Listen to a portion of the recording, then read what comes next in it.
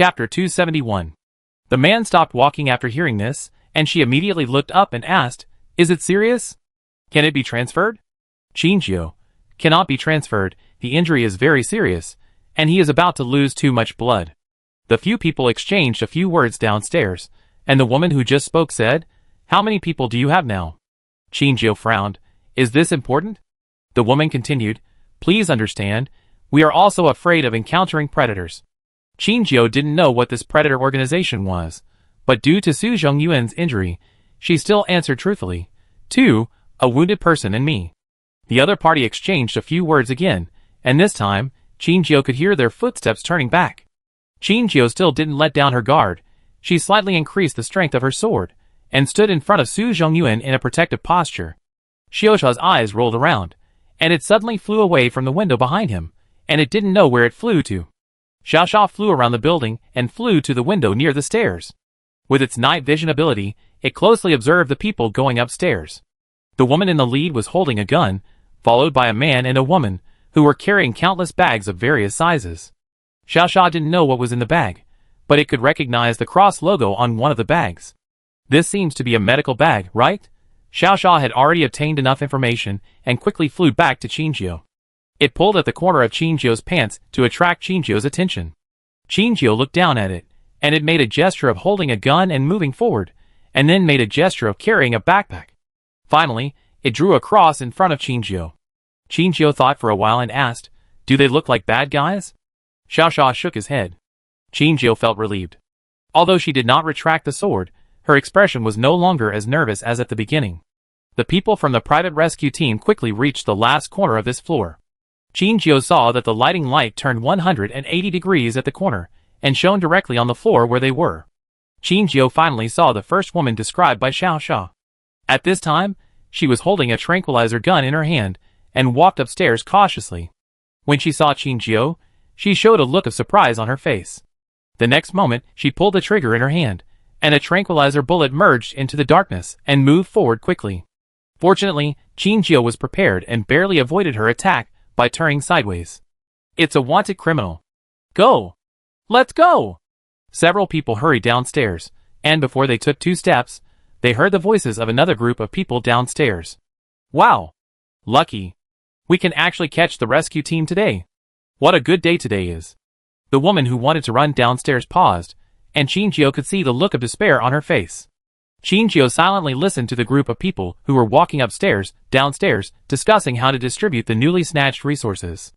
Combining what the woman just said, Chinjio almost instantly guessed the identity of the other group of people. Predators. It is not surprising that when resources are extremely scarce, there will be a group that robs others' supplies. Just listening to their voices, it seems that they are not very old. The woman will face the wanted criminals if she goes up, and the predators if she goes down. She feels that all the bad luck in her life has been taken away by her at this moment. Chinjio saw her entanglement and took the initiative to say, "Come up, there are really injured people here. Also, I'm not a wanted criminal." After Chinjio finished speaking, he threw his fake Interstellar resident ID card to her. She was startled when she saw Chinjio throwing something at her, and took a step back. When she saw that the other party threw an Interstellar resident ID card, she picked it up curiously and took a look. It looked like the wanted criminal, but the name, age and other information were different. Chinjio heard the footsteps getting closer downstairs, and she asked, "Aren't you coming up yet?" The woman gritted her teeth, and faced with one person and a group of people, she chose to believe Chinjio. She ran upstairs quickly with 2 teammates, and when she walked to Chinjio's side, she also saw the man lying on the ground covered in blood. Chinjio said, "He will trouble you." The woman looked serious and stepped forward quickly. The teammate behind her grabbed her arm and asked anxiously, "Sister Linger, there are still predators behind us. We should leave quickly."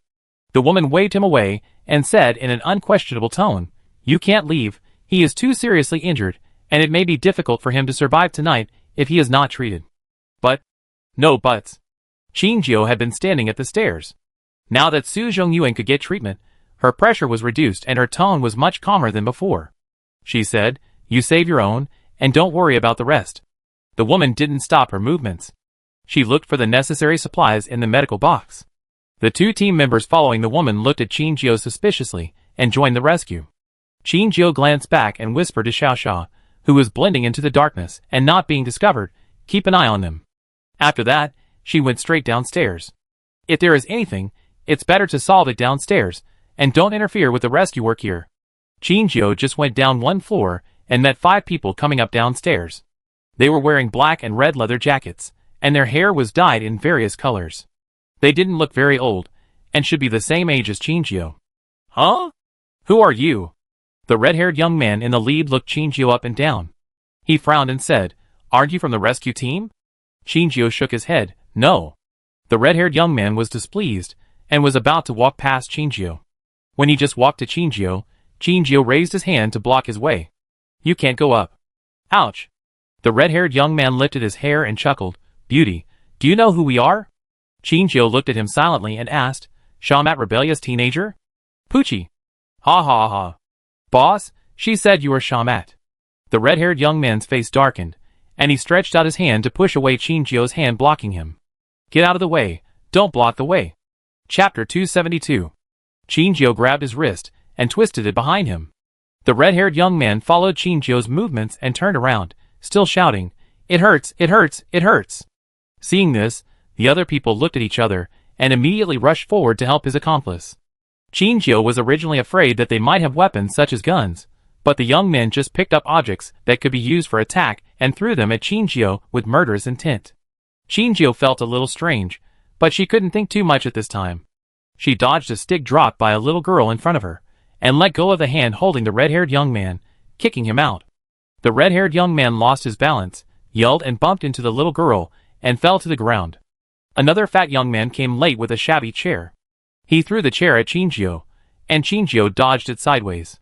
Before the fat young man could react, Chinjio dodged and quickly closed the distance between them. She punched the fat young man in the stomach with her fist. The fat on the fat young man's stomach formed waves that spread outward from the center of Chinjio's attack. He flew backwards and hit the wall a few meters away. If it weren't for the fat on his stomach to buffer Chinjio's strength, his internal organs might have been shattered into pieces. The fat young man cried ouch and climbed up from the ground again. He covered his back with one hand and his stomach with the other hand, and his voice sounded aggrieved. Why hit so hard? It hurt so much. The other Shamat young men also stopped attacking and quietly moved away from Chinjio. They put down their weapons and cast inquiring glances at the red-haired man. But Chinjio had already seen the retreat on their faces. Chinjio did not pursue the victory. She had always had a strange feeling about the young men in front of her. If they were the dreaded predators, their fighting power was too weak. And they had never taken out any decent weapons from beginning to end. So Chinjio also kept a hand and took back the mechanical weapons in his hand and did not use them on them. The air was full of dust raised by their fierce fight, and the floating objects became particularly obvious under the reflection of their lighting equipment. The red-haired young man and the little girl slowly stood up with the help of the other two. The little girl hid behind the red-haired young man and stuck her head out, leaving only 2 wet big eyes to sneak a peek at Chinjio. The red-haired young man frowned, but there was no hostility in his eyes when he looked at Chinjio, but there was some emotion that Chinjio could not explain. Neither side spoke, only the 3 rescuers upstairs occasionally talked, and the sound of metal tools colliding. The atmosphere became strange for a while. Chinjio looked at the red-haired young man silently, but she did not forget to keep an eye on the movements of the other people. The fat young man held his lower back and walked to his partner. He was the first person to break the silence. Boss, she is so powerful, we can't beat her. The red-haired young man nodded solemnly. Chinjio, aren't they still fighting? Why are they showing weakness in front of the enemy? The red-haired young man suddenly stepped forward, and Chinjio was startled and prepared with his hands. The next moment. You are awesome. From now on, you are our boss. Chinjio, ? Chinjio finally understood why she felt that the red-haired man's eyes were strange just now. Chinjio thought she had seen it wrong and didn't dare to confirm it, but it turned out not to be the case. What she saw in the red-haired man's eyes was indeed admiration and worship. With the surrender of the red-haired young man, the others quickly joined in. The fat young man was the first person to smile at Chinjio except the red-haired young man. He happily shouted to Chinjio, Hello, new boss. The little girl also whispered behind the red-haired young man, Hello, boss. The other 2 thin men with low presence also shouted, Hello, new boss. Wait. Chinjio pinched his nose with his hand and said with a headache, What's going on? Can anyone explain it to me? The red-haired young man grinned and said, Whoever is stronger can be our boss. We will be your younger brothers in the future. You can tell us what to do. He patted his chest and introduced, My name is Letian, and this is my sister Li Yun. You can call the fat man Xiao Peng, and these two are twin brothers, Xiao Ping and Xiao Kong. We are predators active in this area, Qin Jiu was about to interrupt him when a scream came from upstairs. Her face suddenly changed, and she didn't care what the red-haired young man said, and turned around and walked upstairs quickly. Could it be that something happened to Su Zhengyuan? As soon as she reached the upper floor, a huge black bat ran towards her, covering its ears. When it saw Qin Jiu appear, it immediately hugged her calf and hid behind her. On the other side, a gray-white swift eagle flew up and landed on Qin Jiu's shoulder. The woman in front of him fell to the ground, holding her chest and breathing heavily, as if she was extremely frightened. A thin layer of sweat oozed from her forehead, her eyes were about to pop out of her sockets, and she looked at Qin Jiu's direction in shock. The other two members of the rescue team also hid in a corner at this time, their faces full of horror. Qin Jiu silently glanced at Xiao at his feet, and then turned his head to look at the light on his shoulder. Downstairs, Qin Jiu's new little brothers also arrived at this time. They were also shocked when they saw the big bat beside Qin Jiu, and stopped in their tracks. The red-haired young man saw that his new boss was actually entangled by a big bat. Although he was a little scared, he still asked with a stiff face, Boss, do you need our help? Qin Jiu glanced at him and took a deep breath. She had never been as confused as she was at this moment, and her brain was about to stop working. Who can tell her what's going on now? Her CPU is going to burn out. Qin Jiu saw that most of Su Zhengyuan's wounds had been treated, but some wounds were exposed because they had not been treated in time. She decided to prioritize and deal with the rescue team first. Qin Jiu lowered her head and patted Xiaosha's head. She asked, What's going on? Xiaosha felt a little aggrieved. He just wanted to help. When he heard the woman ask for spare gauze, he took a roll out of their backpack and handed it to the woman. The woman was still saying thank you to him, but then she looked at him and suddenly screamed. The decibel made Xiaosha unbearable, and he covered his ears and fled in a hurry. When Xiaosha heard Qin Jiu's question, he reached out and poked Guangming. Guangming understood and flew down from Qin Jiu. It stood in front of Xiaosha, waiting for Xiaosha's next instruction. Xiaosha pointed to a bundle of gauze that fell beside the woman, and then pointed to himself. It made a gesture of holding something, and walked to Guangming with a few steps to hand it over. Guangming could not see its movements, but after Xiaosha patted its wings, Guangming immediately covered his face with a pair of wings, and then called Qi. Qin Jiu understood. She patted Xiaosha's head helplessly, and said, I know you are kind, but they don't know you exist, and will be scared by you. Xiaosha lowered his head dejectedly, raised a pair of small red eyes, and looked at Qin Jiu aggrievedly. Qin Jiu touched its head again and said, It's okay, I know Xiaosha is the best. Whether it is the rescue team or the predator, watching Qin Jiu and the two war beasts interact, they can't hide their inner shock. What are these two animals? Why are they so smart? And how do they communicate? Chapter 273. Finally, the red-haired young man mustered up the courage to ask, Boss, they are. When Qin Jiu heard the word boss, he couldn't help but raise his hand to support his forehead. I am not your boss, they are my war beasts. After Qin Jiu finished speaking, he said to the rescue team members, Don't worry, it just wants to help you and won't attack you. The rescue team members nodded mechanically, not knowing how they picked up the scissors and gauze to help the man deal with his wounds. The woman in the lead took the roll of gauze that Xiaosha handed to her, and fell into a deep sense of unreality. When they heard about war beasts, the eyes of the so-called predators lit up, and they looked at Qin Jiu with more respect. Qin Jiu felt the burning gaze, and couldn't help but feel a chill. Things were moving in a direction she couldn't understand. Xiaosha and Guangming stared at the predators, and turned to look at Qin Jiu without knowing why. Qin Jiu, how to explain that she accidentally recruited a group of younger brothers when she went down to deal with trouble? Qin Jiu turned around, looked at the young men, sighed deeply, and asked, Who are you? The red-haired young man took the initiative to step forward and said, We are a small team of plunderers, responsible for searching for food and supplies in this area. Qin Jiu pondered for a moment and asked, So you are from the plunderer organization? But why do you just recognize anyone as the boss? The red-haired young man, The plunderers are originally an organization that listens to whoever is stronger. We are all free people. Qin Jiu was even more confused after hearing this. Free people, but join the organization again? On the side, the red-haired young man's sister tugged at her brother's sleeve and said, Brother, let me explain. After she finished speaking, she took a step forward, stood in front of the red-haired young man, and asked, "Boss, is there anything you don't understand?" Chinjio was too lazy to correct their way of addressing her. She gave up and acquiesced to their way of addressing her. "Chinjio, let's talk about your organization, the Plunderers." "Li Yun, our organization was born after the wormhole was created. We are all natives near here. After the wormhole disaster, most of our parents were killed. If we leave here, it means we have no home, so we organized ourselves and formed an alliance called the Plunderers. Everyone usually looks for food and drinks in these abandoned buildings and stores to take back." Li Yun lowered his head and thought for a moment, then said, "What my brother meant by free people is that our organization does not have a hard requirement to join or leave. As long as you want, you can say that you are a member of the Plunderers. The organization does not force us to bring back how much supplies every day. It all depends on our own mood.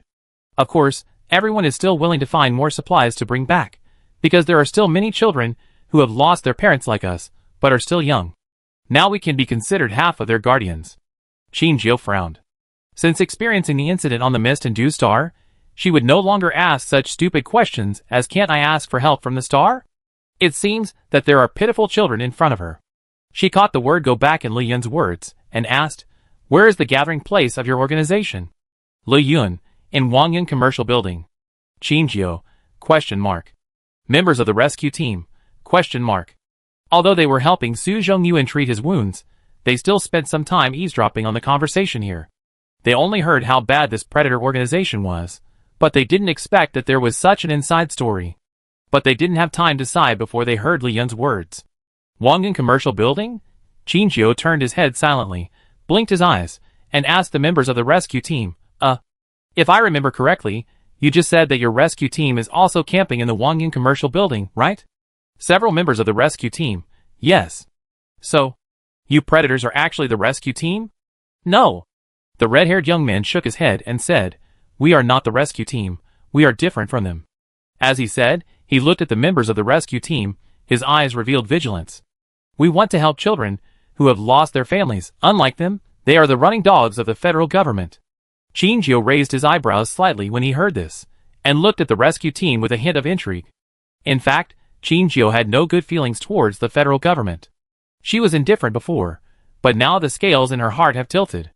Ever since Adele let her go and was implicated, and her companions were targeted and monitored one by one, Chinjio has been 100% wary of the federal government. Or Ivana. If she wasn't worried about Su Zhongyuan's safety, she might have left immediately after learning the news.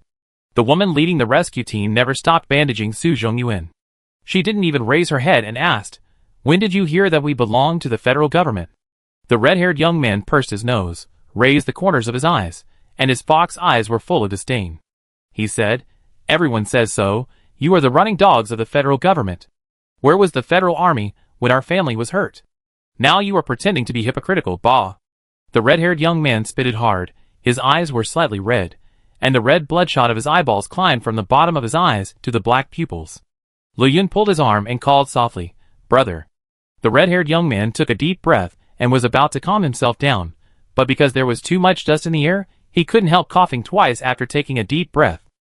After the leader of the rescue team, who was called Sister Linger, got rid of her fear of Xiaosha, her attention was always on Su Zhongyuan. She held a needle and thread in her hand, and flexibly moved on the knife wound on Su Zhongyuan's abdomen. She did not pause at all and explained, "We are not from the federal government. We are a rescue team organized by the people. We did take relief supplies from the federal government, but it does not mean that we obey their orders." Her calm and restrained voice echoed in the empty floor, and fell clearly into everyone's ears. Chinjio was not a native here, and she decided not to join their quarrel. She slowly walked to one side, leaving a channel for the two sides to talk. Letian obviously did not believe her nonsense, snorted coldly, and turned his head away. At this time, several members of the rescue team had initially treated Su Zhongyuan's injuries, and the other two began to pack up. Linger, the leader, said, "His condition is not very good now. He must be sent to Wangyun Commercial Building immediately. There is a temporary hospital we set up there." Chinjio nodded and replied, "Okay." Letian on the side was still vigilant. He stood behind Chinjio and asked carefully, "Boss, do you really want to believe them?" Chinjio turned around, looked at his slightly immature face, and said him softly, "After all, there is no second better solution now. Su Zhongyuan's injuries are too serious. The current treatment is just a delaying tactic. He must get more professional treatment to get out of danger. In Qinjiu's view, the rescue team members are not unforgivable people. She is willing to believe them once. The request for the transfer of the wounded was quickly responded to. The rescue team received a reply from the headquarters. They promised to send a car to pick them up within 5 minutes. Several people packed up their things and waited to leave. At this time, Le Tian on the side said to Qinjiu, "Boss, you can take our car. It is guaranteed to be cooler than them." Qinjiu stood between the two forces, maintaining a delicate balance between the two. She leaned against the wall, looked up and down at Le Tian, and asked, "Where did you get the car?" Le Tian smiled proudly, raised his hand to move his conspicuous red hair, and said in a light tone, "Of course I found it in the store." "Boss, you don't know. We risked our lives and ran to several large commercial centers before we found an abandoned car store. This is a sports car. It's so cool." Qinjiu, "Oh, I see, I just picked up the junks." Qinjiu looked at Le Tian's slightly childish face again, and she asked again, "Are you old enough to drive?" Le Tian's smug expression was slightly restrained at this time. He coughed lightly, his eyes were erratic, and said, "Just barely. But don't worry, I've been driving for so long, my driving skills are perfect." Qinjiu didn't show much trust in his words.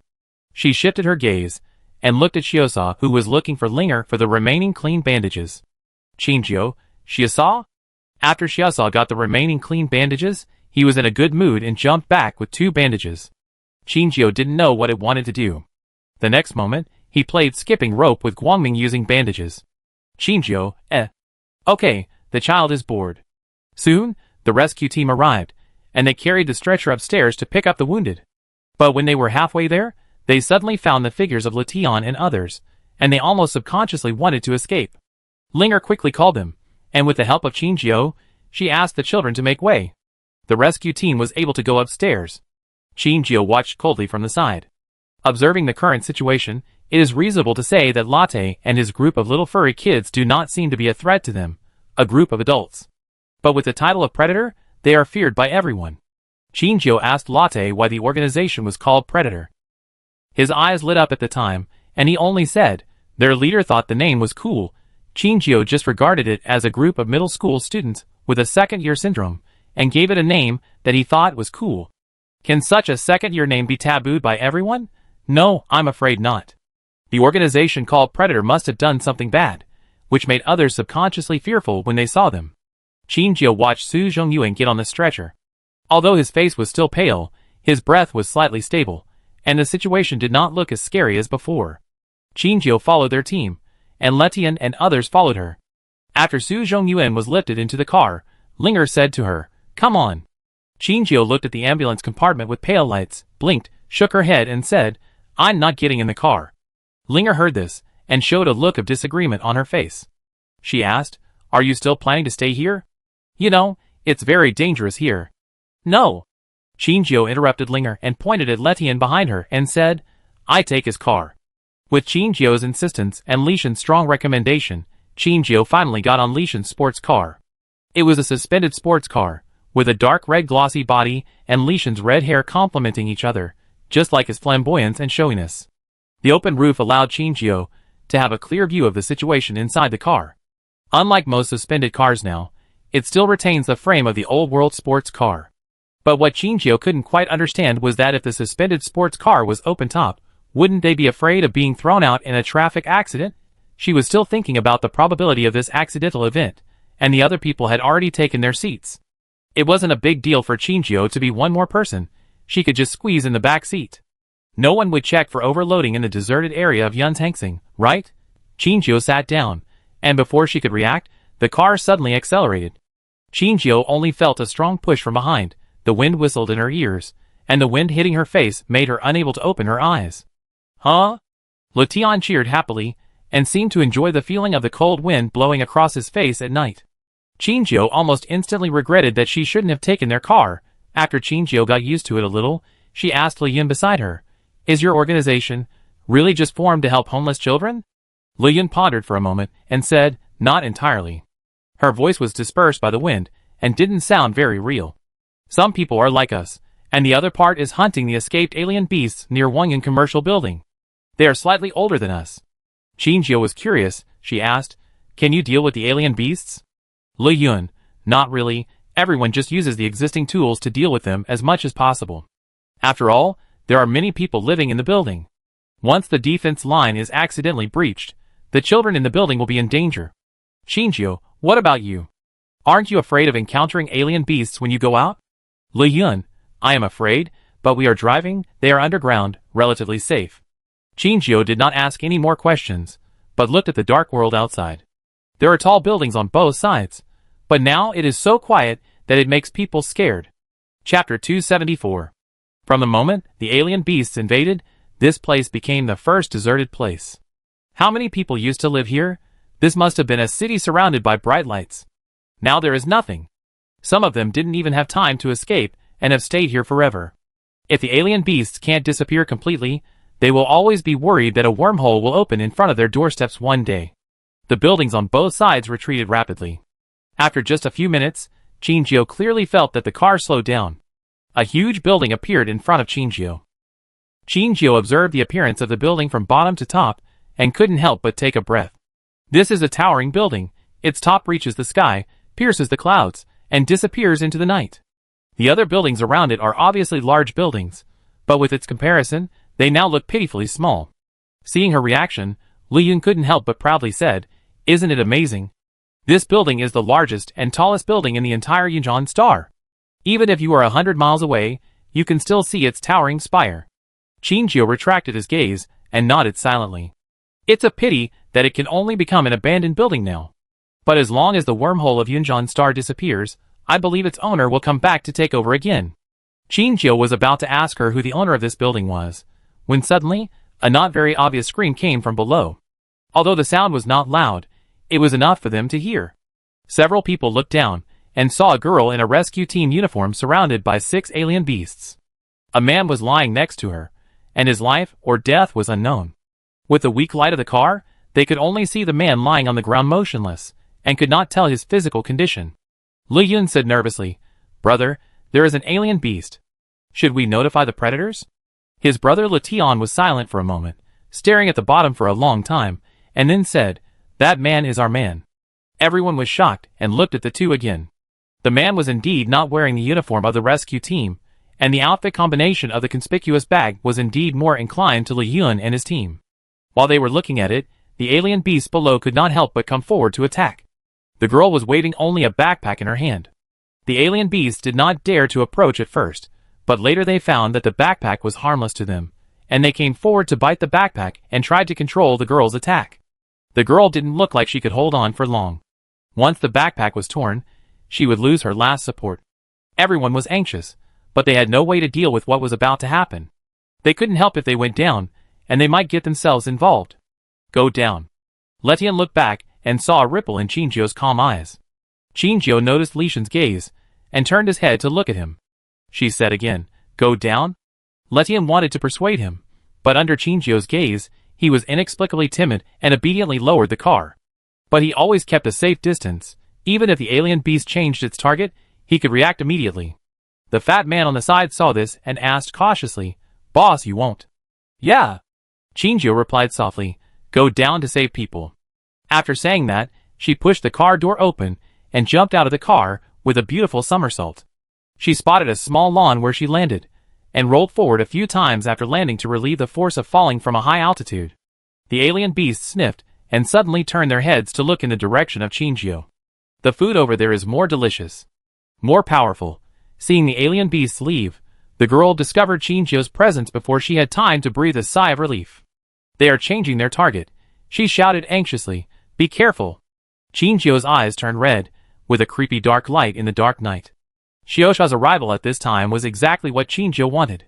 She empathized with it, and could easily take in the surrounding scene. Qinjiu had a short blade in her hand, and she threw it at the alien beast in front of her that was about to pounce on her. The spinning blade directly cut its head under the external force applied by Qinjiu.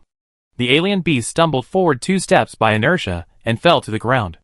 At this time, an alien beast also pounced on Qinjiu's left. She was quick-eyed and quick-handed, and grabbed its neck fiercely before it fell. Qinjiu exerted force on her hand, and directly broke its neck. At the same time, The short blade returned to her hand under Qingjio's call, and instantly turned into a long sword, piercing the heart of the alien beast near her. After Qingjio knocked down all 6 alien beasts, the others who were observing the situation here were stunned. This. Is this reasonable? Is this something humans can do? Even the best fighting army can't deal with 6 alien beasts in such a short time, right? Qingjio shook off the last dead alien beast, and she stared at her hand stained with purple-black blood in a daze. In the past, she was just stronger than the average person, and had better physical strength, but she had never reached the current level. She felt that the biggest change in her body occurred after she was wanted. She didn't know the source of this change, and the exact time it happened. Maybe it was after she appeared, and could use the wormhole ability, or maybe later. But she gradually had a sense of reality that she might have far exceeded the scope of humans. Fortunately, the attack ability of these 6 alien beasts was not strong, and they should be below level C, so Qingjio could deal with them easily.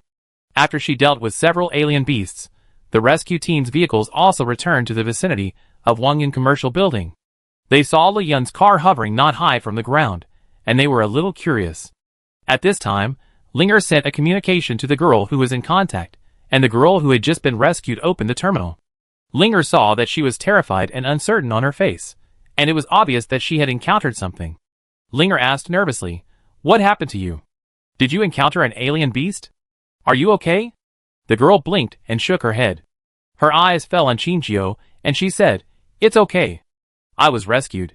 She looked up at the rescue team's car and said, "You go directly to the parking lot on the 16th floor. The operating room there is ready." Linger heard that she was indeed fine, and she didn't care about anything else and hung up the call in a hurry. The girl watched their car fly over her head and approach Wangyun. She turned around and walked towards the man lying on the ground. She asked, "Are you still awake?" The man didn't respond at all. The girl sighed and sent a message to the others inside, asking them to help treat the wounded. While waiting, the girl walked towards Qingjio, but because she was not sure about Qingjio's identity, she stopped a little distance away from her. The girl bowed deeply to her and said, "Thank you for saving me. If it weren't for you, I might have died." "You are?" The girl's inquiring eyes fell on Qingjio. She didn't ask directly, but Qingjio understood what she meant. She wanted to ask which side Qingjio was on. At this time, Letian stopped the car next to Qingjio, and his eyes were still full of fear and excitement. He suddenly shouted, "Boss! You are so awesome! You really look like a predator." The girl retreated repeatedly when she heard it, with a complicated look on her face. "You are a predator?" Qingjio was about to deny it, but she suddenly thought of something and agreed, "Yeah." The girl struggled internally when she heard it, and finally chose the latter between running away and waiting and watching. Qingjio asked, "Since I saved you, I have a question for you. Why are you afraid of us predators?" The girl frowned, her eyes moved around the faces of the children behind her, and then returned to Qingjio's face. She did not answer but asked, "Don't you really know?" Qingjio shook his head. "Girl, you predators will kill people and rob goods." "Killing people and robbing goods?" Hearing this, Letian was full of disbelief and immediately retorted, "Don't slander us, we never do that kind of thing." The girl glanced at him and said, "No, we are not falsely accusing you, but you are famous. Otherwise, why do you think people are afraid when they hear your name?" Letian sneered, and the smile on his face showed disdain. He had a near-blind trust in the Predator Alliance. It definitely wasn't done by our people. Qingjio's eyes lingered between the two, and neither of them seemed to be lying. If neither of them lied, but this situation occurred, there was only one answer. Someone used the name of the Predator to do evil outside. Qingjio almost confirmed his guess. Human nature is the most vulnerable at this time. Some people need to do evil, but they themselves have no ability to resist external enemies. In this case, the best way is to transfer hatred to a larger organization and share some of the burden for them. And the Predator is a good choice. Not to mention that their way of doing things is very conspicuous. Even the name of the organization is associated with all desires and sins. As long as they report their name as the Predator to the outside world, all the dirty water will naturally be taken for them. Qingjio took the initiative to suppress the anger of both of them and said, "If you want to know whether it is true or not, just wait until the next time someone commits evil under the name of a predator, and then catch him and ask him." Letian agreed with both hands. He did not look kindly at the girls in the rescue team. He snorted coldly and turned to Qingjio and said, "Boss, let's go back too." Qingjio did not agree immediately, but asked the girl, "Where is the injured person just now?" Can we go see him? The girl still had doubts about them, but when she thought of Chinjio saving her just now, her expression eased a little. In the dark environment, only a faint light was faintly imprinted on the faces of the two. In the darkness, Chinjio's face did not seem very real to the girl. If she found out that Chinjio was a wanted criminal, she would definitely not chat with her peacefully here. She said, on the 16th floor, there is the best medical environment nearby. She paused, her eyes full of hesitation, and she said, you can go to see him. Our rescue team welcomes all friendly people. When she spoke, she emphasized the word friendly, clearly saying that Chinjio and others were not in this group. Chinjio pretended not to understand the hidden meaning in her words. She smiled slightly, and her bright eyes glowed in the darkness. She said, okay, I understand. Then, Chinjio got in Lishan's car and left. The girl couldn't help but frown when she saw the direction they left. This direction. Are going to Wangyuan? Chinjio did not plan to go to the base camp of the rescue team for the time being. The reason was simple. He was a wanted criminal, and it was not a wise choice to show his face in a place with many people. Especially after listening to what Letian said just now, she also learned that the rescue team had a relationship with the federal government. She didn't want to take the risk of going to the rescue team's base camp for the time being. But she would definitely find a chance to meet Su Zhongyuan. In addition to worrying about his injuries, she was also very curious about the reason why he was seriously injured. His injuries could never have been caused by the alien beast. The people who attacked Su Zhongyuan had only one purpose from beginning to end: to kill Su Zhongyuan. Chapter 275. Su Zhongyuan is a capable assistant under teacher Edel. Killing him is equivalent to weakening Edel's power in the beast-taming army. As long as you can think of who his final beneficiary is, then the person who planned the whole incident is obvious. Someone who is hostile to Edel. But why did they not take action when they had so many opportunities to do it before, but at this time? Is it because teacher Edel is still in prison, and it is the best time to clean up his forces? Su Zhongyuan must have used all his tricks to appear alive in the trash can. She felt that things were not that simple. Just when Chinjio was in a trance, the car had landed, and Letian on the side said excitedly, "Boss! Look! This is our base camp. Isn't it cool?" Chinjio came back to his senses, and looked up to observe the surrounding environment. The huge platform is like a small town, and it is difficult for people to associate it with a high-rise building of more than 10 floors. This should be the back of Wangyuan. The building is so big that it took them half an hour to get to the front from the back. No wonder both organizations have taken root here, but no one has seen each other. A building is almost bigger than a city. Chinjio got off the car in the dark, her eyebrows slightly raised, and fell into deep thought. There was no light in the station of either the rescue team or the plunderers. They seemed to have agreed not to expose obvious lights at night. Chinjio thought about whether it was a power outage, but soon, this ridiculous idea was rejected by herself. If the power outage alone could stump them, they would not stay in this place. Chinjio was obviously more interested in the organization of the predators. After all, the rescue team had the help of the Federation, while the predators did not, but they just existed. If it was said that it had no help behind it, Chinjio would not believe it. Only a fool like Letian. Ahem, innocent children would believe it. The light began to appear after Chinjio entered the building. She looked up at the curtains that were tightly blocked and asked curiously, "Why do you cover everything here tightly?" Letian shrugged and replied, "I don't know, but someone said at the beginning that the curtains could not be opened here, and then no one opened them." Chinjio looked at the dark light-absorbing cloth and fell into deep thought. The next moment, a voice came. Because turning on the light is equivalent to telling everyone that there are survivors here. Next time you meet at the door, you may not only encounter a dark, empty space. Chinjio turned his head to look in the direction of the voice, and saw a man dressed as flamboyantly as Letian and others standing at the door. He was holding a dead alien corpse in his hand, and was walking slowly into the corridor. Letian shouted in surprise, "Brother Duan, you are back from hunting?" The man stepped forward, rubbed Lishan's head with his other clean hand, and said, "Well, why did you run out again?" "Letian, I went to the commercial building to find out if there were any resources, but I encountered an emergency and came back early." "Oh!" The man raised his voice at the end, and his almond eyes fell accurately on Chinjio. He asked with interest, "Are you talking about her?" "Yes." Letian stepped back a few steps, came to Chinjio's side, and introduced proudly, "This is the new leader of our team. Her name is..."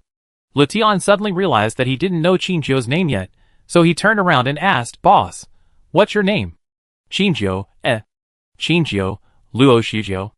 Qingjio found that the man's eyes became intriguing after he said his name.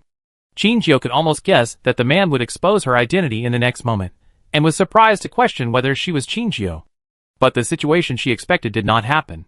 The man just looked at Qingjio for a second and walked straight through Letian. After the man left, Qingjio asked, "Who was that person just now?" "Letian, Brother Duan? He is another member of the predators I told you about.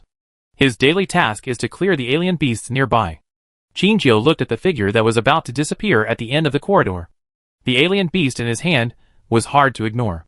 "But why did you bring the alien beast back?" Qingjio asked puzzledly. "That?" Li Yun also followed Qingjio's gaze and looked in the direction where Brother Duan disappeared. She said, "I overheard them saying that they must dispose of the bodies of the alien beasts, otherwise it will be troublesome if others find out." And Li Yun paused, with hesitation hidden in her bright eyes.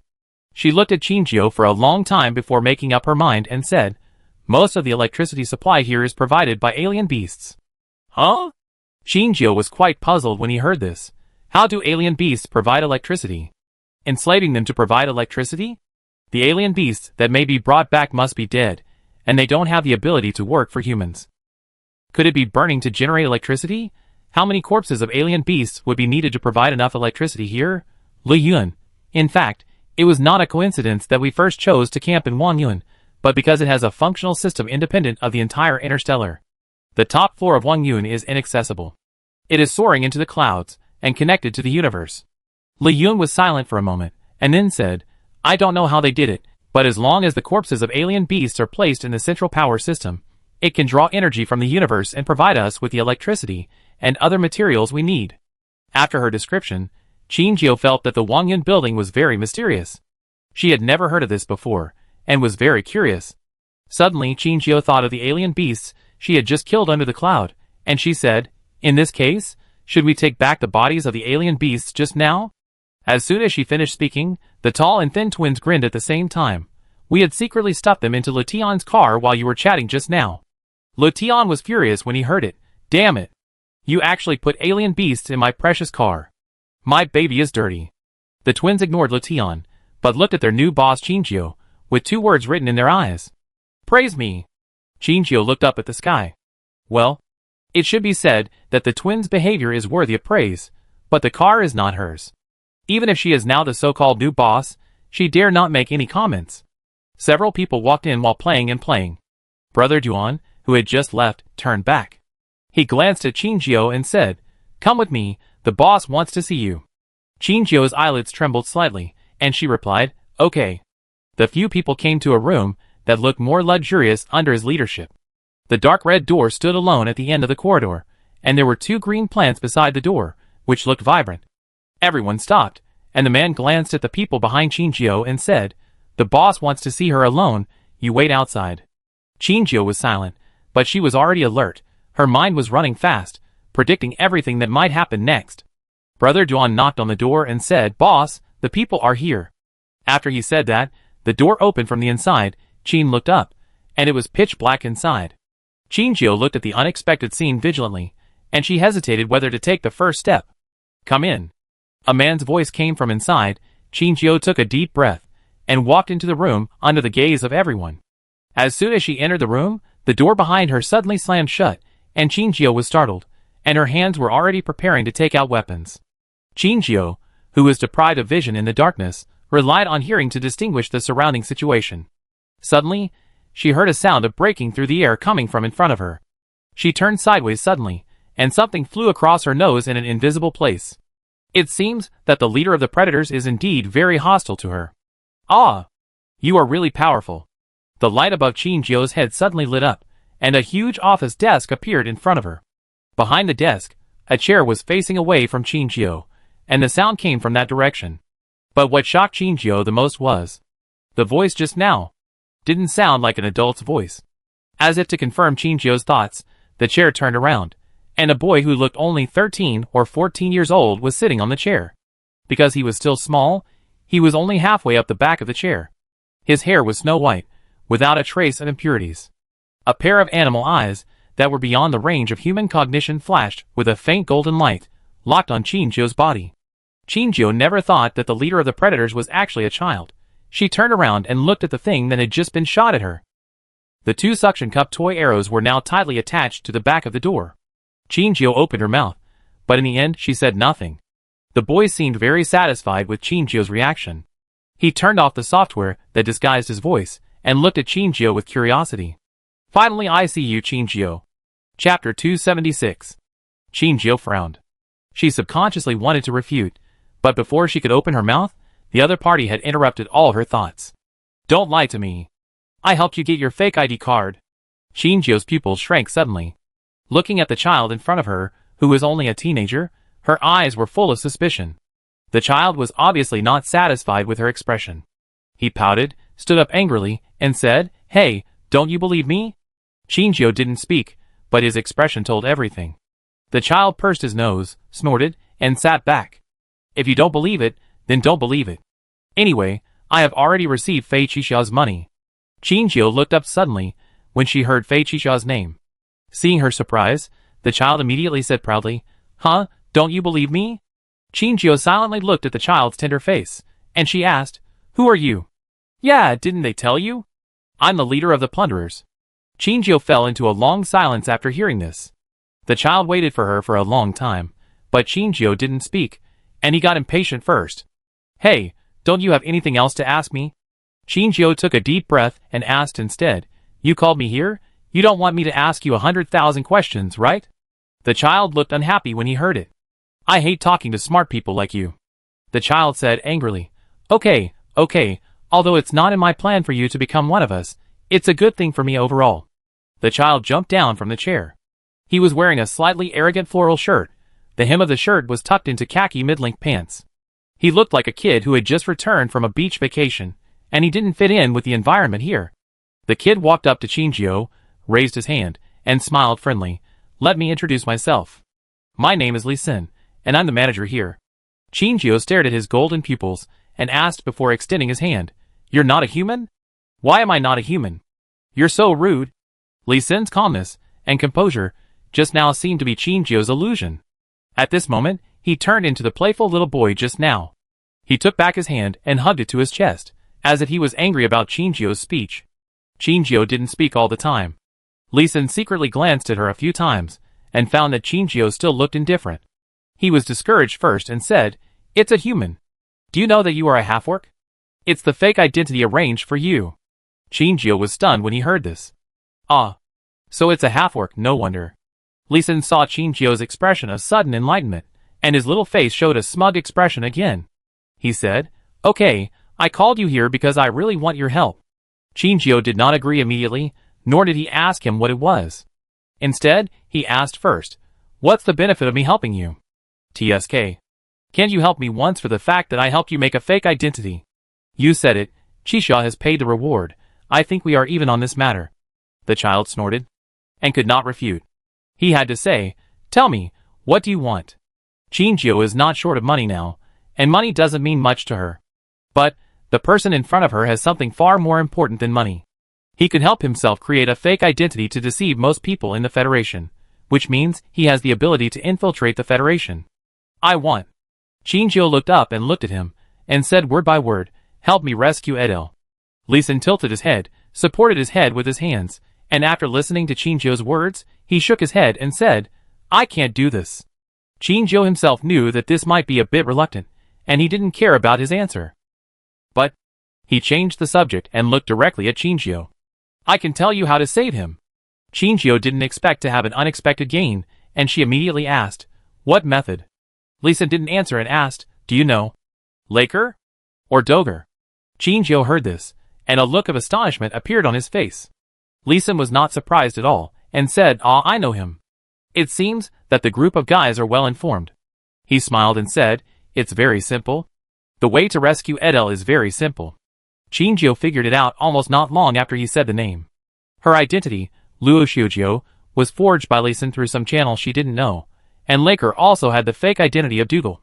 Why didn't they come from the same person? Chinjio asked, How to do it? Lee Sin didn't continue. He raised his head and looked at Chinjio. He was obviously looking up at her, but he inexplicably felt that he was superior to her. You haven't agreed to trade with me yet. Chinjio, what do you want me to do for you? It's very simple. He finally smiled, but he looked a little bloodthirsty. Help me deal with all those who pretend to be predators and do evil. Qinjiu frowned. I don't kill people. Lee Sin couldn't help rolling his eyes when he heard this. I asked you to deal with them, not to kill them. Just bring them back to me. Qinjiu, all? Lee Sin, all.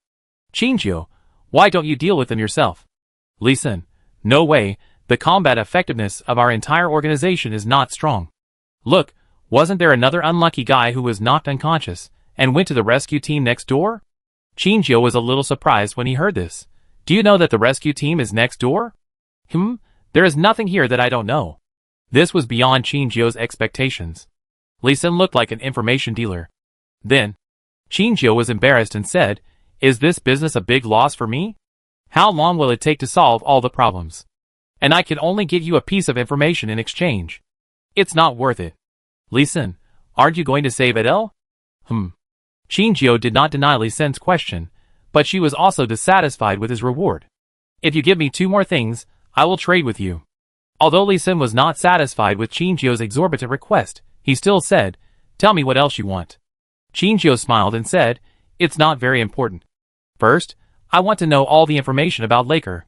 Second, I want to know the information about Fei Qisha's first laboratory. Lee Sin's facial features wrinkled when he heard this. He pursed his lips and remained silent for a moment before looking at Qinjiu. His eyes were serious and his tone was stiff, leaving no room for negotiation. I can tell you the first condition, but I can't tell you the second one. You can change it. Qinjiu clearly caught the loophole in his words. He said that he couldn't tell I don't know. That is to say, Lee Sin did know the information of the first laboratory. Chapter 277. Qinjiu tried to struggle, but Lee Sin saw through her thoughts and raised his hand to stop her. No room for negotiation. This is not allowed. Qinjiu choked and swallowed the words that were on the tip of her tongue. In order to get away to save Adele, she had to make concessions. Okay, let's change another one. I want to know the relationship between Jin Chung and Fei Qisha. Lee Sin raised his eyebrows, and a playfulness that did not belong to his age appeared on his young face. Lee Sin chuckled meaningfully. Okay. Yes, Qinjiu guessed that there should be a secret between Jin Chung and Fei Qisha. She had doubts, but she was not sure. She only got a glimpse of this matter when she heard others discussing it in Fei Qisha's castle. In addition to being really curious about this matter, the most important purpose of her request was to confirm her own ideas. Lee Sin's agreement was tantamount to confirming Qinjiu's suspicion. In this case, Qinjiu agreed to Lee Sin's proposal. But, although I agree to help you, I don't have any information about them. Finding them is not within my scope of business. Lee Sin felt that the information was wrong. Everyone said that Qinjiu was a little smart but not cunning. Why did it seem to be different from what they said? Lee Sin threw a positioning tracker and said, We have locked the location of most of them. Just follow the above to find them. Qinjiu grinned and said, Okay.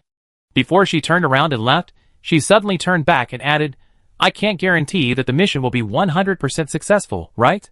But since it was you who asked for the commission, you still have to pay the reward. Lee Sin was so angry that he stamped his feet and gritted his teeth and said, I know, let's go. Qinjiu left with satisfaction. As soon as she walked out of the room, several people outside rushed up. Letian was the first to ask, Boss, what did our leader tell you? Do we have any important tasks to perform? Qinjiu took 2 steps back and looked at Letian in front of him, and suddenly fell silent. Everyone looked at her serious expression and dared not breathe. As time went by, they became more uneasy. The fat man's forehead was covered with a thin layer of sweat. He asked tentatively, Boss, what should we do next? Qinjiu retracted her lingering gaze on them, and she suddenly smiled a little creepy. First, you have to change your clothes. Brother Duan on the side also curiously witnessed this scene. He asked Lee Sin why she wanted to see Qinjiu. She was still a very dangerous wanted criminal. Lee Sin said that she had a greater use. But when he wanted to ask more, Lee Sin stopped him. He didn't leave immediately because he wanted to know what task the boss had assigned her. Letian asked, Boss, what should we change into? Qinjiu, well, let me think. Qinjiu suddenly looked up at Brother Duan beside her, narrowed her eyes, and smiled. It was obviously a harmless smile, but Brother Duan had a bad feeling for some reason. Sure enough, the next moment, Qinjiu said, Brother Duan, right? You should go to the rescue team next door, right? Please get us a few sets of their uniforms. Hearing this, Brother Duan's face changed several times, and he asked, "Why do you know that I'm going to the rescue team?" The people here assume that they are in a hostile relationship with the rescue team, and no one would think about it in this way. Qingjio, you should go to pick up the man who just fainted, right? Brother Duan, well, how did you know? Did the boss tell you? Qingjio shrugged, no, but after talking to your boss, I have this guess. Brother Duan was silent for a long time, and suddenly said, your request to take 6 sets of their uniforms is difficult to meet. 3 sets, then take 3 sets. Qingjio blinked, suddenly remembered something, and said, go find a woman named Linger, and tell her that a person named Luo Xiaojio wants to borrow 3 sets of uniforms from them. Brother Duan left doubtfully. Qingjio didn't know if his name would come in handy. After all, from the perspective of their rescue team, he prevented a fierce battle for them, and hoped that he could use his name to exchange for what she wanted. Qingjio had her own room under Li Sin's arrangement. She took a short rest inside, and the door was knocked open. The person who came was Brother Duan. He looked at Qingjio, who opened the door, his eyes seemed full of suspicion. He didn't know how Qingjio did it. He contacted the people in charge of communication when he went to rescue people, and never met other people in the rescue team. He followed Qingjio's words, and found a woman named Linger, and told her what Qingjio said. Linger just asked him to wait, and soon took out 3 sets of uniforms and handed them to him. He was shocked by the other party's straightforward response. After all, when he was talking to the other party's handover person just now, he tried to express his needs, and was rejected by the other party. I didn't expect that just by using Luo Xiaojio's name, I could easily do what he couldn't do. After all, he was the contact person between the predators and the rescue team. The senior executives of both sides knew each other's existence. They could live together peacefully, because they had good communication and exchanges.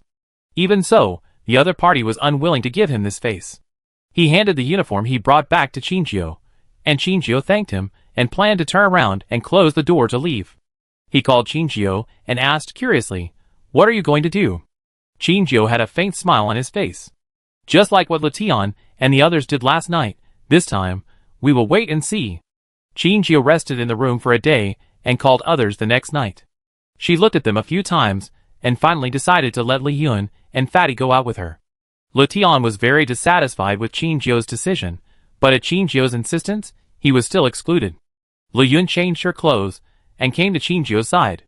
She was the least courageous here, but her brain was the best among the few.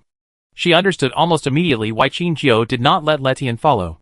Although Li Yun did not know the purpose of Qingjio's trip, from her arrangement, Li Yun naturally knew that they had a false identity for this trip. Members of the rescue team, and Letian. His personality was too flamboyant, and he could not pretend to be the existence Qingjio wanted. On the contrary, the fat man had a kind face, and looked easier to bully, and more like the group of timid rescue team members. Qingjio asked Letian to send them to the location given by Li Sin, and then drove him away. Qingjio took Li Yun and the fat man into the darkness. Li Yun asked at this time, we? Disguised as members of the rescue team to attract the attention of the predators? Qingjio paused when she heard this. She turned around, and her admiring eyes fell on Li Yun. Yeah. Oh. Li Yun did not continue to ask. She just needed to know what Qingjio's purpose was. Because knowing the purpose, you can deduce her intentions. The boss may have reached some agreement with Qingjio, and Qingjio will help the boss complete his commission. Chapter 278. The boss's commission was also very simple. These people have been pretending to be predators and doing evil outside, which has brought too many negative effects to their organization. Although the boss acted indifferent most of the time, she knew that the boss actually hated their behavior. But their actual combat ability was not strong, and there were not many weapons that could be used against them. The offensive weapons would be left to be used on the alien beasts. So they acquiesced to each other's behavior, lying dormant, waiting for an opportunity. An opportunity to clean up or win over the other party. And Qingjio became the most critical key in the plan. So you have to be flexible when you encounter things later. You may encounter some danger. Qingjio's eyes fell lightly on Li Yun. The purpose of bringing Li Yun with her on this trip was very simple. Li Yun was a very smart girl. She could quickly judge the dynamics of things and predict the direction of development. Even if she really encountered danger, her intelligence could keep her safe. The fat man's appearance is very deceptive. He almost has the words easy to bully engraved on his forehead. As long as the 3 of them walk around the abandoned place tonight, they can naturally attract more rats hiding in the gutter. After all, who doesn't want to get some benefits from the rescue team? The fat man on the side was confused. Why are these two talking like a riddle? We will. Before the fat man finished speaking, a whistle suddenly came from a distance. Several men walked out of the dark night, and their eyes looking at Qinjiu and others were like looking at lambs to be slaughtered, full of greed. Qinjiu didn't have time to explain to the fat man. She whispered, "We will pretend to be weak and scared in a while, so that they can let down their guard." Li Yun's heart was pounding under the stimulation of adrenaline, and the huge agitation sound hit her eardrum. Are you scared? Maybe. But it seems more like excited. This is an exciting and thrilling action, a new event she has never encountered. The fat man stopped the desire to turn around and run, and looked at the men. I don't know if they want to better establish their identity as predators. The clothes they wear are very similar to those in the Predator organization, exaggerated and eye-catching. When they entered the sight of these people, Qinjiu immediately changed her appearance. Her eyes were wide open, her eyelashes trembled, and her little face was pale. A pair of wet eyes were full of fear. She opened her mouth, and seemed unable to say any pale words.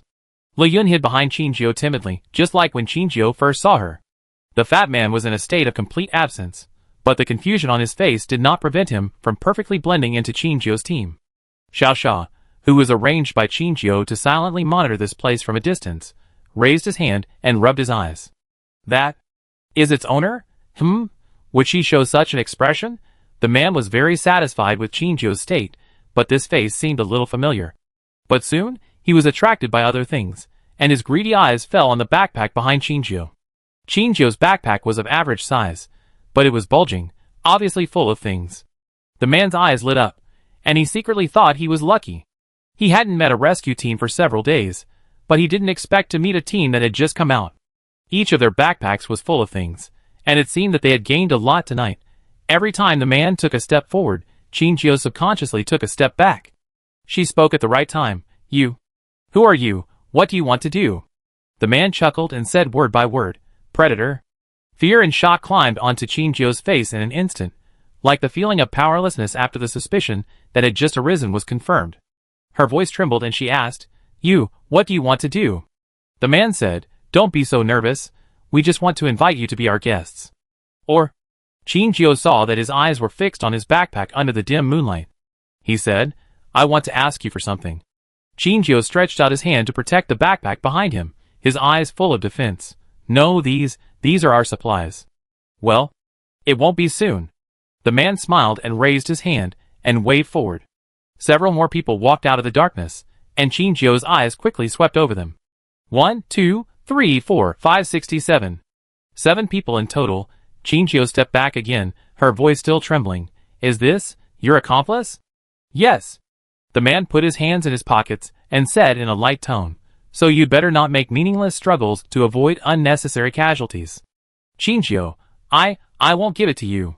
You wait, I still have partners who haven't come yet. Don't lie. Everyone knows that your rescue team operates in units of 3? We have 7 people in total, and it's useless to give you another team.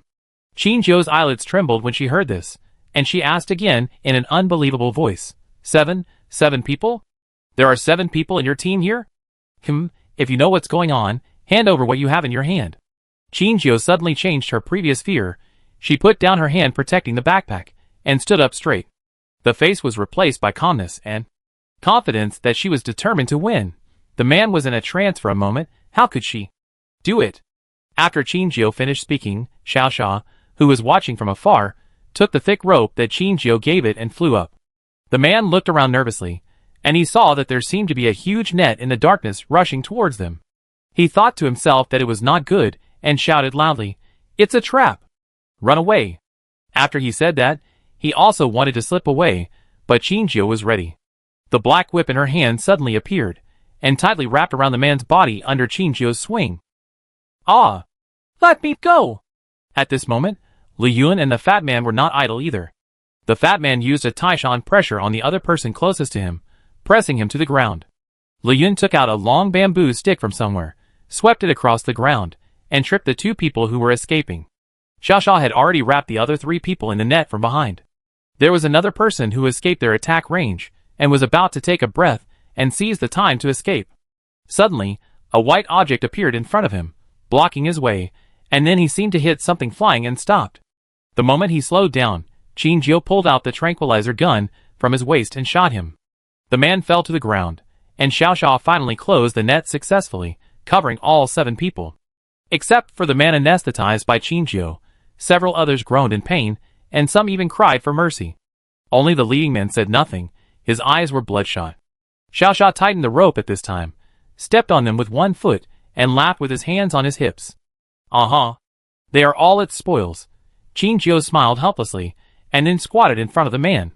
Her calmness and indifference were completely different from when they first met. Their bodies were squeezed together, but there was not much room for movement.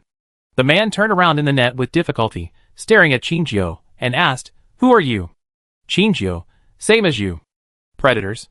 The man was stunned and fell into deep thought. After a moment, he tasted the meaning of Qinjiu's words, and a trace of panic appeared in his eyes. Qinjiu saw this and smiled. "Got it? We are genuine predators." The man had never seen anyone in this organization, and his understanding of them was still above the name. They are a mysterious, scary organization that takes pleasure in robbing everything. Others also introduced it this way. When he heard Qinjiu introduce himself, a voice flashed through his mind. "It's over. It's all over. They might die here." Qinjiu was about to reach out to take the rope from Xiaoxia's hand, but the man suddenly shouted, "Wait, wait!" Qinjiu turned his head and looked at him. The man begged for mercy. I'm sorry. We shouldn't be swindling people outside under your name. We admit our mistakes. We won't do it again in the future. Please let us go. We will give you whatever you want." Qinjiu shook his head, and the man instantly felt like he was in an ice cellar. "Our boss wants you. I'm only responsible for catching them, not for managing them." The men were thrown into the car, and once the door was closed, their voices were completely cut off. Looking at the surroundings that had returned to silence, Li Yun's eyes were bright, and they could not be ignored even in the night. "When will we catch the next group of people?" Qinjiu, Is my sister addicted to playing?" Qinjiu, "Now let's go." Bang. "What you want?" Li Sun looked at the office floor filled with people of all sizes, and his body propped up on the table was like it was deeply rooted in the table, motionless. "Hiss." Li Sun asked in disbelief, "You have solved it?" Qinjiu raised her head. "Yeah." She pointed at the pile of people squirming on the ground and said, "According to your location, we have caught so many for the time being, so there should be no more. What do you plan to do with them?" Li Sun's golden eyes swept over everyone, and he said, "I don't plan to do anything, I plan to let them stay here." All those who were still begging for mercy and insulting suddenly fell silent. Countless eyes, big and small, fell on Senator Li Sun didn't care about their gazes. He only said to Qinjiu, "Although they are doing evil outside under our banner, it's just because the living environment outside is too harsh. We have a lot of empty rooms here. If they want, they can stay here. Yes. We are willing. As long as you don't kill us, we are willing to do anything. We are willing to work for you." Qinjiu couldn't help but laugh as she watched them declare their loyalty with gratitude. She already understood what Li Sun meant. He had no intention of attacking this group of people, but in order to prevent them from doing evil under the banner of his organization, he wanted to imprison them in the building. And this statement was just to make them willing to be imprisoned. Qinjiu waited for everyone to be taken away by Brother Duan before she closed the door and sat in front of Li Sun. "I have already dealt with your affairs for you. Is it time for you to give me an answer to my question?" Li Sun had already sat down again at this time. His small body sat on the chair, and his feet could not reach the floor. He turned the chair and said, "Well, after all, we are an equal exchange."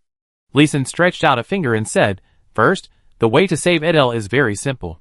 The corners of his mouth curled up, and his face showed a playful expression that did not match his baby face. "Just change the president." Qinjiu, this is easy to say, but it is extremely difficult to implement. And change the president. This means that the interstellar world is about to change. Although this method can indeed save Edel, the feasibility is almost zero.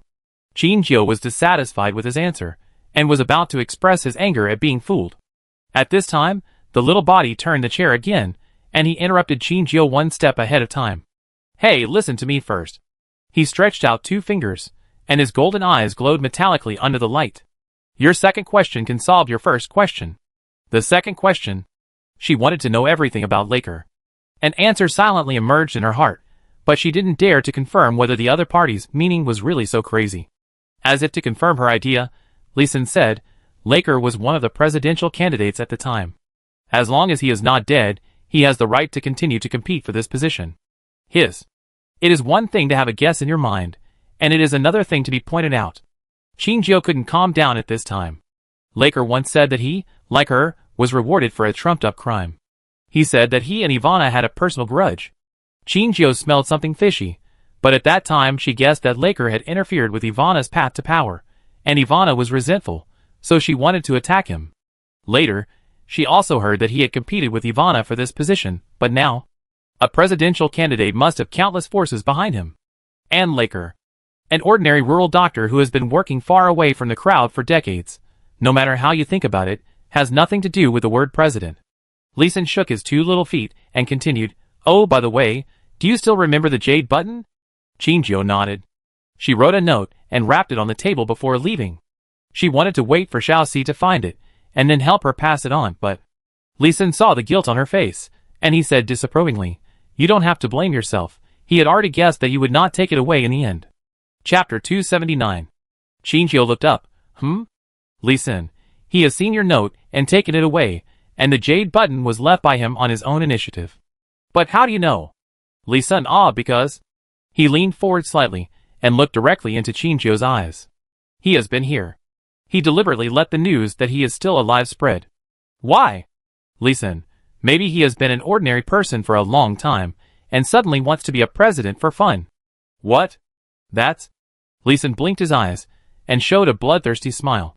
He wants to compete with Ivana for the position of president. But... Shinjio frowned. Why at this time? Lee Sin leaned back in his chair and said, "Maybe it's because of Edel's matter." Oh, this is also the content of your second question. Do you know the family behind Laker? Shinjio shook his head. He was originally from a large family, and because their family has a good positive image, the probability of Laker becoming president is much higher than Ivana. People like Ivana will not let this happen, so he used some methods to make the people in their family feel resentful. The cohesion of their family declined, and there were differences in who to support as president. Lee Sin turned his chair, played with the ring on his hand, and continued, "Later, their family began to divide the forces. The weakened part was slowly eaten away and transformed by Ivana, becoming his helper. Oh, of course." He turned his head to look at Shinjio and said, "Either through normal channels, or the most dirty deal you can think of." Shinjio was not surprised by this answer. Ivana always gave her a very annoying feeling. And the previous president was certainly not killed by Laker. It was Ivana. Shinjio raised his eyes, and said with certainty. Lee Sin nodded. "Well, but since there is no evidence, or the evidence was destroyed by him, no one can prove his guilt. The next is the story between your teacher Edel and Laker. Laker was framed and accused of killing the president, and the whole family was implicated. The original supporters of Ivana were not spared, and it was too late when they woke up. Ivana wanted to wipe out the roots. If Edel hadn't stepped forward at that time to help the remaining members of their family escape, they would have been wiped out long ago. Although this matter was done flawlessly, Ivana always suspected that Edel was involved, and coupled with. Later, when Rakov's matter got involved, he became more wary of Edel. So, Ivana's idea of finding an opportunity to get rid of Edel has existed for a long time, but now he has found the opportunity. Lee Sin put the chair back to the front and faced Shinjio to get his conclusion. Laker wants to save Edel just like you. So he deliberately spread the news to tell everyone that he is still alive, and he still has a chance to compete with Ivana. And the part of the tribe that lives in secret will stand behind him again. Shinjio absorbed enough information to overload her. At this time, she said nothing and looked at the annual rings on the wooden table in front of her and fell into deep thought. Lee Sin did not intend to interrupt her, but opened the terminal and started playing games. Time passed by. Shinjio suddenly looked up, took a deep breath, and asked, "What's the last question?" Lee Sin stopped what he was doing, surprised that she had withdrawn from the information so quickly. He turned off the terminal and said, "There is indeed a deal between Jin Chung and Fei Qixia. Originally, Jin Yu cooperated with Fei Qixia first, and then Jin Chung found Fei Qixia, and then he got Fei Qixia's help, the price." Shinjio sat up slightly, his face solemn, afraid of missing Lee Sin's answer. Lee Sin suddenly shrugged and said, "I don't know." Shinjio was stunned. "I don't know? Well, my people didn't find out what kind of deal they made. But now it seems that Jin Chung didn't lose anything." "But..." Lee Sin shook his chair and said lightly, "Fei Qixia has a weird personality. Maybe he doesn't want anything. He just helps Jin Chung out of boredom, and watches their royal civil war to satisfy his desire to watch.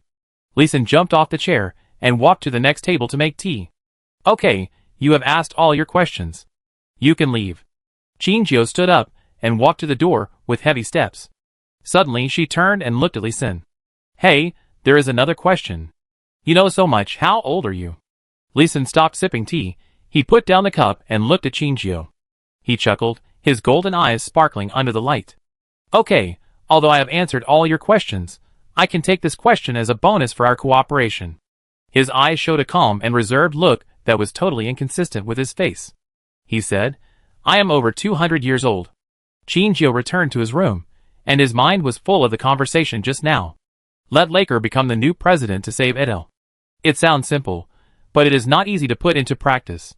Dozens of active planets in the interstellar space are controlled by a federal government. The president is particularly important and cannot be easily changed. In addition to normal handovers, there are only two possibilities to change the position of president. One is that the president died for some reason. The other is that the president was fired for dereliction of duty. In fact, there is not much difference between the two, because the president, whose dereliction of duty involves too many people and has caused irreversible damage to the interstellar space, and the federal government can choose to vote to execute him. There has also been one president who has received this honor. So Chinjio got the answer almost instantly. Laker wanted to report Ivana's crime. But how easy is it to collect evidence? Ivana has now infiltrated all aspects of the Federation. The unfavorable news has long been eliminated. He is still the respected president. Chinjio sighed, played with the two war beasts for a while, and fell asleep with these doubts. Eve data. Why change? Reason. Chinjio faintly heard someone talking, and she slowly opened her eyes. There was the sound of liquid flowing in her ears, and occasionally one or two bubbles rose from her side. In front of her was a light pink liquid, as if a filter was cast on her vision. She was completely soaked in the pink liquid. She subconsciously held her breath and wanted to swim up. But she found that her hands and feet seemed to be out of control, and she could not control her body. Her field of vision was very small, and there was only a slit in front of her to peek into the outside world. She seemed to be in a huge cylindrical container. She was suspended in the air at this time, still a long distance from the ground. Through the gap, she saw several figures in white coats standing on the ground, talking about something. The sound of their conversation was distorted when it reached Chinjio's ears through the air and liquid medium, and Chinjio could not recognize the content. But she heard a very clear name. Eve. Chapter 280. Eve? Who is it? Is he calling her? The light pink liquid was thick and sticky, and it went into her nasal cavity. Even though she could breathe now, she felt suffocated by the feeling of the glue-like liquid filling her facial features. Suddenly, a voice came from her mind across the sticky liquid. A familiar tone, a familiar fuzzy sound. Just like what she heard in the wormhole. It was the voice of the little white ball. She could clearly hear its voice, but the words that entered her mind were like entering another wrong decoding system, and could not be read. Chinjio observed several experimenters at the bottom in a field of vision that was only the size of a finger gap. Several men in white lab robes were whispering to each other, and the leader had gray hair and held a light screen in his hand. They didn't know what they were talking about, but the leading man suddenly got angry and shouted at several young experimenters beside him. Their voices came from the bottom, and were almost inaudible after passing through the double medium. Chinjio's eyes lingered on the badge on his chest. A black rectangular nameplate was buckled on his chest, with gold-stamped fonts on it. The distance was too far, and Chinjio could not recognize the words on it. But she was too familiar with this brand. She had seen it more than once. It was the nameplate of the experimenter in the castle. It was just that the one on the man seemed a little different from the ones she had seen on other experimenters. She was just thinking about the difference between them, and suddenly, her vision began to shake. She clearly felt that it was not her body that was shaking at this moment, but her soul inside the body. The scream of terror was strangled in her throat, and the world in front of her began to collapse. Like a broken mirror, the crack in the center of the picture spread out like a spider web. The pink liquid, the huge water tank and many experimenters were distorted and deformed. What greeted Chinjio was endless darkness. Chinjio sat up suddenly, and her clothes stuck to her body because of a layer of cold sweat. The feeling of suffocation seemed to have not completely faded, and she greedily inhaled the air around her. She raised her hand and touched the bottom of her nose. No! There was no pink liquid blocking the airway. She breathed a sigh of relief, came back to her senses, and looked around. Familiar door, familiar tables and chairs, familiar table lamps. She was still in the Wangyan building. The dream just now was broken, and all the pictures disappeared like the tide.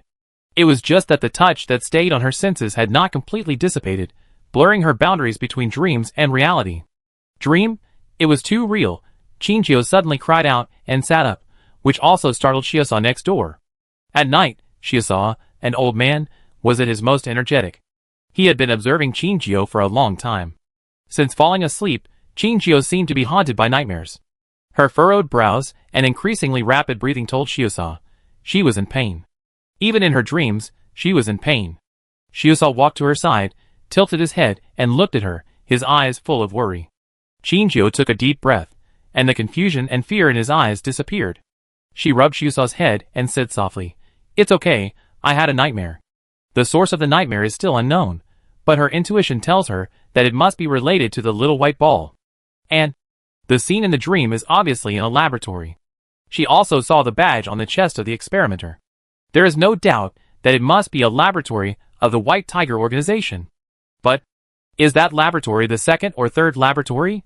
Perhaps this time when she returns to the castle, she needs some reasons to enter different laboratories to find relevant information. Xiaosha saw that she was indeed fine, so he went back to play the puzzle that Chinjio bought for it. After all, Chinjio said that playing more puzzle games can prevent Alzheimer's disease. It is also an elderly grandfather. You have to take care of your body. Because of his concern for Su Zhongyuan's condition, Chinjio chose to stay here for a few more days, wait for Su Zhongyuan to be in better condition, and then leave after they meet. Finally, she successfully entered the territory of the rescue team with the help of Li Xin. The door opened in front of her, and a familiar figure appeared in front of her. Chinjio was not surprised at all. With a faint smile on her face, she said, "Hi, we meet again." The person in front of her was Linger. As the only person in the rescue team who had dealt with Chinjio and knew her identity, it was completely expected that Linger would be arranged to meet her. Linger didn't trust her much. After all, she was a member of the Predator. But since the leader chose to let her enter the rescue team, it meant that she was not a dangerous person. Under her leadership, Chinjio entered the territory of the rescue team. Unlike the Predator, the decoration here seemed more calm and restrained, not as flamboyant as the Predator. Chinjio followed her and began to ask about the situation. "Ah, how is Mr. Su's injury now?" Linger slowed down, looked back at her, and replied, "It's okay, but he still needs to recuperate." Chinjio breathed a sigh of relief. The other party asked, "What happened to him? Why did he get so badly injured? And those injuries?" Although she only said half of it, Chinjio had guessed what she wanted to ask. Those injuries were obviously man-made. Chinjio, well, I don't know, I only saw him 5 minutes earlier than you. Linger paused, she stopped this time, turned around and looked at Chinjio. Chinjio also stopped with her, and looked up at her. Linger showed a trace of disbelief on her face. "You don't know him, but are willing to save him? You know, since the turmoil began, the evil of human nature has been infinitely magnified. He had valuables on him, and he was injured, so anyone who saw him would have bad intentions." Chinjio shook his head. "I know him. At that time, She paused and continued, "I just happened to pass by at that time, and happened to see him hiding there injured." Linger stopped asking and continued to move forward. After arriving at the destination, Linger left Chinjio behind and stood outside the door waiting. Su Zhongyuan was wrapped in bandages and looked like a mummy. He heard the sound and raised his eyes to look at the door with difficulty. The young girl in front of him had a long ponytail, and her dark eyes were not easy to show emotions. She slowly walked towards him, with a little concern in her tone. "Lieutenant General Su, how do you feel?" Chinjio was a savior, and he spoke slowly with a hoarse voice. "Better." Chinjio sat on a chair nearby and looked at Su Zhongyuan's condition. She frowned and asked, "General Su, how come you are so badly injured?" When Chinjio mentioned this, his eyes instantly turned cold, with a faint flame jumping inside. It was that bastard surnamed Shin. Chinjio recalled the previous assistants at Yuntangsing. She remembered the man she stabbed and asked tentatively, "General Chen?" "Yes." General Su squeezed out this word from his teeth. He took a deep breath and continued, "He hired someone to hunt me down. If I hadn't been hiding in that trash can, I might have died. But didn't his behavior violate federal law?" "Bah!" General Su's face instantly lost color due to the pain caused by his overly intense movements, which affected his wounds. His trembling lips slightly opened, and he said, "His behavior was condoned. All the communication channels failed when I asked for help, and I only had a military terminal. In other words, the Federation assumed that he was dead and forcibly cut off the military terminal to prevent him from exposing information. But he was still alive. How could he be judged dead?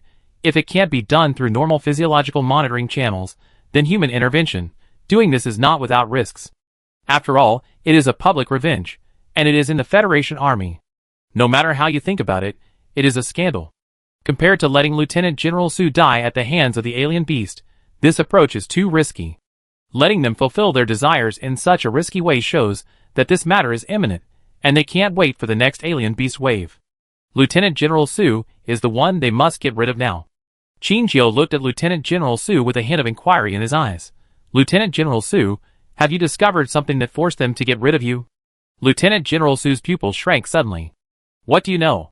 His reaction showed that he had guessed right. Qingjiu shook his head and said honestly, no, this is just my guess. As Qingjiu's voice fell, the room fell into a dead silence, with only the occasional beep sound of the monitoring system echoing in the room. After a long time, Lieutenant General Su sighed and said, well, it doesn't matter if I tell you. Anyway, I am no longer a member of the beast-taming army. He tilted his head slightly, his face distorted because of the injury. I heard their conversation. They said, at the latest next month, they will find a way to prove Edel's crime and execute him. The starting point is... His eyes flickered slightly, and he continued, the village. Village? Qingjiu lowered his head and pondered. Is it the village on Wulixing Mountain? Yes. Su Zhongyuan nodded slightly. The method they thought of is too bad. What? They plan to attack the people in the village, and then frame Edel. Su Zhongyuan looked into Qingjiu's eyes, and said slowly, you exposed your identity there, and he is your accomplice to clear the threat for you. Qingjiu, shock.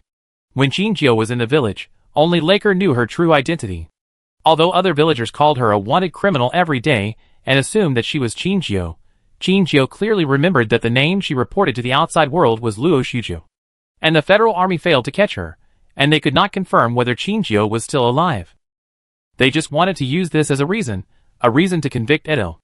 Even she was getting more and more curious.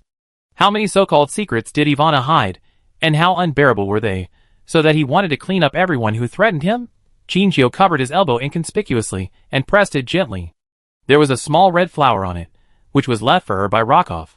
Could it be related to these secrets? Su Zhongyuan didn't know what Qingjiu was thinking. He was still worried about Edel, and kept muttering. If they succeed, Edel will be in danger. What should I do? Hearing this, Qingjiu let go of his arm, and the place where he pressed the small flower just now still had the feeling of being touched. Lieutenant General Su, don't worry, I will definitely find a way. But you can't appear in the sight of the Federal Army again. Su Zhengyuan took Qingjiu's words as her comfort. He didn't think Qingjiu had any way to change the current situation. But she was right about one thing. He really couldn't be found by the Federal Army. Where can he go after his injury heals? Stay here? No, it's not safe to stay here either. The Federal Army and the rescue team have cooperation. Although they are not affiliated, the Federal Army will send people here regularly. If you accidentally run into them, it will be very dangerous. Qingjiu naturally thought of this, so she went to find Li Xin before coming. Qingjiu, Lieutenant General Su, if you don't have a place to go for the time being, are you willing to stay in Wangyun? Su Zhongyuan sighed and said, I am willing, but the problem is the Federal Army. You don't have to worry about that. Qingjiu's dark eyes were shining, and she said, you stay in Wangyun, but not in the rescue team. Not in the rescue team. Su Zhongyuan was stunned and asked curiously, what do you mean? Qingjiu, the plunderers agreed to reserve a room for you. They have no relationship with the federal government and do not deal with it. Even if they live with the rescue team in Wangyun, they never meet each other. Qingjiu thought about it and decided to convey Li Xin's words. But they have a condition. What? They hope you can help them. Their combat effectiveness is insufficient. They hope you can fill this gap for them. Su Zhongyuan frowned and asked, what do they need combat effectiveness for? Qingjiu, to deal with the alien beasts that escaped the net. Su Zhongyuan was stunned. This was completely different from his first impression of this organization. He pondered for a long time, sighed deeply, and said, I don't care, but my war beast is still in the hands of the Federal Army. You don't have to worry about this. Qingjiu smiled, and his black eyes seemed to be brewing something bad. Su Zhongyuan, ? I have a bad feeling. Xiaosha and Guangming came to the wormhole again. Xiaoxia sniffed the air, pulled Guangming's wings, and hid in a blind spot to observe. Qingjiu gave them an important task: rescue Su Zhongyuan's war beast. Chapter 281. Su Zhongyuan's war beast is an A-level feather mastiff, named Feather because its hair looks like bird feathers. Feather curled up in the corner of the room. Although it was locked in this cage alone, it couldn't help shrinking when looking at the fire-tailed lion next door. As a war beast of the escaped beast control army, it naturally had to stay in the confinement room. However, there was another war beast in the confinement room that was equally unfree because its owner was politely locked up. Qiuqiu. The dim light fell on the two iron cages made of special materials on the left and right, reflecting a dazzling light. The small room became crowded because of the existence of these two iron cages. The guard sat at the door, lying on the table with his eyes closed. All the noise outside had nothing to do with him. His task was to take good care of the two special war beasts here. Before he laid down for a nap, he checked the locks of the two cages and confirmed that they were locked before he decided to take a break. It must be said that after the damn Lieutenant General Chen became the temporary commander here, their lives became more and more miserable. They were obviously two war beasts that could not be moved. They could just be thrown into the confinement room, the surveillance could be turned on, and someone could be asked to patrol. Why did they have to find someone to watch over them here? It was a waste of manpower and material resources. The last guard was too afraid of the two war beasts, so he was removed and replaced by another position. His position was vacant, and someone else had to take over. But there were not many people coming to the War Beast Management Center, and two of them were accidentally eaten by alien beasts before. Now this job can only be taken over by the beast taming army. He had just withdrawn from the front line and settled his war beast, and he had to come here to work non-stop. He was angry, but he didn't dare to disobey the military order, so he had to secretly turn off the surveillance camera and lie down to rest. Qiuqiu was lying in the cage board. When he saw Feather trembling with fear, he became playful and deliberately yawned in his direction. The bloody mouth was infinitely enlarged in front of Feather, and the shadow gradually swallowed its body and enveloped it. It seemed that Qiuqiu wanted to swallow it in one bite. Feather trembled all over, and his hair stretched out, like a frightened bird. It covered its eyes with its front paws, and faced Qiuqiu with its back, with a whole ostrich mentality. Qiuqiu's prank was successful, and he grinned and laughed silently. Hee, this little coward is still a war beast. Knock knock. Suddenly there was a knock on the door, disturbing the lazy gatekeeper. Qiuqiu also turned his head to look at the door. No one should come at this time. The gatekeeper stood up, his face full of impatience. He rubbed his eyes, and was disturbed from his sweet dream, and he seemed a little annoyed. Who is it? Knock knock. The knocking on the door became more and more urgent, but no one responded. The gatekeeper pushed the chair away while cursing, and the chair slid on the ground with a squeak sound. The knocking on the door outside also stopped at this time. He walked to the door in 3 or 2 steps, opened the door angrily, and looked up to see a figure in a black coat standing in front of the door. The black shadow wore a black gentleman's hat, completely hiding his face in it. Seeing this, the gatekeeper became alert. Who are you? The black shadow did not speak, standing still. Who are you? If you don't talk, I will. Ugh! Suddenly, someone behind him reached out and covered his mouth with a cloth strip. He was knocked unconscious by a stick before he could turn around. Qiuqiu's eyes widened as he witnessed the whole process of the incident. Yu didn't dare to turn around after hearing the noise, but he still secretly showed a gap to observe the situation.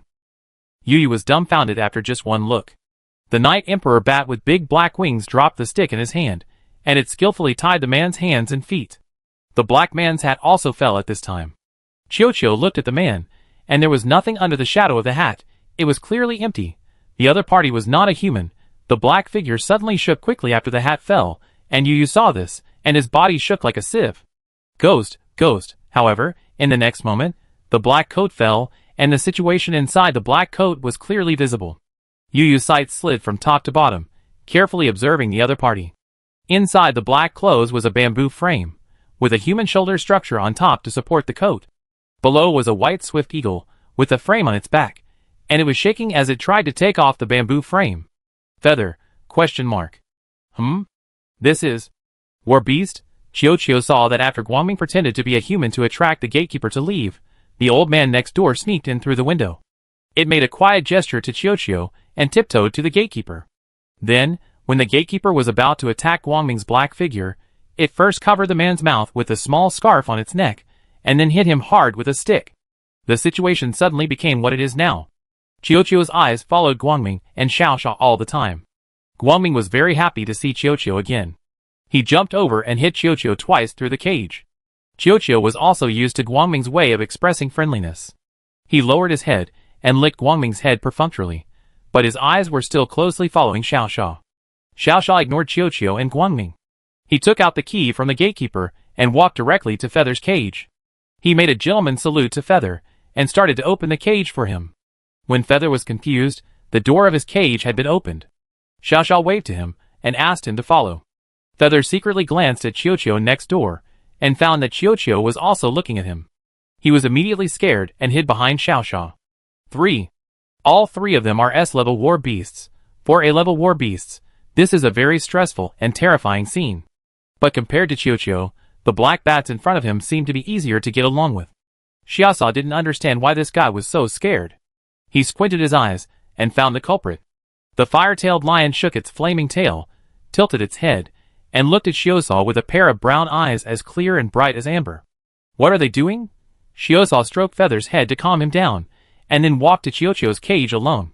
Chiyochio looked down at Xiaoxia, and although Xiaoxia looked up at him, his momentum did not lose. It was like a dean, looking at its disobedient students with a reproachful look. It pointed at Feather next to it, and then pointed at Chiyochio. Chiyochio understood what it meant, sneered, and turned his head away. Xiaoxia put his hands on his waist, and flapped his wings at the iron cage.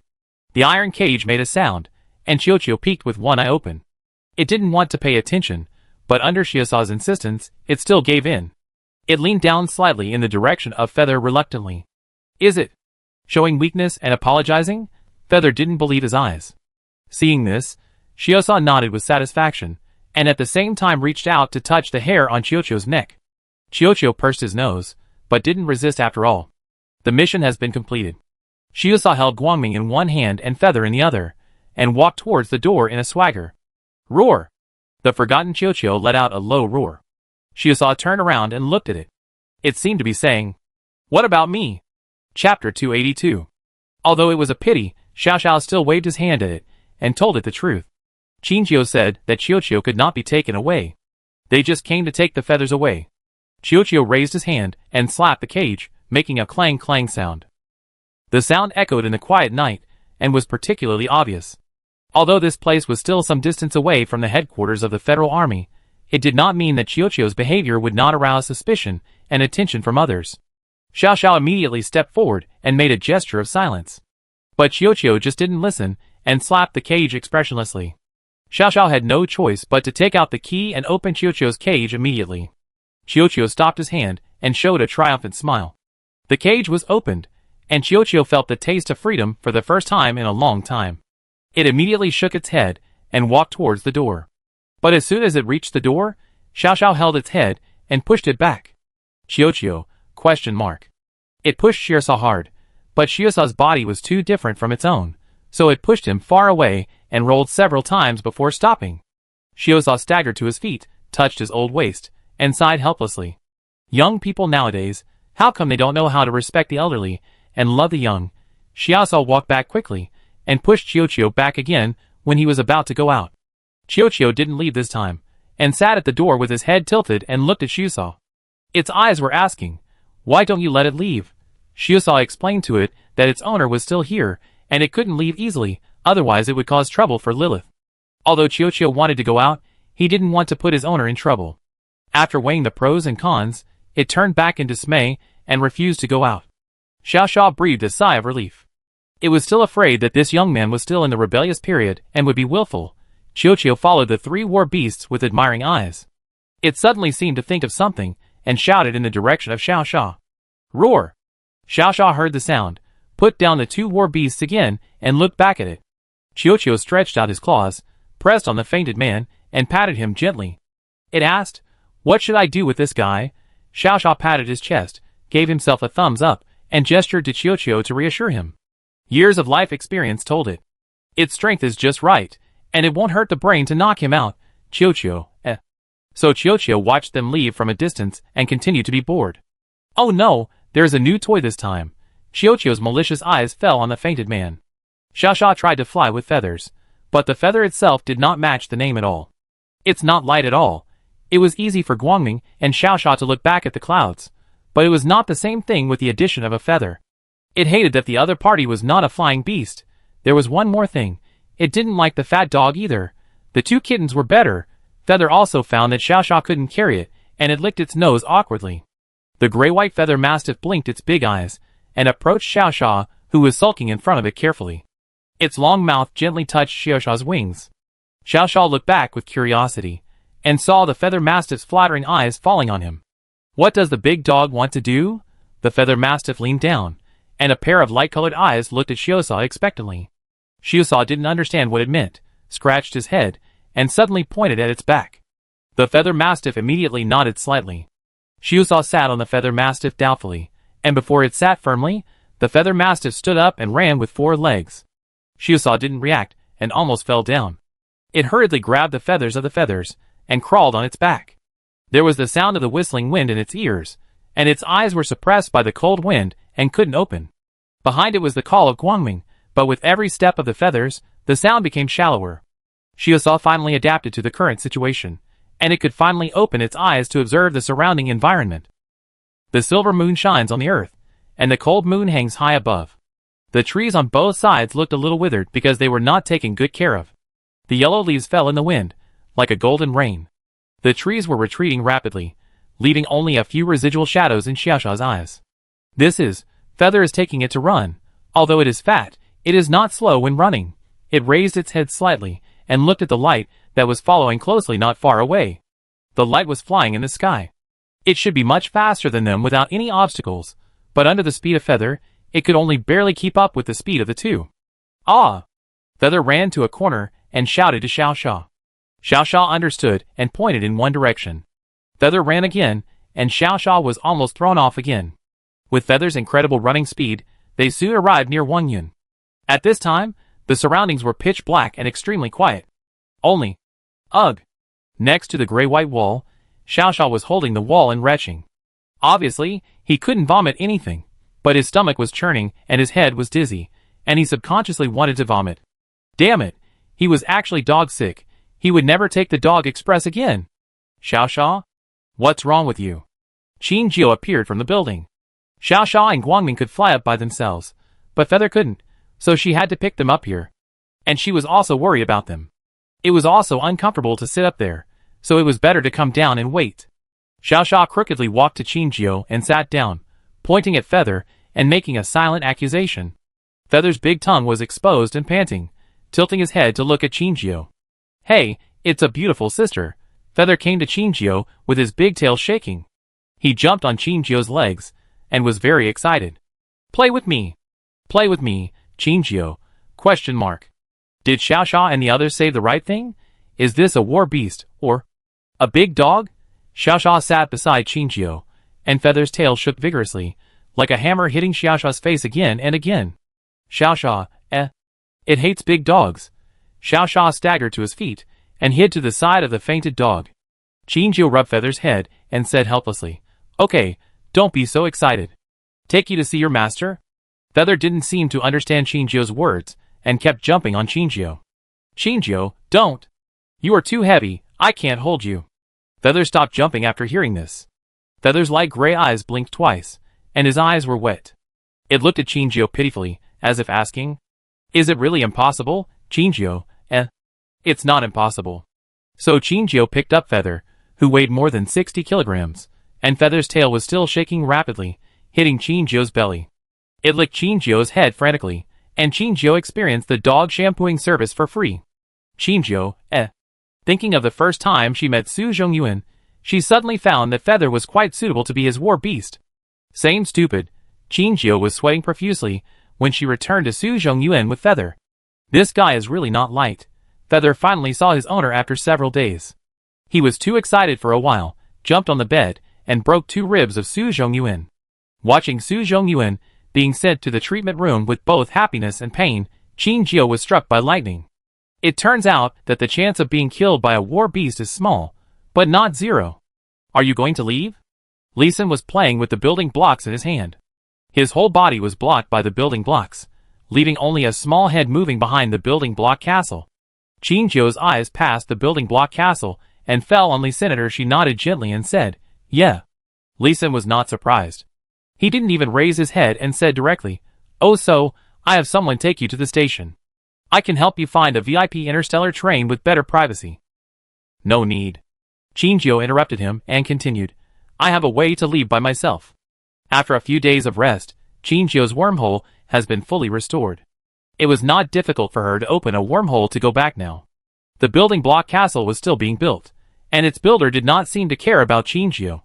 Lee Sen's faint voice came from behind. "Well, I wish you a safe journey." "Okay." Chinjio said goodbye to him and left with the two war beasts. The heavy office door closed again, and the boy who had been busy building on the other side of the building block castle stopped his work and looked at the dark red wooden door. He was not worried about Chinjio. She could come here unscathed, which meant that she was also capable of leaving. If it weren't for his niece who valued Chinjio, he would not bother to care about the life and death of a stranger. Although he helped to make the fake identity, he could also send Chinjio to collect the bounty if he wanted. After all, his deal with Fei Qixia had been completed, and how to deal with Chinjio when he met him was entirely up to his preference. However, he was also a conscientious businessman who did not do things that backstabbed his boss and ruined his own reputation. Chinjio met Letian and Li Yun before he went back.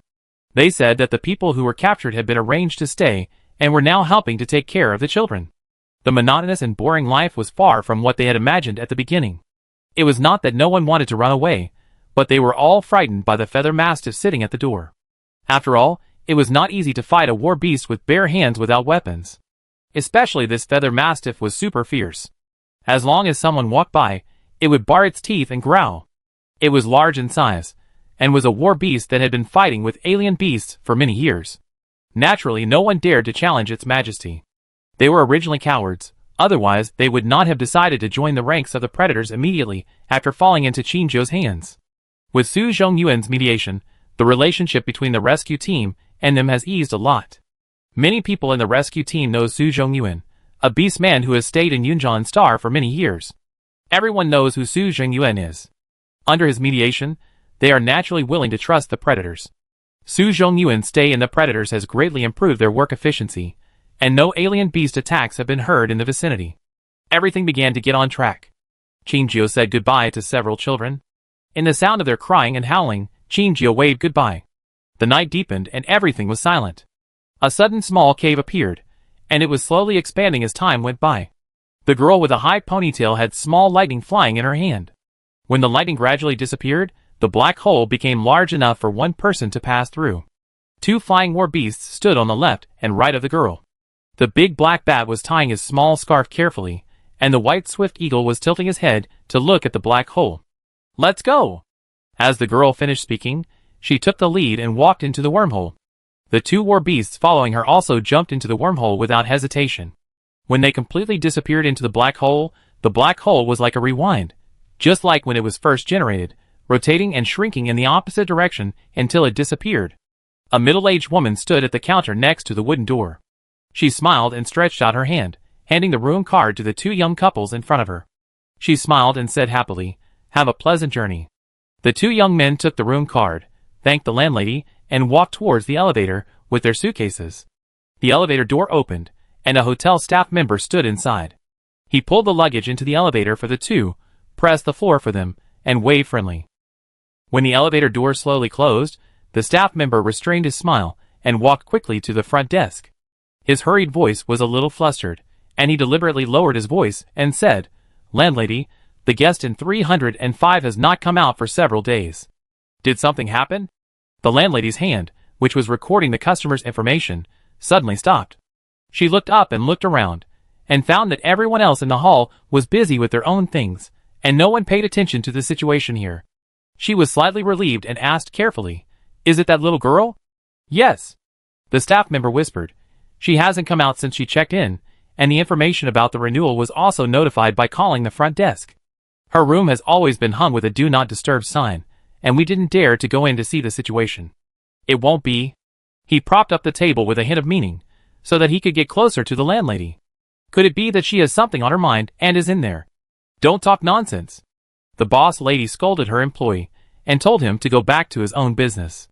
But the employee's words were like a seed that took root in the soil, growing wildly in her heart. She frequently checked the check-in records and communication recordings of room 305, feeling anxious. Xiaoqing. Hey!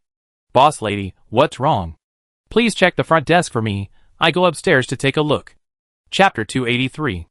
Xiaoqing said oh and took over the boss's job, put on a business smile, and served the next guest. The boss came to the door of 305. She closed her eyes, and the layout of the room appeared in her mind.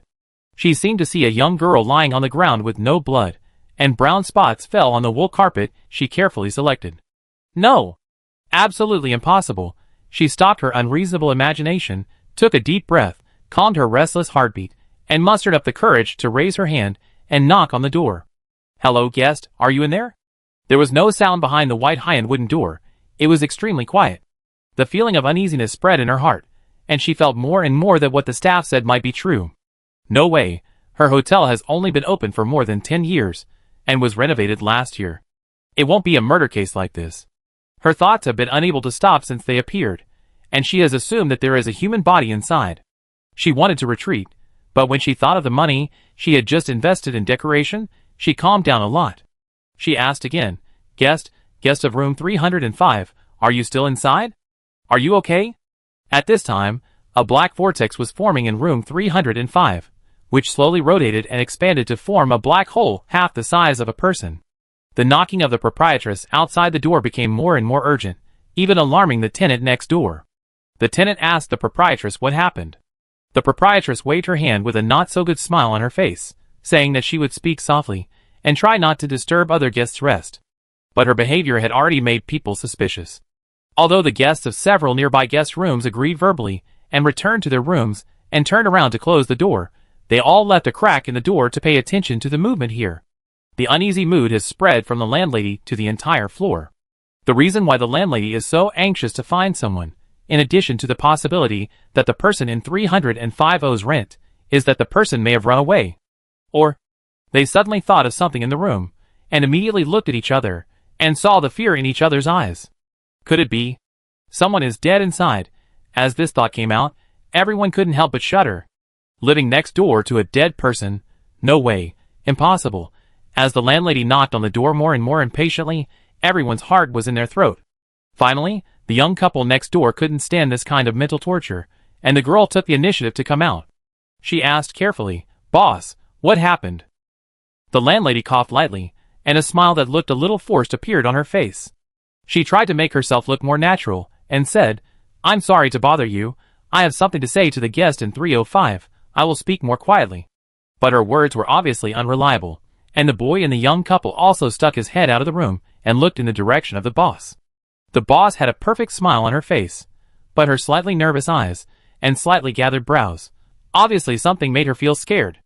The boy's eyes rolled, he blinked, and asked the doubts of everyone here. "Boss, is it possible that someone is dead in there?" No way. I'm scared. What should we do? It seems that we live in a haunted house." The whispers from the surrounding room spread in the corridor, and the atmosphere of uneasiness and anxiety enveloped everyone's hearts. The proprietress heard this, still trying to hide her embarrassment, but her original smile had begun to deform. The corners of her mouth that were raised had slowly flattened, and it seemed difficult to maintain the upward movement. The fear and worry in her eyes gradually magnified after being pointed out. She could no longer deceive herself. For the first time, the proprietress ignored the other passengers, but turned back anxiously and knocked on the door. Her movements became more and more rapid, and the knocks on the door fell into everyone's hearts one by one, and even their heartbeats gradually accelerated with the knocks. Guest of 305, are you still there? Proprietress, why don't you take the key to open the door and see? Yes, open the door.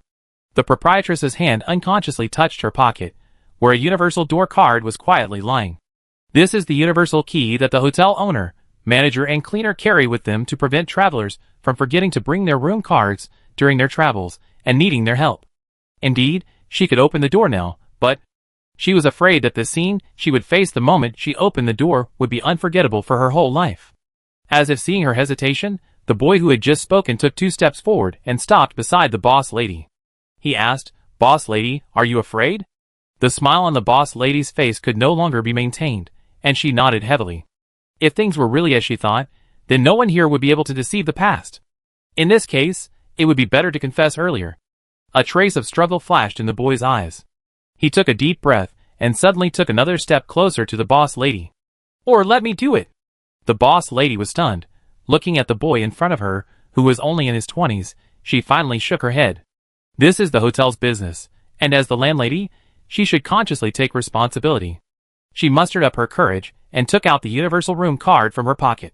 She stuck the room card on the sensor, and the door made a pleasant welcome sound, and then the sound of the door lock turning came. The door opened. A black hole just formed behind the door, and a leg was stepping out from it. Open the door, landlady. The landlady cheered herself up. She took a long breath and slowly opened the door. There was no peculiar smell in the room, and the scent of rose fragrance penetrated into her nose, making her spirits rise. If someone died, it would definitely not smell like this. But if her air conditioner was turned on low enough, it could indeed slow down the decay of the body. She lowered her head, and her eyes fell on the wool carpet. No, there was no blood stain. Everything was clean, just like when the guest had not checked in. Even a little too clean. But at least, it was much better than she had imagined at the beginning. She finally pushed the door open with her eyes closed. The exclamation and scream she imagined did not appear, and she slowly opened her eyes. The room was clean and tidy. There was no corpse, and no people. Suddenly, the sound of running water came from the bathroom. Inside the frosted glass, the light shone on the woman's soft and smooth figure, outlining a perfect outline. She fiddled with her scattered hair, as if she was about to wash the black waterfall. The woman inside heard the sound of the door opening, and quickly pulled up the bathrobe placed aside to cover her body. Her somewhat nervous voice came from inside. Who came in? The proprietress heard this, and her heart finally settled down. It was a person. There was a person inside. The boy who accompanied the proprietress and had already turned around and left with a red face. The other passengers, who had been watching the incident in the corridor, were also relieved and returned to their rooms. Hello, guest. I'm the boss. I'm sorry to bother you.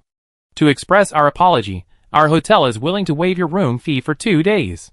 Do you think you can accept it? The woman inside seemed to hesitate for a moment. She had already put on her bathrobe. She didn't accept it immediately, but asked, Boss, what's the matter with you coming in? Oh, it's like this. We want to confirm how long you need to book this house. But I knocked on the door outside, and you didn't respond. I was worried that you might have an emergency, so I opened the door privately. I'm really sorry. Oh, so? I was taking a bath, so I didn't hear it. I confirm with you later. Oh, okay. Sorry to bother you then. I wish you a pleasant journey. The boss gently closed the door for Chinjio. She breathed a sigh of relief, and turned to leave. It's all that boy's fault. He made her think too much. He scared her to death. When Chinjio heard the boss closing the door, she smiled at the two war beasts, who were still in the bathtub, with their little eyes open to pay attention to the situation outside. Okay, come out. Chapter 284. Xiaoxia and Guangming jumped out from inside. Xiaoxia withdrew his gaze from the door, and looked up at Chinjio. Chinjio was only wearing a bathrobe at this time, and his slender white legs were exposed in the air. Looking up, his plump and round chest was faintly visible at the collar of the bathrobe. Xiaoxia turned his head immediately. It also stretched out its hand to grab Guangming, who wanted to go out, forcing it to stand with him. Xiaoxia covered its eyes with one hand, and covered his own eyes with the other. Guangming, ? That is there a possibility that it can't see anything in the first place? Chinjio saw Xiaoxia suddenly turn around and hadn't recovered yet. She looked down at the loose bathrobe on her body, as if she suddenly understood what Xiaoxia meant. Well, in this regard, she really didn't take the two war beasts seriously. But Xiaoxia was well educated as a gentleman since he was a child, and it was impolite to witness a lady changing clothes. Chinjio chuckled, quickly put on his clothes, and then said to them, Okay, you can turn around. The big black bat carefully moved a finger, and secretly looked at Chinjio through the gap. Chinjio had already put on his clothes, and opened the door to leave the bathroom. Xiaoxia then breathed a sigh of relief, and let go of the light. Thinking of the boss's frightened look just now, Chinjio sighed, and turned back to the two war beasts and said, I go find the boss, you stay here. The two war beasts nodded immediately, and Xiaoxia waved to her, saying that he would take good care of his brother. Chinjio put on a mask and went downstairs. Although she had a fake identity, this face would bring her some trouble wherever she went. The proprietress was already sitting at the front desk, and continued to work. She was no longer anxious, and continued to serve her guests with a relieved smile on her face. Seeing Chinjio appear in the elevator, she looked apologetic. "I'm sorry, guest. I'm also worried about your safety, so it's okay." During the days when Chinjio was away, she only called the staff downstairs to renew her room when she came back. She didn't order any other services. It's really worrying that a person has been trapped in the room for so long. Chinjio raised her hand and was about to pay the bill for the past few days. But her eyes accidentally swept across the boss's wrist. She paused and couldn't move her eyes away. There was a small pink flower on the proprietress's wrist. Its 5 petals were hollow structures with only simple lines outlining them. Just like the little red flower on Chinjio's arm, the proprietress saw her suddenly stop and couldn't help but curiously called out, "Guest?" Chinjio woke up as if from a dream. She remained calm, smiled, and walked to the boss. She opened the checkout page and said to the proprietress, "Boss, please settle the bill." "Okay." Hearing the word checkout, the proprietress quickly opened the hotel system, and the floating page showed her number of days and amount of consumption. Chinjio settled the bill, and she glanced at the proprietress's wrist again, pretending to ask casually, "Boss, your little flower tattoo is pretty." The proprietress was stunned when she heard it, and looked down at the tattoo on her hand. She smiled and said, "Oh, this is not a tattoo. It is a mark of our family. Most of us are born with it. If you like it, you can find someone to tattoo you." Chinjio smiled and asked, "Your family's mark can't be tattooed casually, right?" The proprietress, "Oh, that's not the case. Because tattoos are not the same as it." She suddenly stopped talking, dodged her eyes, and handed Chinjio a gift. "Guest, this is your room gift. Thank you for choosing our hotel. Welcome to stay again." The exquisitely packaged red box was handed to Chinjio, who nodded and thanked the boss after taking the box. Looking at her back as she turned and went upstairs, the proprietress took a breath and murmured, "I almost let it slip." The hotel is not very large, and the elevator is naturally not that big. The elevator door closed, and the door, with a reflective mirror, reflected the figure of Chinjio alone. At this time, she was lowering her head, silently looking at the gift box in her hand on the mirror, and fell into deep thought. From the boss's words, she could conclude that this little flower was their family mark, and everyone was born with this mark. And unlike ordinary tattoos, their tribesmen have a special way to distinguish between their tribesmen and outsiders. The mark on Chinjio's arm seemed to be an accident. It seemed to have suddenly merged into her body, and then emerged as an eye-catching mark. It sounds similar to the mark of the boss's family. What if this mark is also related to the boss's family? Can she start from this point and find the secret of this suddenly appearing little red flower? While she was still thinking, the elevator arrived at the floor. Chinjio raised her eyes, and in the mirror, her confusion had been swept away. As her last trace of emotion disappeared, the door opened from the middle, revealing a long corridor. Xiaoxia and Guangming did not check in, but fortunately they could go out through the window. Chinjio took her luggage, contacted Fei Qixia's assistant, and returned to the castle. As soon as she entered the castle, she found that the atmosphere seemed a little wrong. The assistant put down her luggage in a businesslike manner, bowed slightly to her, and then handed her over to another staff member. The assistant left in a hurry, as if there was something urgent to deal with, and she couldn't stay here for a long time. Chinjio politely dismissed the staff and said that she could solve it. The staff respected her opinion and turned away.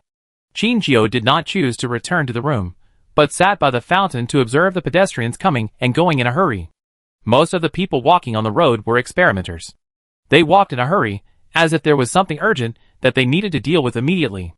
Everyone didn't even dare to talk too much, and the depressing atmosphere enveloped the entire castle. "Huh? You are Chinjio? Long time no see." A young man's voice came from her ear. She looked up and saw that it was her acquaintances, Arist and Ye Xian. Under the man's glasses were a pair of bloodshot eyes, and the dark blue under his eyes could not be ignored. He was in a worse condition than when they first met. Ye Xian beside him was not much better. Her originally elastic skin had completely sunken. It was obvious that she had not eaten well recently, and had become unrecognizable. Chinjio could hardly recognize the two. It had only been a few days since they last met. How could they be so devastated? Could it be that something happened in the laboratory? Chinjio stood up. Her eyes fell on the faces of the two people. She asked, "How many days have you not slept?" Ye Xian couldn't help but raise her hand and pinch her nose bridge when she heard it.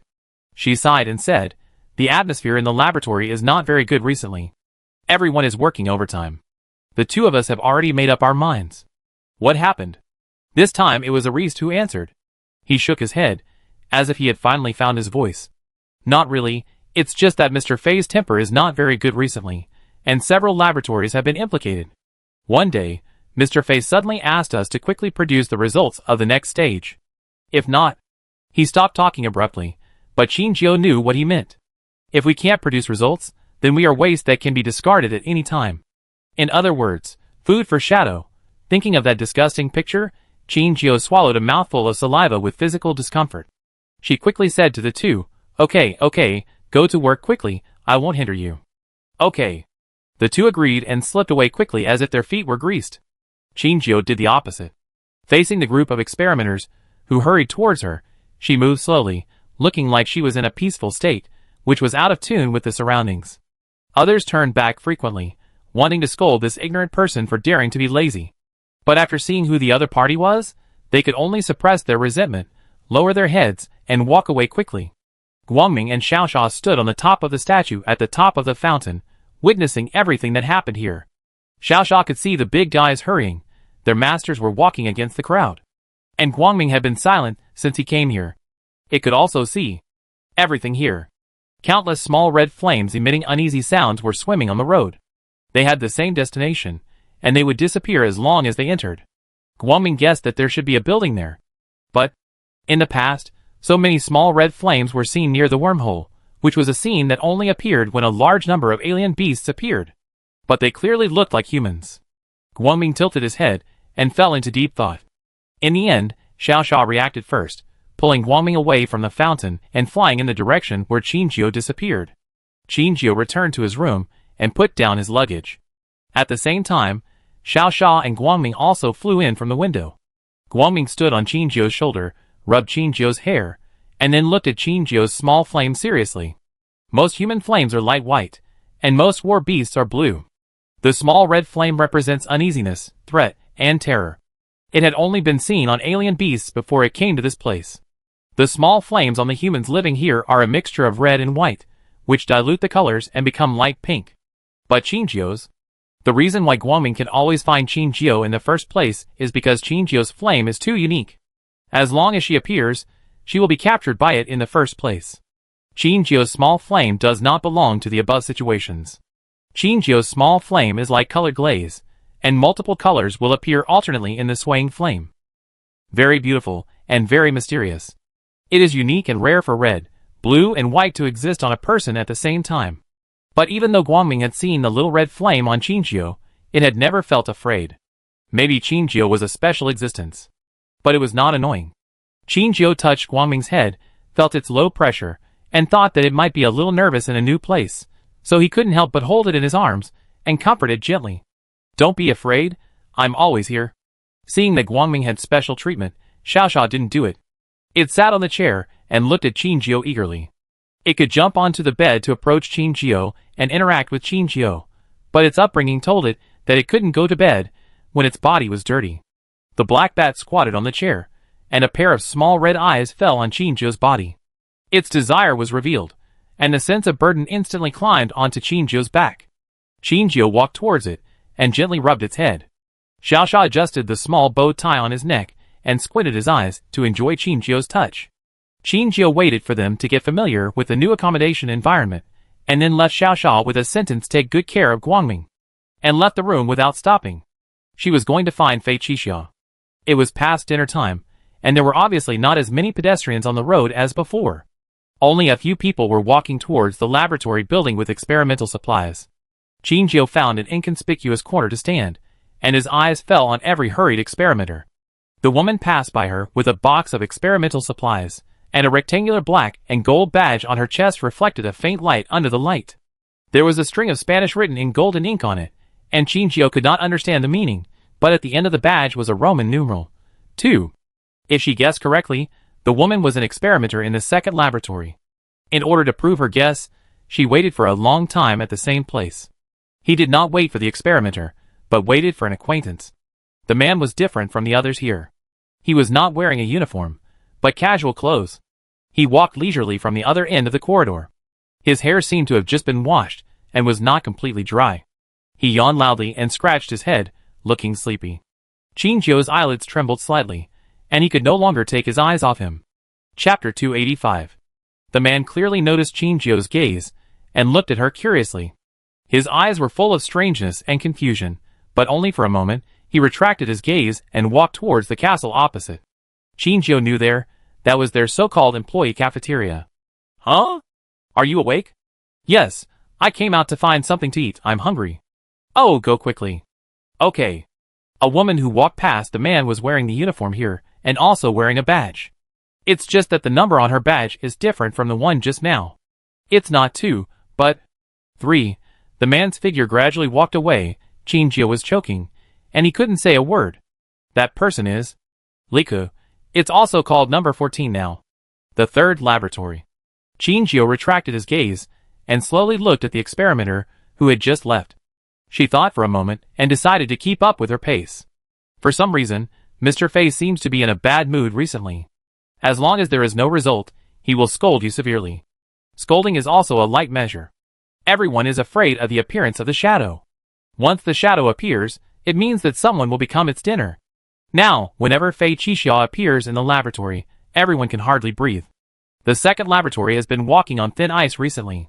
There are no new results. Mr. Fei is also moody, which makes everyone feel insecure. Everything is running normally in the third laboratory.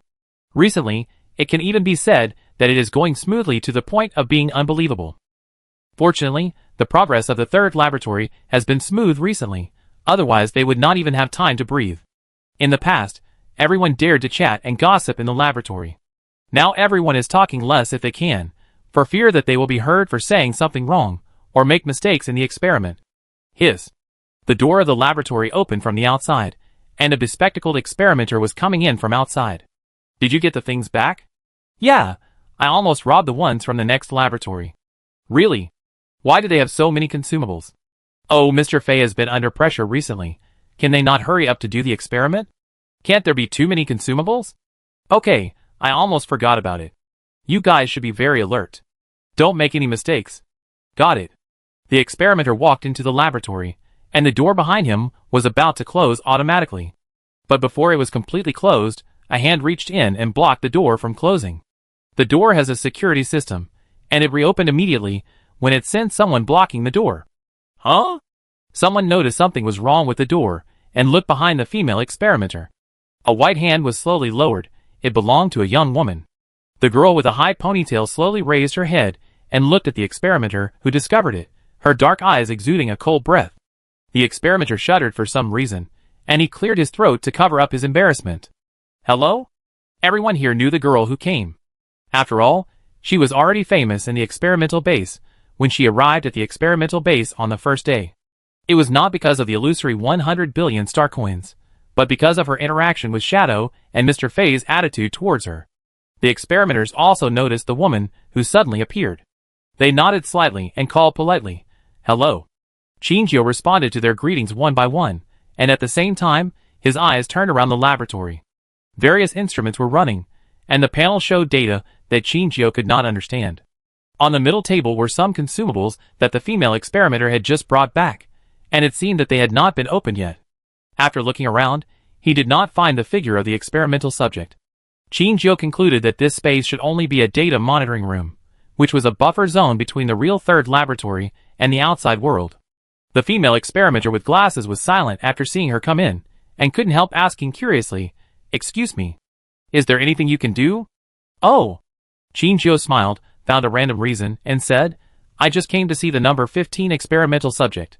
According to the last situation, Qingjiu deduced that unless Fei Qixia had any special requirements, Li Ke and Xiao Qingwei would not appear at the experimental base at the same time.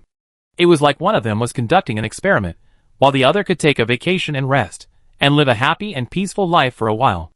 Qingjiu guessed that Fei Qixia was not putting all his eggs in one basket. If one of them has a problem with the experiment, there is another test subject as a backup, and they will not destroy 2 test subjects at once. She just saw Li Ke leave. If she guessed correctly, Xiao Qingwei should still be in the laboratory. The experimenter did not deny it, but he also showed an embarrassment on his face. Test subject number 15 is in hibernation, and you can't go in to see him. He lowered his head and pondered for a moment, and asked, "But we can let you see his surveillance, okay?" Qingjiu nodded, and the other party immediately played the surveillance video of Xiao Qingwei on the equipment. In the picture, Xiao Qingwei was soaked in the experimental tank, and the liquid had submerged his head. He relied on the equipment to maintain breathing and life activities. Thinking of Li Ke's hair that had not been completely dried just now, she seemed to suddenly understand that Li Ke was released from the experimental tank not long ago. Then Xiao Qingwei in front of him should have just entered the warehouse to hibernate. Maybe. He is waiting for a new round of experiments. The experimenter looked at Qingjiu staring at the situation on the screen motionlessly, and he asked carefully, "Excuse me, is there any problem?" Qingjiu is a person named by Fei Qixia who needs special treatment. To a certain extent, he has the status given by Fei Qixia, which means he is another clone of Fei Qixia. Of course, most decisions in the laboratory must be made by Fei Qixia himself, but they can try their best to meet Qingjiu's small request to visit the experimental subject. After all, they can't tell whether her coming to see the number 15 experimental subject is her own idea or Fei Qixia's request. If they offended that person by mistake, they would have a hard time in the future. Or, they would just not have to endure it. Qingjiu shook her head when she heard his question. She said, "No, I just came to take a look." Everyone breathed a sigh of relief when they heard that. The tone of the experimenter, who operated the screen for Qingjiu, also became cheerful. "Oh, the progress of number 15 is very good now. The next experiment should be carried out soon." Sure enough. Qingjiu asked, "What is the next experiment?" "It is to strengthen the strength of gene fusion. Soon, we can create a second perfect fusion." There was a flash of enthusiasm in his eyes. Qingjiu heard the excitement in his tone. She frowned slightly, and looked at Xiao Qingwei again with worry. If the fusion is too perfect, does it mean they have no chance to become normal humans again? When will the experiment start? Probably tomorrow. Today he needs to adapt to the current environment. Qingjiu closed his eyes, and turned around, saying goodbye to everyone present and leaving. She couldn't bear to watch any longer. One day, Xiao Qingwei would become a monster like Yiqingyu. She wanted to destroy this experimental base created by twisted fear and repression. The huge castle in front of her stood tall, and countless unyielding souls were crying in the dark red exterior walls that seemed to be painted with blood. They angrily told their painful past. They were imprisoned in this castle, and could never leave. That was the soul of every dead person who died unjustly here. The shadow of the castle enveloped Qingjiu, as if to swallow her up. It was bewitching Qingjiu, hoping that Qingjiu would join them, and become a numb walking corpse, like the other experimenters. She couldn't destroy this place with her current strength, and... Is this really the core of the White Tiger organization? The strange faces in the dream, and the equally strange badges on their bodies, are they really just an illusory dream? Qingjiu just observed the badges of the experimenters in the second and third laboratories. The badges they wore clearly indicated which laboratory they came from. But the badge on the older experimenter in Qingjiu's dream did not belong to any of their laboratories. Could it be that there are other special laboratories here? She couldn't explain why she believed in a dream for no reason, but everything in the dream was too real. She could even recall the touch of the pink viscous liquid. If dreams are a reflection of reality, could she have seen the scenes in the dream? Her memory has always been good. She went through her memories of more than 20 years, and was very sure that she had not seen the scenes in the dream. But Qingjiu narrowed her eyes, and stared at the building that blocked out the sky. What she was sure of was that the scene in the dream must be about a laboratory of the White Tiger organization. Since it was not the second and third laboratories, there was only one possibility. The first laboratory that everyone thought had disappeared, was the dream about scenes from many years ago? Or was it now? She strode towards the rest building, and her destination was clear. Fei Qixia's office. Qingjiu knocked on the door of Fei Qixia's office, but there was no response from inside. "Uncle Fei, are you there?" Her response was still silence. "You are, oh, Miss Qingjiu, right?" Suddenly, an old lady's voice came from behind her, and Qingjiu turned around to look at the person standing not far away. The old woman hunched her back and wore a floral dress. The silver hair on her head was neatly combed up at the top of her head, and her turbid eyes revealed a kind and loving look. Qingjiu nodded slightly and greeted her. "Yes, hello." The old woman had kind eyes, and should make people feel warm. But every time she approached Qingjiu, the temperature around Qingjiu dropped by 1 degree. The cold breath coming from the old woman made Qingjiu feel uncomfortable. Qingjiu remained calm, not revealing any disgust. The old man did not notice Qingjiu's disgust for her, and stopped only when he walked to Qingjiu. "Are you looking for your Uncle Fei?" "Your Uncle Fei is out on business, and is not here for the time being. What do you want? Qingjiu shook his head and said, Nothing, I just went out for a long time, and I want to come back to see Uncle Fei. The old man nodded, and seemed very satisfied with Qingjiu's filial behavior. She smiled and said, Your Uncle Fei must be very happy to know that you are so thoughtful. Your Uncle Fei should be back tomorrow. You go back and rest first. Qingjiu nodded and replied obediently, Okay. After the old man finished speaking, he waved to Qingjiu and left. This old lady gave her a really bad feeling, even worse than Shadow. She must not be an ordinary person. But she didn't seem to have any ill will towards him. Qingjiu decided to go back and rest first, and make plans tomorrow. The next morning, Qingjiu got up and saw Xiusha sleeping on the curtains. She washed up, and went out as quietly as possible. Guangming also woke up, and saw Qingjiu getting up and washing up, and he followed Qingjiu. He was about to speak, but was immediately stopped by Qingjiu. Qingjiu whispered in his ear not to wake Xiusha up. After Guangming nodded in response, she wiped Guangming's face, and left the room together, leaving Xiusha to continue sleeping inside. Guangming stood on Qingjiu's shoulder, and he huddled up and pressed against Qingjiu. Qingjiu just thought he was nervous, and didn't take it seriously. When she came to Fei Qixia's office again, she was about to raise her hand and knock on the door. But before her knuckles fell, the door had already opened from the inside. Guangming's hair suddenly exploded, and he stared at the open door. A cold and uneasy breath came from inside, and he could even see the red smoke that symbolized terror coming out from inside. Come in. It was Fei Qixia's voice inside, and Qingjiu pushed the door open and walked in. Fei Qixia's room was still the same as before. Fei Qixia, the assistant, and Shadow. But surprisingly, Shadow seemed to be in a bad mood today. It didn't approach Qingjiu to touch it at the first time, but lurked aside, with a pair of snake eyes showing a dangerous light. Its sight was fixed on Qingjiu's shoulder. The swift eagle also felt the cold breath coming from it, and stared at the other party, as if facing a great enemy. The war beast in front of him. Oh no, it should no longer be called a war beast. In Guangming's vision, Shadow was a being emitting red light all over his body. The blue point in the center of it that was exclusive to the war beast was already very weak, and it seemed that it would sway in the breeze until it disappeared in the next moment. It was almost losing its characteristics as a war beast. It was replaced by the breath of an alien beast and the bloody smell of killing. Now it had deep malice and killing intentions towards itself. Guangming's whole body was tense, showing a wartime state. It didn't know whether the other war beast, which was about to become an alien beast, would suddenly attack Qingjiu. Although it was only a reconnaissance war beast, if its master was attacked, it would protect its master at all costs. A faint smell of gunpowder spread in the room, and Qingjiu glanced at the two beasts from which it came. She rubbed Guangming's fluffy hair and soothed him softly. Don't be afraid, it's okay.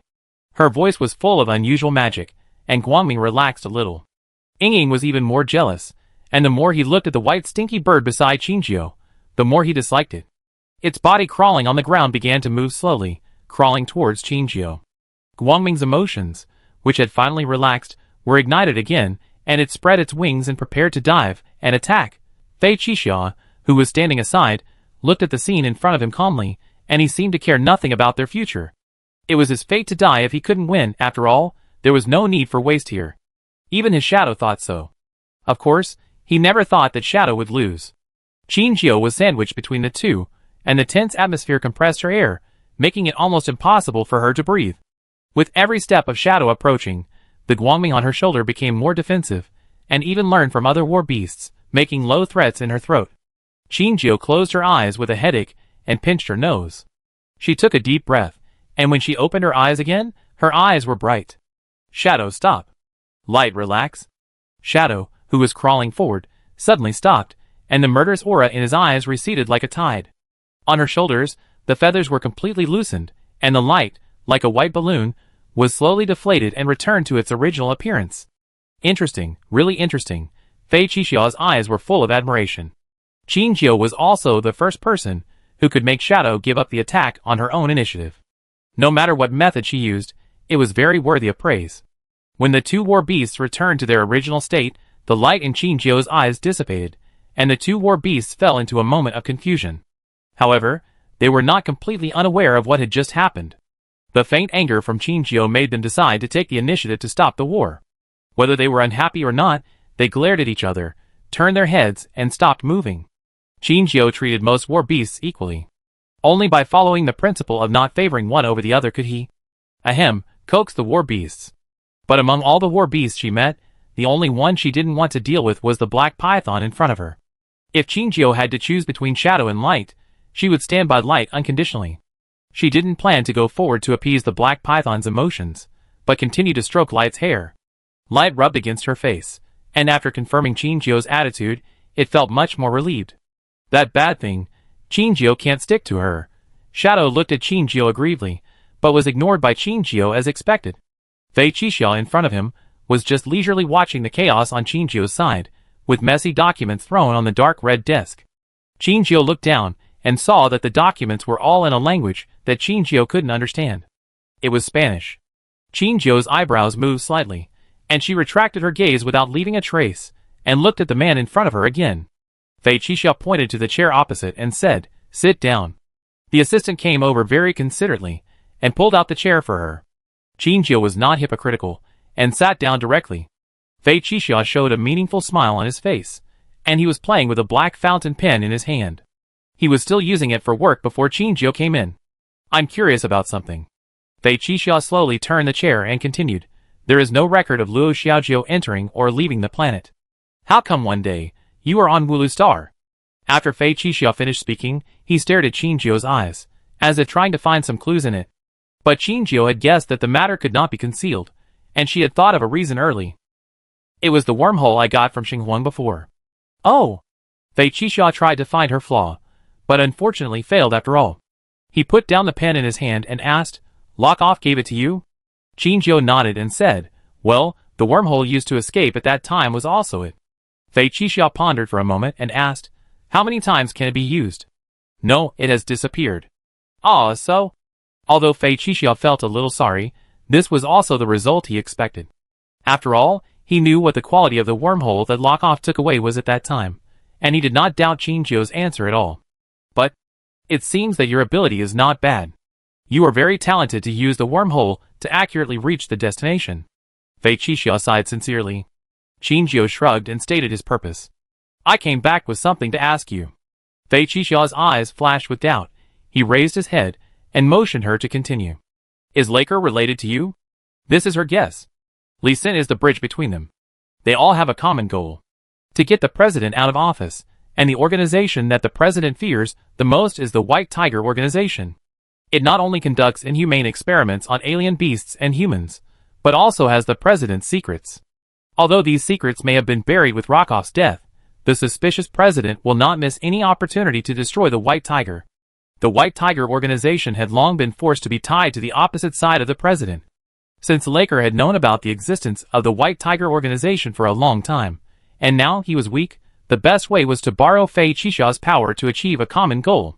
But unexpectedly, Fei Qixia shook his head slowly after a minute of silence. "No, there is no trading relationship between us. We just know each other's existence." "But I know what you want to ask." Fei Qixia suddenly interrupted her and said, "You want to know if there is any way I can join their fight and help Laker do what he wants to do now?" Qingjiu nodded heavily. "No." Fei Qixia cut off her last bit of delusion. "Their White Tiger organization is not suitable for fighting with any organization now. They have more important things to do. Perhaps with their infiltration of the Federation, they can make the president lose a layer of skin, but the price is very high, and it may even be more than the gain. They can't take this risk now. Besides, what does Laker have to do with him? Why should they help him? Binding the fate of the White Tiger to an uncertain factor that is still unknown whether it can survive this presidential war. Fei Qixia has been a businessman for more than 10 years, and he certainly won't do business at a loss."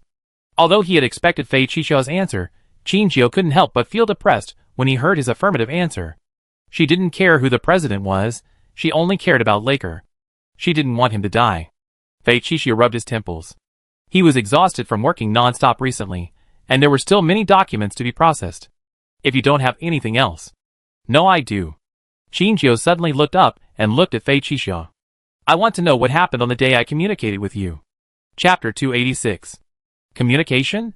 In the chaotic laboratory, red warnings can be seen everywhere. The piercing and sharp warning roars resounded in every corner of the laboratory.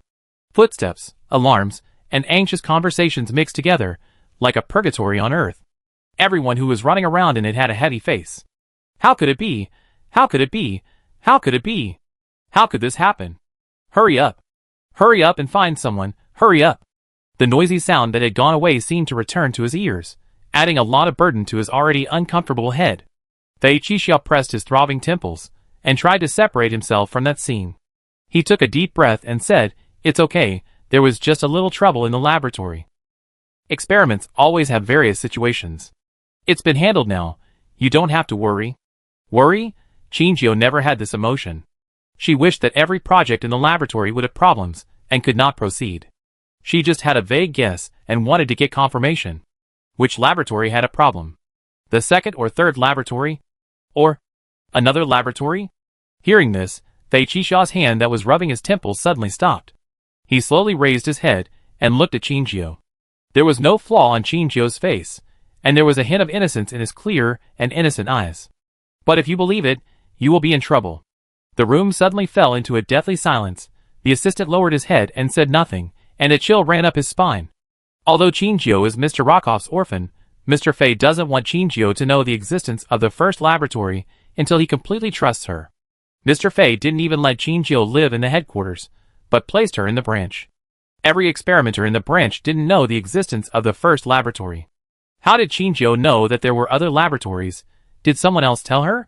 No, this possibility is almost non-existent. There is only one possibility. She guessed it. Her terrifyingly sharp intuition made it impossible for her to ignore some of the details. She followed the clues, and found the answer she wanted most.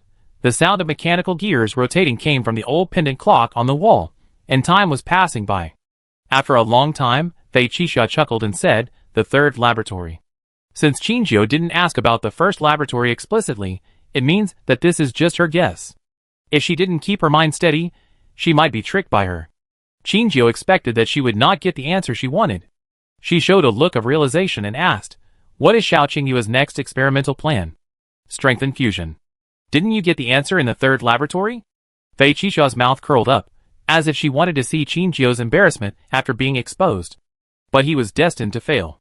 Qingjiu admitted openly, "Well, but what I want to know is what the fusion rate is this time." Fei Qixia, "I don't know. It depends on his tolerance. The fusion rate will increase by about 5% to 10%. Qingjiu, after failure. Will it be returned? Fusion rate. No. Fei Qixia continued to play with the pen, speaking in a nonchalant tone, as if he was not discussing a life. He will die. Although Qingjiu already had the answer in his mind, he could not help but frown when he heard his affirmation.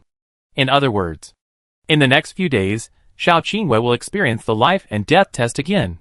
Qingjiu took a deep breath and asked, "What about Zeisite? How is Zeisite now?" "Very good, but his physical fitness is not very good. He needs to sleep in the experimental cabin for a long time. He will not die for the time being." The face of the kind man suddenly appeared in front of Qingjiu's eyes. No one could have imagined that under that harmless smile was such a crazy soul. The room fell into a long silence again. Fei Qixia's patience was a little tight recently. He asked, "Anything else you want to ask?" Qingjiu glanced at him, and slowly got up. "No more, you go to work." Fei Qixia shrugged and said to the assistant beside him, "See you off."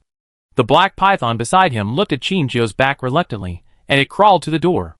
It didn't wait for Qingjiu to turn around, but waited for the door to close. Shadow's face was fierce, and he roared and threatened the assistant, who was closing the door. The assistant turned around calmly, and walked to Fei Qixia's side. "Shadow, don't be rude. Shadow has always disliked this assistant, and one day it will eat him. It's in the way." After Qingjiu left, she deliberately wandered around the castle. At noon, she finally saw a familiar figure appear in the X restaurant. The man yawned loudly as if they had not woken up yet, just like when they first met here. He scratched his messy hair, and walked slowly into the X restaurant. He was wearing a pink t-shirt with a big teddy bear doll printed in the middle. He was also wearing a pair of teddy bear doll slippers on his feet. The doll on the doll shook when he walked, which was very cute. But this strange combination looked a bit scary on the man. It should be said that his taste has not changed.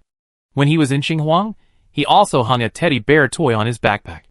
But that warm smile has disappeared. Will there be a chance to see it again in the future? Qingjiu sorted out his emotions, stood up and approached him. The man picked up a plate and searched for food in front of the buffet. His eyes never fell on a point, as if he was looking for a food partition. After a long time, he saw the dessert area in front of him. His eyes lit up, and he walked forward quickly. Qingjiu also stayed in the dessert area waiting for his arrival. His hobbies have not changed, that is to say. He still likes to eat those foods that are so sweet that they make people sick, especially strawberry cream cake. Qingjiu deliberately took away the plate of strawberry cream cake, leaving only one piece in place. When she saw the pink figure appear at the corner, she picked up the tongs, and was about to pick up the remaining cake. Pick up the remaining cake. Qingjiu's movement suddenly stopped, and the pink figure had come to her side. He could have taken the cake first, but because he didn't want to conflict with other people here, he politely asked Qingjiu, "Can you give me this cake?" Qingjiu didn't say anything, and turned his head to look at him. He seemed to have lost a little weight. Seeing that she didn't say anything, the man was about to continue to fight for it. He looked at Qingjiu's face, and suddenly said, "Huh? You are? The Interstellar wanted criminal? I saw him last night." It turned out that it was not an illusion. Qingjiu said him, and showed a friendly smile on his face, and then pretended that they met for the first time. She nodded at him and said, "Hello?" After that, she looked at the small cake again, her eyes struggling, her lips slightly pouting, pretending to be reluctant to give it up. If you want it, I give it to you." Lika touched his nose and looked at Qingjiu's appearance, feeling that he had bullied a little girl. He reluctantly took one last look at the small cake, then gritted his teeth and gave up. "If you want, you can eat it." "But..." Qingjiu looked up and blinked her eyes, and looked at him. She said, "If you don't eat it now, won't it take a long time for you to re-enter the cabin?" "I'm fine, you can eat it." Lika smiled and said, "It won't be so fast this time. We have to wait for a while, and we can only go back on the 15th. That guy will stay in there for 3 months this time." Sure enough, this is just as Qingjiu expected. They can't conduct experiments at the same time. According to Li Ke, Xiao Qingwei will be in the cabin for a long time this time, which means that there is a lot of work to be done before the fusion, and it will take a long time after the fusion begins. Maybe Qingjiu can find a way to save them during this time. Since Li Ke was originally a simple guy, after Qingjiu gave up the small cake in a friendly way, he instantly classified Qingjiu as his own territory. Just like when they first met, Li Ke acted like an older brother, taking care of Qingjiu in every way.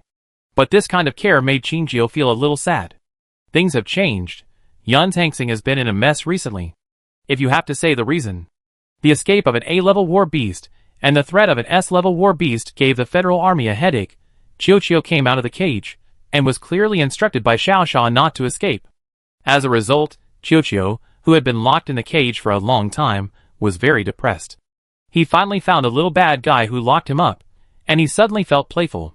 When the person on duty found that the surveillance in the confinement room was actually ineffective, he hurried to the confinement room. He arrived at the door of the confinement room and found that the door was open, and he thought to himself that it was not good. For the sake of his own safety, he immediately contacted his superiors and asked for support. As Qiuqiu's owner, Lilith could lift the house arrest order temporarily, without any surprise, and be called to deal with possible situations. When Lilith heard that Qiuqiu was in trouble, her head suddenly roared. A long-forgotten scene suddenly appeared in front of her. A huge royal garden with flowers in full bloom. In front of her was a pedestrian road paved with expensive stones and broken diamonds, and several palace maids in maid costumes were hurriedly moving away on the road. They were holding a cute puppy in their hands, and the puppy's face was covered in blood. Before dying, the puppy looked up at her for the last time. Seeing its owner, it seemed very happy, and shook its short tail with the last bit of strength to attract the owner's attention. And its owner was firmly held by several adults. No matter how hard she tried to keep it, the puppy was still taken away. She didn't know where it ended up, maybe a good family, maybe a small cemetery, or a garbage dump. As she was crying, a tall figure appeared beside her, and his cold eyes fell lightly on her. Through the vision blurred by tears, she saw the other person's lips move slightly, and heard his voice in her ears. "As a princess of the royal family, how can you raise such a lowly animal? There will be no next time." She felt like she was choking, and the coldness surged from the soles of her feet. She wanted to retort that Xiaoqiu was not a lowly animal. It was a very cute, obedient, and lively pastoral dog. It was her companion. His best friend besides Jean Chung. But she could only answer with a sob under the other party's oppressive gaze. "Yes." Lilith took a deep breath, unable to stop shaking her hands, and asked with a trembling voice, "What happened to Qiuqiu? The situation is a bit complicated. You should go and see it yourself." Lilith stood up suddenly, and the chair behind her made a squeak sound due to her large movements on the ground, and finally lost her balance and fell to the ground. Lilith's feet were full of wind, and the walking movements that could be maintained were gradually deformed. She ran in the base and rushed to the confinement room. Wang Ling, who was under surveillance with her, also followed her out. The person who reported it woke up as if from a dream, and quickly followed their pace. No, nothing can happen to Qiuqiu. Absolutely not. She suddenly remembered that when Qiuqiu was injured in Xinhuang, she was also as scared as she is now. She had behaved unkindly towards Qingqiu because of her anxiety and fear. She was afraid that Qiuqiu would follow Qiuqiu's path and suddenly disappear when she couldn't control it. She hated her incompetence and inability to protect her friends. Lilith came to the confinement room uneasily and saw many people gathered at the door, and her heart fell into the abyss. No, no, no. Qiuqiu must not have been in trouble. It must be impossible. You are here? Lilith raised her eyes and looked at the man with glasses in front of her. She recognized that he was the man who chose to change his job because he was afraid of Qiuqiu. Lilith took a step forward and asked nervously, "What's the situation? Is Qiuqiu okay?" It's okay. What can happen to it?" Hearing that Qiuqiu was okay, Lilith was like a deflated ball. The spiritual pillar that had just supported her to run over collapsed. She stumbled and almost fell to the ground. A strong arm stretched out from behind and wrapped around her waist, helping her up. "Are you okay?" It was Wang Ling. Lilith shook her head and left Wang Ling's support. She looked at the man and asked, "Why are you in such a hurry to call me here? Also, why are you guys surrounding us and not letting us in?" The man scratched his head, as if trying to organize his words, thinking about how to explain the current situation. He shrank under Lilith's knife-like gaze and whispered, "No one is surrounding us and not letting us in. You can go in any time. It's not Qiuqiu who has problems, but the staff on duty last night." "Staff on duty?" Lilith frowned and asked, "Did Qiuqiu attack him?" "Impossible. Qiuqiu is just naughty, but he can still tell the difference." "Naughty." The corners of the man's mouth twitched, and his eyes became strange. "That's the naughty one." "Oh, I can't explain it clearly. Go in and see for yourself." This was exactly what Lilith wanted, and he didn't want to play charades with this man anymore. She pushed the man aside and squeezed in. The others who had been blocking the house found that the person coming was Lilith, and they all made way for her. Lilith could still hear their whispers. "Hey, is it her war beast? It's too much. Damn, this is the first time I've seen a war beast that can cause trouble like this. No, look at Edel's 2 war beasts, aren't they similar? Do you think all S-level war beasts are like this? No, in my opinion, all war beasts are like this, bad and stubborn." Bad and stubborn. Lilith became more and more confused as she listened. What are they talking about? What's causing trouble? What's bad? It doesn't sound like the child is sick, it sounds more like the child is causing trouble for others. As Lilith approached, the outline of the house became clearer and clearer. The door was open not far away, and only a small space inside could be seen. Lilith came not far from the door, and the ball inside also found its owner, and it walked out leisurely. The size of the large war beast has an overwhelming sense of oppression. Since the ball walked out, the sound of discussion behind him gradually decreased. The people who were originally surrounding Lilith took a few steps back and looked at the ball in front of them cautiously. Lilith was no less surprised than them. After all, the ball should be in the cage at this time, not outside. How did the ball come out? Who let it out? Qiuqiu gently rubbed Lilith with its head, and the hair on its neck scratched Lilith's skin, making Lilith feel a little itchy. Qiuqiu's 2 huge eyes blinked in front of Lilith, as if asking, "Where is the rice? Where is the can?" Lilith gently pushed Qiuqiu's head away, and she asked, "Qiuqiu, why did you come out? Who let you out?" Qiuqiu thought for a moment, showing its white fangs, and propping up its upper body with its lower limbs. It waved its arms, and made a flying motion. The people behind him saw Qiuqiu suddenly showing its fangs, and propping up its upper body, and they were frightened and stepped back suddenly. Some people accidentally bumped into their colleagues when they were retreating and fell down. Even Wang Ling understood Qiuqiu's clear hint this time. Cool. It is definitely learning to be cool. Sure enough, Lilith told him her guess the last time she came back. Xiaoxia and Guangming somehow escaped and are alive and well. But why did they risk coming back to open Qiuqiu's cage? Did they want to take it away? But there was no need for that. After all, with Lilith here, Qiuqiu could live well. That could only be Qingqiu's request. They never believe that someone is smart, calm and powerful as their vice president would die in that hunt. Their vice president must be gathering strength in a corner, preparing to give the federal army a fierce counterattack. As a member of the federal army, Wang Ling should not have had such thoughts. But as a member of Qingjiu, he was happy to see this result. And the balance in his heart had already tilted. Lilith also understood Qiuqiu's meaning, and she had the same doubts as Wang Ling. Why did you come back to release Qiuqiu? But Qiuqiu looked very healthy now, so she felt relieved and asked, you are not hurt, are you? Qiuqiu shook his big head. She asked again, you didn't hurt anyone, were you? This time Qiuqiu's eyes evaded, and he didn't respond immediately, but nodded slightly after a few seconds. Lilith smelled something abnormal, and she grabbed a hair around Qiuqiu's neck and forced it to look at her. Unavoidable, Qiuqiu could only stare at Lilith. Lilith asked again, you didn't hurt anyone, were you? Qiuqiu's eyes rolled, as if he was thinking about how to answer her question. Hurt anyone? It seems that it really didn't. Just, did some small pranks? Qiuqiu shook his head, and confirmed his answer. That's right, it didn't hurt anyone. The more Qiuqiu was sure, the more Lilith felt that there was something fishy. She simply let Qiuqiu go, and turned around to go in, and take a look herself. But before she took 2 steps, Qiuqiu had stretched out his claws to block her way. You can't go in. Lilith bent down, escaped from under its claws, and walked straight into the room.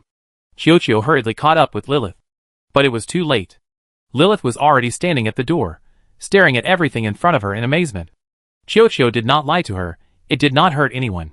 But who can tell her why there is a naked man hanging in a cage? She turned around suddenly, her face flushed, and glared at Qiuqiu fiercely.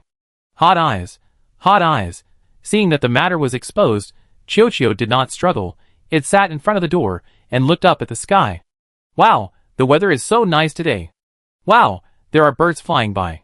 Wow, Yunnan is so pretty.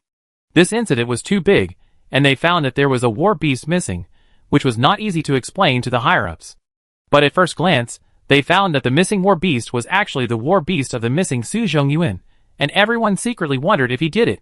Someone was able to escape all the surveillance and enter the base to steal the war beast, which caused a lot of panic. Lieutenant General Chen's reputation in the army was not enough to suppress their doubts. In the end, he could only put the blame on Qiuqiu, saying that Qiuqiu let the feather go. And he really had no way to control this uncle. Now the wormhole tends to be calm, so Lilith and Wang Ling were sent back to Xinghuang. The wormhole has indeed been much calmer recently, and only 1 or 2 alien beasts are produced occasionally, and the troops here can handle it completely. Lilith and Wang Ling were also happy. They didn't have to be monitored here, and the biggest gain of this trip was to know that Xiaosha and Guangming were still safe, and they also indirectly found out that Qingqiu might still be alive. All good news. This trip was fruitful. When they got on the Interstellar train back to Xinghuang, they felt at home. Finally, they are back. It's not just the 2 of them who came back. Jean Cheng also came back from Wulu Star. But compared to their experiences, Jean Cheng's trip was thrilling. But it's good that he's back.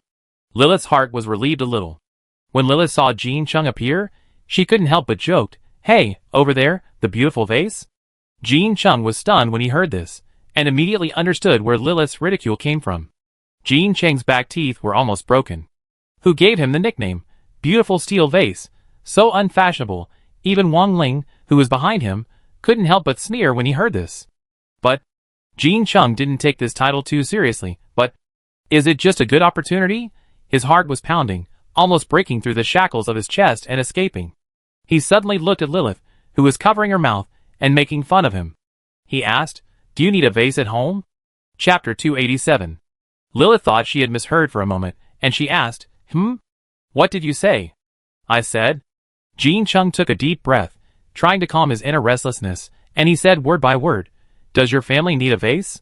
"The kind made of steel." Wang Ling, who was standing by, showed a knowing smile and silently gave Jean Cheng a thumbs up. Jean Cheng didn't notice Wang Ling's actions. His palms were clenched, and he was so nervous that he could squeeze water out. His ears were red, and his face was the sloppy look of a young man, but his bright eyes were more serious than ever before. Lilith was stunned for a second, and suddenly understood what Jean Cheng meant. Her fair face instantly climbed a shocking red. She opened her mouth, seemed to have lost her voice, and became mute in an instant.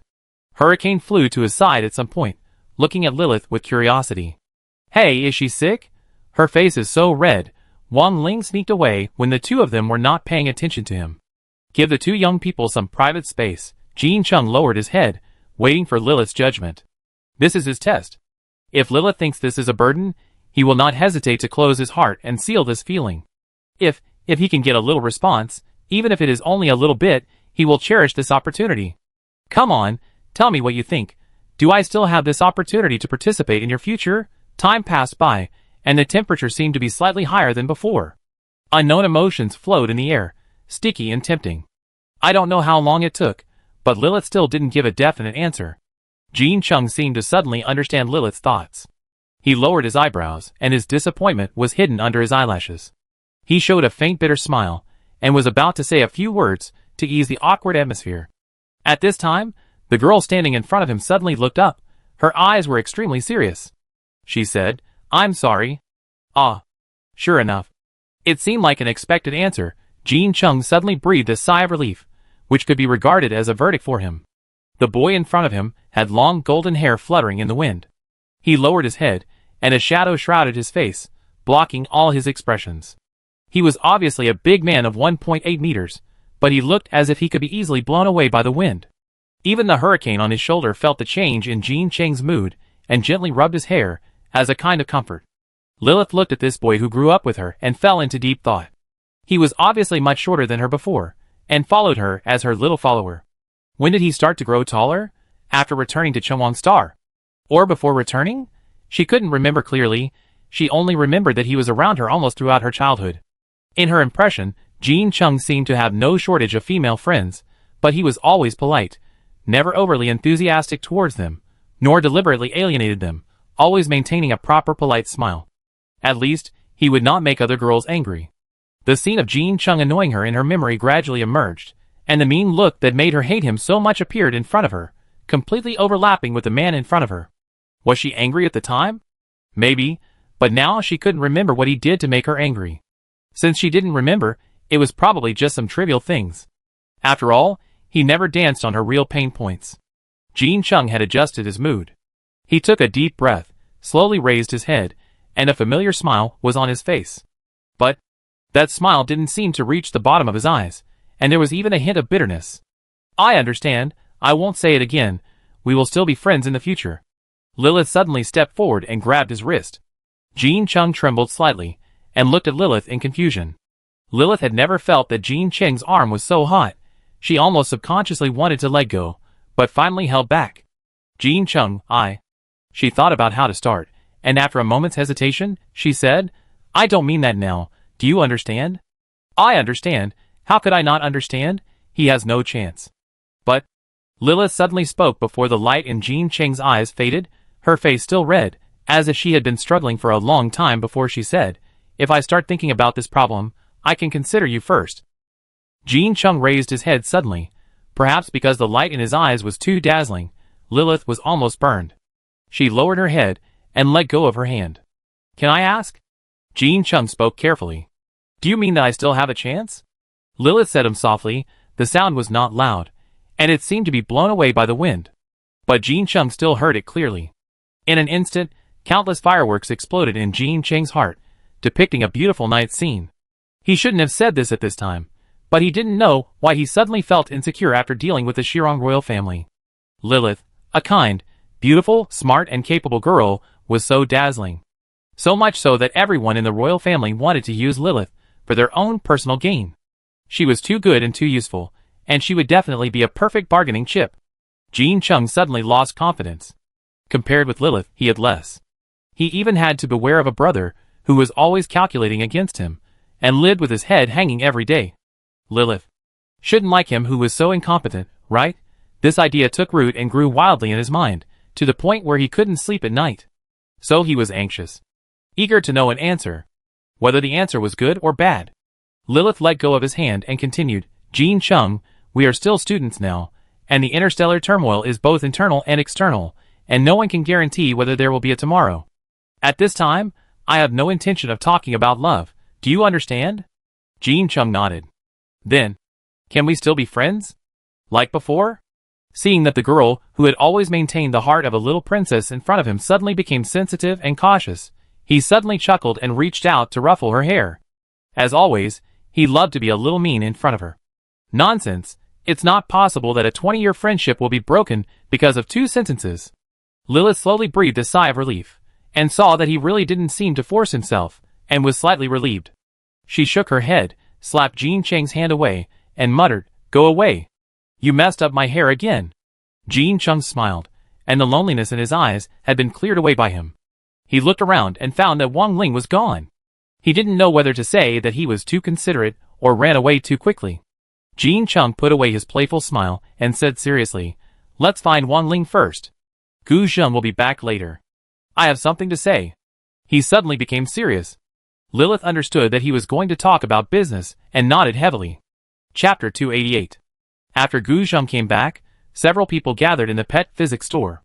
Since the prevalence of wormholes, the pet care store's war beast care business has dropped sharply. Now their store is mostly difficult pets from outside. Of course, this is also because Qin Jiao and the interns from the War Beast Management Bureau, War Beast Medical Center, and the Beast Control Army are gone. Originally, several people were too busy, so they naturally reduced the reception business. The more important reason is that most war beasts are troublemakers and cannot be controlled without Qin Jiao. As soon as Qin Jiao left, their pet care store's war beast washing and care business was basically stopped. Xia Xiaolan yawned at the front desk, and when she saw them coming, she took the initiative to greet them.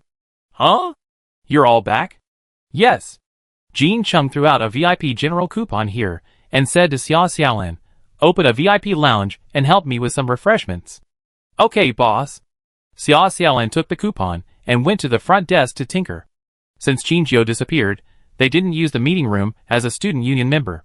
Their vice president is gone, so what meeting room to use? So the VIP rest suite of the pet care shop with a good environment and a certain degree of privacy became their conference center. Spending a little money, you can have a place to stay and get top-notch service. Why not? After Xia Xiaolan brought in the tea, Jean Cheng suddenly asked, "Do you guys have jobs now?" Xia Xiaolan was stunned, and suddenly realized who he was asking. Xia Xiaolan stretched her head out to take a look and said, "There is another guest, and he will be well soon." "What's wrong?" Jean Cheng tapped the table with his fingers and said, "Okay, after the guests leave, you can close the door and come in." The man in front of him was completely different from his usual carefree appearance. When he was talking seriously, he exuded an indescribable pressure. Xia Xiaolan swallowed her saliva, nodded, and turned to leave. Gu Zheng had just returned not long ago. He looked very tired. He put down the chair and lay down for a nap. Jean Cheng did not speak, but poured them tea. Wang Ling was looking at the new drawings. He was not without gain in this line of work. He got a rare weapon drawing from an old senior. Lilith was interacting with Qiu, who was eating canned food in the corner. It was obviously a very harmonious picture, but for some reason, there was always an uneasy atmosphere flowing slowly. After the door outside was closed, several people from the pet care major also entered the room together. The room was very large. They found a place to sit down, looked at Jean Cheng and others, and waited for them to speak. Obviously, the student union member, who was least likely to have any contact with them, became friends with them because of Qin Jiao. Whenever facing such a scene, Lu Qin was always a little dazed. He had the illusion that he was an extra staff member of the student union. Seeing that everyone had arrived, Jean Cheng finally put down the tea set in his hand and sat up. Gu Zheng rubbed his eyes and sat up. Wang Ling closed the drawing. Lilith sat back in the chair, and everyone's attention was focused on Jean Cheng. "Okay, everyone is here. I have something to tell you." Jean Cheng's eyes looked around everyone's face. Qin Jiao is not dead. As soon as this was said, except for Lilith and Wang Ling, the others were all shocked. Gu Zheng certainly didn't want to believe that Qin Jiao would die under his indirect persecution. Hearing Jean Cheng's words, he immediately asked, "Do you know something?" Jean Cheng nodded and continued, "I saw Qin Jiao's video when Wu Luxing was attacked. I am sure she is Qin Jiao because..." He looked up at Wang Ling. "She is using the weapon you gave her." Wang Ling did not look too surprised, he said, "Lilith, and I also guessed that she was not dead. She should have released the ball." The ball said that it had seen Guangming and Xiaoxia. I think Guangming and Xiaoxia had been taken back by Qin Jiao at that time. "Wait." Xia Xiaolan frowned. "She is alive, but she did not contact us." "Well, this is normal. After all, her terminal and our terminal are probably under surveillance. Not replying to our message is to protect our safety." Jean Cheng paused and said, "And she should be protected by others now, and she is doing well, you don't need to worry too much." After hearing what Jean Cheng said, Everyone was very happy that their friend was still alive. They know Qingjio best. How could she be a rebel? This is definitely a false accusation. A naked false accusation. However, Jin Chung did not come here just to tell them the news. He asked Xia Xiaolin, "Have you seen many new customers recently? New faces?" Su Shanshan answered, "Yes, many. Almost every day, the customers who come to make reservations are new customers. I see that they are all newly registered accounts in the background." Jin Chung heard this and said, "Well, it seems that someone wants to find out the information here. Try not to talk about Qingjio when you work in the future." The pet care major nodded. They all had solemn expressions on their faces. Didn't they expect that the other party would not even let them go? What did Qingjio do to make them so afraid? Not only they want to know this question, but others also want to know. It's about the president, so it must be complicated. Jin Chung, I will report to Zhongtian Star tomorrow and take a leave of absence to join the beast taming army. What? No one expected Jin Chung to say such a shocking thing. They looked up suddenly and focused all their attention on Jin Chung. Jin Chung, who was stared at by everyone, did not show panic and discomfort, and seemed to be familiar with the feeling of being stared at. He said, "I want to get inside and find out why Qingjio and teacher Edel were arrested. The official answer is that the two of them are rebels, so they are wanted. But the problem is that such a general answer cannot convince everyone. Rebels? Which side? The interstellar space is so big, with so many planets, there should be more than one rebel organization, right? But the only one that the president is afraid of is probably the White Tiger organization, with which he once cooperated, right? Did the White Tiger grasp the secrets belonging to the president, so its living space was compressed so tightly? Is it Yi Suixin, the new member of the beast taming army?" Jin Chung narrowed his eyes slightly, and seemed to be able to see the appearance of Admiral Zister's former assistant through the mirror of the T. He wanted to meet him. A woman was walking on the bright red wool carpet, and her footsteps did not make any sound when they landed on the carpet. She walked to her door, and opened it with the room card. This is where she has been recently. The big black bat heard the sound of the door opening, and ran out of the bathroom. It was holding a brush in its hand, and was brushing its back. The girl took 2 steps forward and asked with a smile, "Do you want me to help you?" Chapter 289. Xiaoshan nodded and handed the brush to Qingjio. After Qingjio took the brush, he lifted one of his wings and cleaned his wings with appropriate force.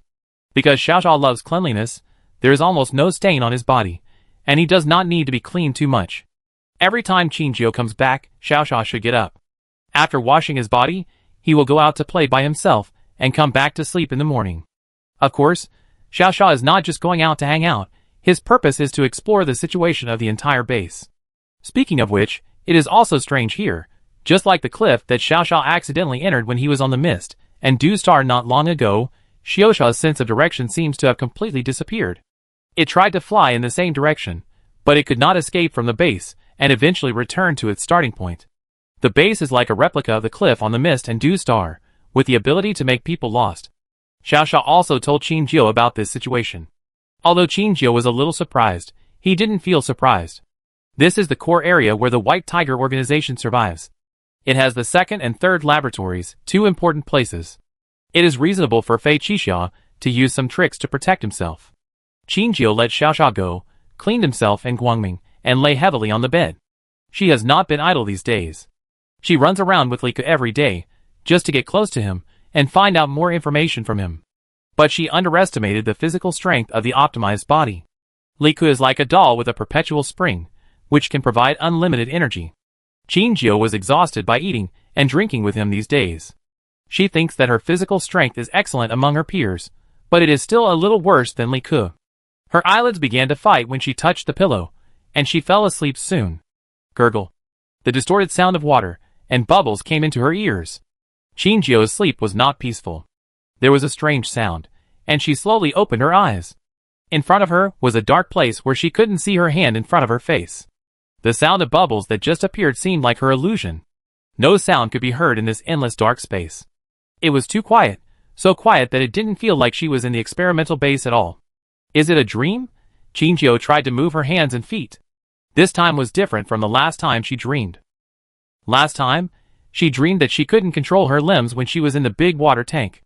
It was like she was in a nightmare. She could only witness her situation as a bystander. But this time was different. She could move and speak, but there was nothing around her that responded to her. This strange yet familiar feeling instantly reminded Shinjio of some bad experiences. The world in the wormhole. Swoosh. As if to confirm Shinjio's thoughts, the long-lost little white ball became the only light spot in the entire black hole and appeared in front of Shinjio. Shinjio's pupils shrank suddenly, and he looked at the little white ball in front of him vigilantly. Could it be that, after the last feeding, it can already escape the limited range of the wormhole and appear in different places at will? This is not a good sign. After all, the things in the wormhole symbolize ominous and dangerous. If it escapes the restrictions of the wormhole and appears outside, how much disaster will it cause? But this time, the little white ball did not rush up to Shinjio to ask for feeding like the previous 2 times. It just jumped in front of Shinjio. It seems. It can't touch me? Shinjio thought about the reason why she entered here, and she suddenly understood. This is a dream. She didn't enter this space as a physical body, so the other party couldn't touch her. You pulled me in? The little white ball jumped up and down again. It was confirming Shinjio's answer. Sure enough. Shinjio asked knowingly, what do you want to do by pulling me in? The little white ball flew to Shinjio's wrist, just about to touch it, but it passed through like a phantom. In the dream, they couldn't touch each other, and what existed here was all an illusion. The little white ball saw that it couldn't touch Shinjio, and kept circling Shinjio's wrist to express its anger. The wrist is where Shinjio feeds it blood every time. It has regarded it as a buffet. But since it has developed such ability after sucking blood twice, it must be not simple. Now it is still an unconscious existence. If one day it evolves ideology, it will definitely be a major disaster for the Interstellar. Shinjio even wondered if the alien beasts that were evolving towards consciousness were the same as it at the beginning. At first, they were just blindly looking for food, but they would use a little trick to trap food, and finally use the energy they absorbed to evolve themselves and become a terrifying existence. Although the other party could not touch him, Shinjio still retracted his hand and put it behind his back. This was her attitude. The attitude of no longer feeding this mysterious and extremely threatening thing. The little white ball felt her determination and began to circle around her.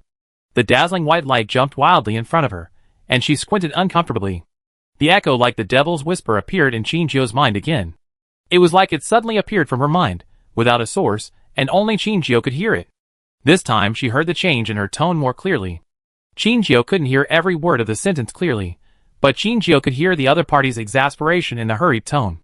Don't think about it anymore. I won't give you any more offerings. The little white ball heard this, and doubled the sound in Shinjio's mind. The roar in her head gave Shinjio a headache.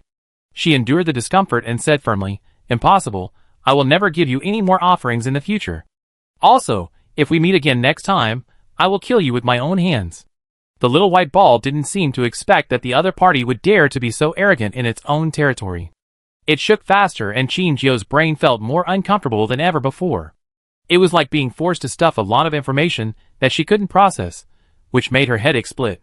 Suddenly, the little white ball stopped moving. It seemed to be confused for a moment, and disappeared under Shinjio's gaze. Shinjio didn't know what happened, but when she blinked and opened her eyes again, she was already in front of the familiar ceiling of the room. Give up? Chapter 290.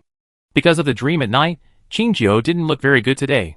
She had 2 big dark circles under her eyes, and looked listless. Li Ke, who had recently become good friends with her, came to her residence downstairs early to wait for her to appear. As a senior foodie, Li Ke hasn't met someone like him for a long time.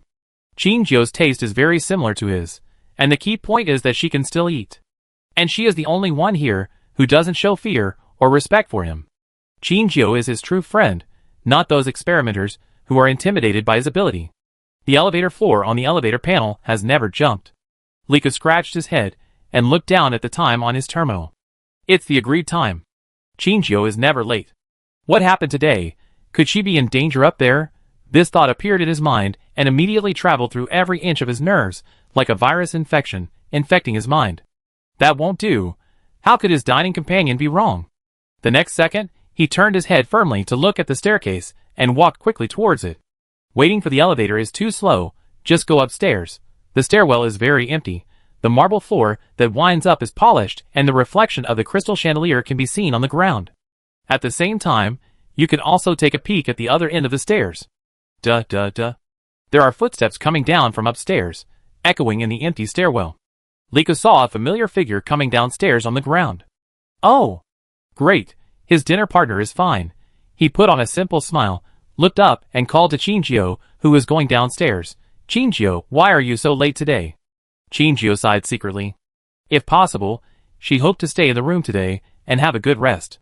But when she thought of Lika's big tail shaking wildly behind her, she still got up and went downstairs resignedly. Chinjio lowered her head and looked down from the spiral stair railing. Lika stuck his head out at the corner of the stairs and was looking at Chinjio with a smile. Look, the big dog is down there, Chinjio. I didn't sleep well last night, so I got up a little late today. The non-existent ears on Lika's head drooped down, and he frowned slightly, raised his eyes, and asked worriedly, Are you uncomfortable? If you are not comfortable, let's cancel today's trip.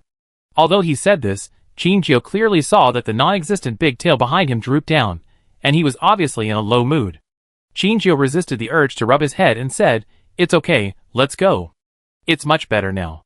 Big Dog's eyes lit up instantly, and the tail behind him swung rapidly again. He walked beside Chinjio and began to introduce her to today's itinerary. Yesterday I found out that there is a great dessert shop nearby. I heard that the couple set meal has an extra gift. Let's pretend to be a couple and go to eat. Chinjio couldn't help frowning when she heard the word couple, but under Lika's expectant eyes, she swallowed back her refusal. Okay. Lika cheered, like a child who got a favorite toy, cheering and dancing. But in Chinjio's opinion, his behavior is very abnormal. Even if he lost his memory, their likes and dislikes have not changed, and they should get along with each other as before. But the childish mentality that Lika has recently shown is something Chinjio has never seen in Lika. As a child who grew up in an orphanage like her, Lika should be more mature and stable, and have the demeanor of an older brother. But now, his behavior seems to have suddenly regressed to his childhood, and his criteria for judging right and wrong, good and evil are also completely based on the children's set. Could it be that gene optimization has other side effects besides being cannibalized? No, that's not right. Chinjio looked at Lika's jumping back, and this behavior was very inconsistent on an adult male. Devour, cannibalize. The influence of the alien beast gene on Lika is not changed in essence. It is devouring Lika's memory cells, or attacking the place where he stores his memory. Perhaps Lika can still maintain normal human thinking and actions at this stage, because his memory cells are difficult to break. But it also caused confusion in his memory, so he had a childish mentality. If one day, it was broken maybe, Lika would really disappear in the interstellar space, replaced by a body that could not think and was only driven by instinct. Can this also be called a perfect optimized body? The more Chinjio thought about it, the more frightened he became. The familiar Lika seemed to fade away little by little. Is there any way to terminate his experiment? Take it away. It's useless, Lika himself. No, it should be said that number 14 himself would not be willing unless he recovered his memory. And even if she took him away, what would happen? The experimental subjects that have already begun to be optimized must be under long-term control, otherwise they may fall into monsters earlier than she thought. Apart from finding a way to reverse the experiment, she didn't seem to have a better plan. But she knew nothing about this, let alone finding a reverse transformation method that no one else could do.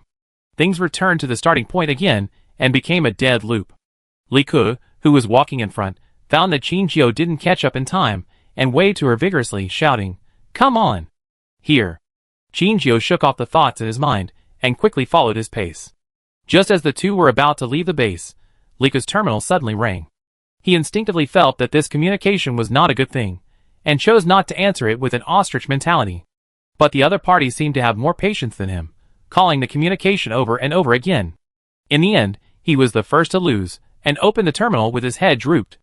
Chinjio was watching the screen of his terminal not far from him. She was being careful and deliberately not appearing in his camera. On the other side of the terminal was Fei Qixia, who looked livid at this moment, as if he was angry at Lika's deliberate refusal to answer the call. Lika respectfully called out, Mr. Fei, do you have anything to do? Fei Qixia snorted coldly, raised the corner of his mouth, and said sarcastically, You are the busy man, you don't have time to answer my call. Fei Qixia's sarcastic words reached Lika's ears, and his mind was full of alarm bells, and he quickly denied, No, Mr. Fei, I just didn't hear it. This lame excuse would not fool even a 3-year-old child, so Fei Qixia certainly didn't believe it. But now is not the time to pursue this issue. Fei Qixia said, Come to my place right now, and get a wormhole to Ebony Star. Lika was stunned when he heard this, and a solemn look appeared on his face. Mr. Fei would only take the initiative to give him a wormhole under one condition. That is, he is going to the vicinity of the natural wormhole. Chapter 291. This is also a test method, and the content of the test is he a qualified experimental subject? Here, useless things will be discarded. If they don't want to die, they have to prove that they are useful to the white tiger. His optimization is successful, and he can fight against the alien beast. But Ebony Star. He remembered that there is no wormhole. Fei Qixia didn't have much patience at this time. Seeing that he was still in a daze, his voice had become cold. Didn't you hear what I said? I heard it. Lika nodded heavily, and after hanging up the call, he showed an apologetic look to Qingjiu beside him. I may not be able to go. You can eat my share too. Qingjiu didn't answer immediately. She hugged her arms in front of her chest, and one hand was slowly tapping her temple. Lika didn't get a response, and was thinking about asking again. But before he opened his mouth, he heard Qingjiu say, I go with you. Lika thought she was still talking about the dessert shop, and his face was full of doubts. I can't go. Not the dessert shop. Qingjiu interrupted him, and smiled. I'm talking about Ebony Star. Lika took Qingjiu to Mr. Fei's office in a daze. He seemed to be sleepwalking, and didn't see Fei Qixia's eyes questioning him why Qingjiu also appeared. In the spacious and comfortable office, the girl sat on the sofa, and greeted herself with snacks in a familiar way. She didn't seem to see Fei Qixia's eyes that wanted to stab someone. Qingjiu's appearance affected Fei Qixia's plan, and he winked at the assistant beside him. The assistant understood, and approached Qingjiu a few steps. He bowed slightly and said, Miss Qingyu. Qingjiu raised her hand to stop the assistant from talking. Her eyes went over the long table, and fell directly on Fei Qixia. I want to go with number 14 too. No. Fei Qixia rejected Qingjiu's proposal without even thinking about it. This was also the result Qingjiu expected. But she didn't think of backing down. Listen to my reasons first. Qingjiu patted the biscuit crumbs on her hands, slowly stood up, and walked to Fei Qixia's table. I don't know if it was Lika's illusion, but Qingjiu seemed to block Fei Qixia's gaze from falling on him, and he instantly felt a lot more relaxed. First of all, you asked number 14 to go near the wormhole to test the progress he made in this round of optimization, right? Fei Qixia said nothing, but his attitude had already told Qingjiu. She guessed right. Qingjiu's smile became even bigger, and she continued, You need someone to monitor the data, right? Who are you going to send? Those powerless experimenters in the third laboratory? I'm afraid they have been eaten up halfway. Fei Qixia did not react too much to Qingjiu's ridicule. He knew his laboratory best. Those people were indeed not very useful in combat. The laboratory was their battlefield. And the level of the natural wormhole, this time, is also a record high 8+ level. Not to mention the experimenters, even you, the experimental subject, don't know if you can survive. After she finished speaking, she patted Lika's shoulder hard. Lika was silent. Of course, he knew what Qingjiu meant. But Lika had no choice. If he didn't go, he would be useless to the white tiger and would die. If he went, he might not be able to survive the attack of the high-level alien beast, and there was a chance that he would die. This is his fate as an experimental subject. There are only two final destinations: success or death. Besides, how many of your experimenters can accurately control the landing point of the wormhole? If the direction is wrong, wouldn't it be a waste of effort? After she finished speaking, she stood up straight, patted her chest, and recommended herself. I have the ability to accurately control the landing point of the artificial wormhole, and I have the ability to fight against alien beasts. I am the best monitor. It must be said that every word of Qingjiu hit Fei Qixia's heart, and Fei Qixia was almost bewitched. Unfortunately, it was almost there. But you are an Interstellar wanted criminal. As long as you appear in front of the Federal Army, not only will you be targeted, but even the experimental subjects we carefully created will be targeted. His eyes looked at Lika behind her, and he said, The advantage you give is not worth the loss. This is a compensation transaction. No, no, no. Qingjiu stretched out a finger, and shook it in front of himself. We can reach Ebony Star within a minute, but the Federation Army can't. She squinted her eyes, hiding her emotions, showing a calm and indifferent attitude. As far as I know, the Federation Army supporting Ebony Star has been completely wiped out. The next batch of support troops cannot appear faster than us. By the time they appear, we have completed the mission and returned to the base. Listening to Qingjiu talking about the life and death of the Federation Army, he was a little surprised, and then he became appreciative. Very good, she has learned to abandon useless emotions, and has become more and more aware of being one of them. It was this sentence that made Fei Qixia laugh out loud. Only Fei Qixia's laughter echoed in the whole office. The assistant and Li Ke did not understand what Mr. Fei meant. But Qinjiu seemed very calm, as if the other party had confirmed her answer and was willing to agree to her request. Okay. Fei Qixia put away her smile and gently wiped away the tears from the corners of her eyes. I agree. You will be the monitor this time. The people in the third laboratory will tell you the specific matters. I only have one request. Fei Qixia's eyes were fixed on her. Don't die there. You are my most important niece. Ah, how did it suddenly become like this? Li Ke was putting on the monitoring equipment with the help of the experimenter. He looked at Qinjiu, who was playing with the wormhole device in his hand, and he had not come back to his senses. He seemed to have entered Mr. Fei's office in a daze, and then heard Qinjiu and Mr. Fei chatting for a few words, and Qinjiu suddenly became his own monitor. What was Mr. Fei thinking? Qinjiu, such a weak little girl, actually let her risk her life. And what did Mr. Fei say? Niece. Is Qinjiu Mr. Fei's niece? Dear? His thoughts became more and more distorted, and he even went from worrying about Qinjiu to wanting to gossip about the relationship between Qinjiu and Mr. Fei. Qinjiu was playing with the wormhole device in his hand, while recalling what Fei Qixia had just said. He said, important niece. She didn't think that someone as cold as Fei Qixia would really worry about her safety because he cared about her. For Fei Qixia, who only used usefulness and uselessness to measure a person's value, the only thing that made him feel important must be something useful to him. And he happened to be in this range. She was useful to him? What was the usefulness? The alien beast gene in her body? But he also knew that his success was a special case, and he could learn from Rakov's success path to replicate it. She was not an important part of this link. Could it be? He knew something else? Chapter 292. Qinjiu began to think about whether his only two secrets had been discovered. The first was the strange little flower. But she had no idea what the little flower was used for, and the only clue she had now was that it was related to a big family. The second was that she could control the wormhole. Was the right to use the artificial wormhole given to her this time a test? No, it shouldn't be.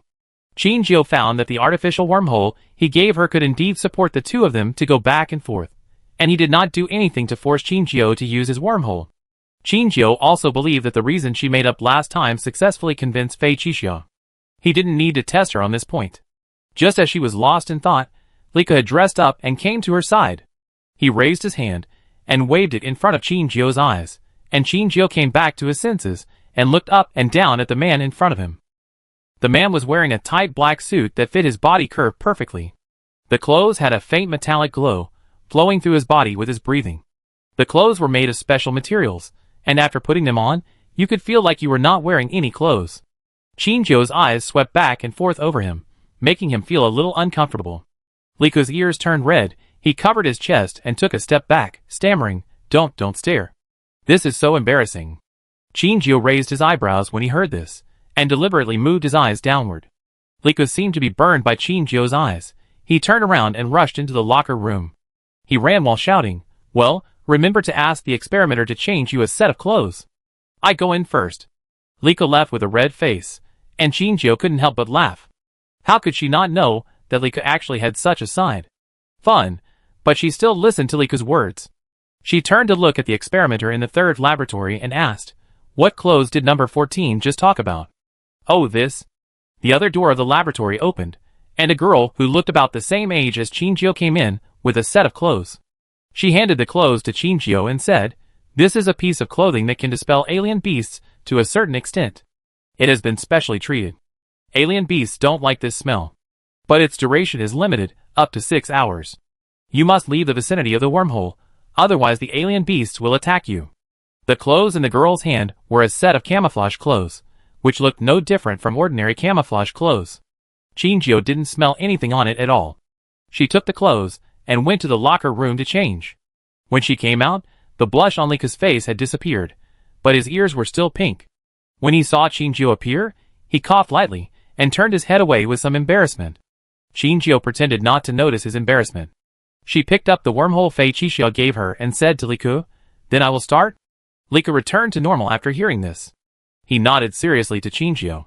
Qinjiu pressed the button of the wormhole, as he did when he used it for the first time. As expected, a wormhole 2 meters high appeared in front of him. Qinjiu narrowed her eyes and examined the wormhole in front of her. It was much faster than her own wormhole generation speed. It was indeed an evolved and enhanced wormhole. Since Chinjio was the navigator, she had to be the first to enter it. She didn't hesitate much and stepped into it directly. The rest of the people were a little shocked when they saw this. Normal people would be a little scared when seeing this black hole that swallows people, right? How many times has she used the wormhole? If I remember correctly. The second time? I suddenly understand why Mr. Fei asked her to be the navigator. Even though Lika had used the wormhole several times before, he would still subconsciously resist being swallowed by the black hole.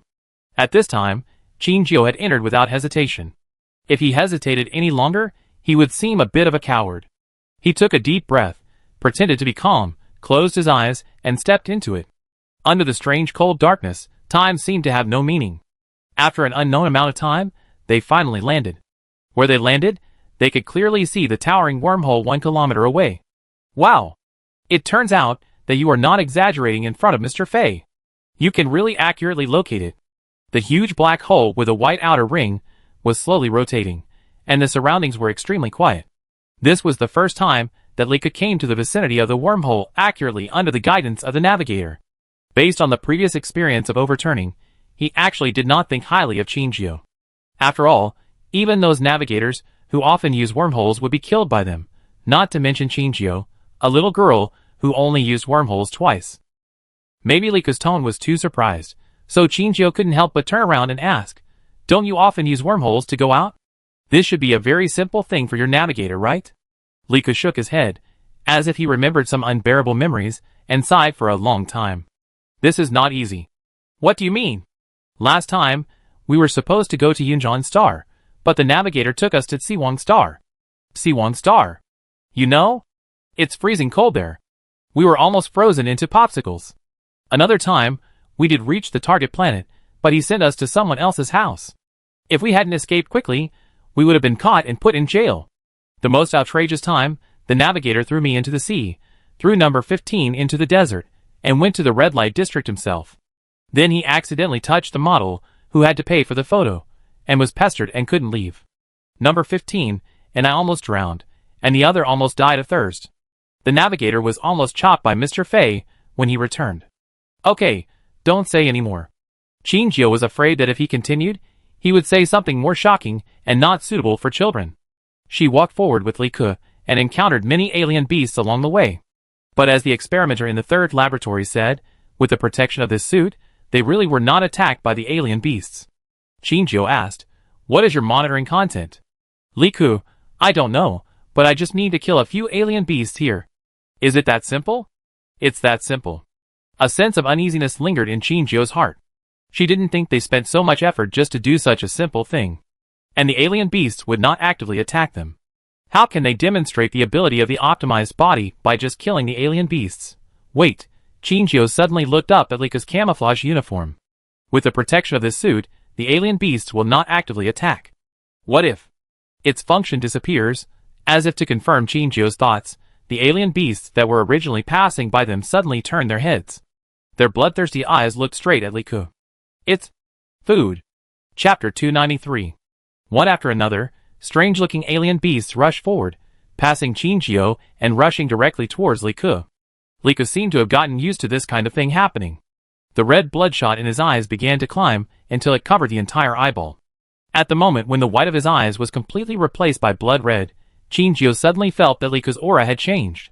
An alien beast leaped up and opened its bloody mouth. Its target was Li Ke's neck. No matter what kind of creature it is, their neck is the most vulnerable place. The alien beast also understood this.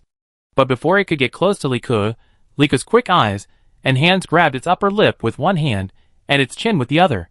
Li Ke expressionlessly exerted force on both sides and tore the alien beast in front of him with his bare hands. When the alien beast was torn into two pieces, the blood curtain that gushed out also stained Chinjio's body. The purple-black smelly and sticky liquid fell on his clothes, causing Chinjio to frown in disgust. "Oh, sorry. I'd be more careful later." Li Ke's eyes were red, and his face was stained with purple-black blood. He looked like a messenger from hell. But he still showed a simple smile on his face to apologize to Chinjio. Chinjio could hardly overlap the current Li Ke with the big brother next door in the pet care store. What is different? Chinjio silently took 2 steps back, and Li Ke didn't care. After all, there were too many alien beasts attacking him now, and he could only deal with the deadly threats in front of him first. The man stood in the center of the beast group. He attacked fiercely, and killed every move, and solved the alien beasts in an extremely cruel way. Every alien beast that fell from his hands could not retain its original form.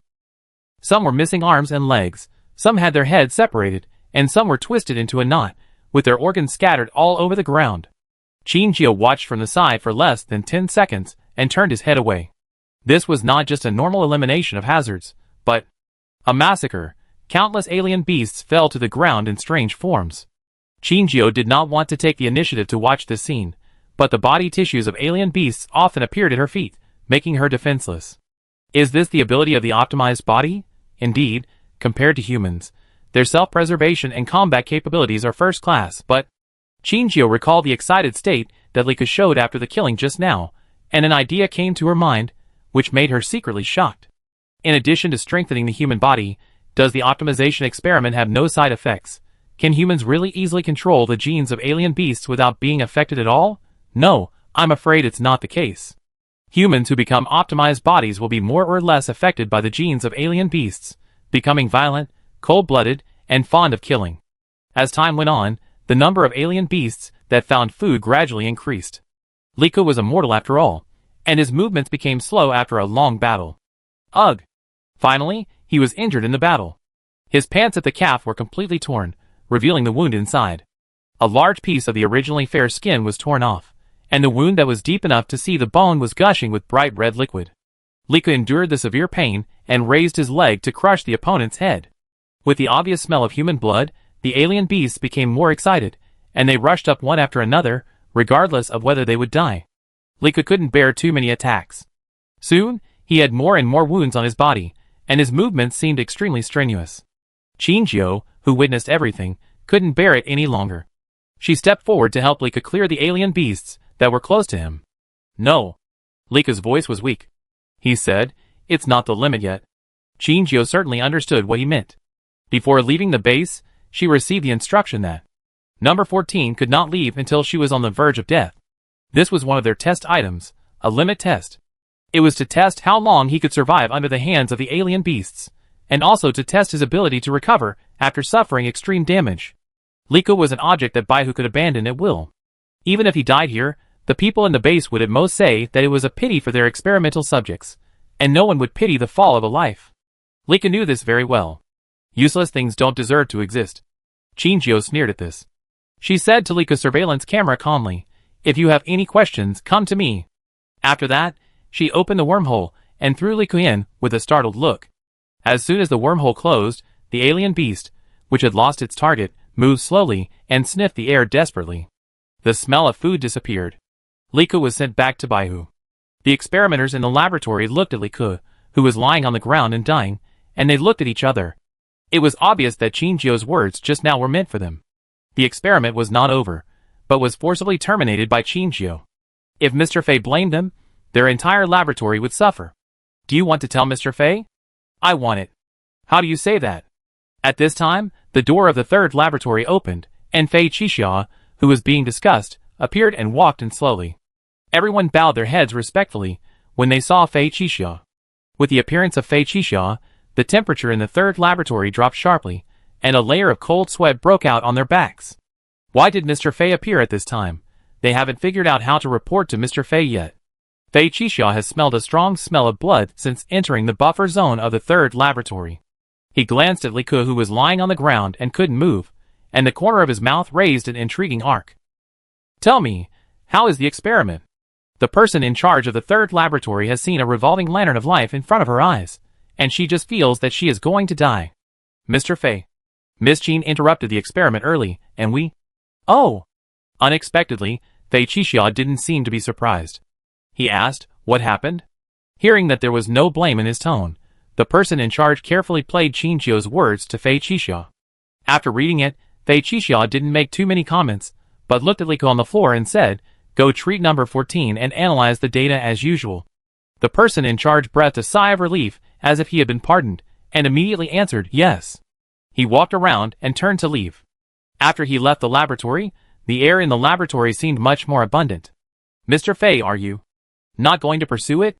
Chapter 294. Yes. Miss Chin is really amazing. She settled Mr. Fei with just one sentence. Don't talk nonsense, or you lose your head. Oh. The man walked in the corridor with his hands behind his back, and his carefully customized leather shoes made crisp sounds on the ground. He hummed an opera and seemed to be in a good mood. The assistant didn't understand. The experiment was only halfway through, so why could Mr. Fei still be in such a good mood? This was in stark contrast to his recent moodiness. But as a qualified assistant, he shouldn't pry into any of his employer's private affairs. This was also the reason why he could stay here the longest. Are you curious why I'm not angry? The man walking in front suddenly stopped and turned around to look at his assistant. He had a warm smile on his face, like the warmth of the first melting of winter snow, sweeping away the recent haze. The assistant was silent for a moment and nodded honestly. Fei Qisha's mouth curved even more, and he continued to walk forward. His assistant also quickened his pace and followed behind him. I have a bold idea that needs to be verified. Wait. Let me see if that variable is her. Qinjiu sent Liko away and turned off the camera on her body. Countless alien beasts ran past her. She still had a few hours of protection time, and the alien beasts would not attack her for the time being. Qinjiu was the only human here. She moved forward against the alien beasts. She needed to go near the wormhole. Maybe there were still living people. In fact, she knew in her heart that the probability was pitifully small. Just like where she is walking now. There are tall buildings on both sides, and she is walking on a wide asphalt road. This is near a commercial center. It is impossible that there is no one here. But there is no one everywhere. It is quiet, and only the sound of the alien beasts running can be heard. There is not even any trace of the alien beasts attacking humans nearby. They disappeared silently, as if they had evaporated from the world. Qinjiu understood the meaning behind this silence. At the moment when the wormhole appeared, they all became food in the belly of the alien beasts. Qinjiu used the wormhole to travel, and instantly arrived near the natural wormhole. A steady stream of alien beasts emerged from the wormhole, and there was no shadow of other living things around. As she expected at the beginning, no one here was spared. And the incomprehensible, hurried female voice appeared in Qinjiu's mind again, and she almost instantly understood that this wormhole was also the masterpiece of the little white ball. Heh. Qinjiu looked at the huge black hole in front of him and sneered. As she said at the beginning, she would not give it any more food. Qinjiu turned around and was about to leave.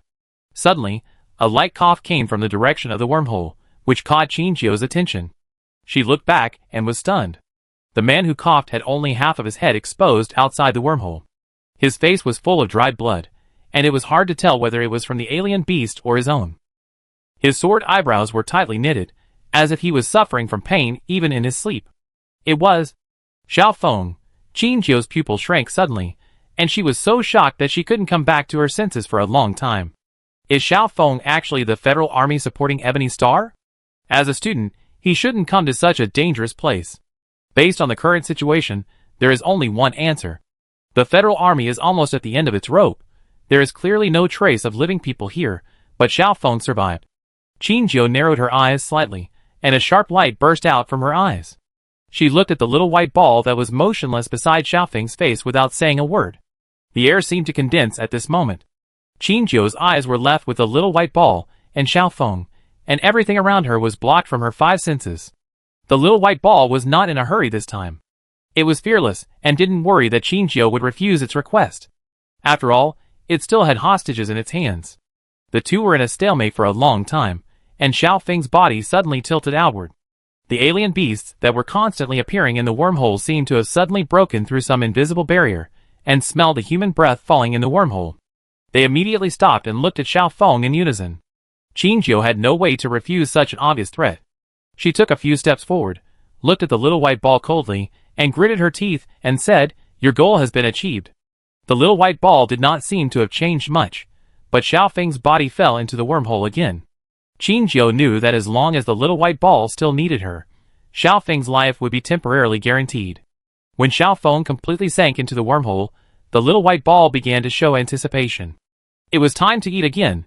Qinjiu stepped into the dark space again, and the feeling of weightlessness followed. She did not show fear, but asked calmly, "Where was that person just now?" The little white ball swayed in front of her, lighting up a space not far away. There was a man in military uniform floating there. His clothes were already modeled, and it was hard to imagine what disaster he had experienced before. But Chinchio's attention was not on his tattered clothes. Her pupil showed surprise and shock, and she couldn't accept the current situation for a while.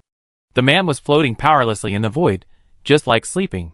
If you don't look closely, you can't find it at all. His empty right sleeve, his arm. Gone. The little white ball found Chinchio's arm familiarly. It circled around Chinchio's arm, urging her to give it what it wanted quickly. Chinchio withdrew her eyes from Xiaofeng. She was silent for a moment, and suddenly asked, "Does his becoming like this have anything to do with you?" The little white ball stopped in front of Chinchio, and after a while, it shook left and right, indicating that it was none of its business. That was the injury he got outside the wormhole. No one can guarantee the safety of the Federal Army 100%. Even a proud child like Xiaofeng can't guarantee that he can get away unscathed every time he supports. But the current situation is probably no better than letting him die here heroically. It is extremely cruel to make him accept the fact that he has lost an arm. Chinchio sighed and continued to ask, "Why did you save him?" In fact, Chinchio also knew the answer. It knew that I was unwilling to support it, and it would definitely find a way to make me willingly deceived. Xiaofeng was the hostage it chose this time. But why did it choose Xiaofeng? At this time, Chinchio had no choice but to agree to its request. The little white ball was not in a hurry, and decided to show mercy and tell her the answer. Just like when Chinchio marked Edel's position last time, a picture appeared in front of Chinchio out of thin air. The picture showed Xiaofeng asking her for directions when he got lost in Xinghuang for the first time. It's just this perspective. Chinchio raised his head suddenly. His voice changed a little due to being too surprised. "You read my memory?" Chapter 295. The little white ball had no remorse for being exposed. After all, it had no shame or humiliation in its cognition. It decisively affirmed Chinchio's answer. Yes, it was watching the outside world in the wormhole. People and beasts wrestled together, screaming in fear, groaning in pain, all fell into its senses. It shouldn't have participated in their fight until it saw Xiaofeng, a somewhat familiar figure. It was not difficult to see from Chinchio's memory that there was a deep affection between them. Feelings were useless to it, but it seemed to be different for Chinchio. It had seen from Chinchio's memory that she risked her life for her teacher and came forward to fight for a child she didn't know. Too many practices that it couldn't understand pointed to the same answer. Perhaps, by tying up that guy, it could trade with Chinchio in exchange for what it wanted. So it did that. Before it took action, Xiaofeng had already lost an arm. It finally snatched him from those unreasonable little monsters. When it got him, the guy had fainted. If it wasn't for the fact that the time in the wormhole space was different from the outside world, and Xiaofeng's wound deteriorated slowly, it is estimated that this guy would have died. Although its behavior had a clear directional goal, the final result was good, and it did save Xiaofeng. And now, the object it wanted to trade appeared, and it naturally needed to take out the chips to attract Chinchio's attention. The little white ball quietly waited for Chinchio to feed it. She was like its mother, who could give it nutrients when needed. Although this mother sometimes needs a little equivalent exchange before she is willing to pay for herself. It doesn't care, as long as it can get nutrients when it is hungry, it can do anything, including threats and exploitation. Reading Chinchio's memory is just one step to achieve the goal. Chinchio silently looked at the little white ball in front of her, struggling in her heart. Now if she doesn't agree to the conditions of the little white ball, Xiaofeng will be thrown out of the wormhole in the next second and can't escape his original fate. But if she agrees to the request of the little white ball, after just 2 feedings, the little white ball can successfully summon a wormhole above a plus level. What about another time? Will the little white ball summon an S-level wormhole? Will more innocent people die if this goes on? On one side is Xiaofeng's life, and on the other side are the lives of countless innocent people. The balance has long been tilted, and Chinchio has the answer in her heart. She looked at Xiaofeng deeply. Blame her if you want to blame. She cut off all hope of Xiaofeng's life. Of course, including her own. The deal between her and the little white ball fell through, which meant that she could not find a way out, which meant, although she would not be eaten by the alien beast, she would stay in this illusory space until her spirit was exhausted and she forgot everything in the world. The little white ball seemed to sense Chinchio's thoughts the moment Chinchio retracted his gaze and lowered his head, and it panicked. Why? Why did the method it thought was a sure thing fail? Didn't Chinchio care about her friends? Why didn't she want to save her friends? The little white ball began to circle wildly in front of Chinchio, but the girl in front of her did not respond at all, and she was too lazy to even look at it.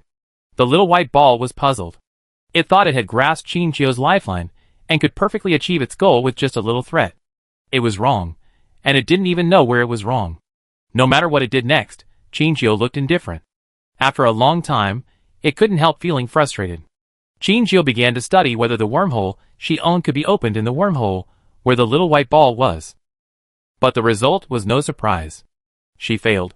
She guessed that the level of the wormhole might suppress the opening of a new wormhole. This was an A-level wormhole, and she couldn't open a new channel in a higher-level wormhole. The little white ball was furious and thought of another way. If it threw Qingjiu outside and let other alien beasts attack, would it be able to achieve the effect of hurting her? But her wounds healed too easily and couldn't last until it was completely satisfied. And if he accidentally killed her, wouldn't he have no chance to suck her blood in the future? At the moment when it was entangled, Qingjiu secretly took out a bullet from the secret compartment of his belt. The bullet contained purple liquid, and only a little bit was enough to kill Qingjiu. It was an alien toxin bullet. The little white ball was a product of the wormhole, and was inextricably linked to the alien beast. Can it be killed with alien toxin? Qingjiu wanted to try. She had already prepared herself mentally for not being able to escape, and had seen that at this moment, whether the little white ball lived or died, and whether it could guide her on the way out, could no longer affect Qingjiu.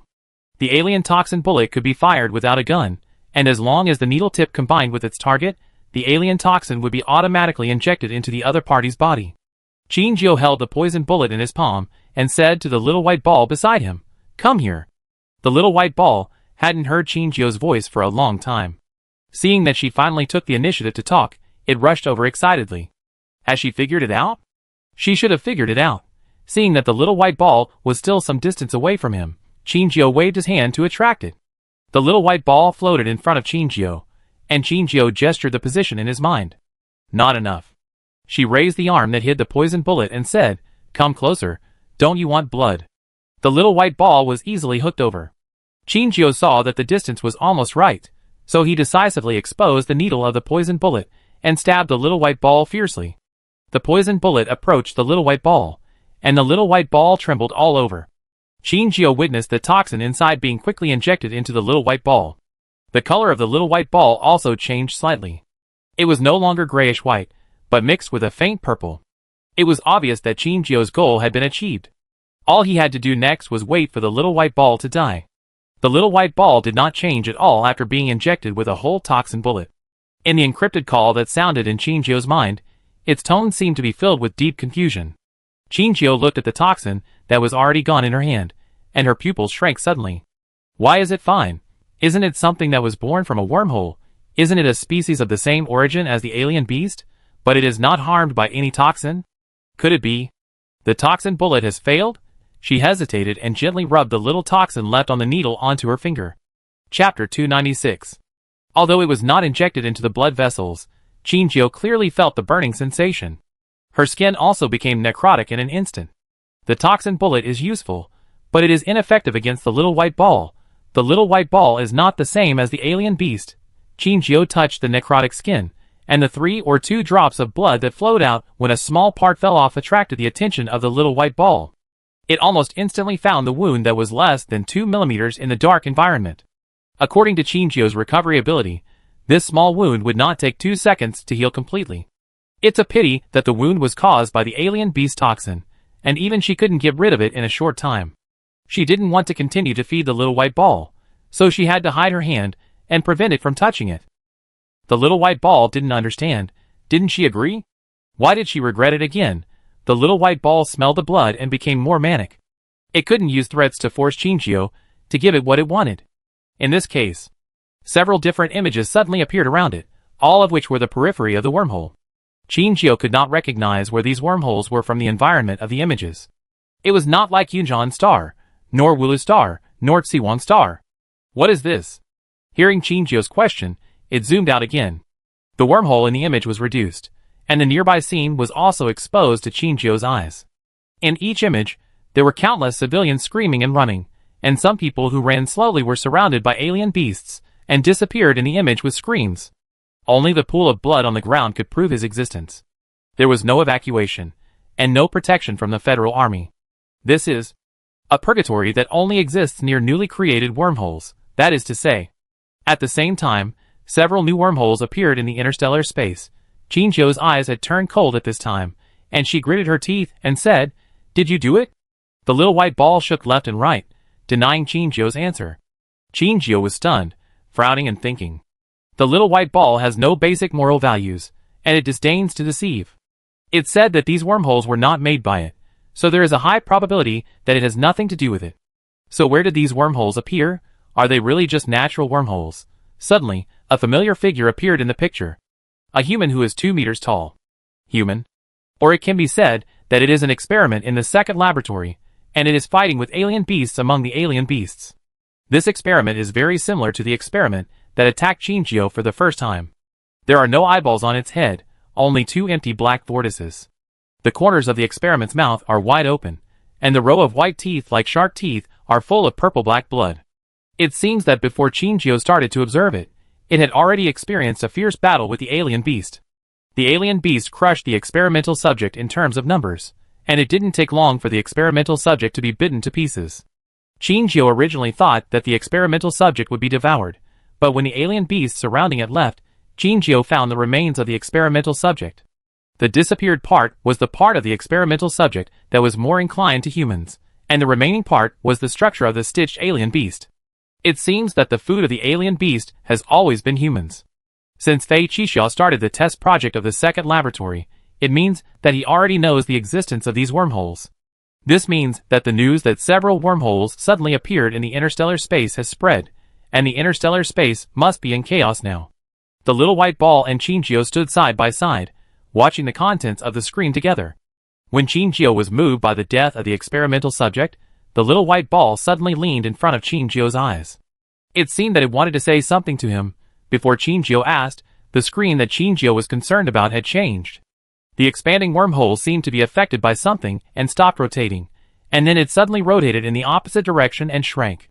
In Qingzhou's unbelievable eyes, the wormhole disappeared without a trace. I don't know if it was Qingzhou's illusion. The light emitted from the little white ball seemed to be a little dim. "Qingzhou, you did it?" The little white ball shook up and down. "You?" Before Qingzhou finished speaking, the same thing happened to the wormhole in another screen. But it didn't disappear completely, but shrank to half of its original size and stopped moving. Qingzhou was sure that closing the wormhole would also consume something from the little white ball. The light of the little white ball dimmed, leaving only 1/3 of its original brightness. "You can close the wormhole." Qingzhou's tone was certain, and she made more requests. "Can you close them all?" The little white ball swayed, and its speed was much slower than at the beginning. This time, Qingzhou took the initiative to cut his wrist and move forward. The little white ball immediately stuck to it, greedily sucking Qingzhou's blood. As it ate, the light on its body seemed to recover a lot. At the same time, the wormhole, which had stagnated and shrunk, resumed its contraction and soon disappeared. Qingzhou breathed a sigh of relief. It seemed that the little white ball was a double-edged sword. If used well, it could be a great help. If used poorly, a planet could be destroyed in a matter of minutes. After the little white ball had eaten and drunk enough, Qingzhou asked it again to shut down other wormholes. But the little white ball refused. Before Qingzhou could even say a few more words, her eyes suddenly lit up, and the next moment she was standing on land. There was no alien beast beside her, and the wormhole stopped in front of her. Xiao Feng was also sent out, lying beside her with a pale face. Qingzhou wanted to return to the wormhole, but the wormhole that was originally open to her suddenly turned into a solid wall, and she could not enter no matter what she did. Just when she wanted to try other methods, she suddenly heard a voice. "Hurry up, see if there are any wounded survivors." "Gu Zheng, are you okay?" Qingzhou stopped, took a last look at the dying Xiao Feng, and retreated to the building next to her. Gu Zheng's rescue mecha appeared from a certain direction. They were only the size of a thumb and stuck to the ground to scan for the existence of life. Soon, they found the shadow of a living person and conveyed this information to Gu Zheng, who was rushing over. The closer to the center of the wormhole, the higher the risk factor. Gu Zheng, a mecha army with no attack ability, could only approach under the protection of others. Originally thought that this journey would be difficult, but for some reason, the closer to the wormhole, the number of alien beasts decreased. It felt a bit familiar, just like the last time Qingzhou fell into the wormhole and came out. He quickened his pace, and the others saw this and quickly followed. Suddenly, he stopped and looked at the people behind him who were protecting him. "I have a request." "You say?" "I want to go by myself." "This? No. It's too dangerous." Do you know where the front is? If something happens to you, how can we explain to General Gu? Chapter 297. Gu Zheng was very stubborn and refused to compromise. There are no new alien beasts around here. You guys set up defenses on the periphery, and I will go inside to see the wounded. Even so, someone must be with you. Before Gu Zheng finished speaking, the team leader interrupted him and said without question, "You don't need to say more, we won't let anyone act alone." The boy in front of him was obviously worried, and his abnormal request made the team leader think more. Is he hiding something from everyone? If so, they can't let him act alone. Even if the other party is Gu Chuanqing's child, they can't believe it easily. After all, he is the former classmate of the wanted criminal Qingjiu. Even though all the schools in the galaxy have been suspended, they still remain vigilant against Gu Zheng. The team leader took the lead and walked in front. Gu Zheng was shocked by his actions and immediately followed him. As he walked, he shouted in a voice 2 or 3 times louder than usual, "I know, there are wounded ahead. Please prepare for transfer immediately." He couldn't stop others from approaching, but he could use his voice to remind those who might still be near the wormhole. Someone from the Federal Army is coming. Gu Zheng's voice suddenly sounded in the leader's ear, catching him off guard and shaking his eardrum. He hissed, and his reproachful eyes fell on Gu Zheng's face. He said, "Speak softly, everyone can hear it."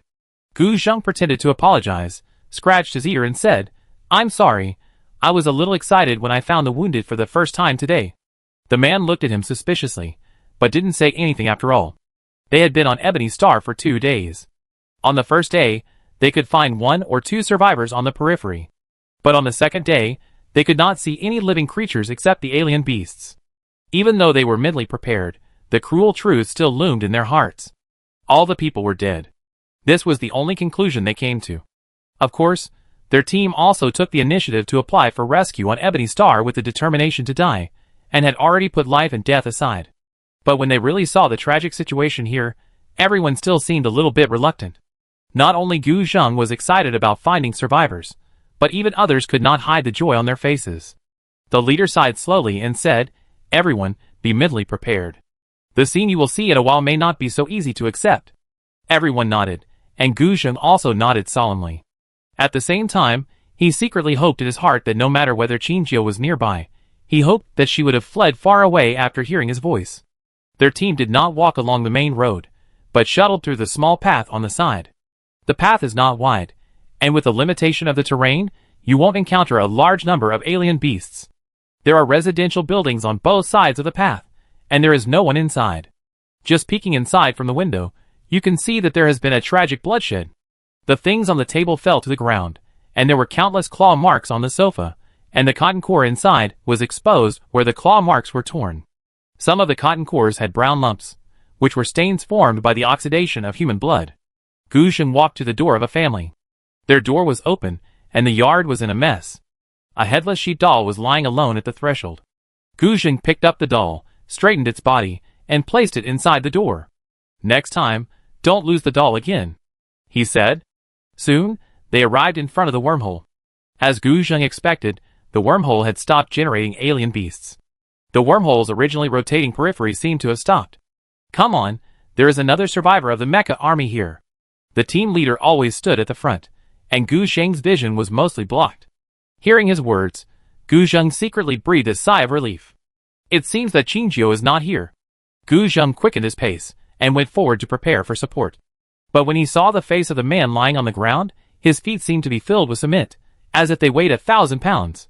"Hey, can you hear us? Wake up, how are you now?" "No, he's losing a lot of blood bags." "Come on.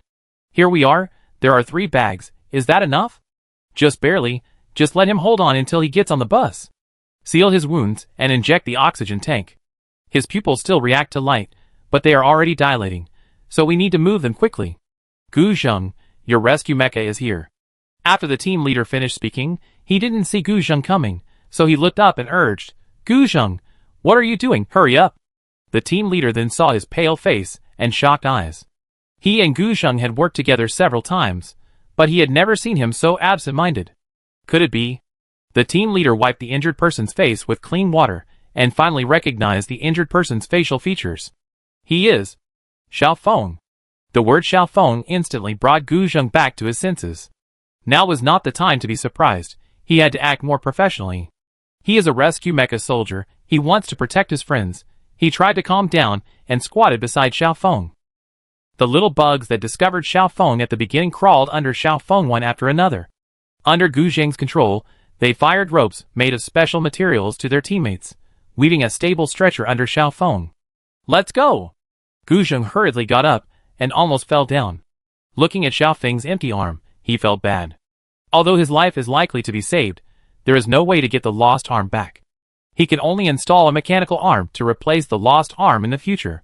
For Xiaofeng, who has been a leader among his peers since childhood and has grown up excellently, can he accept this cruel fact? I'm afraid not.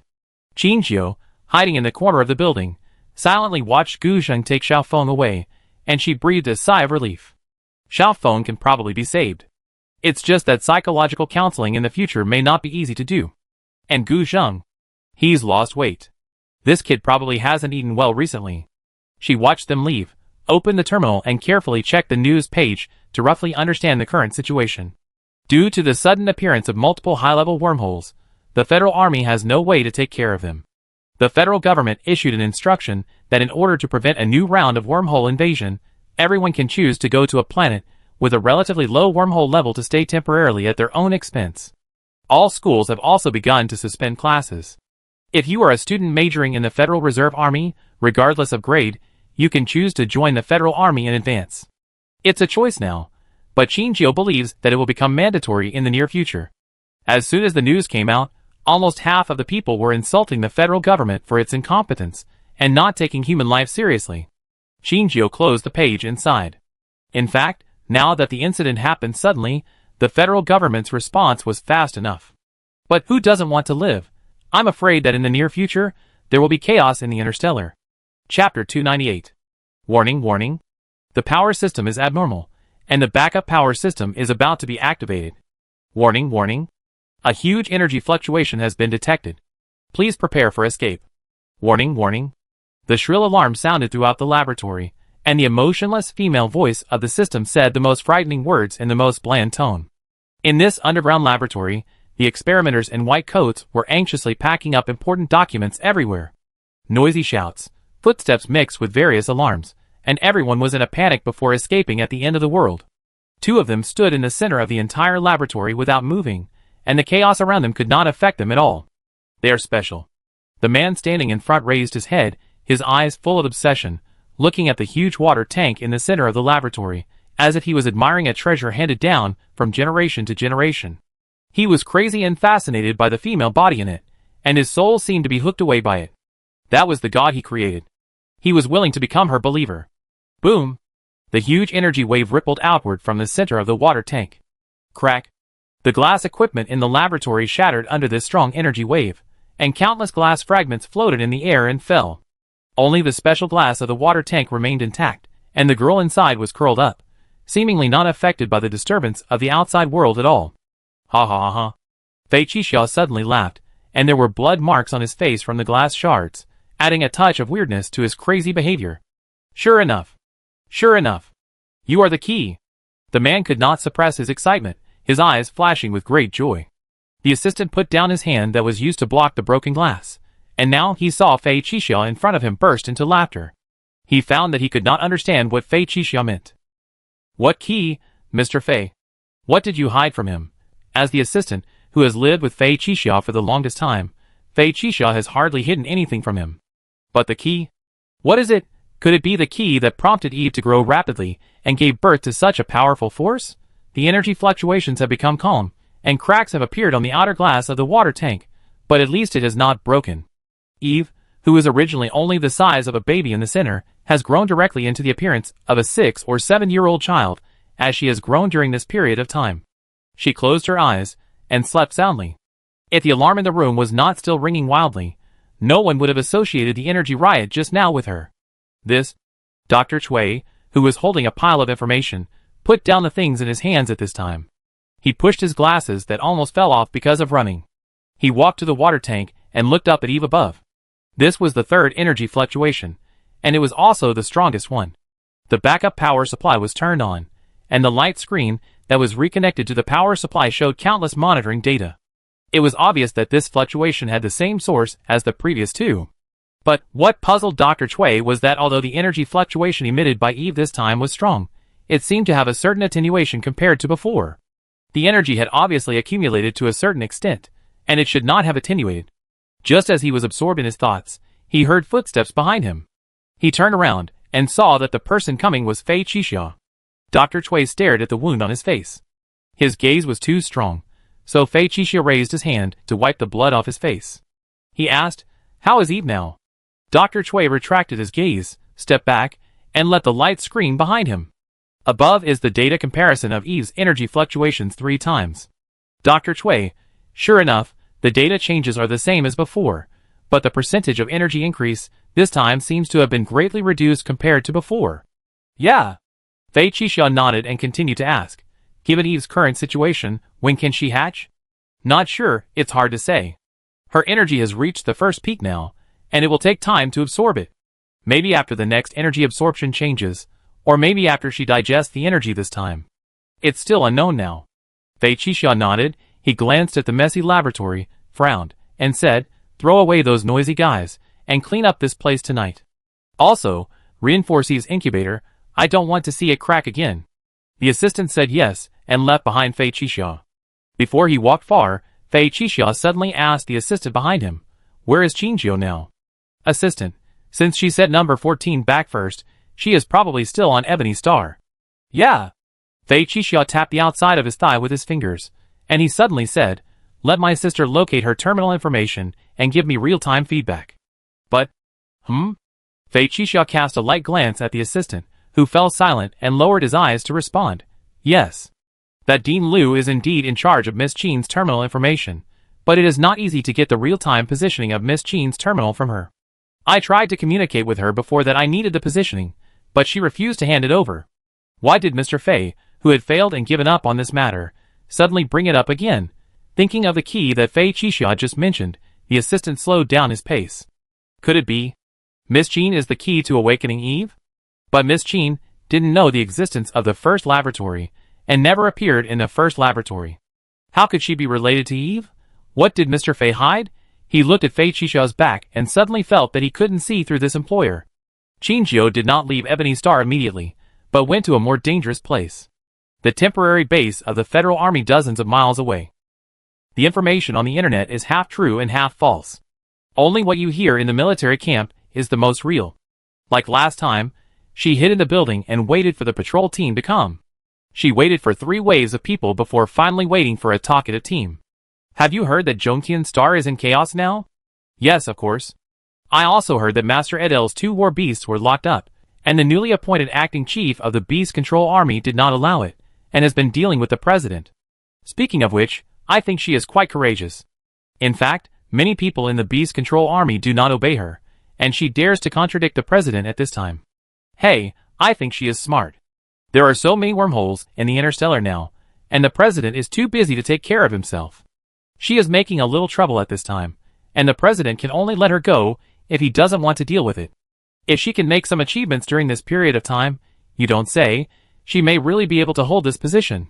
She is an assistant. She doesn't really want to kick Edel out, right? I don't know about that, but I heard something. What?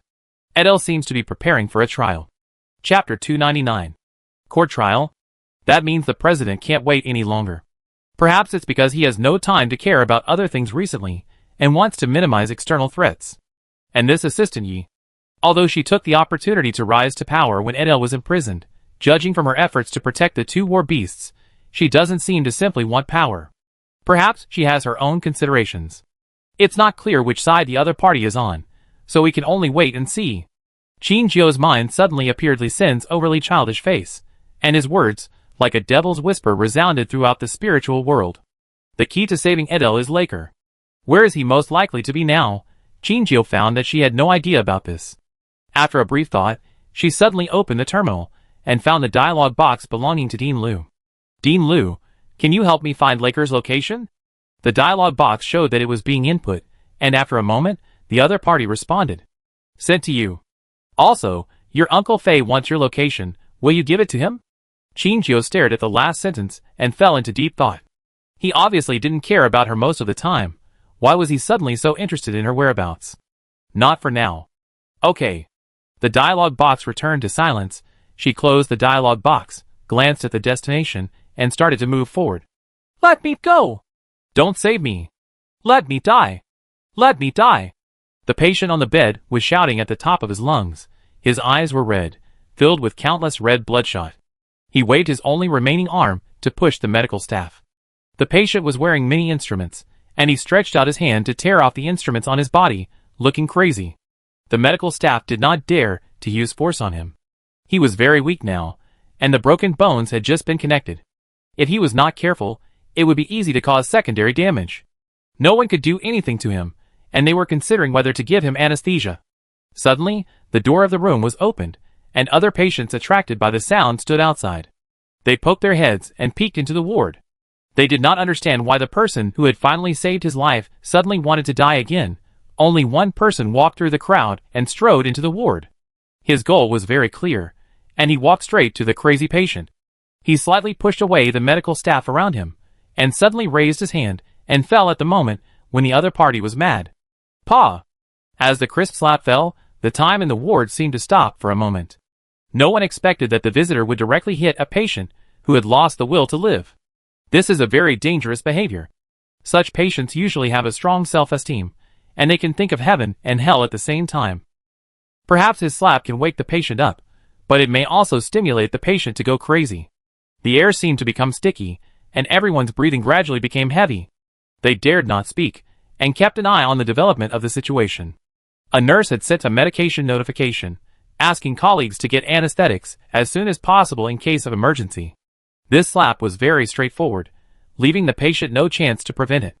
At this time, he covered half of his face and looked at the visitor with disbelief. Are you awake? Are you still making trouble? The sadness in Gu Zheng's eyes was well hidden by him. Only by wrapping himself in indifference could he better communicate with the out-of-control Xiao Feng. Xiao Feng was silent for a long time, and suddenly he couldn't help laughing. Ha ha ha.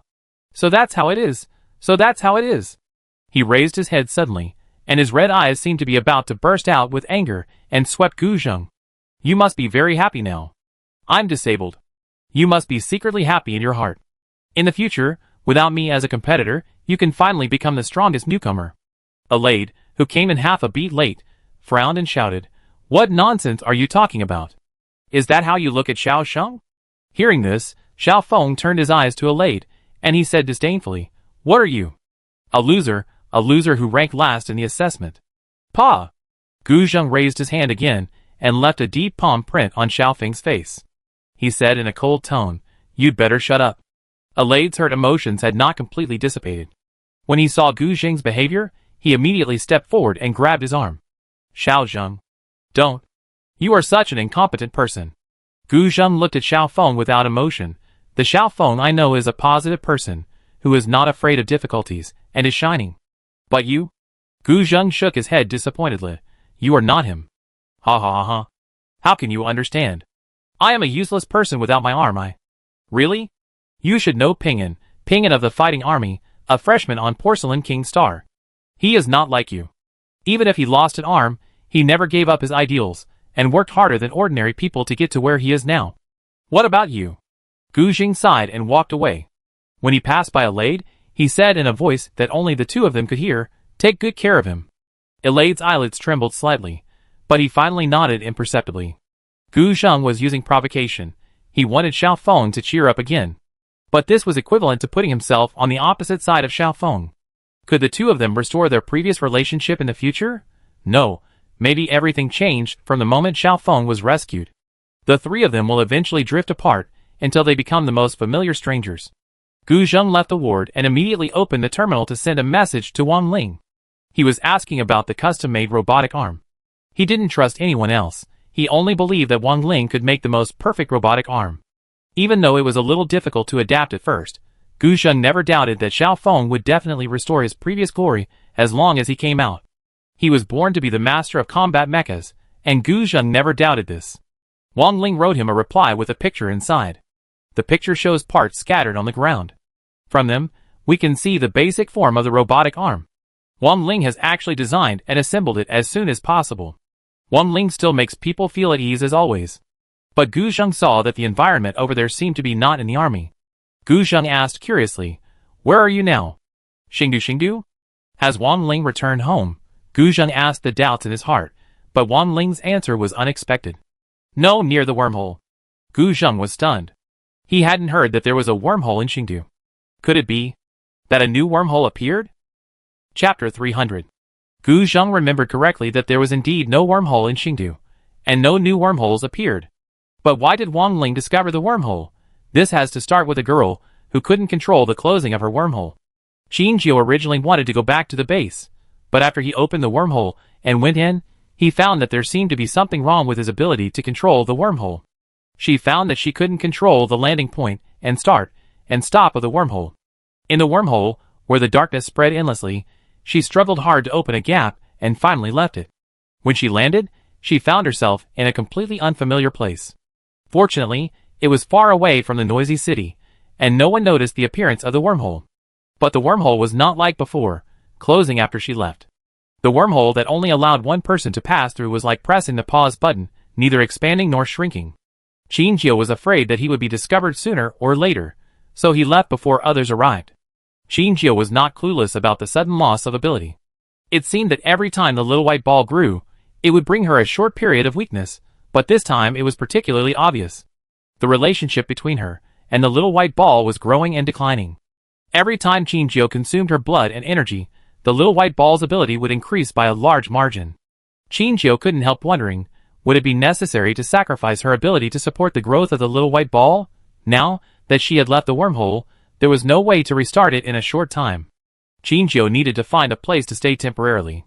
She first looked at where her planet was. When she saw it, she was a little stunned. Xingdu? This is almost the outermost planet of the Federation Galaxy. Qingjiu had heard rumors about it. Everyone says that the people of Xingdu are too individualistic, and are not willing to listen to the Federation. But because it is too far away from Zhongxing, even the president keeps a blind eye to it. As long as the people here don't do anything too extreme, the Federation will hardly pay attention. Because of this, there are many great industries here. As long as you have money, you can do everything here. The current situation is not good for Qingjiu, but it is not bad either. After all, in Xingdu, as long as she has money, she can get anything she wants. Of course, even if she wants to find a trading partner, she must find the right person. For businessmen without professional ethics, they have no sense of confidentiality.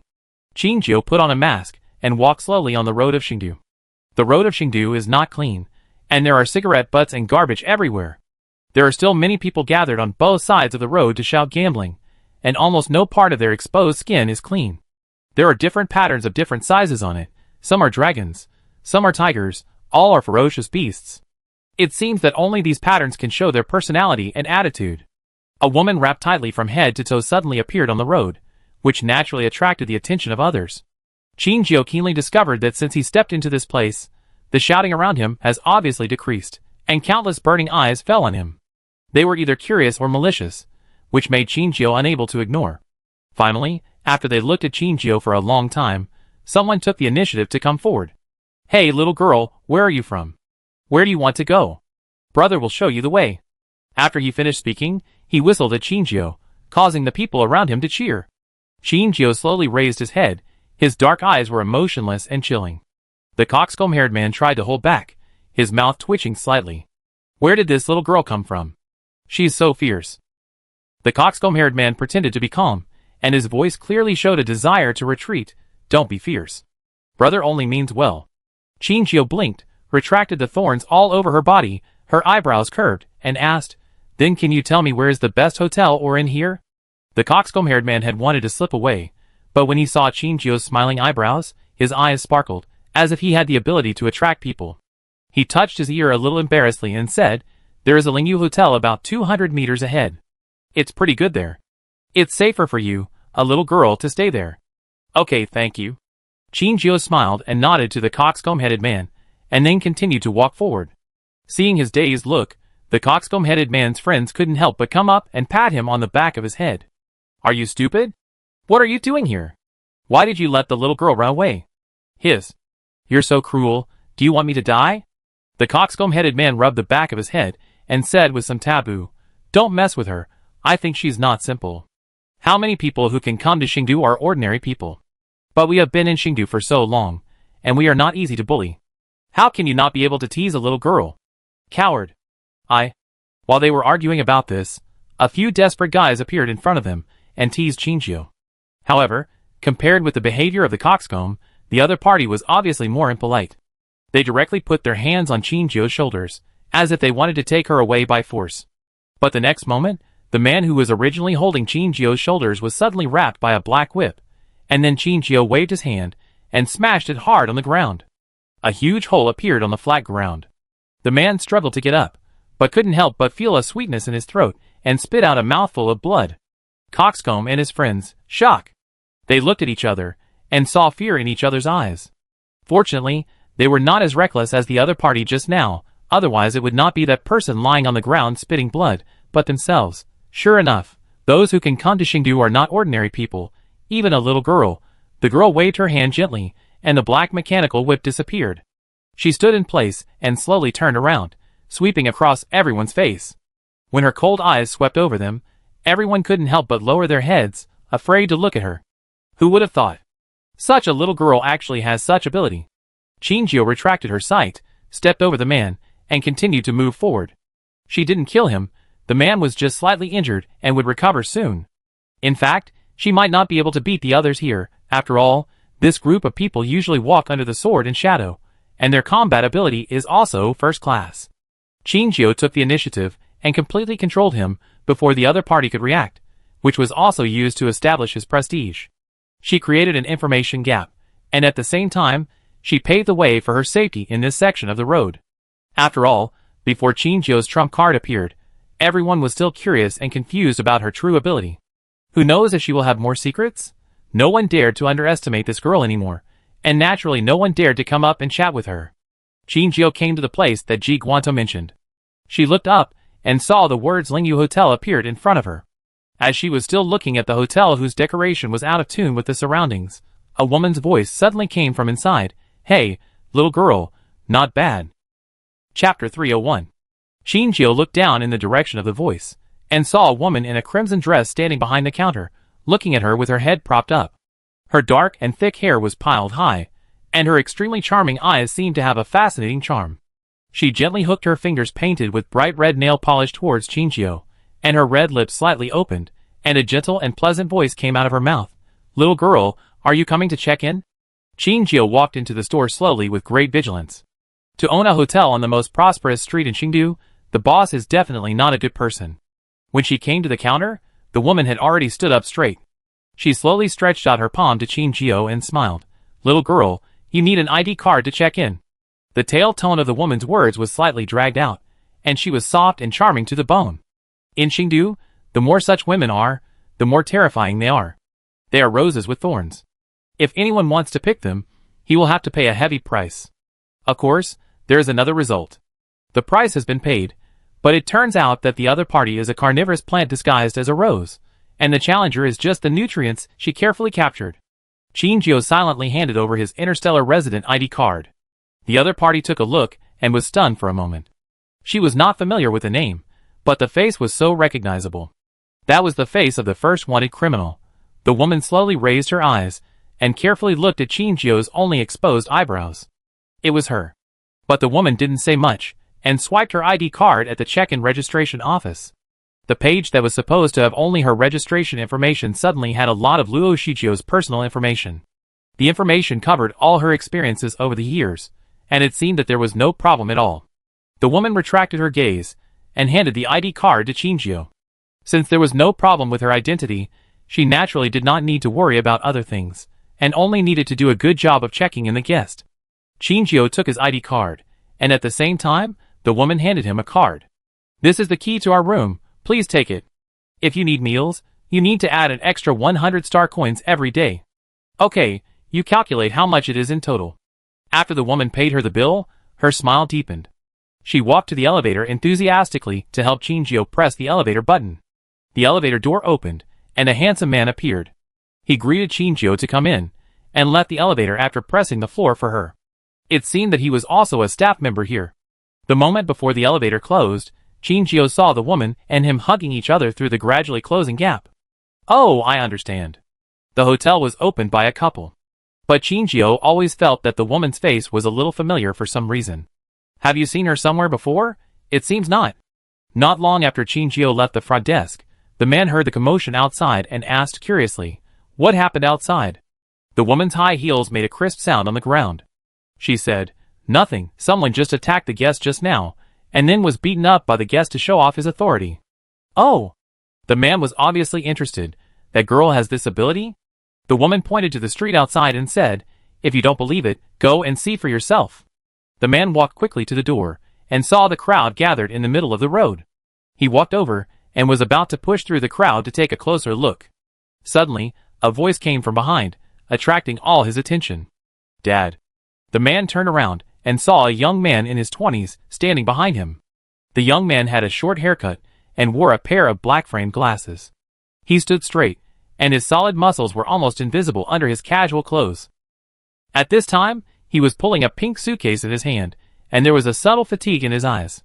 The man recognized who it was, and he smiled happily, and hurriedly took 2 steps forward to take the suitcase from the young man. He pulled the suitcase with one hand, and put his arm around the young man's shoulder with the other. He couldn't help laughing and said, "Son, why are you back? I haven't seen you for many years. You have grown taller." The young man smiled and nodded obediently, and replied, "I'm on leave from school. I don't want to join the Federal Army for the time being, so I came back to rest for a while." Okay, it's good to come back. Your mother misses you so much. I don't know how excited she will be when she sees you later." Hearing this, the young man supported his forehead with a headache. He smiled helplessly and said, "I hope she can calm down." Before he finished speaking, the two had already walked to the door of the hotel. The woman who was still working behind the counter subconsciously looked up at the door. With just this one glance, she froze in her place. Her son is an independent little boy who left home to enter the training camp when he was young. It's not that they forced him to become a dragon. The couple just hope that the child will grow up safely, and it doesn't matter what he does in the future. Going to the training camp is the child's own choice. He can endure this hardship. Although the couple is reluctant, they don't intend to interfere with the child's choice. The child had been gone for more than 10 years, and the number of times he had returned in these 10 years could be counted on one hand. If they hadn't occasionally communicated, they would have almost forgotten what their son looked like. The young man's tender face when he was a child overlapped with the young man in front of her, and she finally found a familiar feeling. The woman's affectionate eyes sparkled with crystals, and she lifted the hem of her skirt and trotted away from the counter. The young man's father shrugged, and his eyes clearly said, "You see, I can't do anything about it." The young man's face, which had always been serious, showed a helpless smile. He took the initiative to step forward and opened his arms to welcome the woman in the red skirt. He shouted in a low voice, "Mom." The woman plunged into the young man's arms. She cried with joy, and her white fingers climbed up the young man's face. The woman felt the young man's facial features bit by bit. Eyebrows, eyes, nose. "It's his son." She laughed and scolded, "You little brat. You've grown up and finally decided to come back." The young man's eyes curved slightly, and he said to him softly, "I'm back."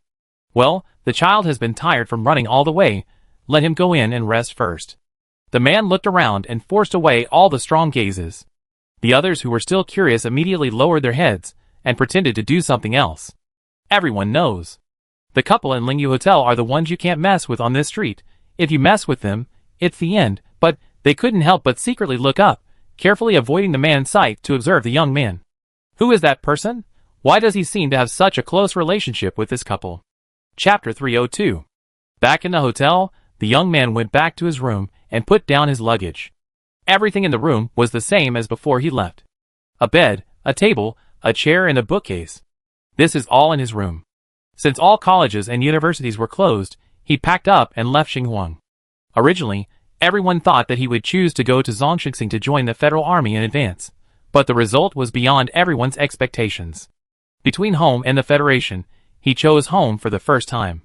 It was not because he missed home so much, but because his thoughts had changed a little bit. In the past, he would have chosen to return to the Federal Army without hesitation and join the team against the alien beasts. But now, he seems to have lost his previous trust in the Federal Army. It's like peeping into the darkness of the federal government, where the sun doesn't shine. Under the shadow, there is a pile of corpses of innocent people killed by countless dirty transactions, as if in the next second, even he will be swallowed up. Once doubt arises, it will grow wildly in the heart. He escaped, and became a deserter, which he despised the most. He sighed deeply, and just as he sat down, a new message alert came from the terminal. Are you safe now? Do you need me to report? Hey, get back to me quickly, or I will go to Chengdu to find you. The young man looked at the 3 questions in the dialogue box, and he couldn't help but curl his lips. He could feel the other party's worry hidden under the words. Even if they chose different paths, their feelings remained the same. I have left the wormhole. The wormhole is a stagnant wormhole, and there is no trace of any alien beast. The words being typed above the dialogue box appeared and disappeared from time to time. The young man waited for a long time before the other party said, "Pay more attention to the situation nearby, it may be related to her." The young man tightened his fist slightly. Hearing that the wormhole was actually related to the object they had been worried about, he couldn't help but tighten his heart. Okay, I got it. You too, be careful. Yeah. The young man closed the dialogue box and left the room. His mother was still working at the front desk, but his father was standing at the door looking into the distance. Remembering that he had just seen his father looking around, he couldn't help but ask curiously, "Mom, what is Dad doing?" The woman rested one hand on the table, looked at her husband outside the door, then looked up at her son and said, He is watching the fun. Someone just acted like a hooligan, and was dealt with by others." The young man nodded in understanding, and didn't take it to heart. After all, similar dramas are played every day in Chengdu. He had seen a lot when he was a child, and now he has almost lost his curiosity about these things. Oh, by the way, Ling. I almost forgot one thing. Just now your former instructor sent me a message asking me to do your ideological work and go back to the mechanical army. Mom, I'm not going. The young man answered quickly, and the girl's fox eyes showed a look of relief. Okay, Mom refuses for you. Our Ling is back this time, and he can stay as long as he wants. He won't get involved in those dangerous things. She was about to say a few more words to the child, and the man outside the door called to the young man, Wang Ling, come out and help. Wang Ling and his mother looked outside at the same time, and saw the delivery truck parked at the door, with boxes of consumables packed inside. They are a hotel, and the consumption of disposable items is huge. They have to receive goods every 3 to 5 days. Wang Ling walked out naturally, took the goods from his father and walked in. The woman scolded, "The child has just come back for a while, don't let him get tired, you move it yourself." Mom, it's okay. I have to take on family responsibilities when I get home, let me do it. Wang Ling weighed the box in his hand. Well, it's okay. It's not as heavy as the materials he moved in Xinhuang before. He promised that his hands would not shake this time. Oh, just put these boxes here. The woman pointed to the floor beside her, and Wang Ling walked to her side and bent down. At this time, the elevator door opened, and the tightly surrounded girl appeared. The woman smiled and nodded to her, and the girl nodded in response and walked straight out the door. When the girl just disappeared at the door, Wang Ling stood up and asked, "How else to put it?" "Oh, it's okay. You and your dad can move the other things into the warehouse." Wang Ling pushed his glasses, said him, and continued to help his father move things. "Are you not going to leave this time?" Wang Ling shook his head and said honestly, "I don't know, maybe I will leave." His father put down the box in his hand, and looked at this son, who was not close to him. He couldn't help but recall the time when he was only the size of a bean, but he was very opinionated and asked to participate in the training. Originally, he and his wife didn't think he could last long. After all, he was too young, and those hardships were too early for him. But Wang Ling gritted his teeth and persisted. He even remembered that when he participated in Wang Ling's training ceremony, this kid was injured in an accident. He was crying while doing the training drill, but he didn't say a word of giving up. This kid was as stubborn as himself when he was a child. He would not give up easily if he was determined. So he never worried about his future, and didn't plan to interfere too much. He has his own choices and ideas. If he wants to go back to be a mechanical soldier in the future, they will not stop him. If he wants to be an ordinary person, he will not starve to death in the hotel. He patted the young man who has grown to be as tall as himself, and said nothing. But his eyes revealed his usual support. That was the support his parents silently built behind him. Even if one day he couldn't hold on and fell straight back, there would be 2 pairs of hands to catch him and give him peace of mind. Wang Ling patted his father's arm and continued to carry with his head down. He didn't want his father to see his gradually red eyes. How embarrassing. If Qinjiu, who had just left the hotel, looked back, she would definitely find Wang Ling's existence. But now she was fully focused on her terminal page. According to the location given to her by Dean Liu, Laker was actually in Chengdu. Qingjio could also guess the purpose of his coming here. Chengdu, an information center built with money, can get anything you want as long as you have money. Of course, the premise is that the transaction partner knows this information. Qingjio is not sure whether Laker has found a seller of information, or just comes here to try his luck. But the most urgent thing is that she needs to find Laker and tell him her plan. Of course, Qingjio also knows the other party's purpose, so she decides to confess to Laker the part about the president mentioned in Rockoff's diary in exchange for a chance to cooperate. And Qingjio showed a sly smile. Isn't it just right to let Laker help solve the secret of the little red flower? Chapter 303. Following Laker's positioning signal, Qingjio finally came to a tavern that looked ordinary. Although it was broad daylight, there was constant music in the tavern. The soft jazz music flowed slowly in the air, making people want to relax. Qingjio tightened her hood and stepped into the tavern. As soon as her figure appeared at the door of the tavern, she immediately attracted countless eyes. Some of them were scrutinizing, and some were malicious eyes that made Qingjio frown. She was about to move forward, and a waiter suddenly appeared from nowhere. He was like a ghost walking silently from the darkness, and his presence was too low to be discovered. The waiter blocked her way, smiling with a pair of narrowed eyes, and raised a perfect arc at the corner of his mouth, saying, "Hello, guest, are you here?" Qingjio answered truthfully, looking for someone. The waiter showed an embarrassed look. I don't know if it was Qingjio's illusion.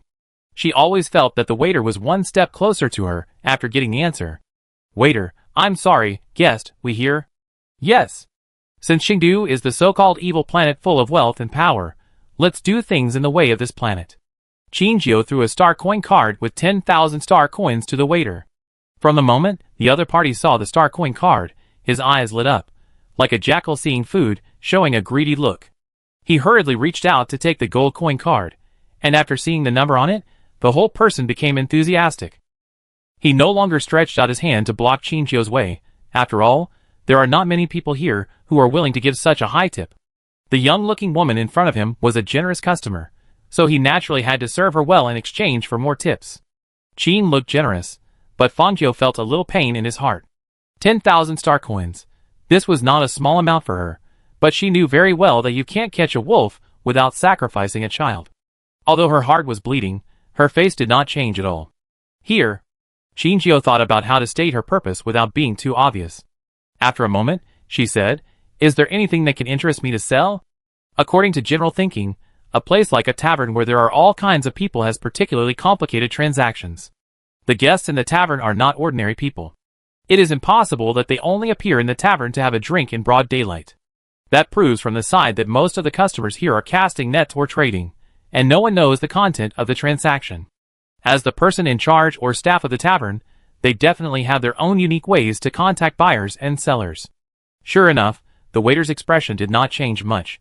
He asked enthusiastically, "Madam, what are you interested in?" Qingjio pretended to be mysterious and said lightly, "I am interested in a lot of things, such as people, information, and rare items." She paused and suddenly leaned forward to get closer to the waiter's face. She narrowed her eyes and stared at the waiter. For some reason, the waiter suddenly felt that a poisonous snake was wrapped around his neck and slowly shrinking. The air in his abdomen seemed to become thinner, and he couldn't help feeling a sense of suffocation that did not exist. But I hate boring things. Do you know the consequences of recommending boring things to me? The waiter swallowed his saliva. His expression was like a crack in a mirror, and he could not maintain his snobbish appearance just now. The arc of his mouth corners narrowed, and he said, I know. Please rest assured, sir, we will definitely try our best to find items that satisfy you." The waiter remembered the purpose Qingjio said when he came in just now, and he whispered, "Sir, who are you looking for?" Qingjio thought about it, and whispered in his ear, "Laker." The waiter was startled when he heard it, and his squinting eyes suddenly widened. He looked around the guests vigilantly. Fortunately, Qingjio was close enough, and they should not have heard what Qingjio said. It's just that a little girl suddenly appeared in the store, which always attracted some attention. The waiter respectfully pointed forward and replied, "This way, please." Qingjio raised his eyebrows. It seems that he is indeed here. Or maybe, the people here know where he is. This is indeed an information exchange center in Chengdu, and as long as the other party pays enough, they can find the person they want to find. Of course, the premise is that the person is here, or there is news about the person here. The waiter is so taboo about this topic. Not because the other party's identity is so mysterious that it cannot be made public. It's because their unscrupulous behavior of selling customers is always offensive, and it would be bad if others found out. After all, even if he is a regular here, as long as the other party's enemy offers enough price, they will sell his information without hesitation. As a businessman, of course, profit comes first. In Chengdu, morality is important.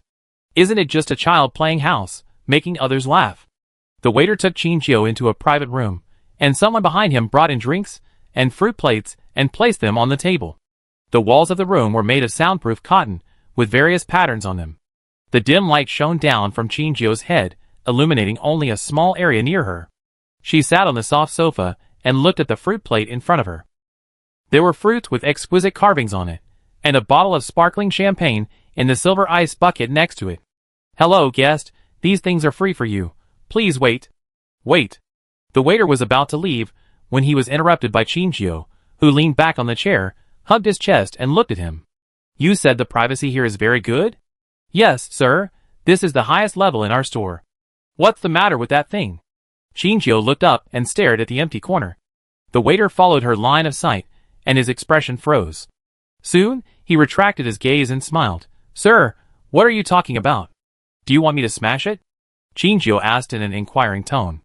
No one would believe that Qingjiu's tone of negotiation was really discussing with him. He had no doubt that as long as he continued to play dumb, she would use her means to destroy the store. The waiter seemed more respectful and more honest this time. "Sir, I will turn off the surveillance immediately." "Well, go ahead."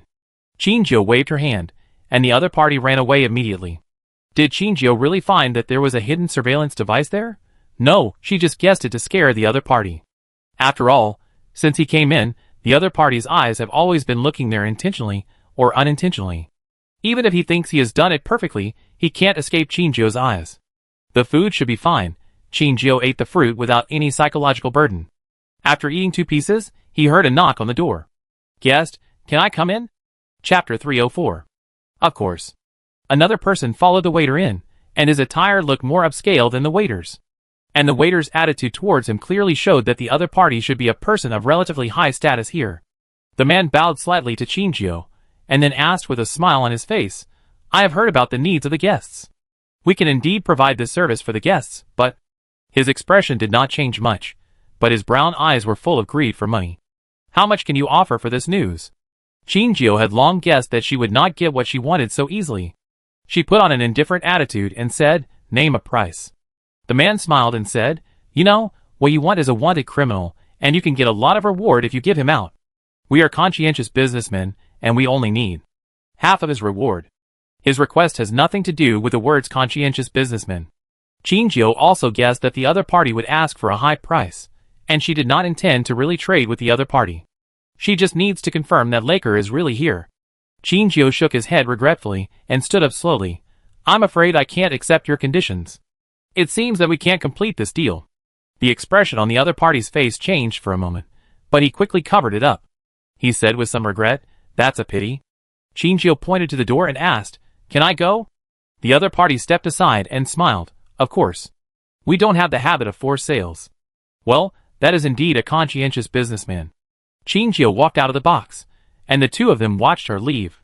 The waiter felt a little sorry that he could not get a high commission, but at least he got a tip of 10,000 star coins. The other man looked at Qingjiu's disappearing back, and said to the waiter, "Go check who she is and where she lives." "Ah, this..." The waiter scratched his head and said, "I have just checked. She lives in Lingyu Hotel, and her identity is currently unknown." When the man heard about Lingyu Hotel, his head seemed to be bigger. Why is it there? It seems that he has no chance to find out the other party's information. Lingyu Hotel is the safe zone of the entire Chengdu. As long as a deal is reached with them, anyone living in Lingyu can get the protection of the couple during their stay. And no one in the entire Chengdu dares to provoke the couple. Unlucky. I thought I could do a big business today. He left cursing, and the place returned to its original quietness as if nothing had happened. The waiter also shook his head and slowly walked back to the shadow of the door, waiting for the next guest to appear. Qingjiu left the pub and hid at the corner of the street to observe the situation in the pub. It's not that no one came up to chat with her, but one time Qingjiu accidentally dropped the hotel key. When the other party saw that Qingjiu was a guest of Lingyu Hotel, he immediately apologized and left. Qingjio found that this small key actually had this function, so she strung it together and wore it on her chest as a necklace. So when those who passed by on the road and wanted to come up to chat with her saw the key on her chest, all their bad thoughts disappeared without a trace, and they turned around and ran away. Although the coxcomb-headed guy who approached her at the beginning probably had bad intentions, the hotel he introduced was indeed good. Not many people came out of the tavern, and the few who came out were also covered tightly, but their figures did not match Laker's. She probably also discovered that the people who went in with things basically came out with nothing in their hands, and at the same time, they clearly showed joy on their faces. Maybe, in addition to buying information, she could also sell the information in her hands. After observing for a long time, she entered again. The waiter who came out to greet her was still the waiter just now. The waiter put on the business smile at the beginning and walked out, but when he saw that the person coming was Qingjio, he couldn't help showing a moment of surprise on his face. Of course, if the other party regretted it after leaving, they would be very happy for the other party to come back and continue the transaction. So the waiter smiled and asked, "Guest, I wonder if you have finally decided." "No." This time Qingjio interrupted very straightforwardly, and the smile on the waiter's face froze. The arc of his mouth corners obviously dropped a lot, but he still maintained his business attitude and asked respectfully, "What do you need, sir?" "Qingjio, you should not only sell information, but also purchase information, right?" The waiter nodded and said, "Yes, of course, the premise is that the information provided by the seller is valuable enough." Qingjio's smile deepened under the mask, and she said, "The information I have should be what you urgently need to sell." She whispered a few words to the waiter's ear, and the waiter's eyes lit up instantly. He looked at this god of wealth, and his voice couldn't help but be more respectful. He directed Qingjio to a box in another direction, and asked Qingjio to sit down inside. This box was different from the previous one. Qingjio had a rough idea in his mind. It was probably the buyer's box, and this one was the seller's box. The environment here was obviously not as luxurious as the previous one, and there was even no fruit plate this time. But Qingjio liked the atmosphere here more. The person the waiter brought in this time was not the person from last time, but a woman in a long cheongsam. After she came in, she bowed slightly to Qingjio and asked immediately, "Excuse me, guest, how much are you willing to sell the information you have for?" Qingjio raised a finger, and she smiled. "1 coin. The waiter opened his mouth behind the woman and couldn't speak. "I thought he was with a rich man, but how come he was with a mental patient? He promised the person in charge here that he could make a lot of money. This. How much is the commission for 1 coin? The woman raised a wooden fan and half covered her face. The waiter standing next to her clearly felt the temperature around her begin to drop. The atmosphere began to get weird. Compared to the man just now, the waiter was more afraid of this one. Her methods were much more cruel than others.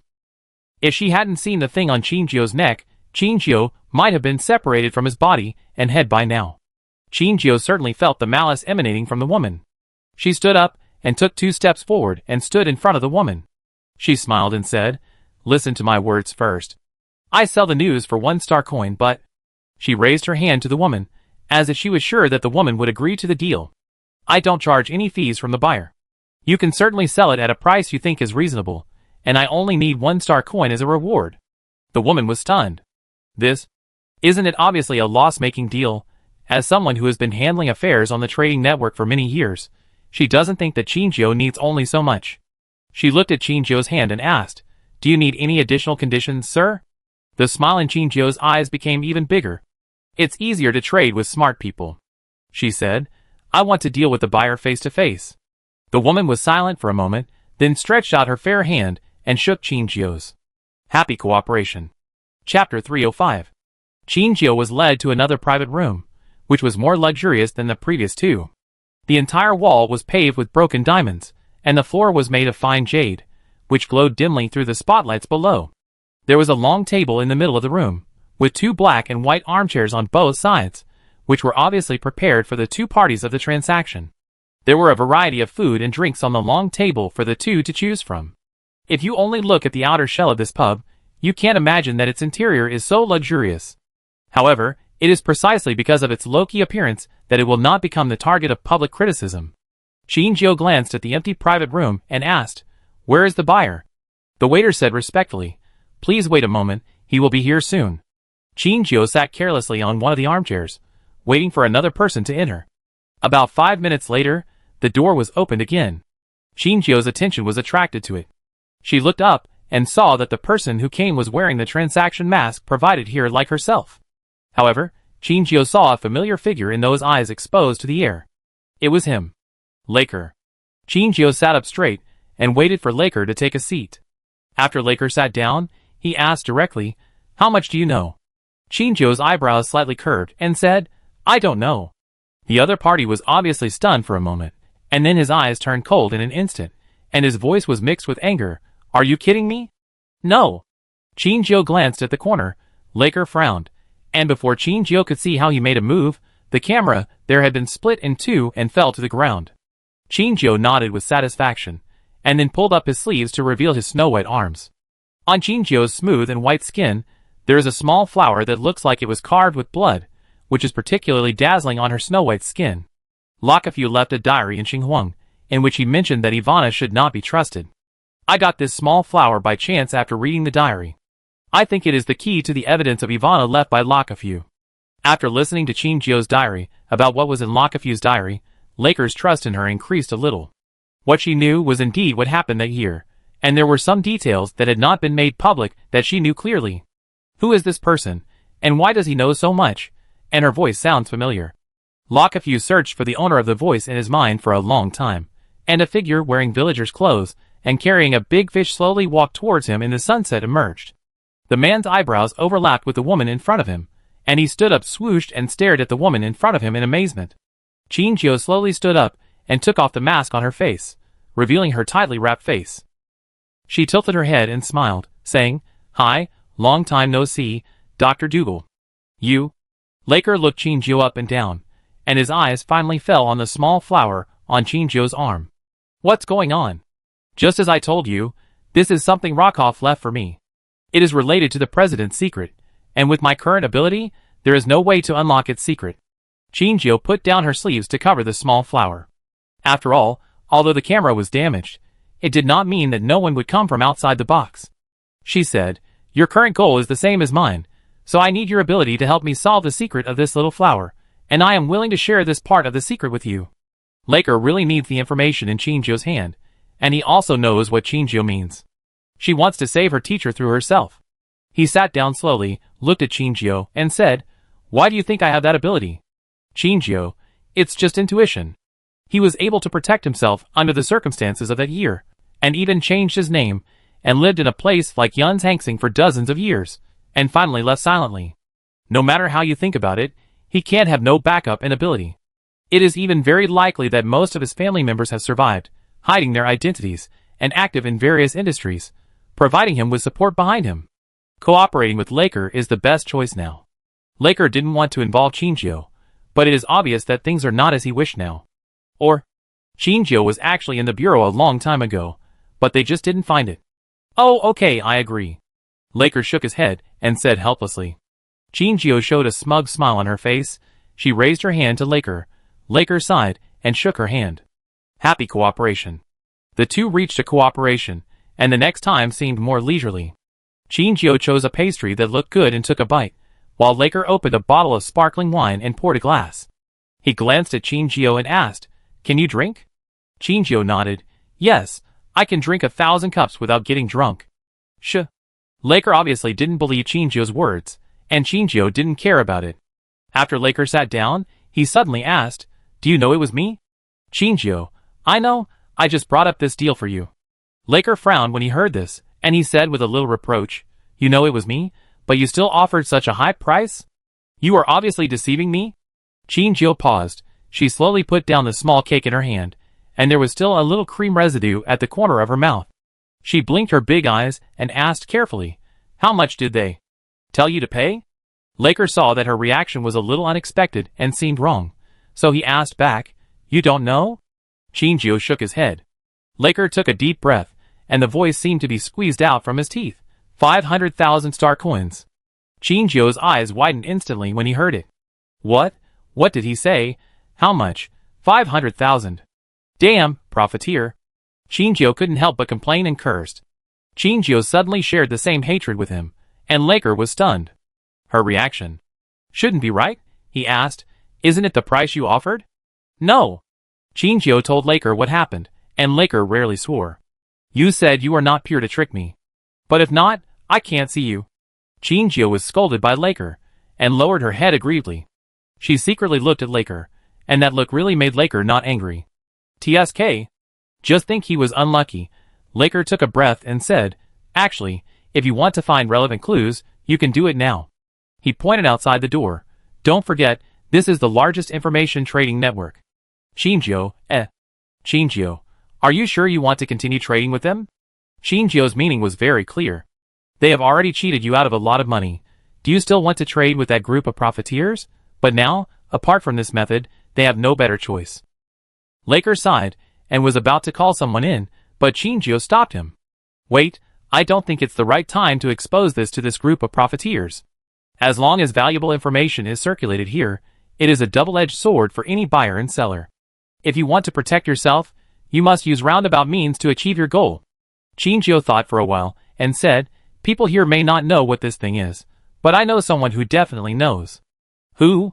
Chinjio's mind appeared the appearance of the hotel owner. She also had the same mark on her wrist, but the color was slightly different from Chinjio's. Chinjio, let me tell them, after all, I have earned a huge fortune for them.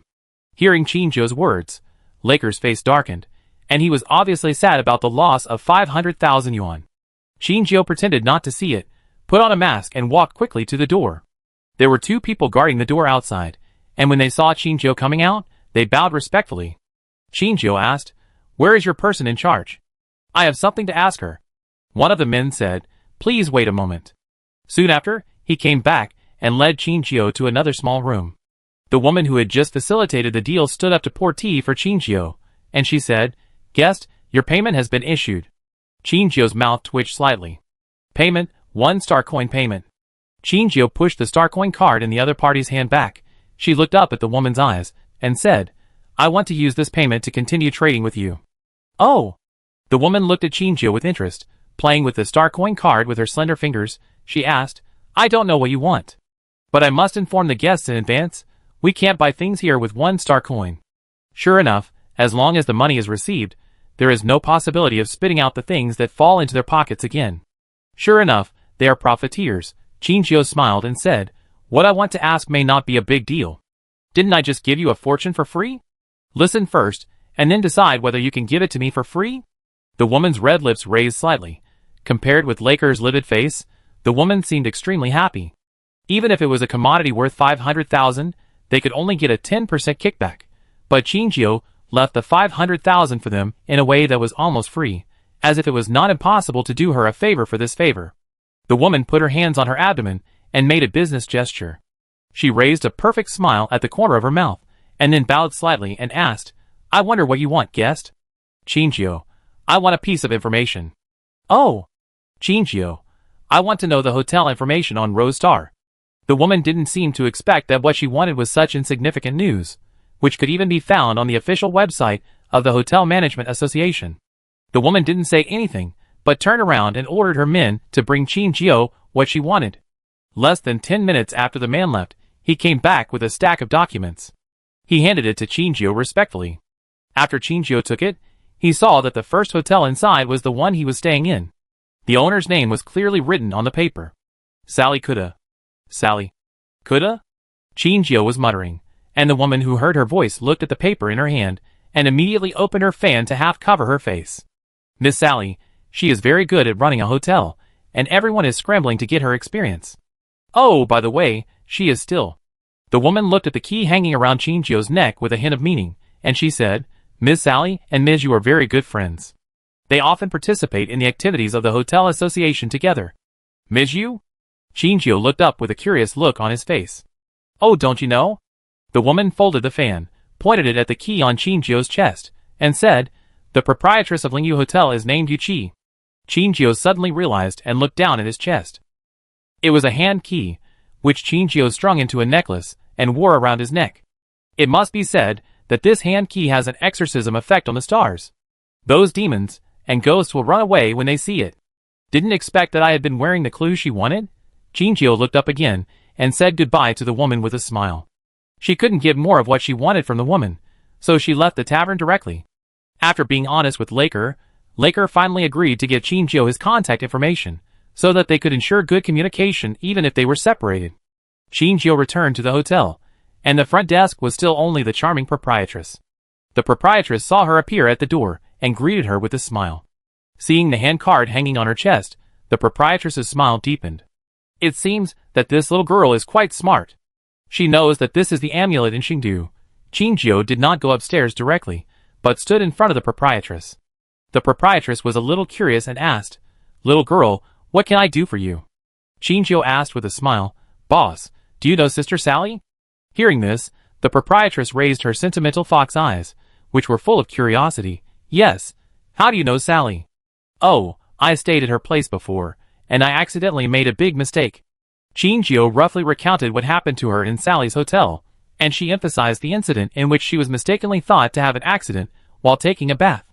The boss listened and chuckled. "Yes. She just likes to worry about things. But it's not her fault, after all." She suddenly stopped talking, and Shinjio looked at her with a face full of curiosity. She dodged his gaze and chuckled to cover it up. "That's just her personality. Don't mind it. Since you are her regular customer, we should give you some preferential treatment." After she finished speaking, she took out a rectangular ticket from the counter. It was pitch black and nothing could be seen. "What is this?" "It's a ticket for the auction tomorrow night. You can go and have a look. After all, there are all kinds of things at the Xingdu auction. Maybe you can find what you want." Shinjio took the black card. It had a very good texture. It felt like a thick card with fine frosting and a cool feel. Usually, what is sold at this auction? Weapons, armor, guns and ammunition, everything. Sometimes people sell some incredible things. The proprietress paused and suddenly looked at Shinjio meaningfully. She said, "Oh, by the way, you may not know that at the Xingdu auction, even war beasts can be auctioned." Chapter 306. War beasts can also be auctioned? Shinjio's face was obviously gloomy. War beasts have unruly souls. They can freely choose their own masters, and should not be traded as commodities. She couldn't imagine if it was Guangming, Xiaoxia, Lightning and Baixue, who were imprisoned in a huge iron cage, accepting the evaluation, malice and greed of others. She would want to destroy the entire auction house. The proprietress didn't seem to notice the change in her face. She said, "Maybe there is something you need in the auction tomorrow night." Shinjio looked up suddenly. The proprietress still looked lazy. She waved to Shinjio and smiled. "Then, I wish you a good time." Shinjio accepted the invitation and returned to the room. The proprietress's meaning was a bit ambiguous. She seemed unable to take the initiative to tell her about the little red flower, but gave her another way to continue to explore. What will be related to the little red flower at the auction? Is it an item? A message? Or a person?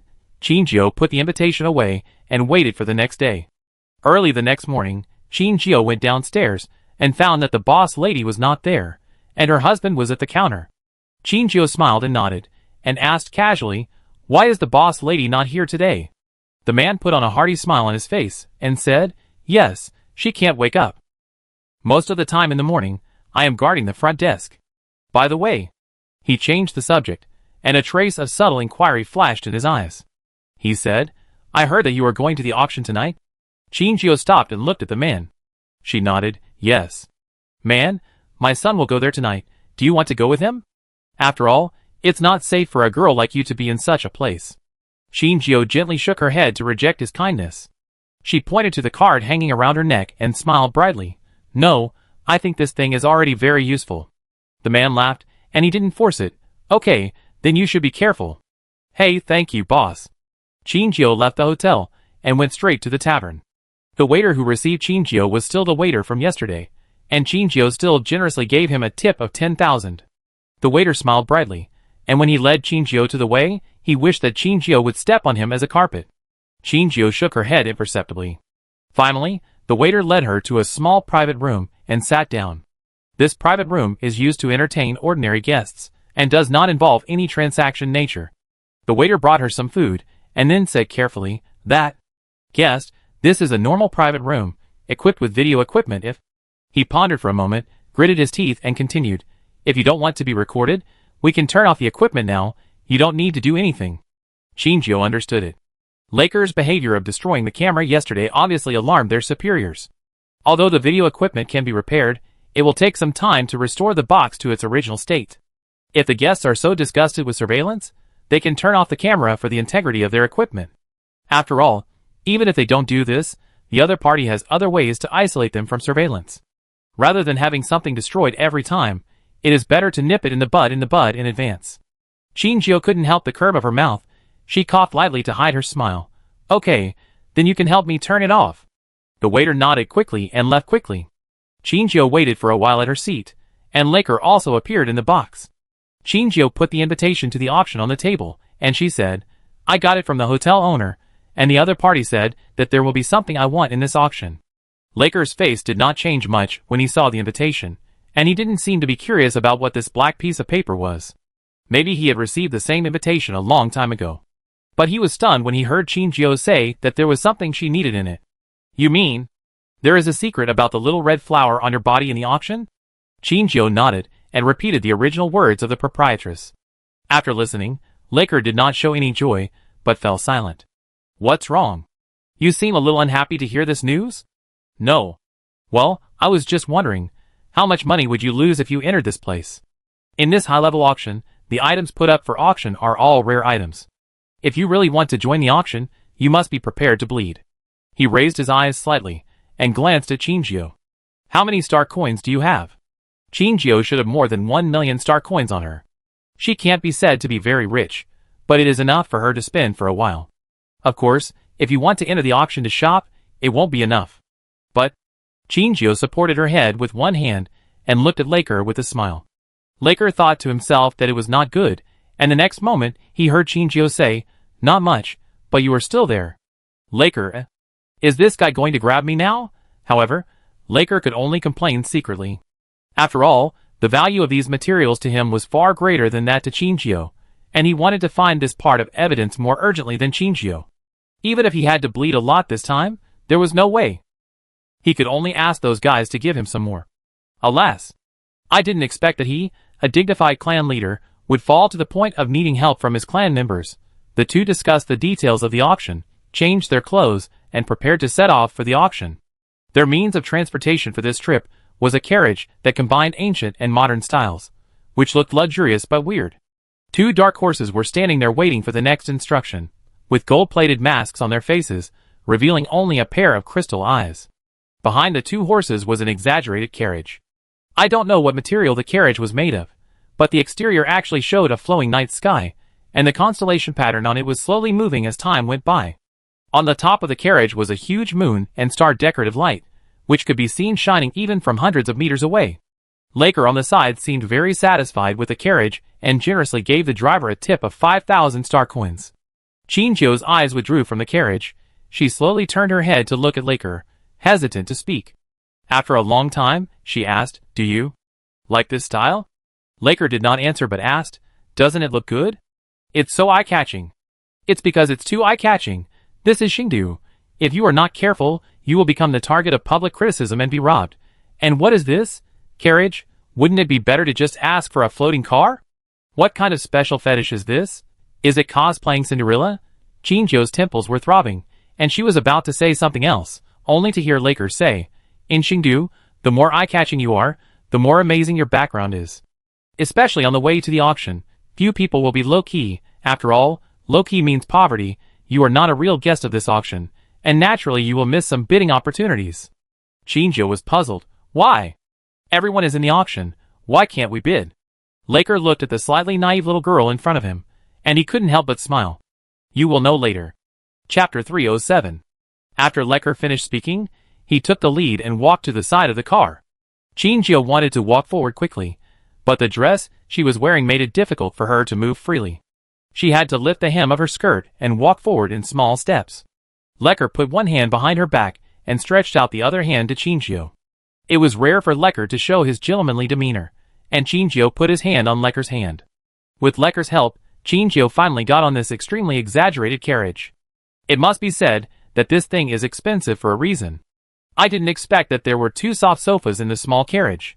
Qingjiu thought that there were only wooden chairs on both sides of the carriage, but now it seems that she was short-sighted.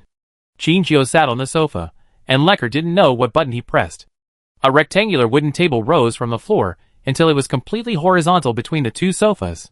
Qingjiu and Laker sat opposite each other, and Lecker took out a bottle of drink from the small refrigerator next to him and opened it. He asked, "Do you want to drink?" Chinjio shook her head and looked at all the items in the carriage. She curiously pressed the button beside her, and suddenly melodious music appeared in the carriage, and spotlights of different colors suddenly appeared above her head. Compared to just now, it seemed to have changed to a different place. Now it has become a small walking bar. Laker, who was sitting on the opposite side, seemed to enjoy the music and lights at this moment very much, and cast an admiring look at Chinjio. Chinjio, I see that you seem to know these things very well. Did you sit here often before?" Laker stopped shaking his head, and put the drink in his hand on the table. He leaned on the sofa, his dark eyes staring at Chinjio. "Well, I guess so. After all, some places require such a presence to enter and exit. Remember to follow me closely, and don't walk around." Chinjio was silent after hearing this, and looked out the window through the one-way glass. As night fell, the streets that should have become quiet were unusually lively.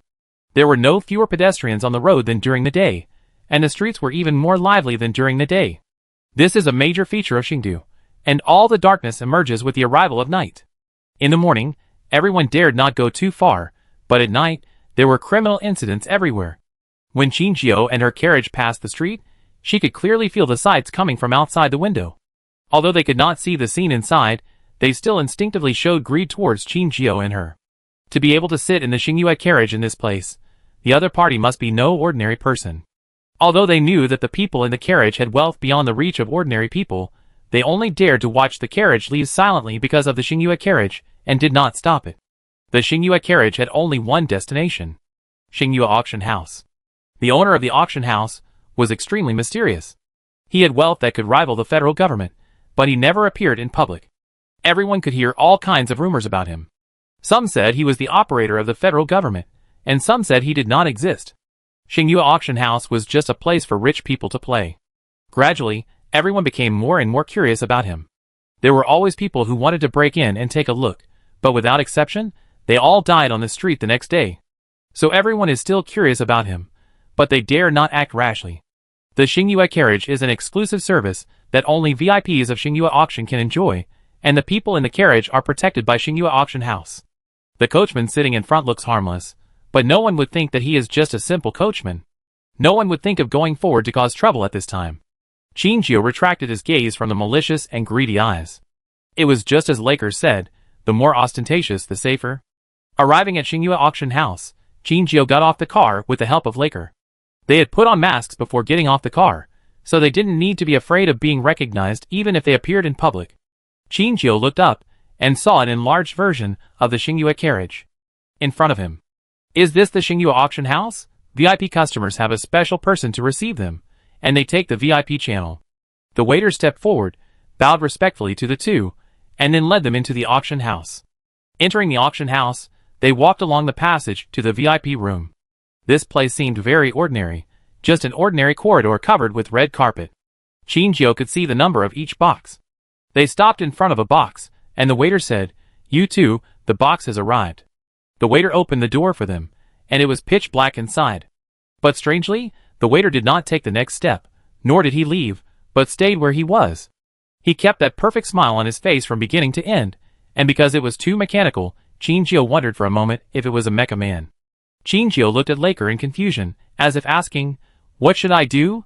Laker naturally pulled out a star coin card from his suit pocket and threw it to the waiter. Chinjio scanned the amount on it. 100,000. Chinjio's pupils trembled, and he looked up suddenly and looked at Laker. No wonder Laker looked down on the money she gave him in the village. This is a tough guy who can use 100,000 star coins as a tip. Will Laker think of himself as a fool at that time? Laker was amused by Chinjio's eyes. He reached out and gently lifted a few strands of hair by Chinjio's ears, and then said in a gentle voice, "Dear, what's wrong? Are you uncomfortable?" Before they came, they had agreed to pretend to be a couple, so that they would not appear very abrupt in various occasions. Although the age difference between the two is very large, it is not a particularly surprising thing in such a place. After all, money and power are something that everyone wants. Not to mention the large age difference between the two, it is not uncommon for the other party to bring a male lover. There is another benefit to using this reason. Chinjio entered the auction for the first time, and perhaps she was completely blank about many of the rules. When she had the identity of lover given to her by Laker, she was a newbie here, and all the discordant behaviors would become reasonable, and it would not be easy for others to be suspicious.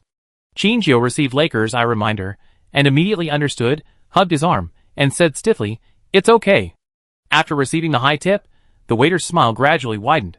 He enthusiastically turned on the lights in the room for Shinjio and the others, adjusted the air conditioner to the best temperature, and finally said that if necessary, he could be called at any time. After closing the door of the box, Shinjio sat on the sofa and said with a pained heart, You. 100,000. That's 100,000. Laker shrugged and said, "There is no way, I have to give it. You will know in the future that this 100,000 has a role far beyond its original value. Oh, by the way, there is one more thing I want to remind you." Laker seemed very familiar here, and Shinjio even wondered how many times he had been here. Laker suddenly looked Shinjio up and down meaningfully, and said, "Don't leave the box casually, and pay special attention to try not to let the guy in the next box see you." Shinjio? Chapter 308. Who is next door? Shinjio felt that the person who could make Laker so wary must not be an ordinary character. Will it not affect the purpose of their trip? Laker and Shinjio looked at each other, and Shinjio saw fear in his eyes. Could it be that the VIP guest in the next box is a senior officer in the Federal Army? Laker suddenly showed a disgusted expression, and he suppressed his nausea and said, "There is a very rich woman next door, He suddenly remembered his previous experience and couldn't help but feel a chill. She just has a special hobby. Both men and women, as long as she likes people or things, she will do everything she can to get them. Shinjio is very outstanding in both figure and appearance. Especially Shinjio's figure is a rare, healthy and powerful type, which can easily arouse the rich woman's desire to conquer. Shinjio, I once saw her in the corridor outside, pulling a dog leash with two male lovers. That guy was having fun. Just remember not to get touched by her." She also got goosebumps, and there was a picture in her mind that shouldn't have appeared. She quickly stopped her unreasonable imagination, and sat on the sofa without saying a word. I shouldn't ask, curiosity kills the cat. Fortunately, they didn't wait long for the show to start. Soon, the lights in the entire box dimmed. There was a huge round stage outside the floor-to-ceiling glass. Several beams of light shone in the center of the stage. It was empty, as if waiting for the host of the auction to appear. Shinjio immediately stood up and leaned against the glass window to look down. The afterglow illuminated the audience, and rows of red chairs were full of people. Like Shinjio, they wore masks that covered most of their facial features, making it impossible to identify who was under the mask. After all, auctions and places like Shinju are more or less related to violence and bloodshed. This is also a measure to protect the safety of both parties in the auction. "Good evening, guests." Suddenly, a woman's voice came from the loudspeaker. Her voice was sweet and pleasant, and she had attracted everyone's attention inadvertently. The scene slowly quieted down, and everyone's eyes fell on the circular stage. The stage was still empty, but Shinjio noticed that there seemed to be one less beam of light hitting the stage. Snap! The beam lit up again, but it was not shining on the stage, but on the circular dome. There was a moon ring on the circular dome, and a girl who looked young was sitting on the huge moon ring device. She had long ponytails and delicate and cute makeup on her face. The girl was wearing a tube-top dress, and the lace ribbons on the dress swayed in the wind. She held the moon with one hand and waved to everyone with the other. As she appeared, the people in the audience began to whisper. But because the soundproof glass of the VIP box was too good, Shinjio couldn't hear a word. Laker walked to Shinjio's side and looked up at the girl on the moon. He seemed a little surprised, but quickly recovered. "It's her." From what Laker said, he seemed to know this girl. Shinjio asked, "Who is she?" "One of the chief auctioneers of Xinghua Auction House, Luoli. Don't look at her as if she is young. If you underestimate her, you will suffer." As soon as Laker finished speaking, a big moon fell from the dome. She circled the stage and floated in front of the floor-to-ceiling windows of each VIP box. I don't know if it was Shinjio's illusion, but she always felt that the other party's sight had seen through her in just a few seconds.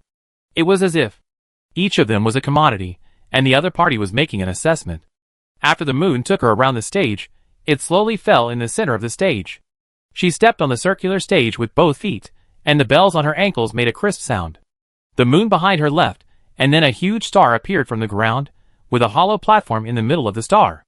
It seems that the goods to be auctioned are displayed here. The owner of this auction house seems to have a special liking for the stars and the moon? Well, the owner of the auction house has a special identity. He needs to rely on the power of the stars and the moon to become stronger, so he has a special feeling for the stars and the moon. Need to rely on the power of the stars and the moon? Qinjiu frowned and asked, why does it sound so much like the werewolf in the legend? Laker chuckled, maybe it is. Qinjiu wanted to ask a few more questions, but the auction had already begun, and Qinjiu's attention was all attracted. With the soundproof glass, they could not hear the outside sounds, but the auctioneer's voice was directly transmitted into the box through the loudspeaker. Qinjiu looked at the stage, and a green box appeared in the stars, and a crystal-clear bracelet lay in the center of the box. Laker handed the telescope to Qinjiu, but Qinjiu refused. Her eyes slowly turned dark red at this time. At this distance, her enhanced vision was enough for her to see the items on the stage clearly. White jade bracelet, starting price 20,000 star coins, please bid. The little girl was just like any other auctioneer, only responsible for introducing the functions and prices of the auction items. Is this one of the chief auctioneers? It seems very ordinary. Not only the auctioneer is ordinary, but also the auction items are ordinary. Qinjiu was even yawning out of boredom. This Xingyu auction seems to be just like this? Just after Qinjiu expressed his opinion, a strange feeling suddenly came from the stage. Qinjiu looked at the auctioneer fiercely, and saw that the little girl's originally dark eyes had turned dark red at some point. She pointed at the next auction item and said with a smile, the starting price is 30,000 star coins, please bid. 100,000. 300,000. 1 million. As the prices of the auction items rose, Qinjiu found that an auction item worth 30,000 star coins was actually sold for 3 million in the end. She looked at Laker in surprise, and Laker joked, see, I told you not to underestimate her. What's going on? It sounds a bit mysterious, but her ability is indeed special. Laker poked his finger on the glass and said, Luo Li's ability is related to mental fluctuations. She needs to collect people's greed and desires, and reach a certain threshold before she can manifest her ability. Her ability can confuse the other party's judgment, and make the other party do unreasonable things. As the auction goes on, the more greed and desire she can get. In the second half of the auction, it is basically based on the auctioneer's impulse to call out a price that exceeds its own value for a commodity that is not worth it in order to make huge profits. Then Qinjiu was secretly shocked. Fortunately, they didn't fall for it otherwise. Don't worry. Laker returned to his seat and said, we are protected. Qinjiu, huh? Glass? That piece of glass can block most of the mental pollution for us. Of course, not all. If your mental power is weak, you will be affected by the other party, then you deserve it. Qinjiu's eyes stayed on the glass. She frowned and asked, but shouldn't people in the VIP guest room have greater purchasing power? Why? Laker, guess why VIP is called VIP? There is an auction only for VIPs. VIP customers will of course stay until then to harvest. And now these small garbage. Let those people downstairs shoot for fun. Qinjiu didn't ask again, but she had guessed it roughly. After this auction, there may be another auction attended by all VIPs, and this auction is only for their group of VIP customers. But Qinjiu still had no idea how they would participate in the new auction. It was not until the last item in the auction was finalized that Qinjiu realized that the environment outside the windows seemed to have changed. The auction venue below seemed to be rotating around the auctioneer, and the audience seats below Qinjiu's box moved together. The girl on the auction stage said goodbye to everyone, and she smiled and waved to every box without leaving any trace. She knew the changes in the field now. Qinjiu asked, is the stage rotating? Laker shook his head and said, it's not the stage that is rotating, it's us who are rotating. Next, we will participate in another auction. As soon as he finished speaking, the scenery outside the window had changed. The scenery outside the window was no longer moving, and the new auction stage was not much different from the previous stage. It was just that the star display stand no longer existed, and there was no audience seat under the box. It became pitch black and could not be seen clearly. The auctioneer still did not appear. Just when Qinjiu was thinking whether the girl named Luo Li would enter the venue in the same exaggerated way, a figure suddenly appeared in the venue. The woman was wearing a white cheongsam designed with blue and white porcelain, and her thick black hair was lying obediently behind her. Her skin was white and translucent. Through the illumination of the light, she was like a piece of fine porcelain on the stage, comparable to a treasure handed down from generation to generation. She walked slowly to the center of the auction stage, extremely elegant.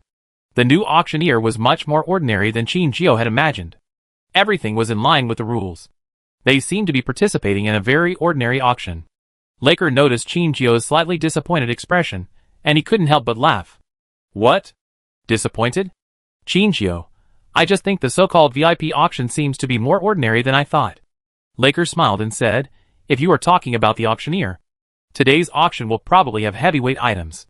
He pointed to the auctioneer on the stage and said, that is the chief auctioneer here, and there is no one else after that. As long as she appears in the auction, there must be priceless treasures, perhaps priceless. Qingjio was a little surprised when he heard this. After all, the woman on the stage seemed to have nothing special except that she was indeed outstanding in appearance. But after experiencing Luo Li's spiritual pollution just now, Qingjio did not dare to underestimate the people here easily.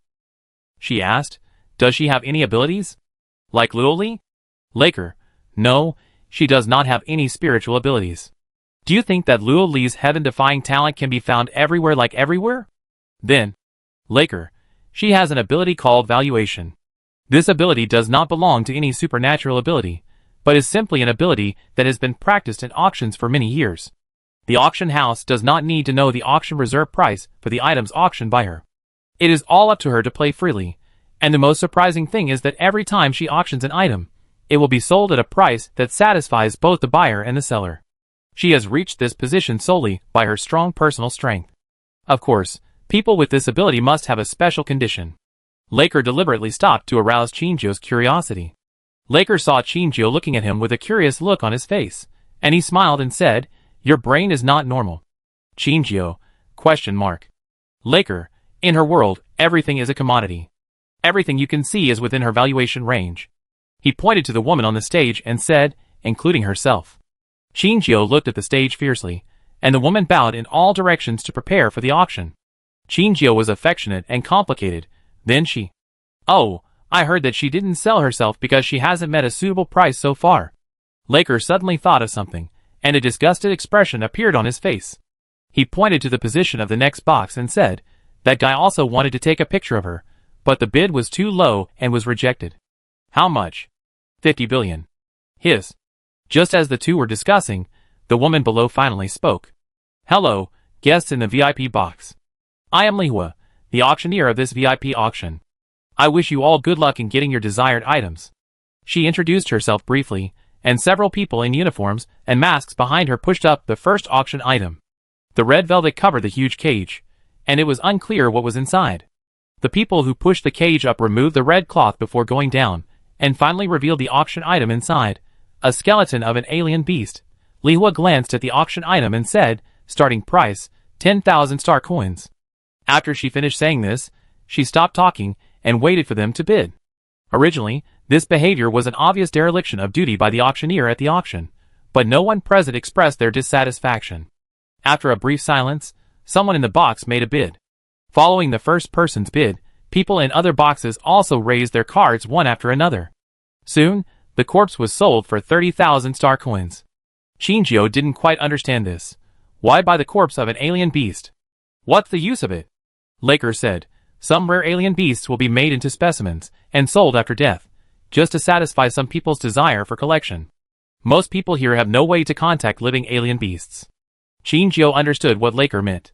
The people here are either rich or noble, and danger has nothing to do with them. As long as there is turmoil in the Interstellar, they will use their wealth to escape at the first time, and there will be no day when they will face alien beasts directly. It's just the alien beasts that ordinary people hope not to encounter in their lifetime have become collectibles in the eyes of the rich. How ironic. The items in several rounds of auctions are quite curious, either the remains of rare creatures or living mutant creatures. Qingjio began to doubt whether there is anything he wants here. After several rounds of auctions, another huge iron cage was pushed in. Unlike the previous ones, the thing in the cage was still awake, constantly bumping against the cage, trying to break free.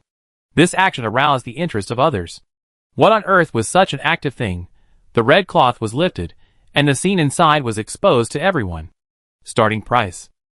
Li Hua glanced at the item, and her eyes, which had been calm all the time, seemed to have the first fluctuation of the night. Her voice came slowly. 500,000 star coins. Chapter 309. After Li Hua finished speaking, she remained silent again. Qingjio stood up suddenly and walked quickly to the glass. There was a frightened little animal in the cage. It was very helpless and uneasy at this moment, and its pair of golden eyes looked around vigilantly. The little animal that was still struggling just now was now hiding in fear in the corner, and curled up into a ball. Even from a long distance, they could see each other's trembling body. Qingjiu's eyes were full of shock, because the little thing was too familiar to her. The item being auctioned turned out to be a young swift leopard. Its hair was not as black as lightning, nor as white as snow, but rather a combination of the two. It was grayish-white all over, and I don't know if it was because of its juvenile body, but the swelling of its tail and ears was particularly obvious. Anyone who had a little understanding of war beasts could easily discover the identity of this war beast. After all, Edel's war beasts were famous in the interstellar space. Most people knew about lightning and snow, and naturally they also had a certain understanding of the swift leopard. Even though they couldn't see the situation in the surrounding boxes, they could see other people's desire for it from the fierce bidding. Rare war beasts, like the swift-winged leopard, are intensively cultivated by the War Beast Management Center, and are almost impossible to be found in the wild. And now this swift-winged leopard is too scared, which proves that it was well protected before, and lacks certain emergency response capabilities for this special situation at this moment, so it is like this. Why this swift-winged leopard appeared here, I guess only the people in the War Beast Management Center know. With their bidding, its price has been hyped up to 800,000 in just 1 minute. Qingjiu looked at the little thing, and the hand holding the number plate was sweating slightly. What should she do? Should she bid? She only had 1 million star coins, and her main purpose was not for the war beast, but the secret related to her own Xiaohua. If she was rational enough, she would know that now was not the time to bid. But, box number 8 bids 900,000. As Li Hua's voice fell, Qingjiu's hand holding the sign also fell. Laker looked at her with some surprise and asked, "Do you want it too?" Qingjiu pursed her lips and said nothing, but nodded with a firm look in her eyes. Laker had also heard about her deeds with the war beast, but didn't take it seriously, just watching the battle for the war beast silently. But the item that can make Li Hua offer a starting price of 500,000 will not be traded at around 1 million, which is also something everyone knows. The low price of Li Hua means that there is room for improvement. As expected, when the price reached 5 million, the number of bidders gradually decreased. Qingjiu discovered that the person in the box next to them was also one of the competitors. 5 million once, 5 million twice. 5,100,000. Laker, who had been uninterested, suddenly raised his card for the first time tonight. Qingjiu suddenly looked up at the man next to him. He took a sip of the whiskey in his mouth and slowly put down the number plate. Don't you want it?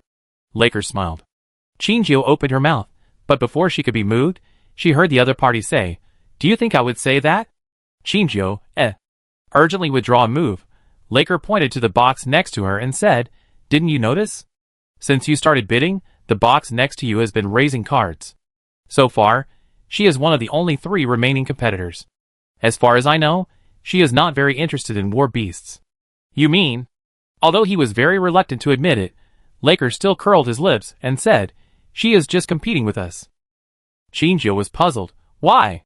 Laker said reluctantly, "Maybe I rejected her before." Qingjiu, Ah! Qingjiu suddenly took a breath, with a look of seeing a ghost. You are also one of the targets of the perverted rich woman?" Laker seemed to think of something bad when he heard this. He turned his head to support his neck, and replied with a faint hum through his nose. Qingjiu was stunned. He didn't expect that there was such an interesting past, but, "Are you sure you can take a picture of that swift leopard?" Laker, "Who said we want to take a picture of it?" Qingjiu, ? Laker suddenly showed an evil smile on his face.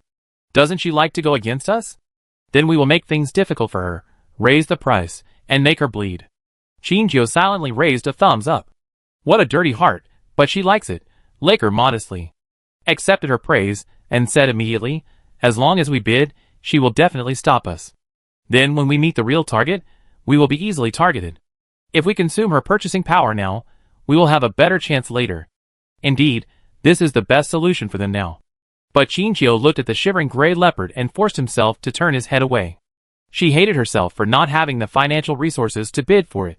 Sure enough, in the end, only they and the next box made bids. After several rounds of secret competition between the two, the price finally stopped at 10 million star coins. Congratulations to the guest in box 7 for getting this treasure. Li Hua held a small wooden hammer in her hand and knocked it gently. When the hammer fell, a floating label appeared above the empty cage, with the words VIP number 7 written on it.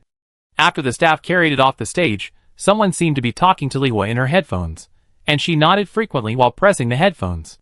When she put her hands down, another large cage was pushed out behind her. The moment everyone saw this cage, they couldn't help but sit up straight and look forward to it. The cage was no longer covered with red fluffy cloth, but covered with gold gauze woven with real gold. Although they couldn't see what was inside, everyone understood that this was probably the highlight of the night. Although Lihua didn't look up at the boxes, she could feel the hot gazes falling on the big cage beside her. As you can see, this treasure is the finale of our auction tonight. Laker looked at Chinchio and said, "It seems that is what you need?" He took a deep breath and looked unhappy. "I didn't expect that the finale was the gold cloth. This is not easy to deal with." Chinchio heard this and retracted his gaze, curiously asked, "What do you mean?" "Laker, there are only two types of goods in the auction house. One is ordinary goods, and the other is auction items with value beyond the goods themselves. Even the swift leopard just now can only be considered an ordinary item in the Xingyue auction house, so the cover of its cage is an ordinary red cover. But as long as the golden cover is used, it means that the next thing is priceless, and bidding on it may get a benefit beyond its own value. That is why the competition for the golden cloth auction items is fierce. In my impression, the transaction price of the golden cloth auction item seems to have never been lower than 100 million. 100 million?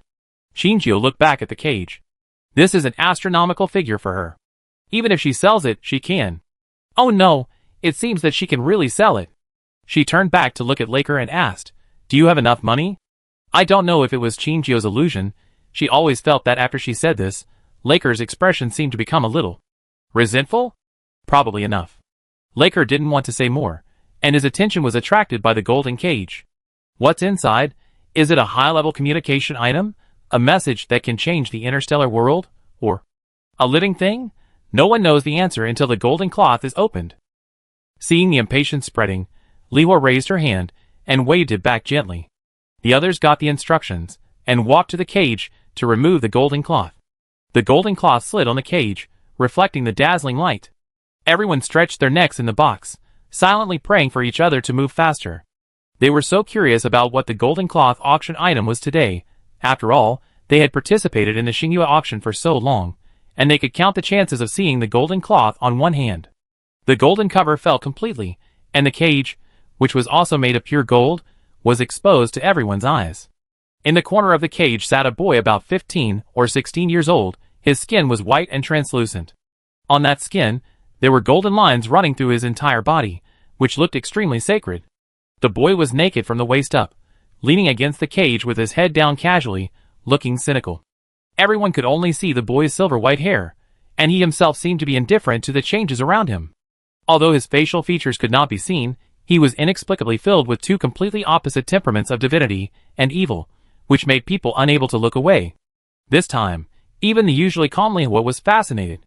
After a long time, she found her voice and said, "Starting price." Her eyes were locked on the boy, and there seemed to be a string of numbers jumping in her pupils. After a while, she took a breath slightly, and a crack appeared on her calm face for the first time. She always blindly believed in her own judgment, and her ability to estimate prices, which she was proud of, had never been wrong. As long as she had seen the auction items, she could give a perfect starting price at first sight. She was not like other auctioneers, who all had special skills, and always had their cheating methods to drive up the price. She could only rely on her skills that she had cultivated over the years. Her judgment that had never been wrong. This was also the capital given to her by the person who wanted to train her into an excellent tool for profit to make a living in the Xingyue auction house. But this time, her valuation thinking seemed to give her an uncertain answer. It was not that she had much sympathy for the boy, but she was a person who could give an auction price without hesitation even when facing herself.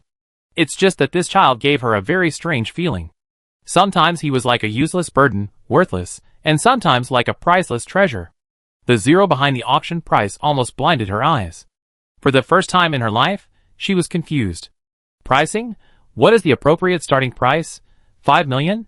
No, he seems to be worth more than this price. 100 million? Is he worth it? No, he is worth it. He is worth more than 1 billion. Is it? The two voices in her mind were madly fighting for the dominant position, until the end. Lihua couldn't hear any of them clearly. She seemed to be unable to decide. Everyone couldn't hear her follow-up, and they urged her to bid quickly. Lihua took a deep breath and showed a professional smile. Although this situation is relatively rare, it doesn't mean that it has never happened. So she also made a second-hand preparation. This auction is free to start the bid by everyone present. Everyone can make an offer. Free starting bid? Chinjio looked at Laker on the side. Laker, free bidding means that the first person to bid sets the starting price, and the price he bids is the starting price of the item. Of course, this bidding has two disadvantages. First, if the other party wants to get the auction item at a lower price, he will offer a super low price. Even if he says 1 star coin, it is allowed.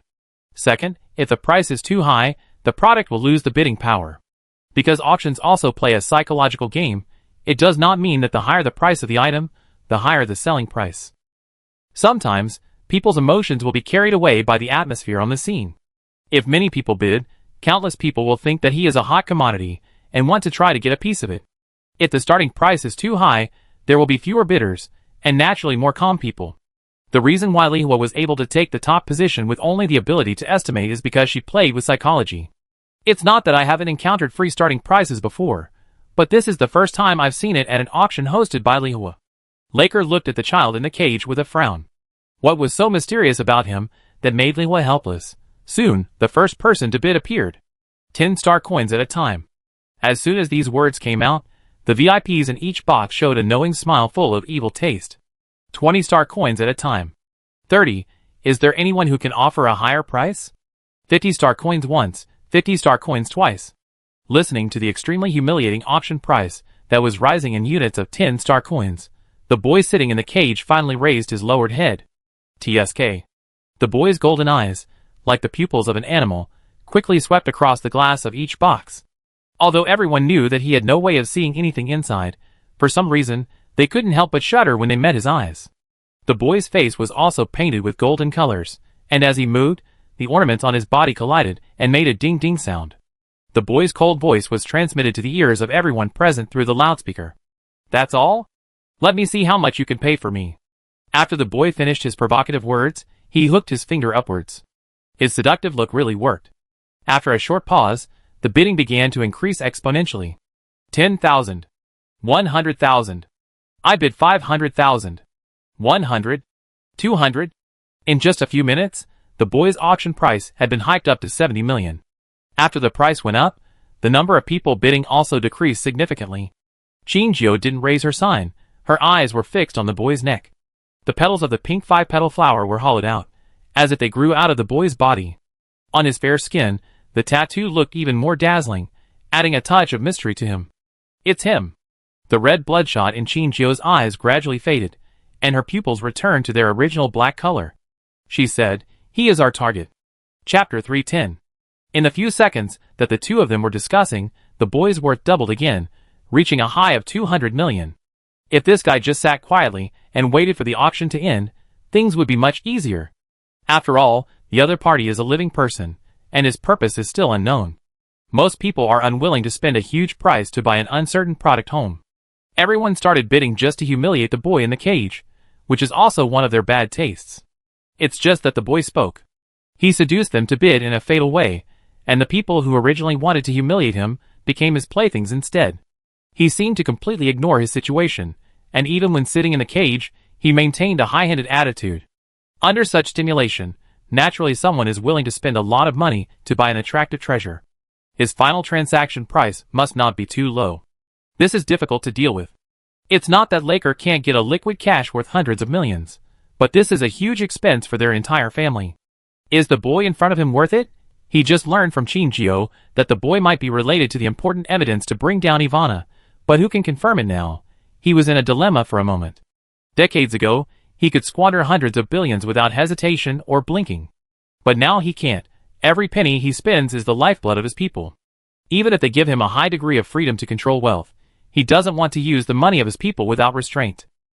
So he hasn't made an offer yet, nor has he agreed to Chinjio's offer. Chinjio didn't know what he was thinking, but his eyes showed a struggle. Chinjio, we don't bid? Laker shook his head, pursed his lips, and watched the changes on the field. He said, "Let's see first." Chinjio stopped urging and followed him to pay attention to the changes below. 5 billion. Box number 7, 5 billion at a time. Box number 9, 5 billion 100 million. Qingjio found that the two boxes next to them were secretly competing with each other. It seemed that they were determined to get this commodity. The boy sitting in the cage smiled. He was obviously the disadvantaged party, but now he looked like the king who controlled this auction. This calmness made Li Hua feel a little uncomfortable. This should be her home court. In box number 9, who was competing with the perverted rich woman, the man pushed his glasses and paid attention to the mysterious box number 7 with a dark face. Wang Ling's mission here today was simple: to take the golden cloth auction item in front of him. Although he didn't know why his mother was so obsessed with the boy in front of him, since she had given him a task, he should complete it for her. Wang Ling called the price to 6 billion, but his palms were already sweating. Even he had never seen such a large amount of money. If it weren't for his parents, who had been supporting him remotely, he would not dare to call out such a high price. He even doubted whether he was a hidden rich young master. He could actually take out tens of billions to buy a person without blinking an eye. The person in box number 7 was really too clingy. As long as he made a price, the other party would definitely increase his bid within a small range.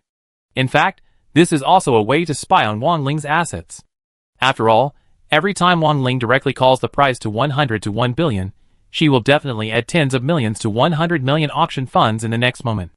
When Wang Ling completely loses the ability to fight her, the price will stop at a high level. Wang Ling bids again, and occasionally some retail investors raise their cards, but they are quickly kicked out of the competition by the two of them, who are bidding desperately. He has even become a little numb. Looking at the auction price getting higher and higher, he raised the number card expressionlessly, and continued to raise the price. When the price reached more than 20 billion, their price increase speed slowed down significantly. And the other retail investors, who were originally willing to compete for 1 or 2, have completely disappeared, and only they are still bidding.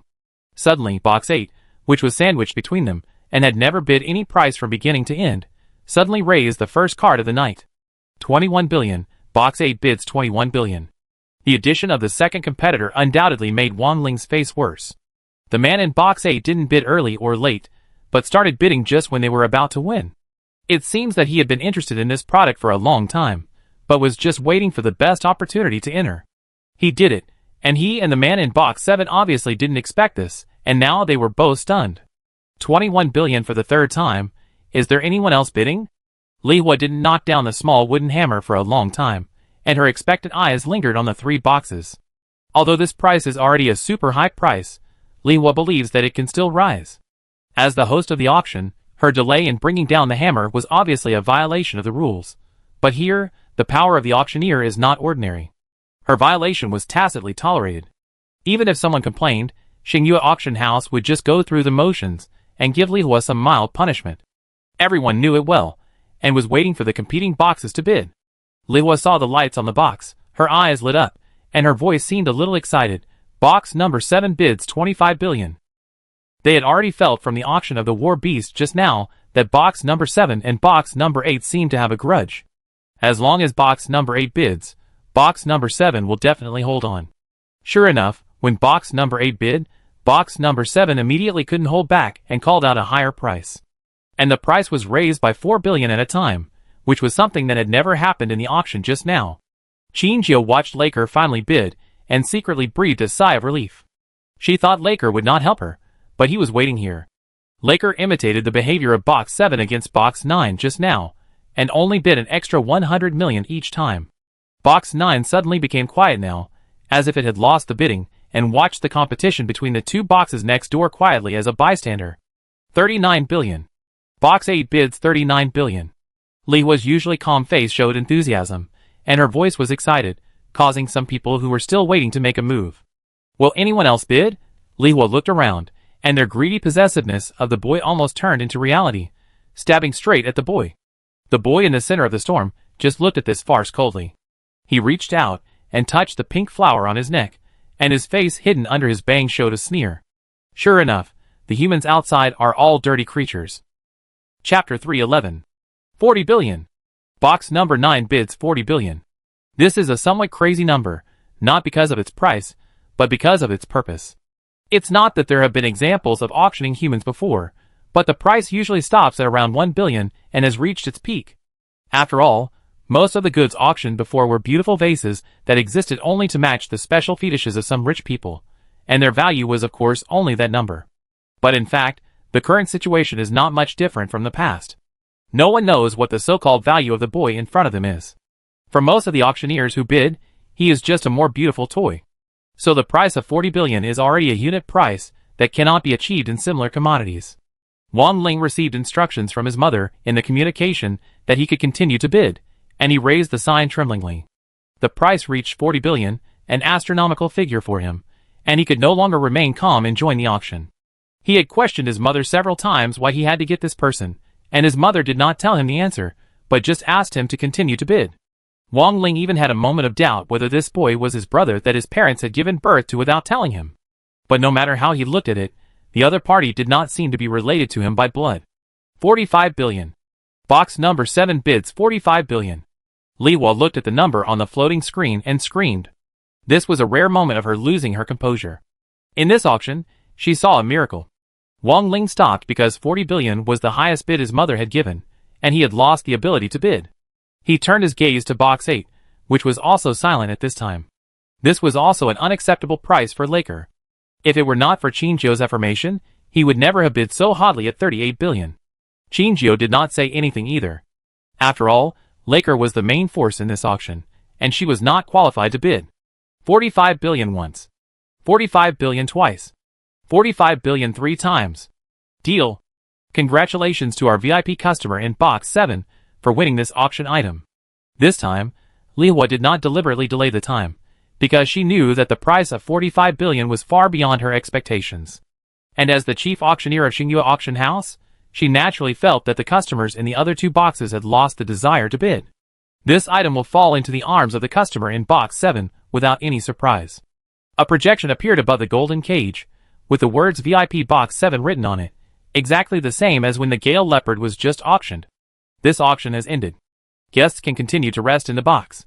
Guests who have bought items, please follow the staff's instructions and go to the payment procedures. At the same time, the items you bought will be delivered to your room. Li Hua smiled and bowed to everyone. The golden cage beside her was pulled away by others.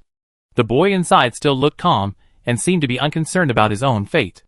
Li Hua looked up again and looked at the VIP box above. She said, "Once the items in this auction house are sold, we will not be responsible. Please take good care of your items. See you next time." After she finished speaking, she bowed again, and then slowly left from the direction she came from. There was a dead silence in box number 8. Qinzhou sighed, and sat on the sofa in a daze. What happened today was beyond her imagination. Although her body had been in the comfortable box, her spirit was constantly exhausted. For her, in addition to not taking a photo of the boy, there was another thing that made her sad. She failed to save the Hurricane Leopard. They were destined to return empty-handed on this trip. Laker said nothing, and was drinking the whiskey in the glass. The spicy liquor went into his throat, and ignited the entire esophagus. He frowned and stared at the glass in front of him in deep thought. No, it shouldn't end like this. There must be another way. Suddenly, he seemed to remember something, and reached out to press the summoning bell. Qinzhou heard the bell ring, and looked at Laker in confusion. However, in order to avoid some unnecessary trouble, she picked up her mask from the table and put it on. Just after she finished all this, there was a knock at the door. "Hello, guest, is there anything I can help you with?" Laker put down the empty wine glass and responded, "Yes, come in." The waiter said, "Excuse me," and then slowly opened the door of the box. Not everyone can open the door of the box. Only the waiter of the corresponding box and the supervisor here, as well as the guests themselves, can open it. This allows guests to avoid unnecessary harassment and will not neglect the guests. The waiter slowly entered the box. After closing the door, he walked silently to the 2. Qinzhou recognized him. Before coming in, Laker gave him a huge tip before he turned on the light. At that time, Laker also said, "This 100,000 will have a far greater effect than its value." Qinzhou looked at Laker curiously. She didn't understand his intention. Laker puffed out smoke and didn't speak. The waiters here are not the type who come on call at any time. If there is no original 100,000 star coins as a tip, his summons may only call the waiter who takes orders, instead of the waiter who has been serving the VIP box for a long time. The room fell into a dead silence, with only the hissing sound of the cigar burning in Laker's hand. The waiter also waited patiently for Laker's instructions, and he kept a perfect smile on his face, as if wearing a semi-permanent mask. After a long time, Laker finally put down the cigar between his fingers. He exhaled the last breath and said to the waiter, "Oh, I really like that auction item." Although the waiters were outside the door on the other side, they knew everything that happened in the auction house. During the auction, when Laker called out the number of 39 billion, he was secretly shocked. After all, Xingyu auction house would take a cut. If the price was 39 billion, 5% would belong to the auction house. And of this 5%, 0.05% would be used as a commission for the waiter who served the guests. In other words, if the guest in front of him took the bid, he could get a commission of nearly 1 million. But the item was finally taken by the person in the next box. I don't know if it was Qingjio's illusion. She seemed to find that the curvature of the waiter's mouth seemed to have decreased. Laker took out a new star coin card from his arms, and it was empty. After Laker stuck the star coin card on the terminal and operated it for a while, a string of numbers appeared on the transparent star coin card. His action did not hide from the two people in the room. They all saw the amount Laker transferred. 500,000 star coins. Laker threw the star coin card to the waiter, and the waiter subconsciously caught it. He looked at the long string of numbers with greed in his eyes. "Laker, it's a pity. If I could take that product, you might get a higher commission." He leaned back in his chair, with a genuine regret on his face. What a pity, what a pity. Alas, maybe this is fate. He pointed at the waiter and said, "Here is 500,000, which is my compensation to you. You can take it as a tip." Qingjio? If the product cannot be taken, the waiter will not get a commission, which is a matter of course. How come it becomes? When it comes to Laker's mouth, they are sorry for the waiter. The waiter heard the words and his eyes widened. For the first time, his signature smile disappeared from his face, because he was too shocked to maintain a perfect expression. The waiter's idea was the same as Qingjio's. Of course, he didn't dare to blame his customers' financial resources. After all, such dramas were played every day in the auction house. Although he was greedy, he was numb. But the customer in front of him was completely different from other customers. He actually paid out of his own pocket to give himself a commission tip. This was a bit beyond his cognition. Laker seemed to really just want to do charity. After giving the waiter a huge tip, he sighed to himself. Just as Qingjio was trying to figure out his idea, the silent waiter suddenly spoke. "Actually, if you like it, it's not impossible to get it." Chapter 312. Laker smiled triumphantly after hearing this. "Don't forget, this is Xingdu, a place where you can buy everything with money. There is no absolute loyalty here, and loyalty is worthless in front of money." Laker hid his thoughts in his eyes, and pretended to be surprised and asked, "Really? How can I get the items that have been successfully auctioned?" The waiter put the star coin card with a huge amount of star coins into his pocket, and he lowered his eyes and said, "The security system of Xingyu auction house is comparable to a copper wall and iron wall, and it is impossible to enter the warehouse and steal the auction items. If you want to challenge the majesty of the auction house, you must show the determination to die and the awareness of being chased to the ends of the earth." But he raised his head slightly, and a hint of cunning appeared in his eyes. If the goods have been sold, they are no longer the property of Xingyu auction house. The auction house has no obligation to keep them. Of course, the customer is responsible for any loss of the goods. This is similar to what Li Hua said just now. Once the goods are sold, the auction house is not responsible. It turns out that there is a trap here. As long as the customer has reached a transaction with the auction house, the goods will lose the protection of Xingyu auction house. Even if the goods are lost here, Xingyu auction house will not bear any responsibility. In other words, the waiter silently took out a small sticky note from his pocket, and then took out a pen from his pocket. He wrote a string of numbers on it. If the goods are lost in the customer's room, the auction house will not be responsible. After he finished speaking, he continued to stand there with his head down and said nothing. Laker picked up the small note from the table, took a look at it, and then chuckled and put the note into his chest pocket. He said, "Okay, I understand. Thank you for your service." The waiter raised his formal smile again and bowed to the two of them. "It is my honor to serve you two guests." Laker stood up, patted his clothes, and threw a look at Qingjio. Qingjio nodded and stood up. When Laker passed by the waiter, he gently patted his shoulder, as if chatting casually, and asked, "How long does it usually take for this auction to be completed?" The waiter whispered, "Within 10 minutes. That is to say, after 10 minutes, they can grab the goods, and during this period, Xingyu auction house will turn a blind eye to their behavior." Laker patted his shoulder again with satisfaction, and then walked away with Qingjio. Qingjio understood the meaning of their conversation, but thinking of what he was going to do in a while, he couldn't help feeling a little excited. Should this be considered a robbery? While walking quickly in the corridor, Laker took out the paper with a few big words on it. 7107. What is this? The room number of the woman in box 7. Laker had a certain understanding of the Xinghua auction house. He found the accommodation area with ease, and entered the 7th floor with the help of the waiter. Now was the time for the woman to settle the bill, and there would be no one else in her room. Once the settlement was completed, the goods would be delivered to her room immediately. After all, with the disclaimer, they were eager to quickly hand over the goods to the customers to avoid the cost and effort of storage. Before the goods were traded, no one knew where they were stored. They seemed to exist in another space, and suddenly appeared. The two of them hid in the stairwell, watching the movement in the corridor. Suddenly, 2 large cages appeared out of thin air at the end of the corridor, and 4 waiters escorted them into the target box of Qin Jio and his partner. The cages were 1 gold and 1 red, and they were obviously the war beasts and humans photographed in box number 7 just now. Laker tidied his clothes and strode out, exposing himself to everyone's sight. Qin Jio followed closely behind, but compared to Laker, she seemed relatively restrained. The 4 waiters did not react too much to the appearance of the two, and all nodded to show respect. Laker stopped in front of the door, and watched several people push the cages into the room. When they came out and prepared to close the door, Laker blocked the door. He smiled at the waiters, who looked puzzled, and he took out 4-star coin cards of equal value from his arms, and handed them over. Several waiters saw this, and their eyes lit up, and they became more respectful to Laker. Laker, I have a little thing I need your help with.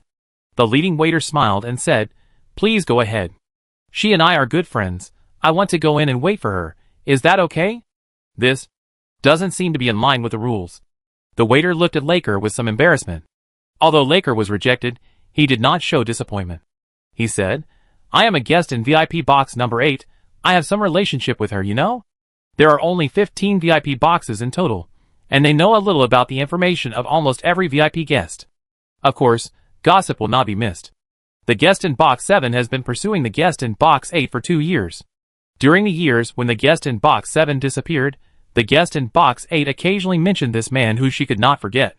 The guest in box 8 also entered box 7, and the relationship between the two has always been in a very ambiguous state.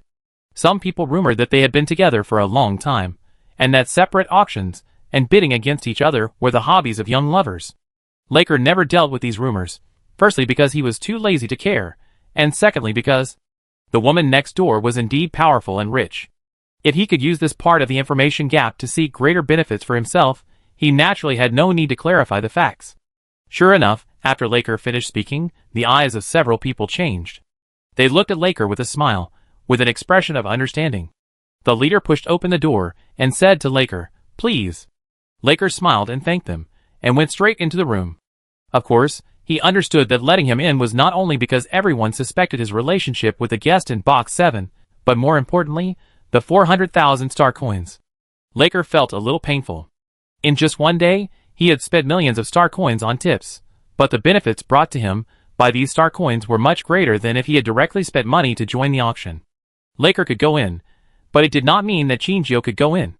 Qin Jio had just taken 2 steps when he was stopped by a waiter in front of him. The waiter seemed very principled at this time. He said, sorry, lady, you cannot go in. Laker was about to speak, but Qin Jio had already taken the initiative. She crossed her arms over her chest, pouted her lips, and looked angry. She said in a slightly coquettish tone, why don't you let me go back to my sister's room? This is our room. Waiter, question mark. Laker, question mark. After all, the guest in box 7 was notorious for this, and Qin Jio's righteous accusation at this time really made the other party suspicious. They looked Qin Jio up and down, and the hesitation in their eyes became more and more obvious. It must be said that Qin Jio is the type that guests will like, just based on her one-sided words. Qin Jio saw that they were still hesitating, snorted, and said, if you don't believe it, send a communication to my sister to confirm. Laker, question mark. Are you serious? I don't know if Qin Jio was too righteous or they didn't dare to disturb the guests. For a while, no one dared to go to the guests in box 7 to confirm. What? If you don't go and confirm with my sister, I will go in? After saying that, Qin Jio ignored their obstruction. She pushed away the waiter's arm, walked in arrogantly, and turned around to close the door. Bang! The waiters outside looked at each other. All of them didn't know how to react. Whether it was the goods or the people, They had already put them in. For Xingyue Auction House, the transaction was completed, and they had no responsibility for the subsequent custody service. After thinking about it, several people turned around and left, but before leaving, they reported the situation here to the auction house. As for what arrangements the auction house had, that was not their thing to think about. Laker looked at Qinzhou silently. He opened his mouth, and after a long time he said, Are you not afraid of being exposed? It's only a matter of time. We are stealing now? Your acting skills are really good. Thank you for the compliment. Qinzhou passed by him, and came to the cage covered with gold cloth. She said, They won't call the rich woman. Less trouble is less trouble. Since the goods have been delivered and their mission has been completed, there is no need to make things worse for themselves. What's more? Qinzhou turned around, and a cunning flashed in her dark eyes. I also did some tricks. Lakil? Qinzhou, when they were paying attention to you, I secretly put a star coin card in their leader's pocket. Lakil, shock. Lakil, you? Qinzhou, you can buy everything in the Star City with money, right? Do you think the leader is willing to do me a favor, or let me tell everyone that he embezzled a tip? Lakil laughed. I suddenly realized that you learn things very quickly, both good and bad. Qinzhou smiled and ignored Lakil. She found the gap in the gold cloth and reached out to open it. Just as she was about to pull the gold cloth open, a sound of breaking air came from in front of her. Her face changed, and she felt a strong murderous intent rushing to her face. Qinzhou's mind was alarmed, and the mechanical weapon in her hand instantly transformed into a short dagger. When the silver light was about to reach her face, she barely took the opponent's attack. The two daggers were in a stalemate in the air, with sporadic flashes of fire. Laker's face changed drastically, and he immediately stepped forward to remove the golden cloth. The golden cloth was removed, and the scene in the cage was exposed. The young man was standing in front of Qinzhou at this time, looking at the woman outside the cage with hatred and disgust. He was a little confused. The force he applied to the dagger was obviously increasing gradually, but the woman in front of him did not move at all. His force seemed to be swallowed by the other party, without any feedback. The woman in front of him was not simple. Qinzhou stared at the blade less than 2 centimeters away from his eyes, and his heartbeat had not yet calmed down. The other party stabbed her with the determination to kill. If she had not reacted quickly enough, she might have fallen on this young man. Thinking of this, she felt that the other party was really dangerous. Qinzhou exerted force on his hand, turned the dagger to relieve the opponent's force, and then raised it up. The young man lost his strength in his hand, and the dagger flew out directly, falling to the ground with a ding sound. The young man covered his wrist in pain, staring at Qinzhou with a serious face. It must be said that this woman is not as simple as he imagined. Her reaction speed is extremely fast, and her strength and speed are first class. She doesn't look like one of those rich lazy people. Qinzhou stretched out a dagger and put it on the boy's neck. She said coldly, Don't move. The boy didn't dare to move because his life gate was in the other's hand, but his eyes were full of defense and malice when he looked at Qinzhou. Qinzhou said, Whether you believe it or not, we have no ill intentions. We are here to rescue you. The boy was stunned when he heard it. He asked in confusion, Save me? Qinzhou, since you were awake just now, you must have heard our conversation, right? We are not your buyers. The boy blinked, still not quite believing Qinzhou's words. Why did you save me? You can't have no purpose. Yeah. Qinzhou thought that if she needed the other party's cooperation at this time, she had to be honest with him.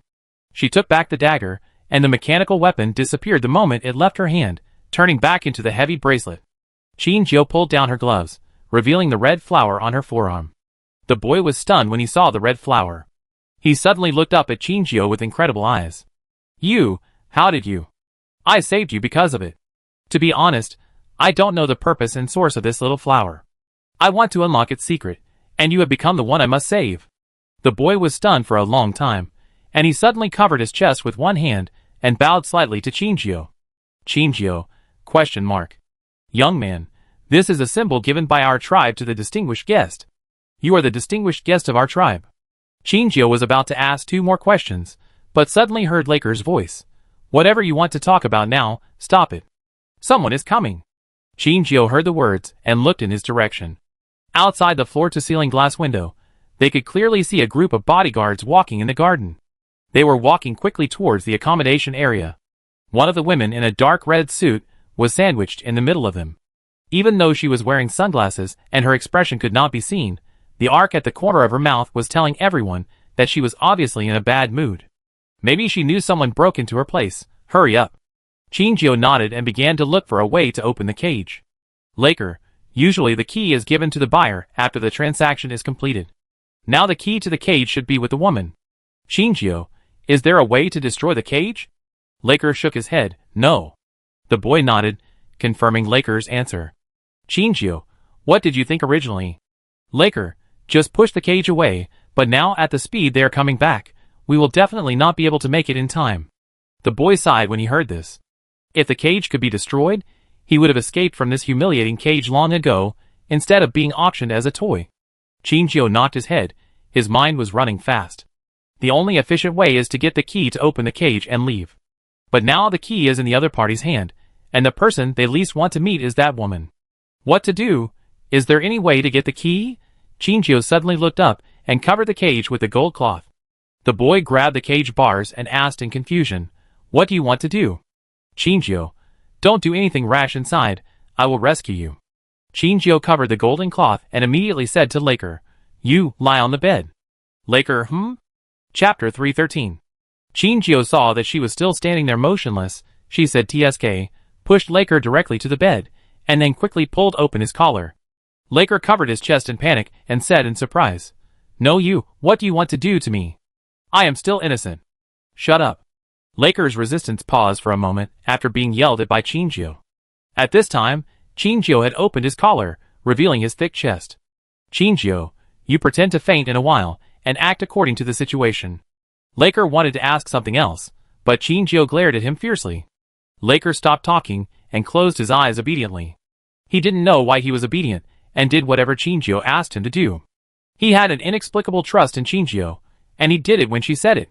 So when Laker pretended to be dead, he heard the sound of the door opening. Click! His heart beat to his throat, but he still resisted the urge to open his eyes. The door was opened, and outside was the woman and her bodyguard. Inside was the man lying on the bed and Chinjio, who was sitting on the sofa, as if he regarded this place as his own. The woman took off her sunglasses, and when she saw two strangers in her bedroom, she just raised her eyebrows, neither drove them away nor stepped into the room. She just stood at the door, under the protection of the bodyguard, watching the young woman in front of her slowly eating the fruit in her room and drinking her tea. The woman walked in front of Chinjio, and the bodyguard behind her was ready to deal with emergencies at any time. Chinjio ignored the bodyguard outside the door, but looked up and smiled sweetly at the woman. She raised her voice an octave and called out obediently, Sister. The woman's playful eyes fell on Chinjio's face, and then slid down her body bit by bit, as if she was stripping her naked with her eyes. Chinjio endured the discomfort, and there was no disgust on her face. Chinjio did not hide her appearance, and the other party had probably recognized her identity. However, the super-high bounty of the Interstellar was not attractive to the woman at all. A mere 100 billion, she might be able to squander it one day when she was happy. She didn't care about the bounty, but she was very interested in the young girl in front of her. An impeccable face and a beautiful body, this is a work of art that you may not get even if you spend money. The woman's face really showed a very interested expression. She stepped forward, stretched out her hand to pinch Chinjio's chin, and forced her to look up at herself. She heard from other waiters that Laker brought a female companion today, and now she guessed that the other party was that girl. Well, sweetheart, why did you come to me? Chinjio did not hide her desire at all. She looked at the gold cloth cage and said bluntly, I want that. Sister, you took the picture. The woman was stunned and then burst into laughter. She did not expect that the little woman in front of her would be so straightforward and did not hide her intentions.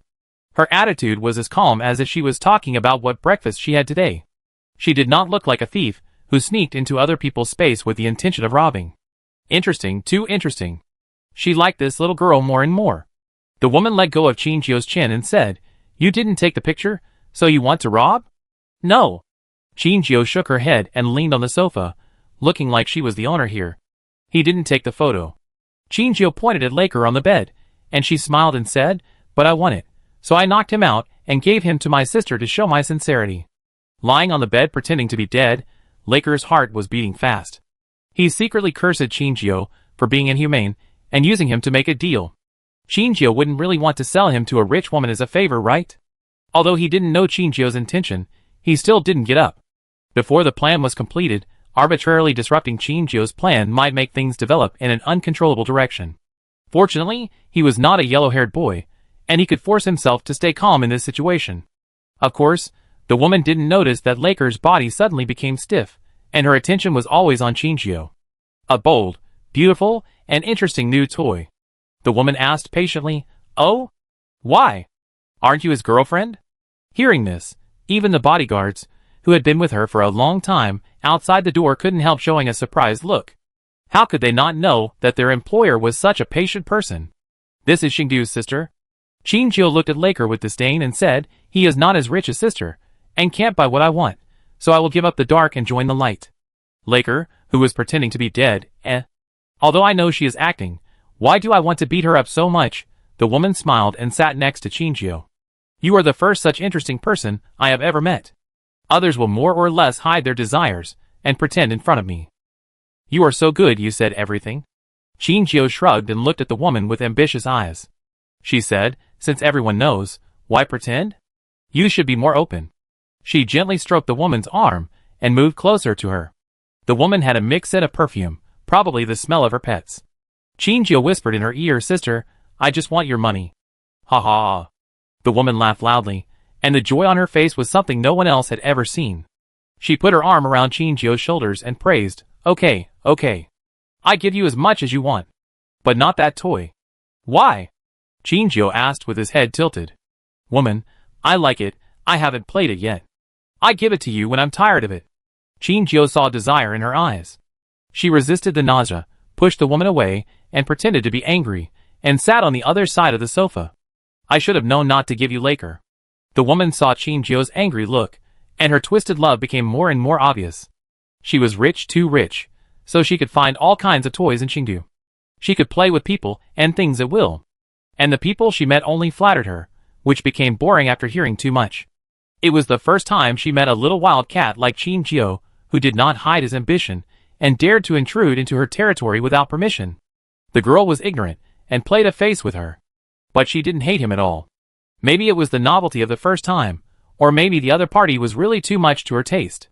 She stepped forward again and asked, "What should I do? Now you are all in my room, and the people outside will not let you go. You have already sent the sheep into the tiger's mouth, right?" Chinchio snorted, and ignored the other party. In fact, she was panicking inside now, because after a brief contact just now, she took out 2 keys from the other party's pocket. Although she hadn't seen them yet, her intuition told her that the 2 keys were the keys to the 2 auction items. Chinchio looked at the group of bodyguards at the door, and seemed to think they were in the way. She pursed her nose and said, "A group of dark figures standing at the door, afraid that I will eat you? It's an eyesore." The woman sent them away in a good temper, and asked them to wait in the next room. Chinchio saw that the door was closed, and now the number of people on her side finally prevailed, and she felt a little relieved. She had made 2 preparations. If the other party found out that the key was missing in advance, she would hand over the key in a joking manner. If the other party dismissed the others, she would start thinking about how to control the woman, and then quietly open the cage and take the boy away. Fortunately, the current situation is obviously more favorable to them. Even Laker, who was lying down, could feel the change in the atmosphere, and the balance of victory was tilting towards him. What they had to do next was how to knock the woman down quietly. If there was a tranquilizer gun, their action would have a greater chance of success. But they had never thought that they would go to such a point before they went out, and they did not prepare in advance. Now there is only one way to go. Knock the woman unconscious. Chinchio stood up and walked to the open space between the big bed and the cage, vaguely forming a posture to confront the woman.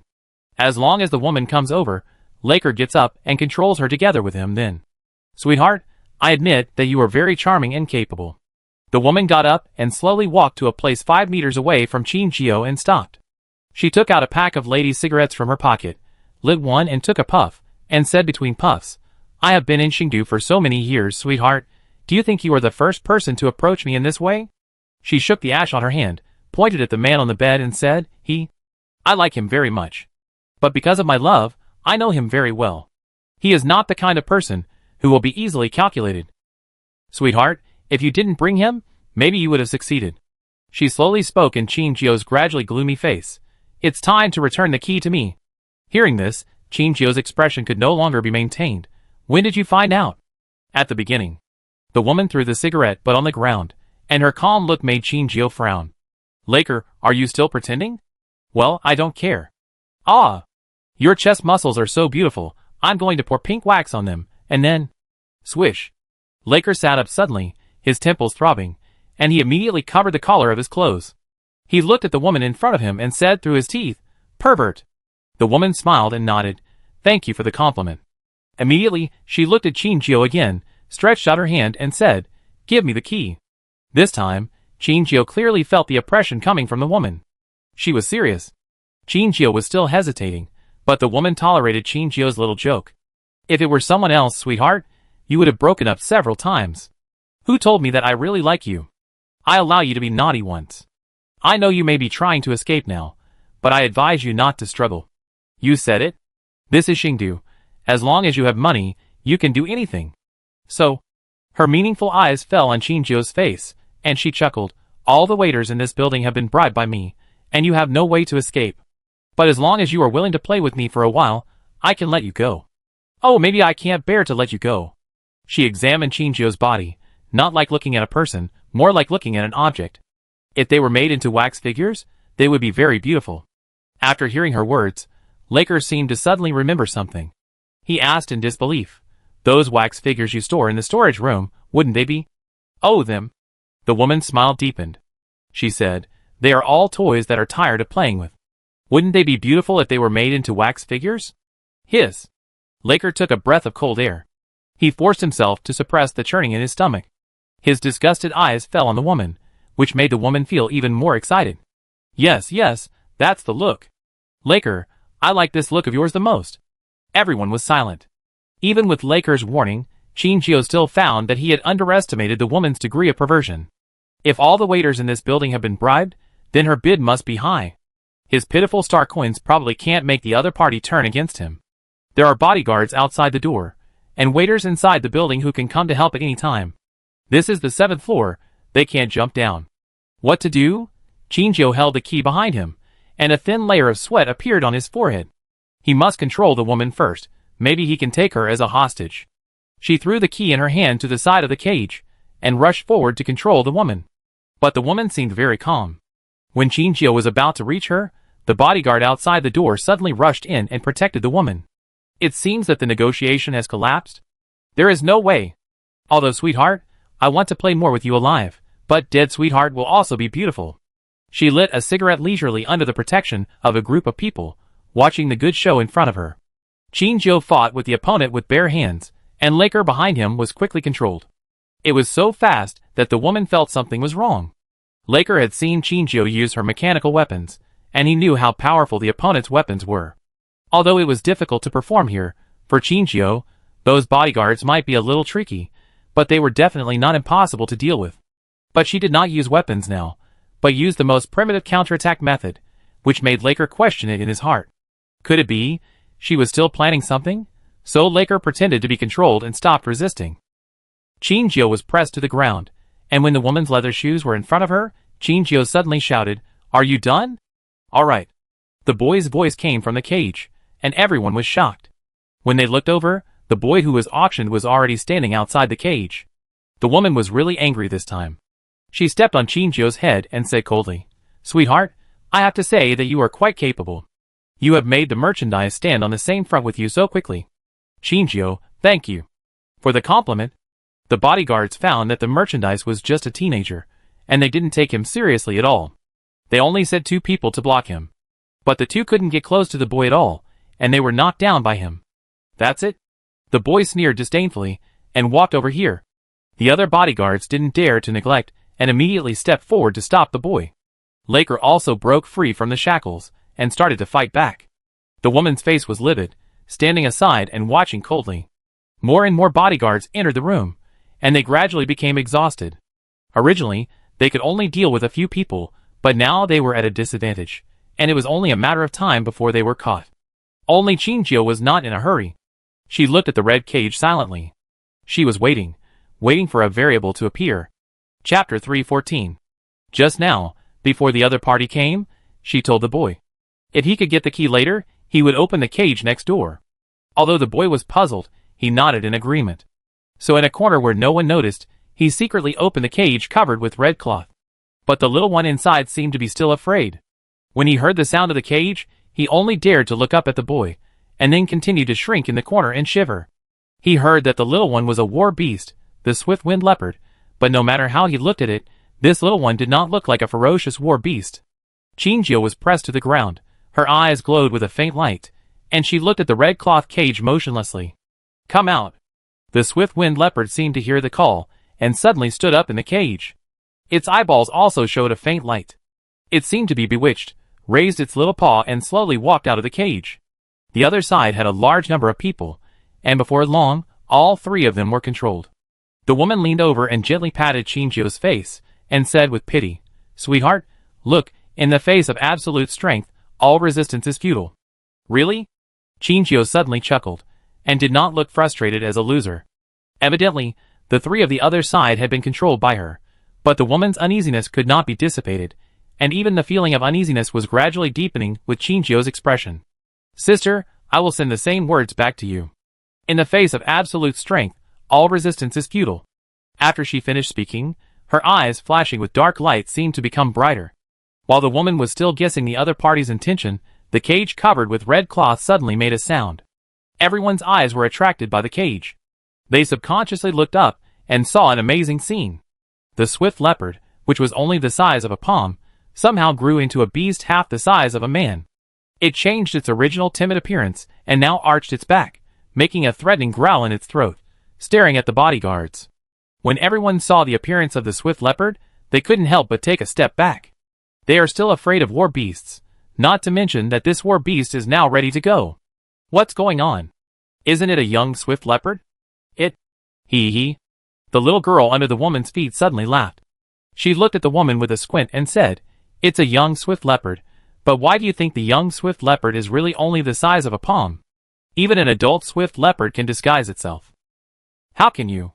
"Roar!" The swift leopard roared and rushed towards the crowd. Everyone was shocked and subconsciously let go of a few people and scattered around. The woman's face changed drastically, letting go of Chinjio and walking away quickly. But the swift leopard seemed to have installed a positioning system on her, chasing her and biting her. "Idiots! Protect me!" the woman shouted, and the bodyguards, who were still watching the show, woke up as if from a dream and surrounded the woman behind him. Seeing that his target was surrounded by people, the swift leopard shook his head and roared continuously. Chinjio stood up from the ground at this time. She did not hide the light in her eyes, and took a few steps forward to touch the head of the swift leopard. The swift leopard nudged her palm affectionately, and seemed to like her very much. Everyone was shocked when they saw this. "Is that a war beast? How could a war beast be so close to her?" The woman frowned and asked, "Are you a beast master?" But even if she was a beast master, she couldn't form a bond with a war beast in just a few minutes. Why would that swift leopard? Chinjio rubbed the clinging swift leopard while shaking his head and replied, "I'm a pet caregiver." Everyone, ? Now they have what they want, and they can start to fight back. A black sword appeared out of thin air in Chinjio's hand, and she ran towards the door. The swift leopard beside her seemed to understand her thoughts, and followed her to clear the way for her. "Let's go!" Laker grabbed the boy's hand, and pulled him out of his confused state. Laker was not good at fighting. To be honest, Chinjio was the most powerful person here, so he could only pin his hopes of escaping on Chinjio. There is nothing wrong with being protected by Chinjio. The young man was beside him, looking at the figure who tied the red dress to his thighs as he left. They coexist with animals, so they can understand other animals' thoughts. He found that the swift leopard beside Chinjio was not forced. The swift leopard, who was obviously very scared just now, seemed to have drawn courage from Chinjio and was no longer afraid of humans. How did she do it? With Chinjio leading the way, several people left the room easily. But they were always a little uneasy. Is it really that easy? As if to confirm their thoughts, countless black-clothed figures stood at both ends of the corridor, all of them holding mechanical weapons, and they looked completely different from the bodyguards just now. This is going to be tricky. "Sweetheart, you really surprised me." The woman's voice came from inside. She took a puff of cigarette and slowly exhaled. Under the smoke, the face was smiling, but the eyes were frighteningly cold. "All the auction items are not as interesting as you. Tell me, after I catch you, should I cut off your hands first, or?" She looked at Chinjio's straight legs. Her eyes became colder. Chinjio and Gale Leopard protected the two men in the middle on the left and right. She said to Laker in a low voice, we will go separately later. I think my hatred for her is higher now. Gale Leopard protects you on the right, and I will go on the other side. But, don't say but, I will be a burden if I bring you with me. I will count to 3, and you will run. Qingjiu's eyes were fixed on the men in black on the right, and she clenched the sharp blade in her hand. 3, 2, 1, run! As soon as Qingjiu finished speaking, the swift leopard took the brunt of the attack and led the 2 men to run towards the stairwell on the right. Qingjiu threw the sharp sword in his hand in the direction of their escape. The blade suddenly scattered before reaching the black-clothed man, and turned into countless needles. Qingjiu ran to the left without looking back. The black-clothed men were hindered by Qingjiu's weapon, and when the swift leopard ran to them, it was too late to resist. The swift leopard knocked them down directly, opening an escape route for Laker and the other 2. The black-clothed men Qingjiu faced saw that she was unarmed, and stepped forward quickly to resist her forward steps. Qingjiu raised her hand, and the needles that had fallen on the ground seemed to feel her call, and all flew towards Qingjiu. They gathered in the air, and turned into her sword blade again. Dang! Qingjiu held the sword across his chest, just blocking the opponent's mechanical arm that was attacking him. Without Laker and the others becoming a burden to him, Qingjiu's fighting power increased sharply, and she actually opened a passage to escape. The woman threw away the cigarette in her hand, and crushed it hard on the ground. Really underestimated her ability. A bunch of good-for-nothings. Why don't you hurry up and help? Yes. Chapter 315. Qingjiu looked back as she ran, and found that more and more people were chasing her. And in front. Every time she reached a floor, there were countless waiters trying to stop her. Damn it! Damn it! Damn it! Why are there so many people? Qingjiu was sharp-eyed, and suddenly saw 2 familiar figures among the waiters. One was the waiter in Laker's box, and the other was the waiter she bribed to let her enter the room. TSK? You 2 guys are all powerful, right? Qingjiu became more and more angry as she thought about it, and couldn't help but whip each of them before leaving. Because they blocked her, she went downstairs slower and slower. She looked down from the stairs, and found that every floor was full of people. She cursed inwardly that she couldn't afford to play, and then after pushing away the few people who were blocking her way nearby, she chose not to go downstairs for the time being and ran towards the corridor. If she guessed correctly, she had indeed maxed out her hatred value. Now, more than 90% of the waiters in the whole building were blocking her in the stairs on this side, and the other side, the direction where Laker was escaping, should have relatively weak defense. She just had to go over and join him. Qingjiu turned into another corridor, avoiding the sight of others, and was about to go around and return to the stairs. Click. Suddenly, the door of a room next to her opened. She glanced at it hurriedly, praying in her heart that it was not the group of waiters, who would do anything for money. But she only saw a hand reaching out from the dark room, and she was dragged in before she could react. The door closed behind her, and the dagger in Qingjiu's hand was already on the neck of the man in front of him. Who are you? Let me go if you don't want to die. Ah. A familiar sigh made Qingjiu's eyes widen in disbelief. At this time, the lights in the room were finally turned on. A very familiar face appeared in front of Qingjiu, but compared with the past, it seemed more mature and calm. Qingjiu was speechless for a moment, but the other party gently pushed away the dagger and teased, "Why, are you going to kill me with my weapon?" The man was Wang Ling. He found that all the waiters suddenly seemed to have received some instructions, and gathered in the same direction. He caught a waiter out of curiosity and asked. After spending a certain amount of money as capital for information trading, the other party gave him a general idea of what happened. Wang Ling understood it immediately. The 2 people who had just bid with him had a conflict, and were fighting for the auction item. Stars have their own order of operation, but most of the time, they have no order. It is not a violation to grab another customer's auction item at an auction. Wang Ling, who also lost the bid, also had evil thoughts. Is it possible that the snipe and the clam fight, but the fisherman benefits? So he came out and hid in the dark to observe the development of the incident. But he saw the red figure jumping down the stairs, and he recognized the figure almost instantly. It was Qingjiu. The fact that Qingjiu was still alive made him feel a little relieved, but seeing her being hunted, the heart that had just been put down was instantly lifted up again. When he was thinking about how to help Qingjiu, Qingjiu happened to run towards him across the crowd. Wang Ling found an opportunity, and immediately pulled Qingjiu into the room, giving Qingjiu a chance to breathe. Qingjiu saw Wang Ling's face, and his fierce eyes disappeared instantly, replaced by the joy of reunion. Wang Ling. Well, Vice President, long time no see. In fact, Qinjiu had not been away from Xinghuang for too long, but so many things had happened in these 2 short months that everyone felt unreal, as if they were in another world. The waiter had chased to the door, and the 2 of them were silent. Wang Ling looked at the situation outside the door through the cat's eye. Maybe they didn't know that Qinjiu had entered his room yet, so they just searched around in the cat's eye. They seemed to have discussed a few words, and someone began to knock on the door nearby. All the people living in this building are important customers of Xingyue Auction House, and the arrangement of their rooms is determined by the amount of consumption in the auction house. The woman in box number 7 is a super VIP here, so she naturally lives on the highest floor with the least rooms. Although Wang Ling is also a VIP customer, the owner of his box is not at the top of the Xingyue Auction House, so he lives on a low floor, and there are other guests living around. The waiter knocked on a door, and the man inside asked unhappily, "What's the matter?" "I'm sorry, sir. May I ask if there was anyone else just now?" "Get lost," the man said, and slammed the door shut. The waiter could only shake his head and leave. Qinjiu was stunned. She whispered in Wang Ling's ear, "Do they ask people like this? Isn't it obvious that they can't find it?" Wang Ling, although they receive money from other people, the customers are VIPs of Xingyue Auction House. And they are just waiters working here. If they offend these VIPs for their own tips, they will be finished when Xingyue Auction House takes action. Qinjiu was silent for a moment after hearing this, and suddenly asked, "Wait, do you mean Xingyue Auction House will protect VIP customers?" Wang Ling, well, in theory.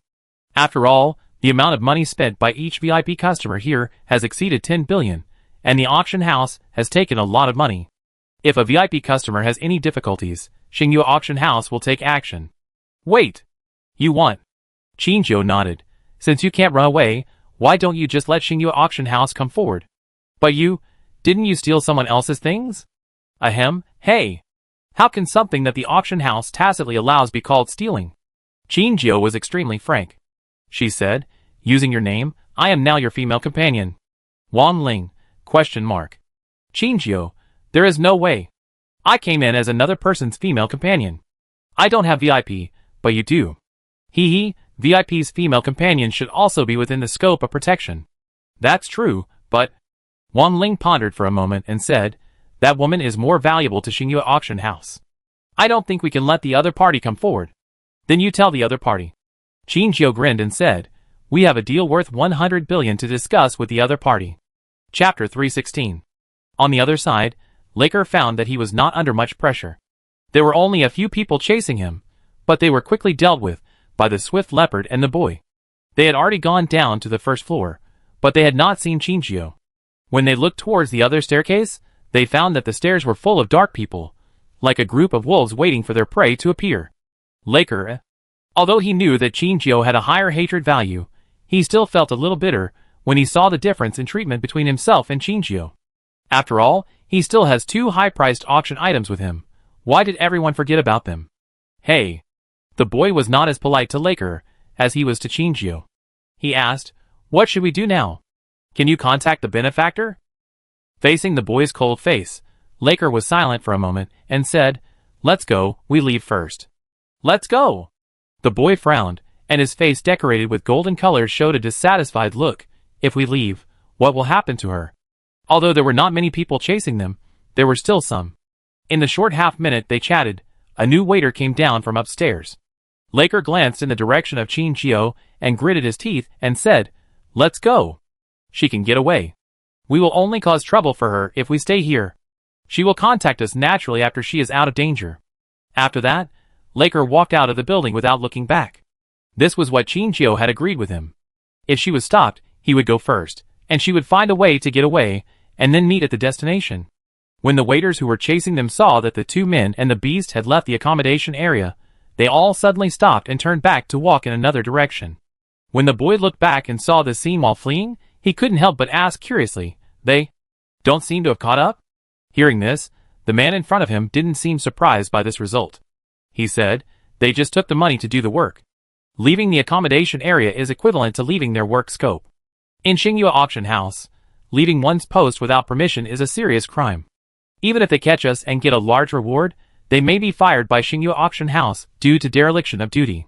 Of course, it is hard to say whether they will have the life to spend the money after being fired. It should be said that although this place looks like an unregulated area, as long as you use money, you can turn the clockwork to make everything work. But it strictly abides by certain operating rules. If you violate this set of rules, then they will be severely punished next. Fortunately, these rules and regulations restrict their actions, which gives Laker a chance to breathe. Where are we going now? The boy asked. Without any hesitation, Laker said, Lingyu Hotel. The corridor covered with red plush carpet was silent at this time, and no one dared to make any sound. The dark crowd made way for a path from the middle to the sides, and they all bowed their heads and saluted respectfully to the three people who were passing by. Their attitude towards the three people was respectful, admiring, and fearful. You are quite free. The little girl in the lead was wearing a dark blue night sky pumpkin pants skirt. She had 2 long ponytails, and wore a star and a moon headdress respectively. She also held a cane in her hand, with a sapphire on top, and a bright starry sky could be vaguely seen in it. As the little girl's dissatisfied voice came, the 2 decorations on her head actually dimmed a little, and the temperature around them also dropped a lot. A cold breath came from her, and everyone put their chins on their chests, afraid that they would be remembered by her, and couldn't help trembling slightly. How did this big Buddha appear? The girl was only about 1.45 meters tall, but her pressure was absolute. After all, she is the real owner of the Xingyue auction house. The girl yawned loudly, and her 2 fangs were exposed. You want to tear down my auction house after making such a big fuss? The girl's red eyes swept over each waiter, and the strong sense of sight almost made them unable to stand calmly. It is tacitly allowed to do things for money, which is not only in the Xingyue auction house, but also in the entire Xingdu. But if the normal operation of the auction house is disrupted, then this matter cannot be passed over in one stroke. Alder, Levin, take care of it. They will disturb other guests' rest. Yes. The 2 people behind the girl agreed, and the waiters present immediately showed a look of horror. Some people knelt down beside the girl desperately, and he trembled. No, no, no. Please give us another chance, we. The girl stopped and glanced at him. It was a strange face that she couldn't remember at all, but it was normal for her. After all, she had been in a sleeping state for many years. She lacked understanding of the management of the auction house, and didn't know these new staff at all. Did anyone tell you when you started working that you shouldn't beg for mercy in front of me? The waiter's eyes almost popped out of their sockets. He seemed to be in great fear, and shook his head fiercely. No. Well, it seems that there is a problem with your management. The girl turned back to look at the 2 people behind her and said, Levin, come to my room later. Levin's hanging hand trembled for a moment, and then he calmly replied, yes. Don't worry, since it's not your problem, we will also handle it more humanely. Dismissal plus compensation, do you agree? Everyone nodded fiercely. This was the best result they could get. They looked at Levin with pity, as if they had been pardoned. Levin. Can he survive tonight? The girl came to Wang Ling's box accurately. She straightened her collar, and knocked on the door gently with her cane. Hello, guest. Her voice was sweet, and it seemed to have a bewitching charm that did not belong to her age group. I am the owner of the Xingyue auction. Vina. Chapter 317. Qinjiu saw the child standing outside through the cat's eye, and was a little surprised. She is the owner here? Wang Ling nodded and said, she should be. Although I haven't seen her, I have heard of her name. Qinjiu stepped back and said to Wang Ling, you go open the door. Wang Ling nodded in response. He raised his arm, and Qinjiu consciously put it on. After all, she is now Wang Ling's female companion, which seems to be in line with etiquette. Click. With the sound of the door lock opening, the 2 people in the room appeared in front of everyone. The waiters were dumbfounded when they saw Qinjiu, who had become gentle and obedient at this time. If I remember correctly, not long ago, this woman was holding a whip and whipping whoever she saw. So brave. Why did she suddenly become gentle now? Qinjiu's eyes fell on the girl, and the girl felt her eyes, and raised her head, and responded with a sweet smile. Looking harmless is indeed easy to let people down. But to be the owner here, she must be extraordinary, and we cannot simply judge her by her appearance. You said, you have a deal worth 100 billion to discuss with me? Wang Ling nodded and pointed to Qinjiu beside him. Just as they had discussed, Wang Ling said, her bounty is worth 100 billion. Oh! The girl was interested, and she said, of course, if she is the wanted criminal, it is indeed worth 100 billion. But how can you guarantee that she is not a fake? Wang Ling shrugged and said, I can't guarantee it. His implication was, believe it or not, forget it if you don't believe it. Vina's eyes moved around Qinjiu for a few times, and Qinjiu did not avoid looking at her at all. The 2 sights collided in the air, and then merged into the darkness silently. At this moment, the woman in a red suit came to this floor escorted by a group of bodyguards. When she saw the little girl in front of her, she couldn't help but pause, and then slowly walked towards her. "Ah, hello, guest." Vina felt the woman's sight, turned back to look at the woman, and gave her a lovely smile. The woman glanced at Chinjio in front of her, then glanced at Vina, and said, "That's the person I want." "Oh." Vina's eyes moved around the two of them, and she asked, "Are you also interested in the 100 billion bounty?" The woman sneered and looked at Vina with disdain. She said, "What? I thought you forgot the rules of Xingdu?" The smile on the girl's face slowly dissipated when she heard the words. She kept a shallow smile, but the smile did not reach her eyes. She said, "I haven't forgotten. No one in Xingdu can have any contact with the federal government, nor can they do business with them. Well, just remember it." Chinjio frowned when he heard this. What does it mean? Can't do business with the federal government? The previous doubts suddenly became clear. For example, this is Xingdu, where money is respected, but after seeing her true face, no one mentioned the reward, but was more interested in the high tip of the woman. Don't they know the existence of this walking 100 billion? Although Chinjio was a little curious, because the situation was special at the time, and she was still running for her life, she automatically put these curiosities in a corner and didn't think about it carefully. Now that she heard the woman's words, she realized that it was not that they didn't know, but that even if they knew, they couldn't dream of the bounty.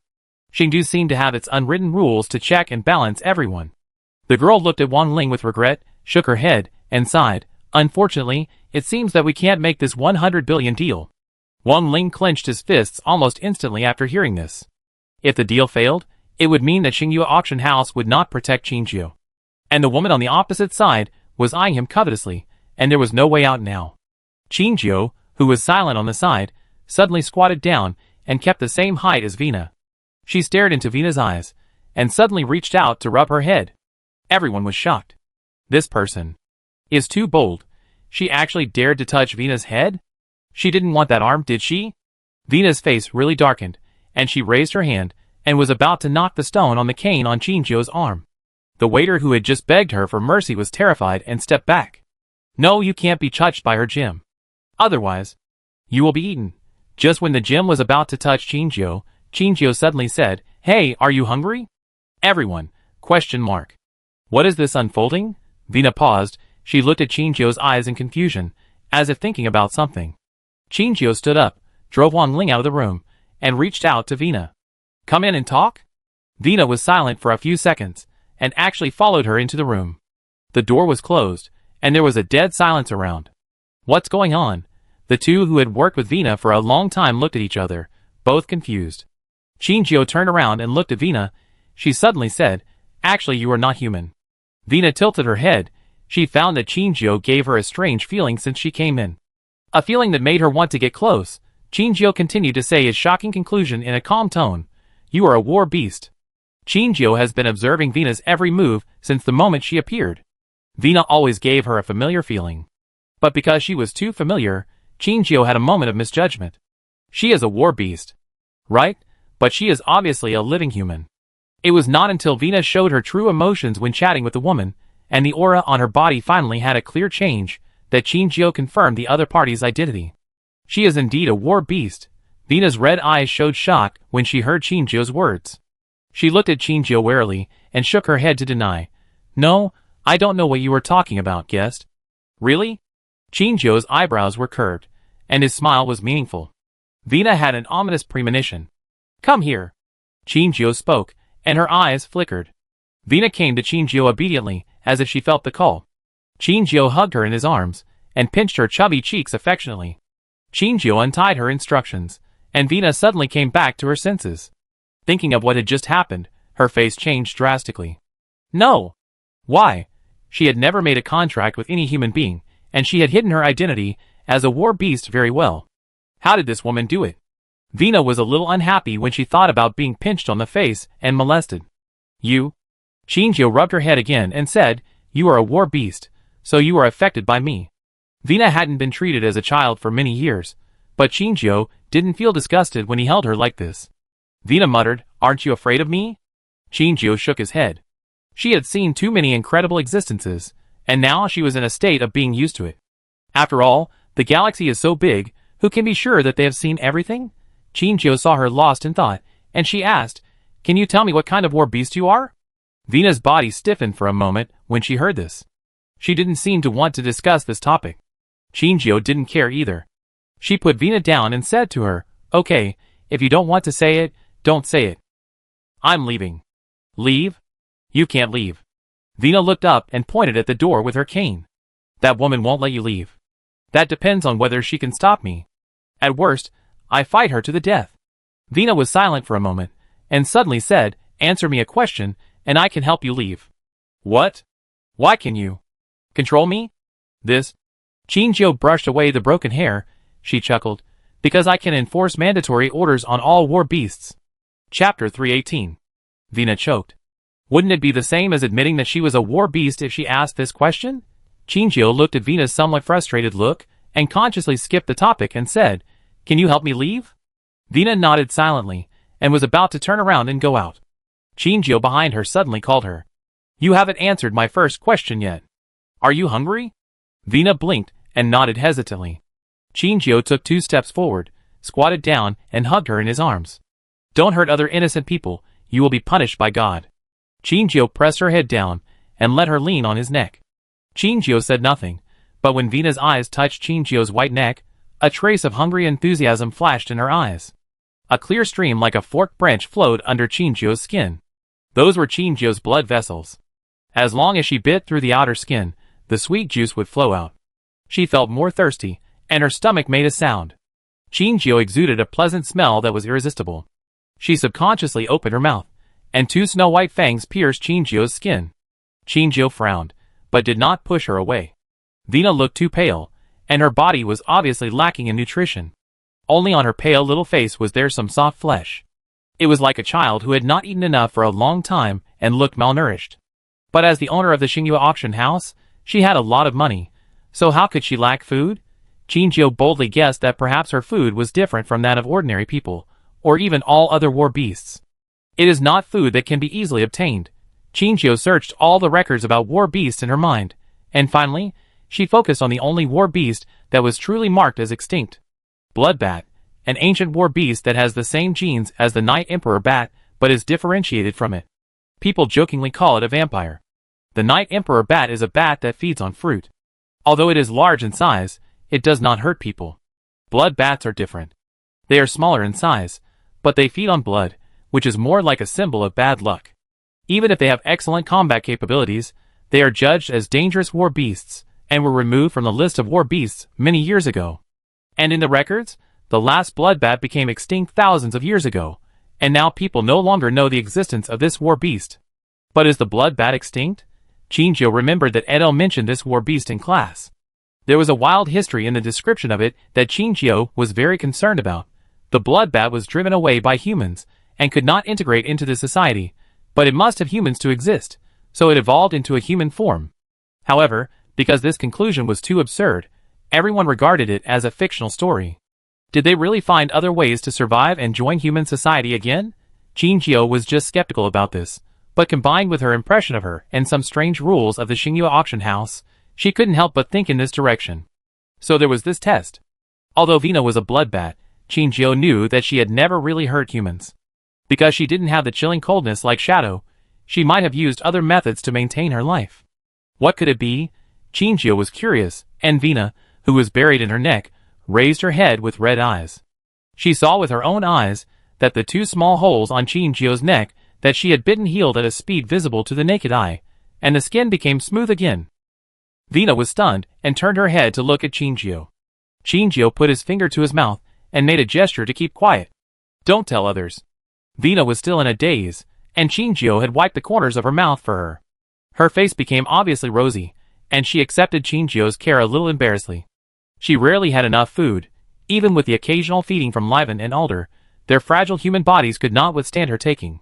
But the woman in front of her was different. Her vitality seemed endless. She was driven by instinct to eat from the beginning, and later, she had regained her sanity. She thought she had to knock someone out again, but Chinjio seemed to be fine, and the lost blood was constantly replenished. Just like this person will not die. What she didn't know was that her absorption was far less than that of the little white ball. The little white ball wanted to suck Chinjio dry, and even Chinjio's recovery ability was sometimes not as good as its absorption ability. But the amount of Vina was no different from a mosquito bite. Vina was still in Chinjio's arms. She was silent for a moment, and finally made a mosquito-like buzzing sound. I am a blood bat. This was the same answer Chinjio guessed. She asked curiously, why can you turn into a human? Vina picked up the cane and said to Chinjio, the gem on it is fused with the essence and blood of our people. They gave the gem to me, and I became like this. Chinjio saw the stars in the gem slowly flowing, so she couldn't help but want to touch it. But before her hand touched the gem, Vina grabbed Chinjio's arm. Don't touch it. Chinjio saw her nervous expression and asked, what's wrong? Vina, the gem will suck you into the space inside. Chinjio suddenly asked, so the stars inside are people? Vina didn't dare to look directly into Chinjio's eyes. She nodded slightly. The star field was full of dense stars, and Chinjio couldn't help but feel numb.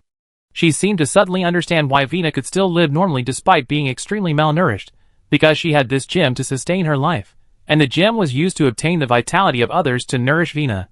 Chinjio grabbed her hand and asked nervously, is the person inside still alive? Vina nodded, alive, just in a deep sleep. The woman in front of her seemed to be very concerned about the humans in the gym. Vina asked carefully, do you want them to come out? Yes. Chinjio nodded, then raised his hand and gently tapped Vina's forehead. I don't want you to lose a life. She had seen the shadows eroded by filth, so she naturally didn't want the other party to become that kind of existence. Vina still maintained a child's mentality. Perhaps using gems to trap people who doubted her was a way for her to make a living here. She could have made her life more quality by absorbing their vitality, but she didn't. She still retained her compassion and didn't kill them at will, but just maintained her life to the minimum. Maybe it's because she is a war beast, a creature born for protection, not an ugly and sinful existence like an alien beast. The girl's blood-red eyes were fixed on Chinjio, and her eyes were full of doubts. You are very strange. Chinjio picked her up, and Vina was startled. She was afraid that she would fall down, so she put her arms around Chinjio's neck. Chinjio asked, how strange. I don't seem to hate you. She didn't just hate him. She clearly liked him and wanted to stick with him all the time. It's just that she wouldn't say these words. Hearing this, Chinjio didn't seem surprised, as if it was expected. Although Chinjio still didn't understand why she was particularly fond of war beasts, nor why she could force war beasts to give orders. But as long as the other party has the blood of war beasts, she will definitely become an existence that attracts the other party. Chinjio gently pinched Vina's nose and walked out. I don't hate you either. She was born with a love for war beasts. Even though the girl in front of her had completely transformed into a human form, her essence as a war beast had not changed. After saying that, she freed one hand to open the door. There were 3 groups of people outside the door. One group was Wang Ling with Chinjio, one group was the staff of Xingyue Auction House, and one group was the woman in box number 7 and the people she brought with her. They had different lineups, but without exception, they all couldn't believe the scene in front of them at this time, staring at the 2 people in front of them as if they had seen a ghost. The girl's little head was nestled beside Chinjio's neck. She yawned, as if she was a little sleepy. Chinjio was like the girl's sister, holding the girl in one hand and patting her back with the other, as if coaxing her to sleep. Vina tried to keep herself awake. It's easy to feel sleepy after a full meal. Now is not the time to sleep. She gently pushed Chinjio away, and Chinjio understood, and put her on the ground. Vina rubbed her eyes, stepped forward and stopped Chinjio behind her. The woman surrounded by bodyguards raised her eyebrows, sneered, and asked, Vina, what do you mean? Vina raised her cane again, and from this moment on, she seemed to have turned back into the controller, who looked innocent, but was actually ruthless. She said, I protect her. She said, I. Not Xingyue Auction House, but her, Vina. Vina was obviously going to protect that ignorant guy. The woman's face sank, and her tone was filled with suppressed anger. You mean, you want to protect her? Vina looked very happy, at least much better than before she came. This change made Levin and Alder on the side look at each other in surprise. What did the wanted criminal named Chinjio do? The woman could no longer maintain her calm. Even she was afraid of Vina's power. If Vina came forward to protect someone, no one could take the other person away. No one had ever doubted this point of view. Because of this, the woman has now confirmed that she can't take Chinjio away. An arrogant person, who let her auction items go and provoked her. Do you know what the consequences of protecting her are? Xingyue Auction House will lose a VIP customer. Vina said it without any care, as if the woman with the strongest consumption power was like a fish without a bicycle, not worth mentioning. As for VIP customers, it's a pity to lose one. But how many reserved VIPs want to take this position? The woman's contribution to Xingyue Auction House is indeed very high, but no matter how high it is not as good as a long-term meal ticket. For a moment, the situation was tense. The woman and her bodyguards, as well as other people in Xingyue Auction House, secretly formed a confrontation. The two groups of people were ready for a fierce fight that might happen at any time. The woman took a deep breath and sneered, "Okay, it seems that this is your choice." The expected fight did not happen. The woman took a deep look at Xingyue and turned away. A circle of people supported the woman in the red suit in the middle to leave, and the oppression in the air was relieved a little. "Miss Vina." Alder stepped forward. He didn't quite understand Vina's approach. After all, the other party's financial resources can be regarded as the top in Xingdu, and the network of relationships behind it is so large that it is unimaginable. In comparison, Xingyue has nothing except the 100 billion star coins reward on his name. Not to mention that they couldn't trade Xingyue. So Alder and Liven looked at Xingyue with more and more resentment. Vina heard Alder's call. She turned around and said, "Where are the two items left by Laker?" "They have left the Xingyue Auction House." "Yes." Vina thought for a while and urged, "Strengthen the defense of the carriage and make sure they reach their destination safely." Alder lowered his eyebrows and replied, "Yes. Laker is the candidate for the next seed VIP, so naturally he can't get into trouble." And most importantly, she knew that Laker was competing for Ivana's presidency, so why not do him a favor? It is better to cooperate with someone who knows everything than to go with a sinister and cunning person. If Laker can pull Ivana from the high platform to the abyss, they are very willing to see this result.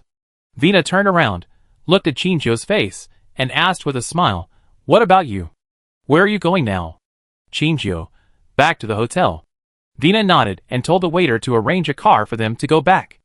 Wang Ling got on the exclusive carriage of Xingyue Auction House like a sleepwalker. He came back to his senses when the carriage started moving. "We escaped?" Xingyue's slightly tired voice sounded beside him. "Well, kind of." "Wang Ling, what happened between you and her in there?" Wang Ling was someone she could trust. Except for hiding the part about feeding Vina with blood, she told Wang Ling everything else. "She is actually a war beast?" Wang Ling lost his voice. "Yes, it's a bloodbath." I don't know if it was Xingyue's illusion, but when Wang Ling heard the word bloodbath, the surprised expression on his face disappeared a lot. Xingyue couldn't help but ask curiously, "Do you know something?" Wang Ling nodded and said, "If it's a bloodbath, it's not surprising. Bloodbaths are war beasts that feed on the blood of living creatures, so they are called ominous existences. But because of the special food they eat, their intelligence is much higher than that of ordinary war beasts. It has been recorded in the wild history of war beasts that some bloodbaths could speak some simple sentences before they became extinct." Xingyue asked, "So how could such a war beast with such high intelligence and strong self-protection ability suddenly become extinct?" "Wang Ling, if the wild history is correct, it should be." He paused and said slowly, "The result of their self-selection." Chapter 319. Self-selection? Yes. Wang Ling opened the terminal, called up his favorites, and searched inside. Xingyue sat beside him, and saw the content on his terminal. Dessert Master, from beginner to master. Surprise! It turns out that these 100 bad habits will affect your health. Dog training quotes. 100 must-visit tourist attractions in the Interstellar. Have you been to them all? Entertainment Gossip Collection Post, Daily Update Version. 101 Ways to Revive the Ancient Blue Star Pharaoh. 100 Ways to Kill Alien Beasts. We are saved. Star King Confession Wall. Excellent students, please come in. Star City has a one-stop service for eating, drinking, and having fun. Have you really played Star City thoroughly? Xingyue, Dude, your knowledge is quite extensive. After he searched in the favorites for a long time, he found a collection called 99% of people don't know about war beasts. I won't tell ordinary people. Xingyue opened his mouth, wanting to say something, but decided to remain silent in the end. Wang Ling's preferences, are they really the opposite of what he looks like? In the page that Wang Ling opened, a thin bat appeared in the picture. Its two sharp fangs were exposed outside its mouth, which looked a bit creepy. This is the blood bat. Wang Ling enlarged the page so that Xingyue could also see the content clearly. Next to the picture was a large amount of text, telling its story in the form of storytelling. Qingjio read the story about the blood bat in a glance. She frowned slightly and asked, according to the meaning of this report, the blood bat controls the reproduction of the species because it does not want to hurt humans. But they found that this method was only a temporary solution, and finally the whole tribe disappeared together. Wang Ling nodded. This report was not the first time he had read it. He said, the report also talked about their whereabouts. Some people said that they were extinct due to extreme lack of food. Some people also said that they used another way to make themselves immortal. What way? Falling into an endless sleep. Qingjio was stunned when he heard this, and suddenly remembered the cane in Venus' hand. The gem on the cane is full of stars. Venus said that people who touch the gem will be sucked into it. Although they will not die, they will fall into a deep sleep and become her food. What if the gem contains not only other people who offended her and were locked up by her, but also her tribesmen? Then is there a piece of sleeping blood bats in the starry sky? But how to explain Venus' existence? Is there anything else in the article? No, that's basically it. After all, it is a wild history, true or false. Who knows if the person who edited it is a real insider, or just a myth to attract attention? Qingjio turned his head silently, and glanced at Wang Ling's face with the end of his eyes. Although this report is indeed suspected of attracting attention, Wang Ling, you are quite useful. Qingjio will find another opportunity to explore the doubts about this blood bat in the future. The most urgent thing is to find out the function of the little red flower in hand. Qingjio knocked on the driver's window, and after the other party opened the soundproof glass, she said, "Please take me to Lingyu Hotel." After she finished speaking, she turned around and looked at Wang Ling. "What about you? Where are you going?" When Wang Ling heard about Lingyu Hotel, she couldn't help but look up at Qingjio. Now, after hearing Qingjio's question, he was silent for a moment and said, "I'm going there too." Qingjio was a little surprised that they were staying in the same hotel by coincidence, but he was not too surprised. After all, with the reputation of Lingyu Hotel in Chengdu, it was not surprising that Wang Ling, a native of Chengdu, would find Lingyu Hotel to stay. Qingjio closed the window and sat back next to Wang Ling. She asked casually, "What a coincidence, you are staying there too?" Wang Ling said him, looking like she wanted to say something but stopped. Qingjio, who was standing by, was already using his terminal to contact Laker, not giving Wang Ling a chance to explain. Wang Ling silently retracted her gaze, thinking that she would tell her after getting off the car. Laker followed Qingjio's arrangement. After leaving the Xingyue auction house, he would go to Lingyu Hotel to book 2 rooms and wait for her to come back. Now that he finally got the news from Qingjio, Laker, who was already sitting in the room, breathed a sigh of relief. Originally, he didn't intend to let the boy out of his sight, and wanted to live in the same room with him. But Qingjio said that he should be treated as one of them, and arranged as he wanted. So Laker still opened 2 rooms, one for himself and one for the 2 auction items. In the other room, the boy had washed his body, and was sitting on the bed in the hotel bathrobe, looking at the yawning swift leopard. "Hey, why? Did you suddenly help us?" Hearing this, the swift leopard glanced at him lightly, and continued to close his eyes to rest.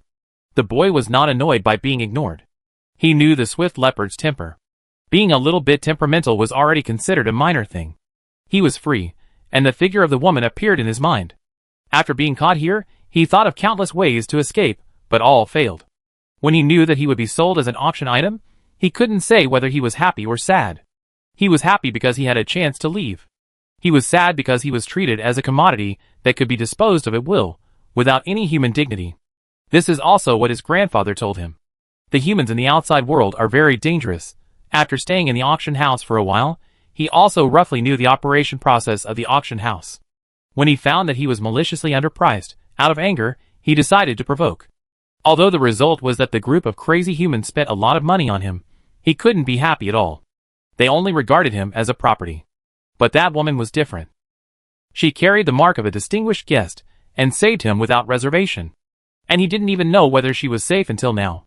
He didn't believe that the humans in the outside world would treat him well without reservation, so the other party must have approached him for some purpose. Although he didn't become an auction item, his end should be similar. But what surprised him was that when he arrived at the hotel, the man did not ask him to live with him to monitor his every move, but gave him a separate room. Aren't they afraid that he would run away? They went to such great lengths to rescue him, but they dared to let him leave the surveillance area alone before their goal was achieved. The more the boy thought about it, the more confused he became. Instead, his mind was filled with the figures of the 2 people. He was too curious. He was so curious that he wanted to rush to the next door to ask the man what he was thinking. Chapter 320. Laker was not completely unable to understand Shinjio's approach. At this stage, letting the teenager let down his guard against them was the fastest and most convenient way to get information. It was just that this approach was relatively risky, and they had to bear the risk that the teenager would sneak away. In the dialogue box of Laker's terminal, Shinjio sent him a message saying that he would return to Lingyu Hotel soon. Laker was relieved a little. It must be said that since meeting Shinjio, his life has become full of danger and passion again. He almost forgot this feeling. If Edel had not been doomed this time, and the place where he lived had been exposed, he might not be willing to leave his free and easy life. Maybe God couldn't bear to see him rest for so many years, and he would have to keep him busy after all. While he was thinking, Shinjio and Wang Ling had returned to the downstairs of the hotel. After getting off the Xingyue carriage, Wang Ling consciously threw a star coin card over. The driver smiled and bowed to say goodbye to the two. Shinjio stood on the floor in front of the hotel, and finally felt that he had escaped from danger. In front of the Lingyu Hotel, she was a guest here, and this was the safest place. She didn't think that she had offended that woman, and that the woman would let her go so easily. If she was still in Xingdu, she would have to be on guard against the woman's attack. As soon as Shinjio turned around, he saw the proprietress walk out a few steps from inside, and hugged Wang Ling beside her. Shinjio, shock. The proprietress held his face, looked left and right, and then kissed Wang Ling hard on the face. Wang Ling reluctantly accepted her kiss, and glanced at Shinjio at the side. Shinjio covered her mouth with both hands, and her pupils were shaking. The dark eyes were full of disbelief, and gradually, Wang Ling found that the way she looked at him seemed a little wrong. Wait! Wang Ling held his forehead, and he gently pushed the woman away, and turned to Shinjio. Listen to me, it's not what you think. The girl in front of him, who looked a little embarrassed, suddenly changed her shocked expression. She walked in front of Wang Ling, and patted Wang Ling's shoulder solemnly. The vice president has a strong ability to accept. I can understand your preference. But you can't be with a married woman. Stop! Wang Ling felt that if Shinjio continued to talk, even his mother would be scared sick. Wang Ling cleared his throat, and stood between the woman and Shinjio, as a bridge between them. He said to Shinjio, "This is my mother." He said to the woman, "This is the vice president I mentioned to you." Shinjio's brain was overloaded, and he suddenly realized that he had just talked nonsense, and immediately apologized to the woman. "Sorry. Auntie, I didn't know." The woman smiled and said, It's okay." She patted Wang Ling's shoulder and said, "His personality is too different from our couple. Normal people would not think in this direction." "Mom." Okay, come in and talk." Several people returned to the hotel lobby and sat down, and even Wang Ling's father came with them. The four sat around a round coffee table, staring at each other. It was Wang Ling's mother who spoke first. "You said, she is your vice president, so she is not." Wang Ling nodded. "Yes, she is Shinjio." Hearing this, the woman raised her eyebrows, and looked at Shinjio, with a slightly meaningful look. A new identity? This is not something that ordinary people can do. She doesn't think Shinjio can modify her identity information by herself. There must be other helpers behind her. Thinking about it, Laker just came and used the fake identity of Dougal. Could it be that he helped Shinjio? Her eyes made Shinjio's back a little cold. Could it be that she also had thoughts about the bounty? But out of trust in Wang Ling, she still forced herself to sit still. As if she could feel Shinjio's nervousness, the woman smiled and eased the atmosphere. "Don't worry, we won't hand you over. Not only us, but everyone in Xingdu will not." Hearing this, Shinjio showed a thoughtful expression. She had heard the same words not long ago. The conversation between the perverted rich woman and Vina. No one in Xingdu can have any contact with the federal government, nor can they do business with them. Why? Shinjio asked his doubts. Because? She didn't know if it was Shinjio's illusion, but she always felt that the woman's expression turned cold. Ivana and his subordinates betrayed Xingdu. Anyone who has contact with them will be exposed on the street the next day. She smiled, but said something terrifying. Don't think Xingdu looks like a sinful planet. The people here are more united than you think. Anyone who dares to violate the rules of Xingdu will never see the sun tomorrow, and you won't even know who will kill him. Because the one who kills him can be everyone in Xingdu. Didn't the federal government let it go because it didn't want to manage Xingdu? It seems that there is something hidden. However, the woman clearly did not want to explain too much about this matter. She changed the topic and chatted with Shinjio for a few more words, and then left with Wang Ling's father.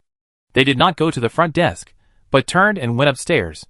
Soon, a young woman who looked a little unfamiliar took over the work of the front desk. This was the first time that Chinchio saw the couple not working at the front desk, and he was a little surprised. Seeing this, Wang Ling took the initiative to explain, "They have other work to do tomorrow, so they will go back to rest first." Other work?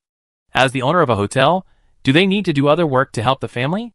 They will teach children martial arts regularly, which is also their job announced to the outside world. After all, they are retired people from the Federal Army. It is not good to let them work too hard, nor to let them be too idle. After Wang Ling explained to Chinchio, he asked, "How about it? Do you want to go and see it together tomorrow?" Chinchio thought about it and said, "Okay." She suddenly remembered something and took off the black bracelet on her hand and put it in front of Wang Ling. "It's broken. Can you help me fix it?" In fact, this killer weapon had a minor problem a long time ago, and it would occasionally get stuck and need to be activated again before it could be used. Chinchio estimated that it was caused by a loose part. But she had no way to deal with machinery, so she could only let it break. Of course, Fei Chixiao once asked her to take it to the mechanical department to fix it, but she didn't want to, so the matter was left unresolved. "It's a small problem. I fix it for you tomorrow." Wang Ling took a quick look and found the problem, so he readily agreed. "Okay, it has been broken for a while. It's just a small problem. You can actually ask other mechanics to help you. This is something you gave me. I don't want anyone else to touch it." Wang Ling was stunned when she heard this, and the almost blind trust in Chinchio's words made Wang Ling couldn't help but curl her lips. "Okay, it will be fixed soon." After temporarily finishing one thing, Chinchio returned to the room to wash up, changed her clothes, and finally came to the door of the room that Laker sent her. Chinchio raised his hand and knocked on the door. The person inside heard the sound and walked towards the door. The young man's voice came from inside. "Who is it?" Chapter 321. "I." Chinchio's voice came from outside the door. The boy paused and looked outside through the cat's eye. The woman had changed out of her red dress. After removing the delicate makeup on her face, her small face looked younger. Her hair was still half dry and scattered behind her. She looked harmless and peaceful. From the cat's eye, the woman didn't seem to be injured. He felt relieved and slowly opened the door. As soon as the door opened, the swift leopard, who had been resting with his eyes closed in the corner, suddenly raised his head and quickly got out from under the boy's feet. "Hey, you!" The boy was almost knocked down by it. The swift leopard didn't care at all, but pounced directly on Chinchio. Chinchio saw a huge gray furry creature suddenly appear and pounce on her. The next moment, her butt fell to the ground and she was pressed to the ground by the swift leopard. The swift leopard's big pink tongue licked her face, and Chinchio's only thought was, this bath was in vain. Chinchio rubbed the swift leopard's head and she soothed him. Okay, get up quickly." The swift leopard then got off her and sat beside her like an obedient big cat. The boy saw Chinchio rubbing the swift leopard's head like crazy, but the swift leopard didn't get angry, but seemed to enjoy Chinchio's touch. Is the swift leopard this kind of temperament? Why is it completely different from what he knew? Out of curiosity, the boy walked to the swift leopard and tried to reach out to touch its head. The next moment, the swift leopard seemed to feel his approach, turned around suddenly, and bared a row of white fangs at him. It was like saying, "Get out, boy, No, you are obviously treating them differently. He wants to appeal. Chinchio turned the head of the swift leopard back and scolded, "Don't be cruel." Hearing this, the swift leopard put on a pitiful look and gently nudged Chinchio's head with his mouth, as if he wanted to get Chinchio's forgiveness. Chinchio sighed. She really needs to change her soft-heartedness. Otherwise, these two war beasts will be aggressive. "Do you have a name?" Chinchio asked the swift leopard. The swift leopard shook his head. "Then I change your name. This swift leopard has gray hair, and is a young swift leopard. How about calling it Sesame Ball?" The swift leopard growled in protest. The boy also glanced at Chinchio silently. Other people's war beasts have such nice names. Like Master Edel's two swift leopards, their names are Lightning and Snow White, and the aquatic war beast is called Bright Moon, which sounds very stylish. How come you named it Sesame Ball, when it is also a swift leopard? Does it have no face? Well, if you don't like it, we can change it. Chinchio was actually quite satisfied with this name, but since it disagreed, he had to respect its idea. Chinchio pondered for a moment and said, "How about calling it Meteor? You are like a star that suddenly fell beside me. You are my meteor." The swift leopard tilted its head and seemed to be satisfied with the name. So Chinjio decided to call it Meteor. The swift leopard has its own name, which is equivalent to having its own owner. It sticks to Chinjio and looks at the man vigilantly. It can trust Chinjio with all its heart, but it cannot trust other humans except Chinjio. Even though the breath of the man in front of it is very strange, and he does not look like a pure human. Chinjio stood up, looked at the boy, and smiled. Won't you invite me in to sit down? It's late at night. It's not good for a girl to enter another man's room casually, right? The boy crossed his arms, looking like a little kid. Chinjio couldn't help but laugh and said, You are just a child. I'm not. I'm grown up. When the boy heard the word child, he felt like his tail was stepped on, and he immediately refuted. Okay, you are not a child. Chinjio replied perfunctorily, and then rubbed Liuxing's head again, and she said, I am not afraid with Liuxing protecting me. Liuxing looked at the boy in a posture of attacking at the right time, giving enough threat. The boy, okay. He turned sideways and made way. Chinjio entered the room from his side, and Liuxing followed closely behind. When it passed by the boy, it growled softly, Don't have any bad ideas, I'm protecting her. The boy who understood its meaning suddenly felt that in the current situation, it was not Chinjio, a girl, who was more dangerous, but he was more dangerous. He was letting the wolf into the house. The boy closed the door and sat opposite Chinjio. It was finally time. The other party would not come here in the middle of the night just because she wanted to care about his physical condition. She was eager to meet him because she must have something to communicate with him. After the two sat down, the atmosphere suddenly fell into a dead silence. No one spoke first, and they were waiting for the other party to speak. Finally, the young man couldn't hold back and asked first, Do you have anything to ask? Chinjio felt awkward with the honorific. She said, Okay, no need to use honorifics, I'm not used to it. Let's get to know each other again. My name is Chinjio, what's yours? Kebli. Sun God? The young man nodded gently, and touched his neck awkwardly. Right, the name given by the tribe. Could the mysterious patterns on the boy's body also be related to this name? She pointed to the light-colored flower on the boy's neck and said, What I want to ask is this. What does the thing on your neck represent? The boy said, This is the symbol of our tribe. My tribe has been blessed by the gods since the day they were born, and everyone is born with it. Chinjio pulled open her sleeves, and the little red flower on it seemed to be asleep at this time, quietly crawling on her arm. What about mine? The boy, This is a blessing from my people. If you have this mark, it means you are our noble. When you need us, we will definitely do our best. Such a promise is too heavy, unless the person who gets this mark has a life and death relationship with their people. In order to confirm his guess, Chinjio asked again, How can I get it? The boy looked at Chinjio in surprise. You don't know? Chinjio shook his head and said, I don't know, because this is... She paused and continued, This is what my father left for me. The boy suddenly realized, Oh, so that's it, this makes sense. He explained, Getting the highest level red flower proves that your father once solved an incident that could have destroyed our tribe for our tribe. Chapter 322. But I don't know exactly what happened.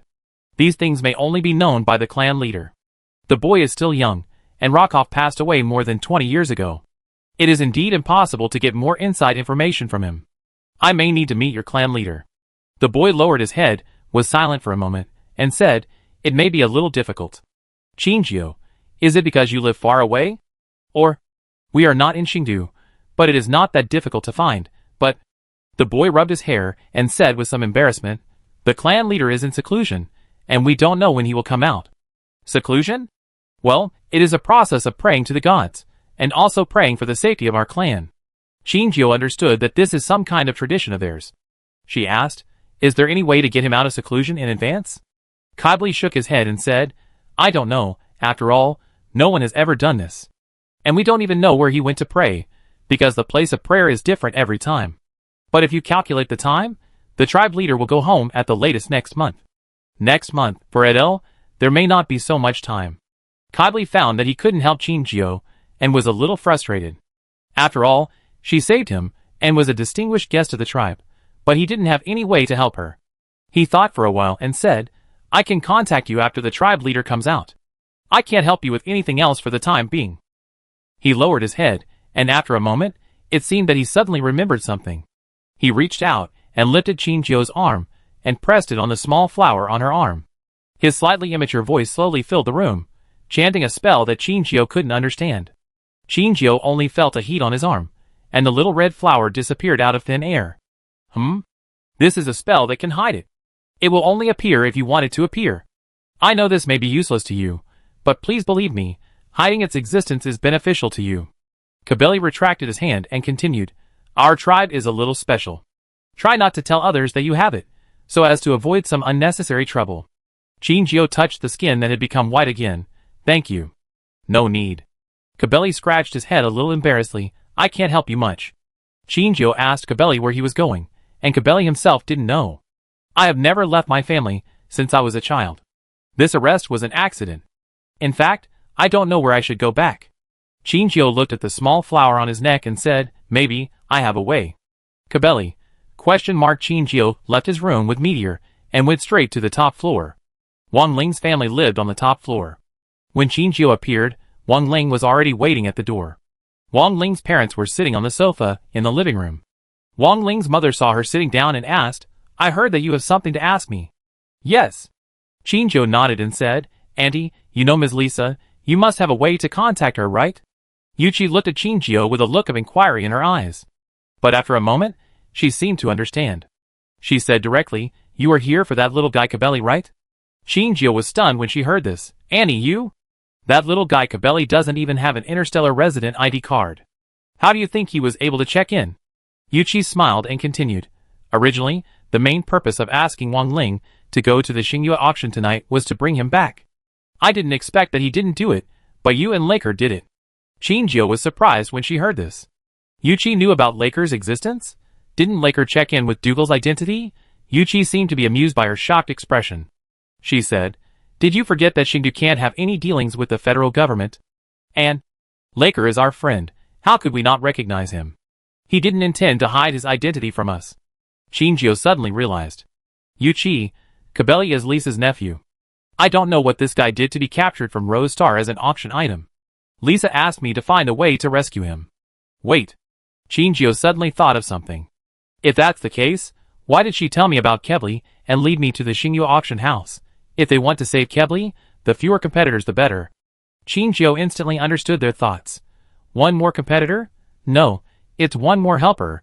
If Wang Ling can't successfully bid for Kebli, but lets Qinjiu bid for him, then when Qinjiu returns to the hotel with the auction items, the other party can sit back and enjoy the benefits. Seeing Qinjiu's eyes becoming more and more clear, Yuqi seemed to understand that she should have thought of her original purpose.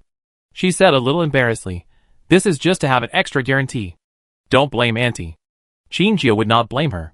After all, if it were not for her, she would not even know about the New Moon auction house. So how could she get the information she wanted from the boy? Although there were calculations inside and out. So what? She just got what she wanted. Qinjiu shook her head and replied, No.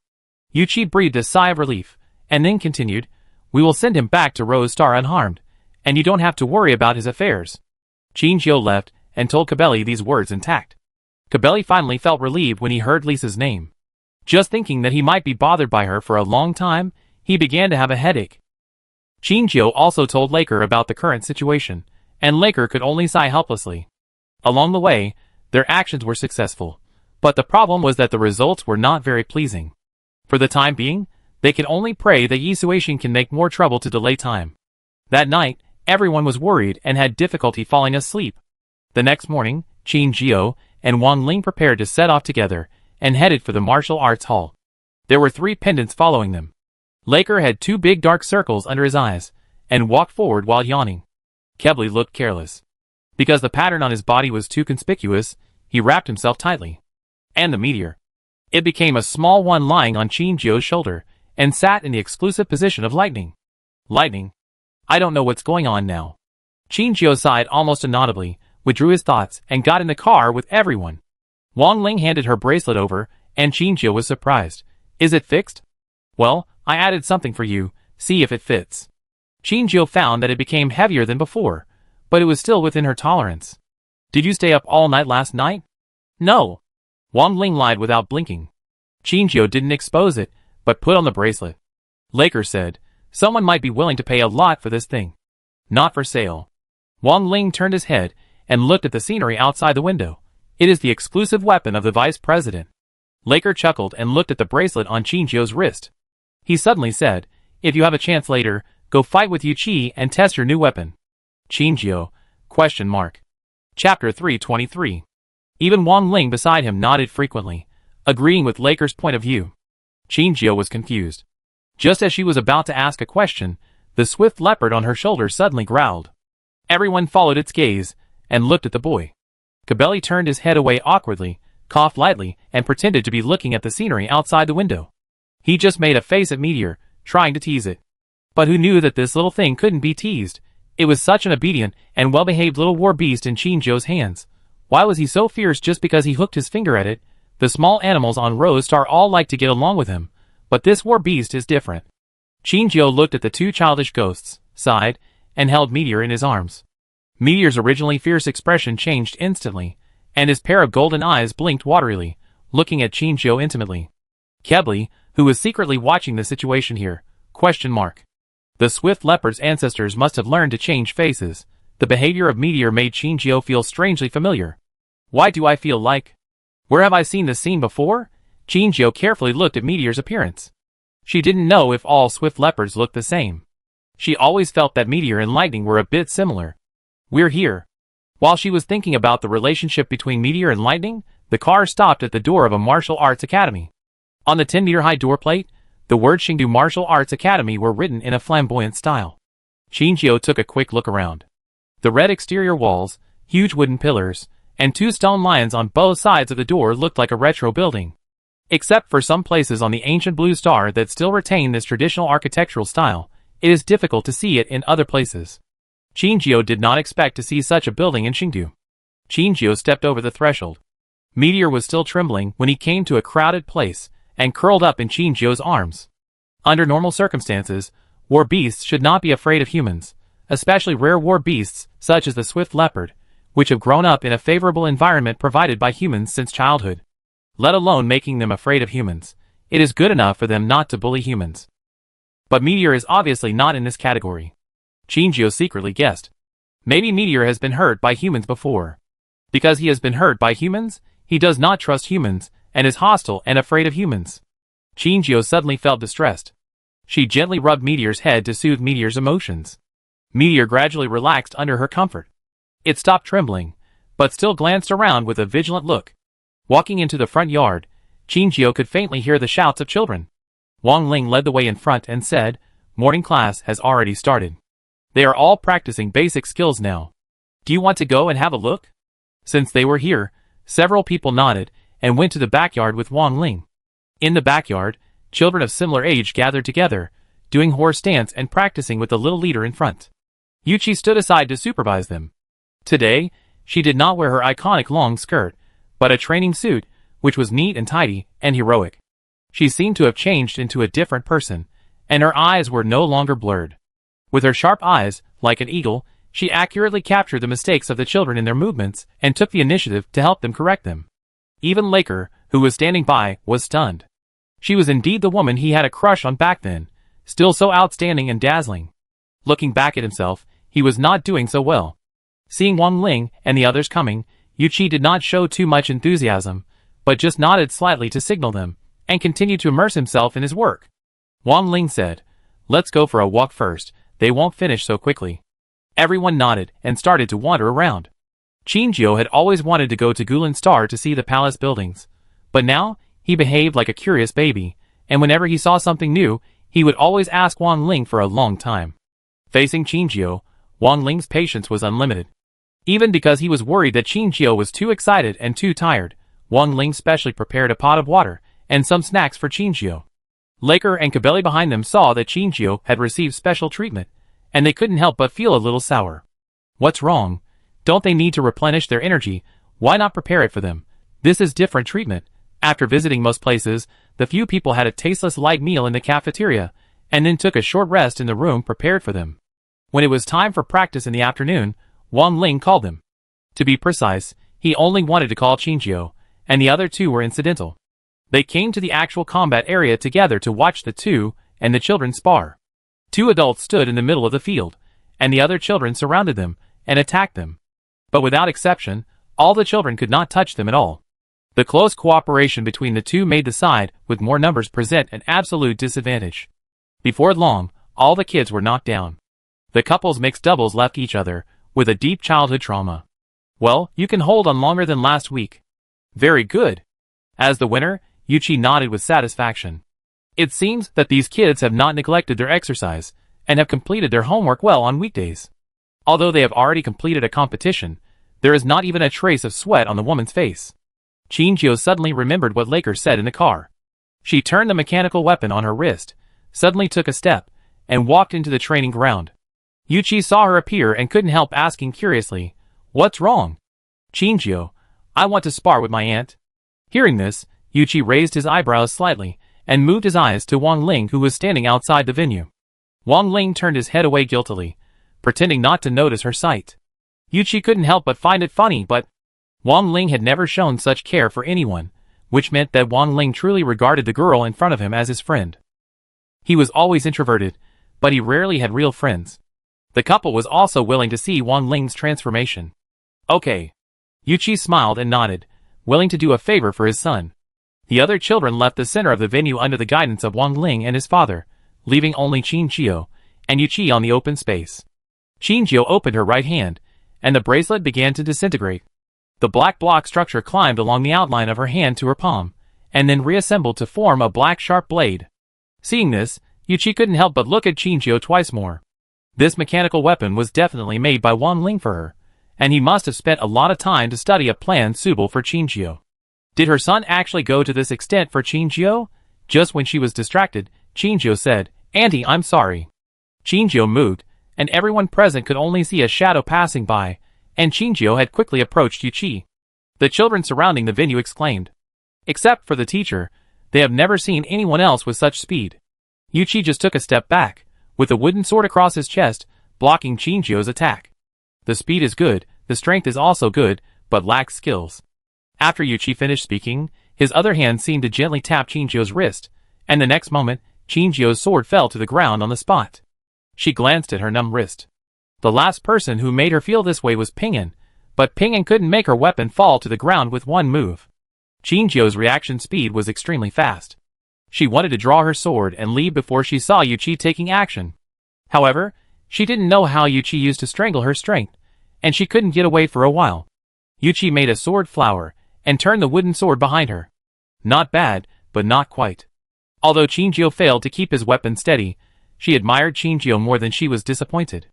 After all, with her talent, if she received systematic training, she would definitely become a great talent. She couldn't remember how many years it had been since she met such a good seedling, and for a moment, she wanted to take the initiative to guide him. "Come again, I teach you." Chinjio nodded, hooked her finger towards the floor, and the weapon flew back to her hand. The clanging sound of weapons colliding kept ringing in this space. The two fought and separated many times, and the back and forth was dazzling. Raise your hands higher. Where should I put the force again? Don't just look at this spot, look at the whole scene. Good, you've made progress, try again. Not bad, keep going. After a few fights, Yuchi's face was already showing a look of astonishment. Is her learning ability a bit too strong? Yuchi's guidance basically doesn't need to be repeated a second time. Chinjio can understand what she means, and quickly apply it in actual combat. This kind of talent may not be found in the entire galaxy. Not only Yuchi, but even other people on the sidelines can see the change in the situation on the field. Although Yuchi is not at a disadvantage, Chinjio, who was at a disadvantage at the beginning, can already fight Yuchi for 2 moves. Even people who don't understand swordsmanship competitions can feel Chinjio's rapid progress. This is also the reason why Wang Ling strongly requested Chinjio and Yuchi to fight. No one here except him knows how terrifying Chinjio's extraordinary learning ability is. When he was on Porcelain King Star, his written test scores crushed the entire galaxy, and he fought back and forth with Ping'an in practical operations. But this happened in just 1 month. Even though a long time has passed, Wang Ling still can't get rid of the shock Chinjio gave him at that time. As for his mother, he did have a plan. He asked Chinjio to challenge his mother, just to stir up his mother's love for talent, and take the initiative to teach Chinjio. Chinjio's strong learning ability can digest the skills taught by her mother in a short time, and increase her self-protection ability. At that time, he could only watch her fall to the ground, and Wang Ling didn't want to see it again. Yuchi finally caught Chinjio's attack, turned around and threw the sword back into the basket. Not bad, go back and practice more. Chinjio took back her weapon, saluted her respectfully, and said, "Thank you for your guidance, Auntie." Yuchi waved her hand, turned back nonchalantly, called other students, and continued her teaching task. Qingjiu returned to Wang Ling, and Wang Ling asked, "How is it?" "I learned a lot." "That's good." Qingjiu looked at Wang Ling's face, which didn't have much expression, and she suddenly asked, "Did you do it on purpose?" "Let me practice with your mother, but actually want your mother to teach me." Wang Ling heard this. Without any guilt on his face, he said frankly, "Yes." Qingjiu smiled and said nothing. After finishing a day's schedule, Qingjiu and others had a meal at a restaurant outside before returning to the hotel. Several people stopped in front of the hotel. All of them showed puzzled expressions at the Xingyue carriage in front of them. Logically speaking, the Xingyue auction house only holds an auction once a week, and it was less than 2 days since the last auction ended. Why did the Xingyue carriage appear? On the contrary, Liuxing, who had been on Qingjiu's shoulder, frowned and tilted his head left and right, as if he was very curious about the carriage. Yuchi and her husband looked at each other and took the initiative to ask, "Hello, who are you?" The driver was startled when he saw the couple, and he stammered, "It's our boss." The window of the carriage suddenly opened, and a small head popped out from inside. Vina looked at the two with a pair of eyes as bright as rubies. She was about to say something, but before she opened her mouth, she turned her head and looked at Qingjiu beside her. She was overjoyed, pushed open the carriage door, and jumped out of the carriage. Alder and Levin followed closely behind, fearing that she would fall. Looking at Vina, who came up and hugged him, Qingjiu blinked his eyes, and was a little stunned for a moment. "Why are you here?" "I came to find you." Vina hugged Qingjiu's thighs, and tried to raise her head to look at Qingjiu's face. Qingjiu saw her pale face, and couldn't help but pick her up. Even though they had seen the same scene before, Alder and Levin couldn't help but sigh when they saw it again. Sure enough, this woman was different to their boss. Qingjiu picked up Vina, and Vina looked at the meteor on her shoulder in Qingjiu's arms. The man and the beast looked at each other for a moment, and Vina suddenly reached out her hand, pushed the meteor down, and then hugged Qingjiu's neck herself. Meteor, who was driven to the ground for no apparent reason, ? "What is that big bat kid doing?" "That's its position. Meteor is afraid of people, but not war beasts." After being provoked by the other party, Meteor's eyes became sharp, 2 fangs were exposed, and a low roar came out of its throat slowly. Vina snorted, and made a face at Meteor. Meteor arched his back, and prepared to attack her. Qingjiu, Even if the war beast turned into a human form, it would not forget to eat the flying jealousy of other war beasts. Now she can finally believe that Vina is a war beast 100%. Qingjiu sighed. She has a lot of say in dealing with the relationship between war beasts. She squatted down, interrupted Meteor's action, picked it up with one hand, and held it in the other hand. Vina looked at Meteor with hostility, and Meteor stared back without admitting defeat. "No one is allowed to quarrel, and the quarrel is not allowed to happen to me." After hearing this, the two of them restrained their malice a little, turned their heads away, and acquiesced to each other's existence. Seeing that they had calmed down, Qingjiu finally asked Vina, "What are you doing here?" Chapter 324. Vina rubbed her belly a little embarrassedly, and looked at Qingjiu eagerly. She didn't say anything, but Qingjiu knew what she meant. She was hungry. Qingjiu sighed secretly. Although she could keep her for a while, it was not a solution after all. She would leave one day, and Vina would have to grow up on her own. Qingjiu was about to carry Vina into the hotel, but Yuchi stretched out his hand to block Qingjiu's way. She squinted her eyes, and stared at the little girl in Qingjiu's arms, and asked vigilantly, "What are you doing here?" As the owner of the Xingyue auction, Vina's reputation outside was not good. After all, those who disobeyed her disappeared without knowing it, and her methods did not seem simple. Yuchi needed to protect the other people in the hotel, and she could not put an uncertain factor into the hotel. Moreover, in Xingdu, each force was on its own, and there was no intersection between them, so naturally they did not want the leaders of other forces to enter their place. This is why Yuchi asked Wang Ling to bid for the boy instead of going to Xingyue auction in person. Vina muttered, "I'm not here to cause trouble to you, I'm here to find her." Vina poked Qingjiu's face, and moved closer to Qingjiu. Qingjiu smelled good, which made her subconsciously want to get closer. Qingjiu saw the tense atmosphere, so she quickly persuaded, "Auntie, she really just came to find me. How about this, if something goes wrong, I will take responsibility." Wang Ling heard this, and his eyebrows became like a river. He reached out, and grabbed Qingjiu's sleeve. "Qingjiu." Qingjiu shook his head, and gave him a comforting look. Wang Ling hesitated again and again, but finally put down his hand. Even his own son was defeated, so Yuichi had to shrug his shoulders and turn aside to let the two in. It was not that she trusted Shinjio and Vina so much, but she trusted her children's judgment. Vina could enter, but her two followers were stopped outside the door. Yuichi said, "I can tolerate her going in alone, but if you want to go in too." She didn't say it clearly, but everyone felt her pressure. Vina shook her head gently, and the two had to stop at the door and watch their master leave. Shinjio returned to the room and put Vina and Liuxing down together. Liuxing glanced at Vina lightly, turned his head, and faced her with his butt. And Vina ignored Liuxing directly, and followed Shinjio with a pair of eyes. Shinjio packed everything, and finally sat down in front of her. She opened her arms, and Vina's eyes lit up, hugged Shinjio, and repeated what she did to her last time. The fangs pierced Shinjio's skin, and a strong smell of blood spread in the room. Meteor, who was originally sulking in the corner, suddenly raised his head and looked in the direction of Shinjio and the others. Almost in the next moment, Meteor's body became larger.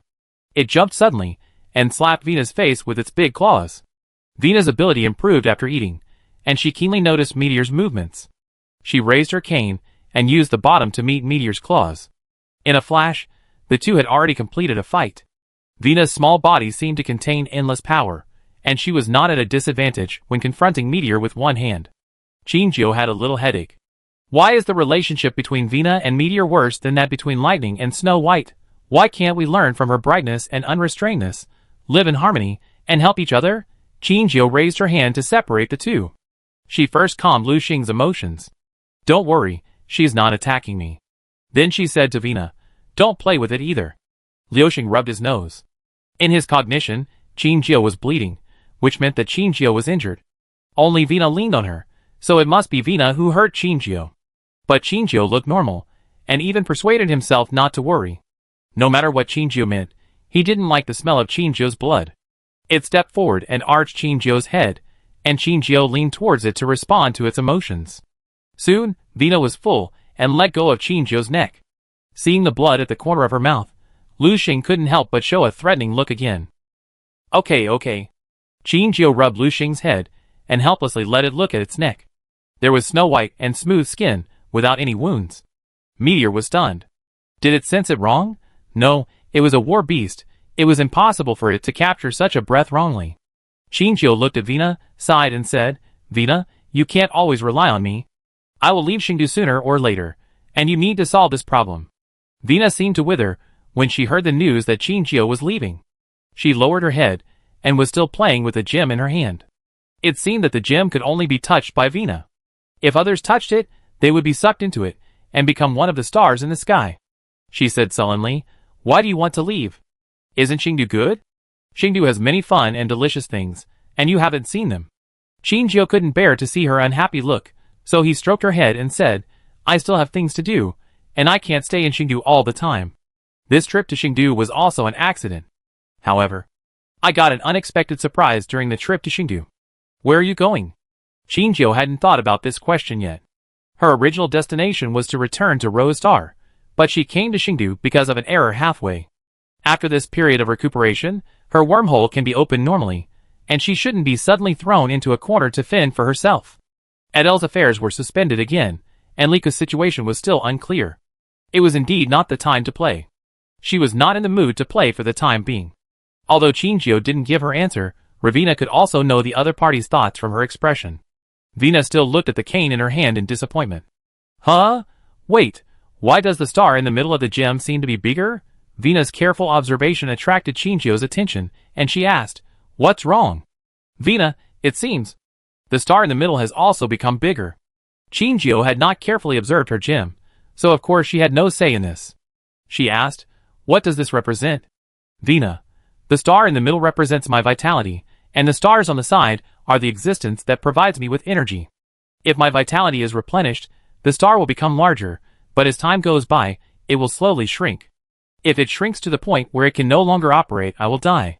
The star becomes larger because she draws energy from Shinjio, but the usage time is not unlimited. "Does she have to live this way?" Shinjio asked. "Can't the star remain unchanged?" Vina thought for a moment and said, "It's not impossible, but I have only seen this method in some records." She said, let the star expand until it can swallow the gem. Chapter 325. Letting the star engulf the gem means letting it absorb energy crazily to expand itself. According to Vina's estimation, she must engulf at least 1,000 small stars. But 1,000 small stars represent 1,000 lives in that star field. She really can't be so cold-blooded as to kill 1,000 innocent lives. Qingqiu pondered for a moment and asked, "What will happen if the star engulfs the gem?" Vina, my vitality can break free from the shackles of the gem and is no longer restricted by various rules. In layman's terms, I no longer completely belong to the scope of bloodbaths, and have become a human with the physical strength of a war beast. According to Vina's description of the role of the gem, Qingqiu quickly figured out the method of star evolution. Use small stars to feed the star until it is strong enough, and the gem can be fully covered. But each small star in the gem represents a human life. That is, Vina needs to kill enough humans before she can become an independent human. This method is not to mention that Qingqiu will not let Vina do this. Even Vina herself is not happy. Qingqiu finally stopped looking at the gemstone and fell into thought. After a while, she suddenly asked, "You said, it has grown up just now, right?" Vina nodded. "Did you just wipe out the existence of the little star?" Vina shook her head and said, "No." In this way, Qingqiu seemed to have thought of another way to break through. As long as Vina gets enough food, the star will continue to expand and finally achieve the effect they want. If they don't use the humans trapped inside as food, there is only one way. Let Qingqiu help her feed the star until it replaces the role of the gemstone. Qingqiu, how long did it take you to feel hungry after your last meal? Vina, 10 hours. 10 hours, Qingqiu estimated that this is the time it takes for a star to gradually consume energy. The star expands at this time, and then it will return to its original state after 10 hours. In these 10 hours, if Vina continues to replenish energy, can they achieve the desired results? Qingqiu thought for a while, and said, "You will eat again within 10 hours. During this time, you must observe the changes of the star at any time to make corresponding adjustments." Vina nodded. She seemed to have thought of something, touched her nose a little embarrassedly, and said, "If I add the time to rest, I may not be able to appear in front of you again in 10 hours, so..." She looked up, her red eyes shining slightly. "Can I sleep with you?" "This, I have to ask my aunt." After Vina paid a large amount of star coins, her plan finally succeeded. She cleaned her body, got into Qingqiu's quilt, and arched into her arms. Alder and Levin booked another room in the hotel to rest, and the Xingyue carriage was also on standby in the exclusive parking lot. Meteor shook its tail, and it stood on the bedside table, looking down at the little face in front of it that was already sleeping peacefully. Bloodbats are really annoying. It took 2 steps forward, turned around, and sat on Vina's face with its butt. It adjusted its posture, found a comfortable position to press Vina's face, and fell asleep beautifully. Vina was awakened in the middle of the night, and found a furry thing on her face. She pushed the sleeping Meteor to the ground without mercy, and continued to bury herself in Qingqiu's arms. Meteor fell flat on its back, and it was still a little dazed when it sat on the floor. Why did it fall down suddenly? Wasn't it sleeping well just now? But combined with its own behavior before going to bed, it also understood what happened. It jumped onto the bed again, but this time it didn't plan to sleep on Vina's face, but crawled under the quilt. It groped forward in the dark, and finally, a big gray head came out from between Vina and Qingqiu. Vina felt the fur in her nose again, and she slowly opened her eyes. As a bat-like war beast, Vina's vision at night is several times higher than that of other animals, so she can naturally see the situation in front of her clearly. She saw a round gray back of the head facing her, and it kept pushing against Qingqiu, as if it wanted to monopolize Qingqiu's embrace. Vina reached out to take it away, but for some reason, Meteor seemed to have a pair of eyes on the back of its head. When Vina moved, it immediately turned back and wanted to bite Vina's hand. Fortunately, Vina reacted quickly enough and dodged the attack of Meteor. Meteor exhaled proudly from his nose, and then continued to nestle in Qingqiu's neck. Qingqiu felt hotter and hotter as she slept, and she felt something pressing on her, making it almost impossible for her to breathe. She slowly opened her eyes. Although her vision in the dark was not very good, she could barely see the situation in front of her. In her arms was a gray-white hurricane leopard, and on her was a girl who didn't look so good when sleeping. They seemed to be angry about dividing Qingqiu's ownership, and they all hugged Qingqiu tightly, making Qingqiu unable to move. Qingqiu seemed to have guessed what life would be like in the next period of time. She sighed, hugged the little girl to her left, and hugged the swift leopard to her right, trying to separate them. Finally, the 3 parties stopped tossing and turning, and had a dreamless night. In the morning, Vina quickly washed and brushed her teeth, and then continued to be fed by Chinchio. Sure enough, the star expanded again. Vina found that its shrinking speed was not as fast as its expansion speed. If it continued, one day the star could cover the entire gym. Chinchio looked at the world in the gym, and she asked, "Can you let the people in and out now?" Vina shook her head and said, "I don't have that ability, maybe when I can fully control the dominance of this star field." The implication is, as long as the star covers the gym, the owner of the star field becomes her. Naturally, everything in it is dominated by her. Chinchio nodded, and took them out of the room together. Yuchi saw them appear, and couldn't help but look at them twice. These guys were relatively well behaved in her hotel yesterday, just like ordinary guests. As long as Chinchio controlled Vina, the two little followers would not take the initiative to cause trouble. Yuchi suddenly found that Chinchio was much more useful than she thought. Wang Ling and Laker went downstairs at the same time, but Laker's expression did not look very good. Chinchio asked curiously, "You look like you are worried, what's wrong?" Laker sighed and said, "Something happened to the beast taming army." Chapter 326. What happened? Laker sighed and said, "I don't know if it was Ivana's doing, but suddenly the people under the beast control army started to attack Yisuishin, and jointly wrote a letter to request the removal of Yisuishin from the position of temporary commander of the beast control army.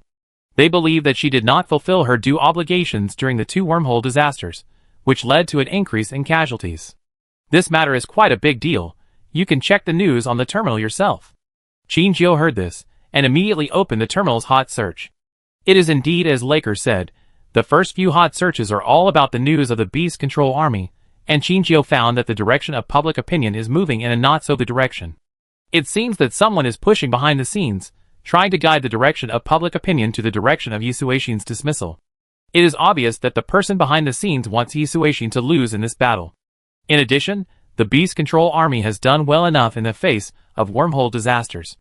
At that time, no matter which department of the federal army handled the sudden situation, the result was the same. The number of wormholes that the federal army can handle is limited. Even though they all know this fact, it does not prevent them from using it as an excuse to make things difficult for them. If you want to accuse someone, you can always find a pretext. Chinchio thought of the quiet woman standing behind Shishite at that time. She was the only one who dared to scold Shishite when necessary. She is not as simple as she looks. In fact, Chinchio believes that Yisui Xian, who can be chosen as a partner by an old fox like Shishite, is definitely not an ordinary person.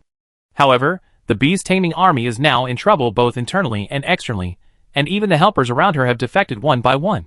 The situation is not ordinary for her. As for why Ivana suddenly attacked, the reason is also very simple. Yisuishin was in the way. Maybe it was because of the matter of dealing with the two swift leopards, or Yisuishin's tricks behind Ivana were discovered. But no matter which case, the result is the same. Yisuishin and Ivana's temporary alliance has been dissolved. Chinchio has always doubted whether Yisuishin really rebelled. After all, when Zysite was in power, she also had many opportunities to take over Zysite's position, but she did not choose to do so, but was willing to be his helper behind him. Is it because Zysite disappeared that her ambition suddenly appeared? No, the probability is very small. Just as she vaguely guessed in her heart, the other party might be planning something. The original plan was moving forward steadily, but due to Ivana's temporary decision, she had to expose some of the contents of the plan and was discovered by Ivana. Chinchio had dealt with Ivana before. Although Ivana was an old fox, he was eager for success and had a relatively impatient personality. It might not be his idea to promote public opinion. But Chinchio thought of the assistant behind him and narrowed his eyes. His assistant always had ambition and calculation in his eyes. These self-defeating proposals must have been his work. Seeing that she was trapped in her own world, Laker's expression was solemn, and he couldn't help but say, "Speaking of which, your classmate also contributed to this matter." Your classmate is a child with means. Classmate? Chinchio and Wang Ling looked up at the same time. Perhaps Chinchio was a little confused about this, but Wang Ling quickly thought of something and looked at Laker fiercely. He couldn't help but think of the last gathering of their student union in Xinhuang. The conversation in the pet care shop. Jean Chung said he was going to Zhongtian Star, joining the beast taming army in advance, and finding out the real reason why teacher Edel and Chinchio were arrested. Laker said, "Could it be Jean Chung?" Although Jean Chung looked careless and unreliable on the surface, that was just a mask he used to cover himself. Wang Ling had a rich military life, had seen all kinds of people, and had experienced more events than ordinary people. In fact, it was difficult for him to be convinced by others. But for Jin Chung, maybe he himself didn't realize that he had unknowingly recognized him as the eldest brother among them. It was not just the advantage of age, but also his decisiveness in decision-making and his boldness and carefulness in action that made him have to be convinced. Lilith, who was also from the royal family, was still a little immature in dealing with things compared to Jin Chung. Perhaps this was related to Jin Cheng's life experience. Qin Jiao glanced at Wang Ling's expression and seemed to understand something. She asked before Laker opened his mouth, "Is it Jin Chung?" Laker nodded, responding to Qin Jiao's answer. He said, he may have started planning before going to Zhongtian Star.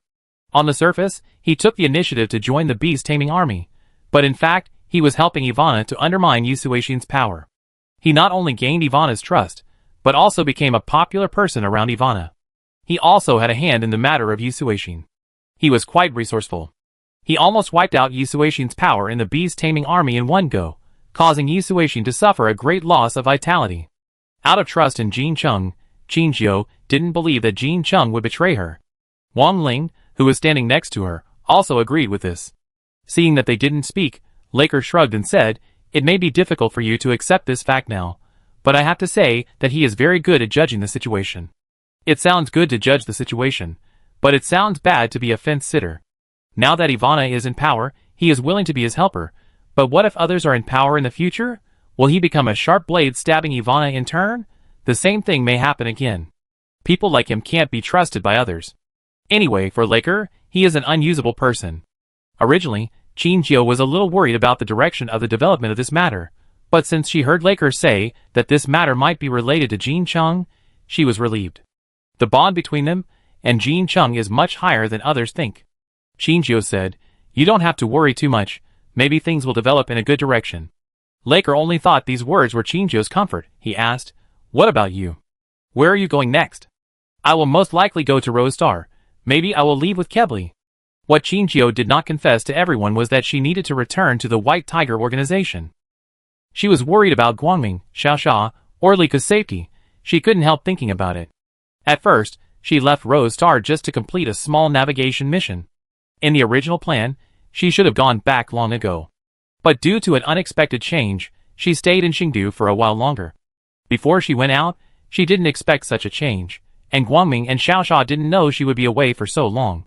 Maybe they were waiting anxiously at home. And her eyes suddenly stopped at the meteor beside her. How to explain that she had been out for a few days and brought a new war beast home?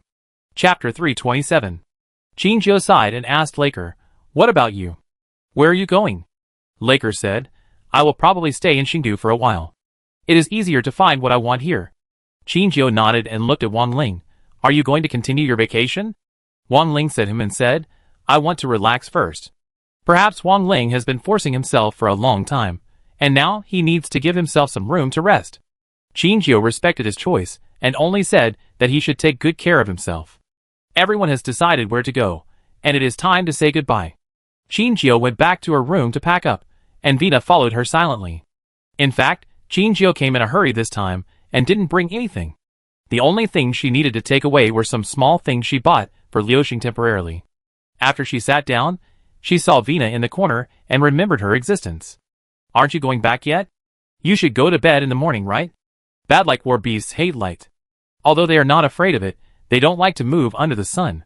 Xiaosha likes to sleep in the morning and go out at night. Vina should be the same." Vina stood in a corner where the sun could not shine. She seemed to have struggled for a long time before she looked up at Qin Jiao. Her eyes were full of determination. She said, "I want to go with you." Qin Jiao, Vina, according to our speculation, I still need your help for the time being. I can't leave you. I can leave Xingdu with you." What she said was true, but she still had such a large Xingyue auction house to manage. It didn't seem suitable for her to leave Xingdu. Qin Jiao didn't say this, but Vina knew her concerns. She said, "Even if I'm not here for a while, Levin and Alder can handle the affairs here. They were the ones following up on the Xingyue auction house, and I didn't play a big role in the actual operation of the auction house." Qin Jiao didn't disbelieve Vina's words. Her two followers didn't talk much, but there was an inexplicable aura that couldn't be ignored when they stood there. They couldn't be ordinary people to be Vina's subordinates in Xingdu. And of course they were capable of handling the affairs of the auction house. But for Qingjio, in addition to this worry, there was another most important thing that Qingjio didn't say. She didn't know how to place Vina. After all, if she returned to Rose Star, she would most likely return to the base. How should she conceal the existence of this organization from Vina after returning to the base? Also, how should she explain Vina's existence? Vina saw that Qingjio did not agree for a long time, and she said anxiously, "I will never cause trouble for you." Qingjio shook his head and interrupted her. "I am not afraid that you will cause trouble for me, but I don't know how to place you." When Vina heard this, her original anxious look gradually disappeared. She put on a sweet smile on her face and said, "Don't worry about this. I can live with the gold cloth auction item." Qingjio heard this and couldn't help showing a puzzled expression. "Vina, he is going to his relative's place. That is one of the famous hotels on Rose Star. With that kid covering for me, I can live there safely."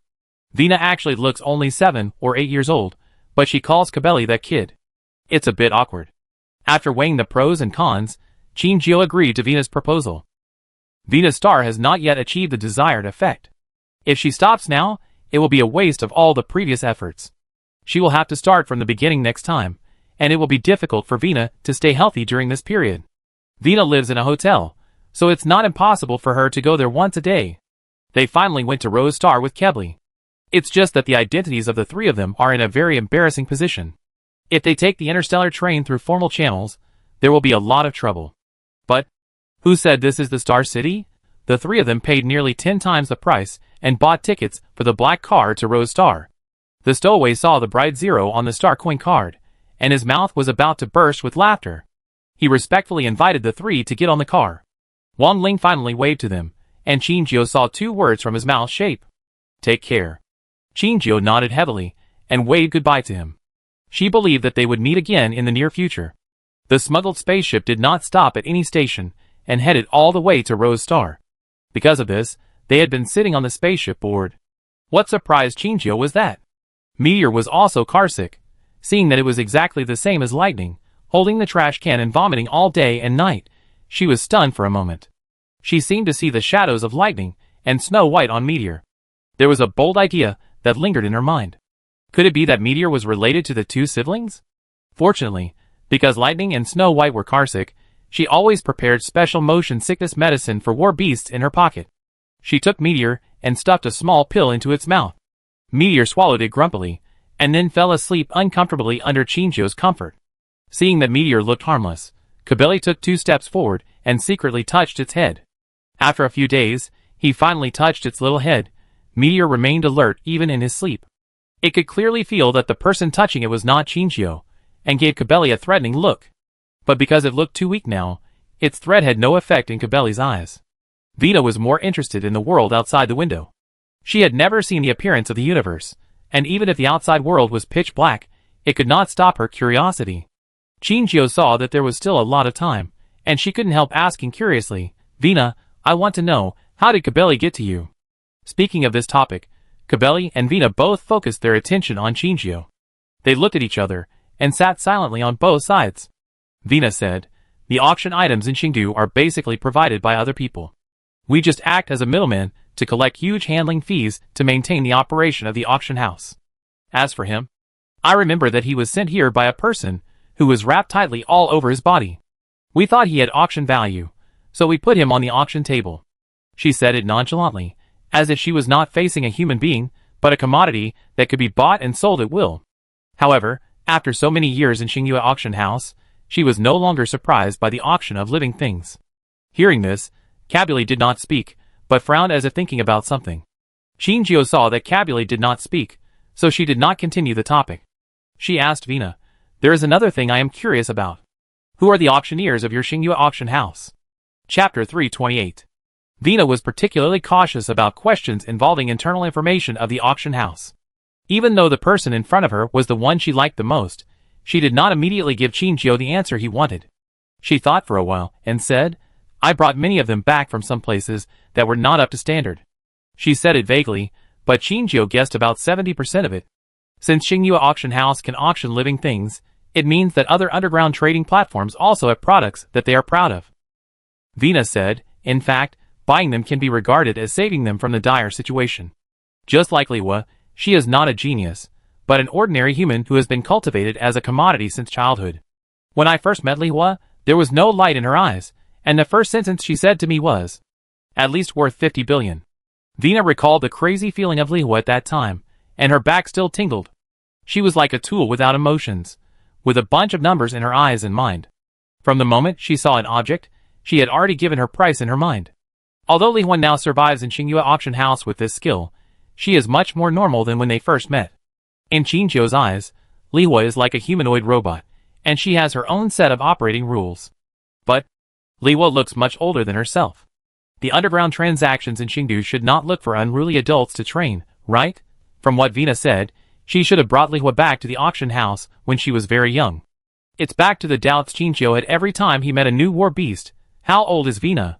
When Vina heard Qingyue's question, she stretched out 5 fingers, counted on them, and then said, "If you count from my birth, it should be more than 1,000 years old, but if you count from the time I became what I am now, it should be only about 300 or 400 years old."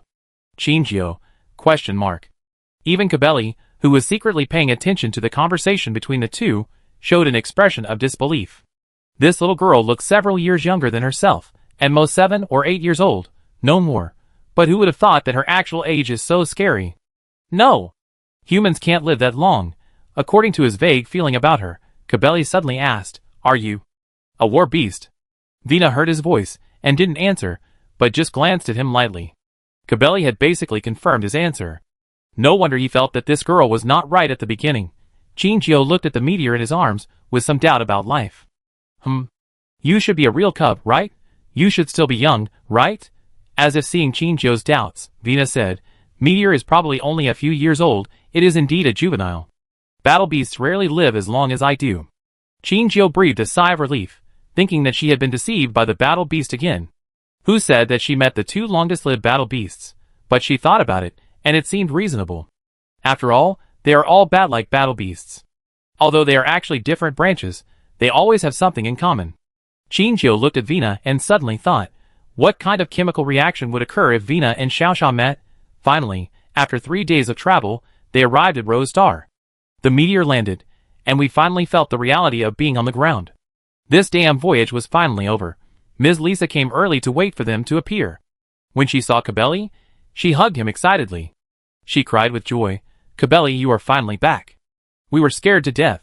Kabeli rubbed his nose a little embarrassedly and said, "Don't be like this, it's embarrassing." Lisa looked at him carefully and found that he was healthy, so she let out a long breath. She turned her head to look at Qingyue and smiled helplessly. "I didn't expect to need your help. Qingyue, it's fate." She pointed to the little girl beside her and said, "Maybe she will be handed over to you to help take care of her." Lisa nodded and said, "I have heard from Yuchi, what about you? Do you have a place to go?" Qingyue said and said, "There are 2 little guys waiting for me at home." Although Lisa didn't understand what she meant, she didn't try to keep her. Vina reluctantly let go of Qingyue and left with Lisa. Qingyue promised Vina that he would show up within 10 hours. When Qingyue and Lu Xing were left alone, Qingyue was in a dilemma holding the cat bag in her hand. Both she and Lu Xing were too eye-catching, so it was better to hide Lu Xing. Lu Xing had not fully recovered yet, and was sleeping in the cat bag. Qingyue was glad that Lu Xing was an innocent cub, and didn't know what a cat bag was. If it was Lightning or Bai Shui, these 2 guys would definitely make trouble with her. When she brought Lu Xing back to Baihu, everyone was working, and only a few experimenters were walking on the road. When they saw Qingyue, they also greeted him politely, and then continued to do their own things. Qingyue stood at the door of her room, feeling a little guilty for the first time. Just as she was about to open the door opened from the inside. Xiaoxia stood at the door, his hands folded across his chest, and looked at Qingyue and Maobao with his small eyes. It sniffed and stared at Qingyue again. Its eyes seemed to say, "Explain?" Qingyue coughed twice to ease the embarrassment. She pushed the door open, and saw Guangming standing on the table without approaching. She said with a guilty conscience, "Xiaoxia, Guangming, I'm back." After closing the door of the room, she put down the Maobao in her hand, and stood in the middle of the room waiting for their judgment. Xiaoxia walked a few steps to the next door to Maobao, and peeked at the situation inside through the gap. A swift leopard curled up in the corner, and the breath of the 2 war beasts outside made it feel scared. It carefully watched the situation outside. When it found Xiaoxia's sight, It turned around immediately with its butt facing the outside. Xiaoxia tilted his head, as if puzzled. But he still raised his head, and looked at Qingjiu, who was looking down and silent. It exhaled fiercely from its nose, and continued to hold its chest. Guangming flew above the cat bag, and kept the same front with Xiaoxia. Qingjiu knew that he was in the wrong, and immediately explained, "It is a swift leopard, named Meteor. I picked it up because I felt sorry for it." Xiaoxia nodded expressionlessly. That look clearly said, "You can find excuses, I don't believe it." Qingjiu confessed to them everything that happened in the past few days, and the two war beasts listened to her without moving. However, when they heard about the dangerous place, they couldn't help but worry about Qingjiu. After Qingjiu finished speaking, she looked at the two carefully and asked, "Can you accept Meteor?" Chapter 329. Xiaoxia knocked on the cat bag, and the small animal in the cat bag was obviously frightened and trembled all over. Guangming, who was standing on the cat bag, also knocked on the top of the cat bag with his eagle beak, making a tap-tap sound.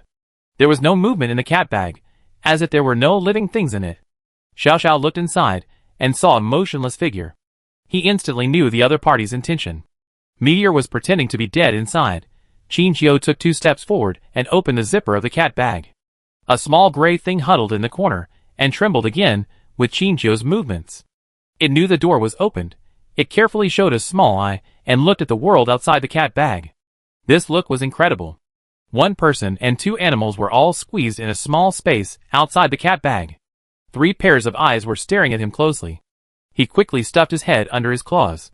Xiaoxia thought for a moment, suddenly walked to the table and picked up a wooden stick. It brought the stick back for Guangming to play with. It put the stick into the cat bag and poked the buttocks of Liuxing. Liuxing trembled obviously, and then shrank back further.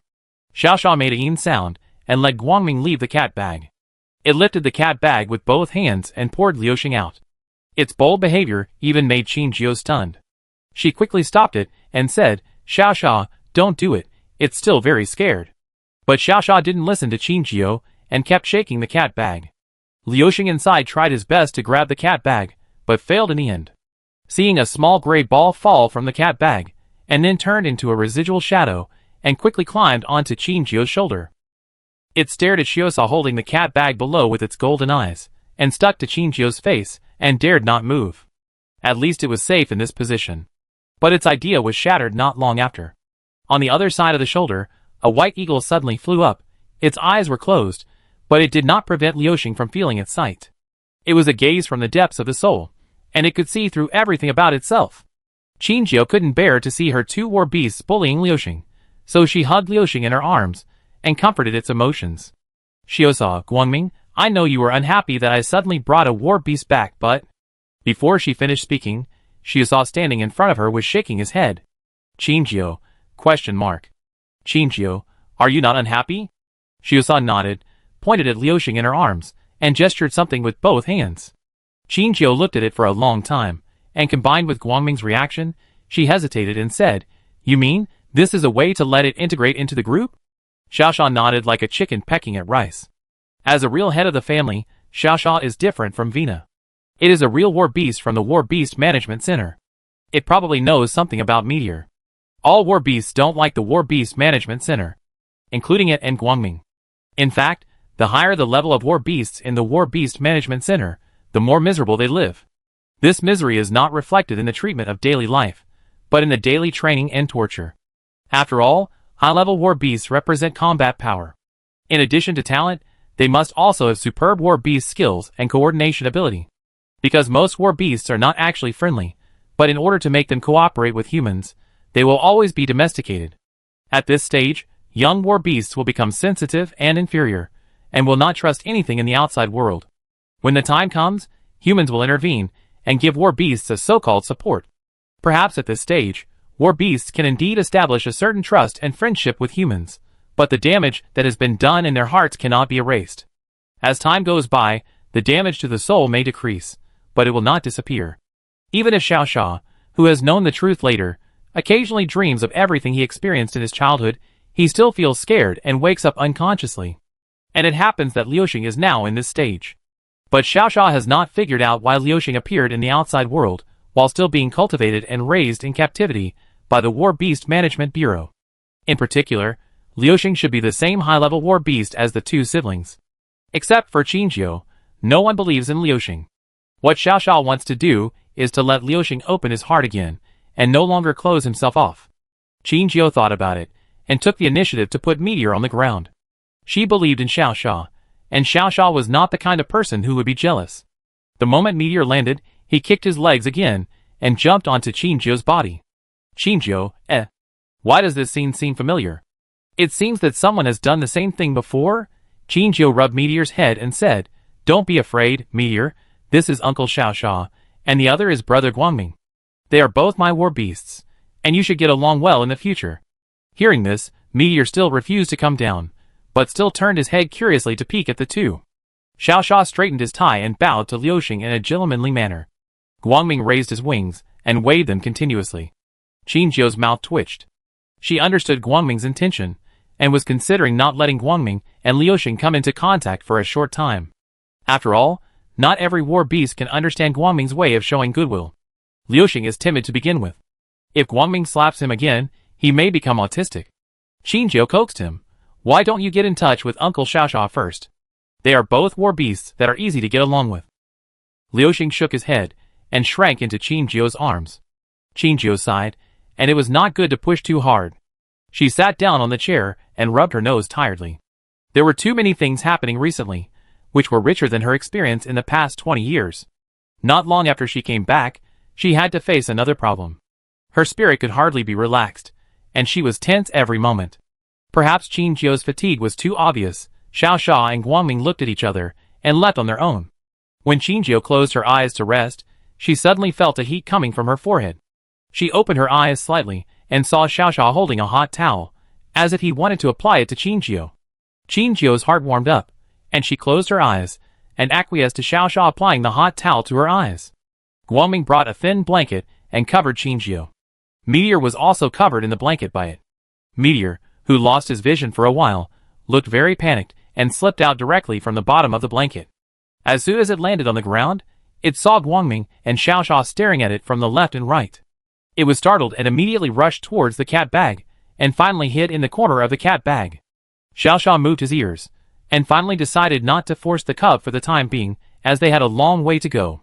Qingjiu slept for a while, and when he got up, he told Xiao to take care of Liuxing and Guangming, and then he left the room.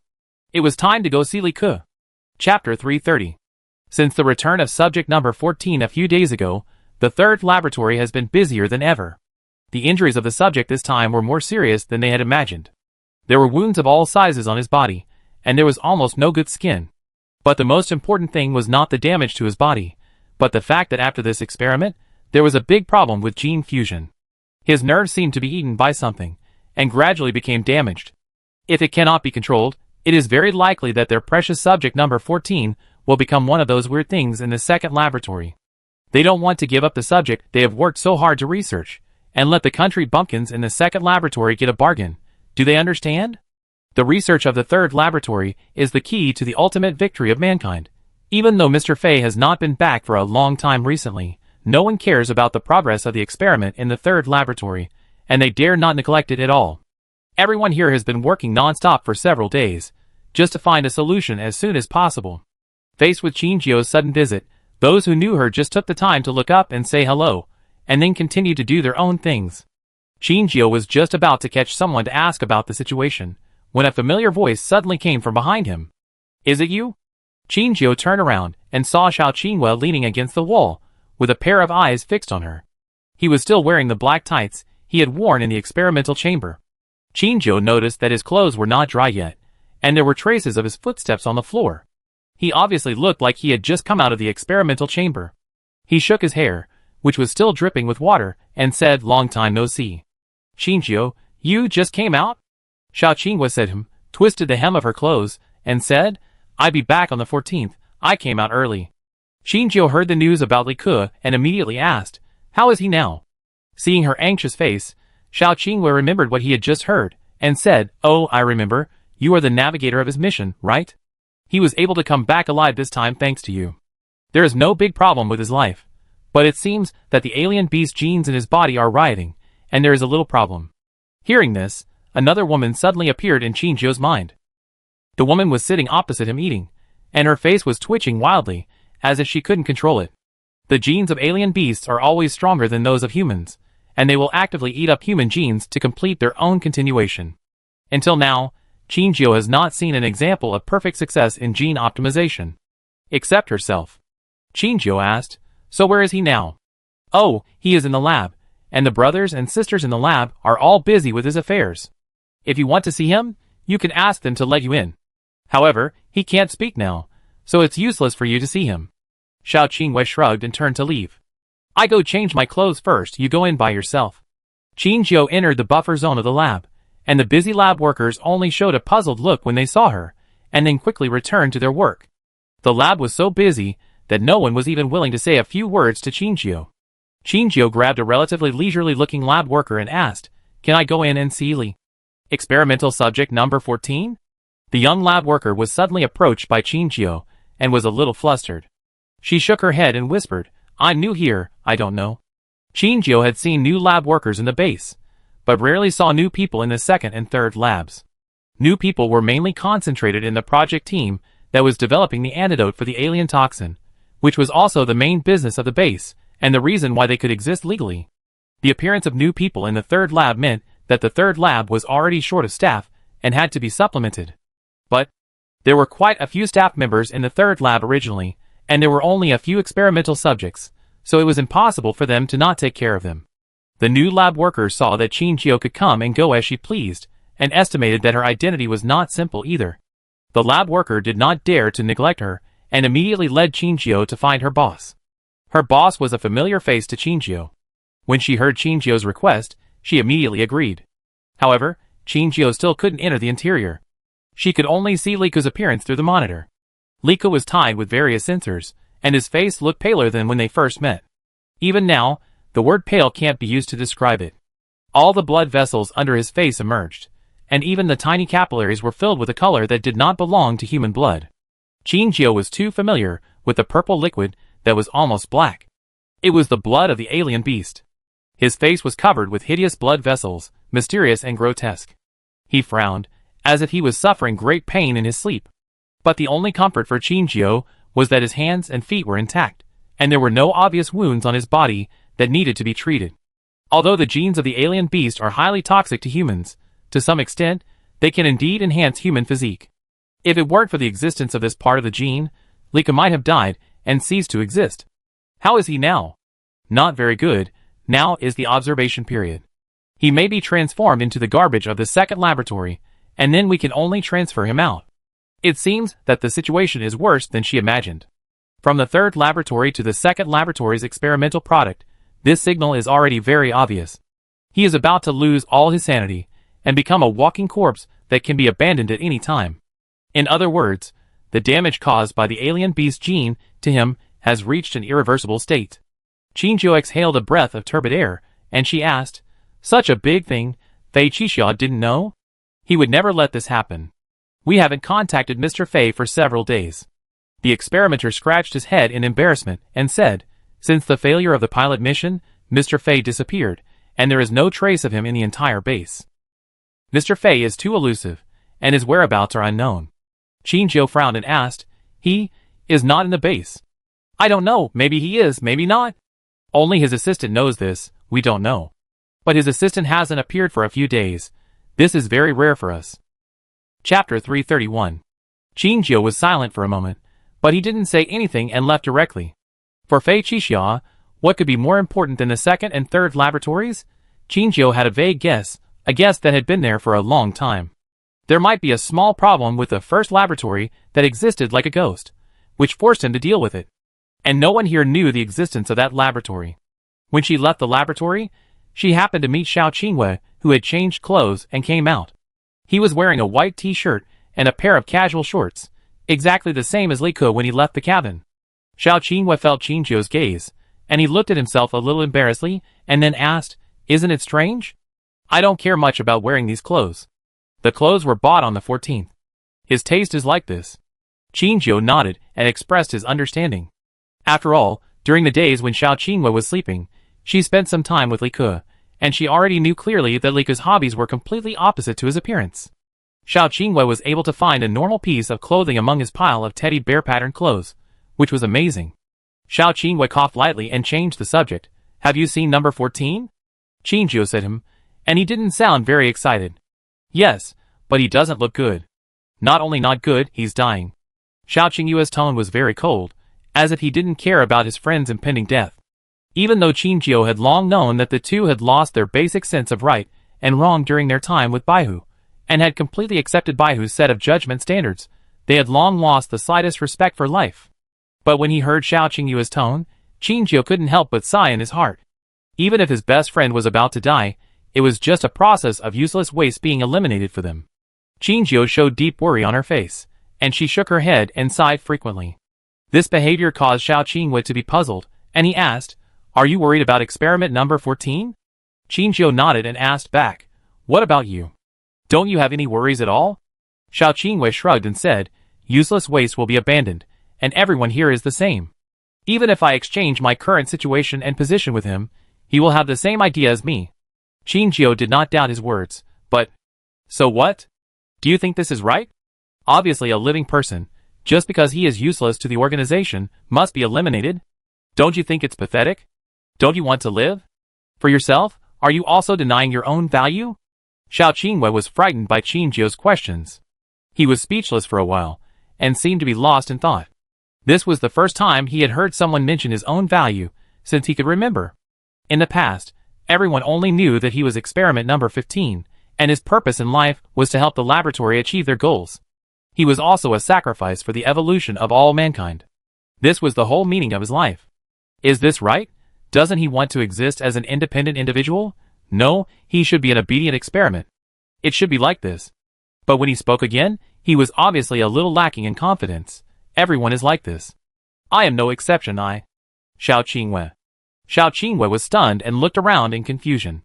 There were only two of them here, who was Qingjiu calling, and in the base, he seemed to have never heard of anyone named Xiao Qingwei.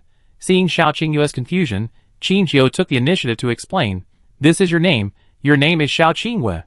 Hearing this, Xiao Qingwei froze in place. He opened his mouth, and it took a long time for him to find his voice. "I have a name? Well, you are not called number 15, you have a name, a very nice name." Qingjiu smiled and continued, "And your partner, number 14, is called Li Ke. You and him." Thinking of the two people competing against each other in the pet care shop, and even being hyped up for the first and second place on the popularity list, she couldn't help but smile. It was less than half a year ago, but it seemed like it was already the last century. "Qingjiu, you and he used to have a good relationship." Hearing this, Xiao Qingyue's eyes showed a trace of confusion. For the first time, he doubted his identity. He asked, "Am I not a member of the base from the beginning?" Qingjiu was about to speak, but suddenly stopped talking. After thinking about it, she decided not to tell them their identities. Perhaps at this stage, it is better to let them live in confusion than to tell them the truth. When Xiao Qingwei heard Qingjiu suddenly stop talking, he subconsciously wanted to ask. At this moment, a familiar voice came from the side, and both of them paused. "What are you talking about?" The voice was full of fatigue, and the visitor seemed to have not had enough rest for a long time. Qingjiu turned back suddenly, and looked at Fei Qixia, who was walking towards them. Xiao Qingwei respectfully called Mr. Fei, but Qingjiu said nothing. Fei Qixia's eyes stayed on Qingjiu. He didn't look at Xiao Qingwei for a second, but waved his hand impatiently. Xiao Qingwei lowered her eyes and left, leaving Qingjiu and Fei Qixia there. Fei Qixia seemed to have infinite interest in Qingjiu. He looked Qingjiu up and down and asked, "Are you back?" "Yeah." Qingjiu nodded in response. "Fei Qixia, how did you come back?"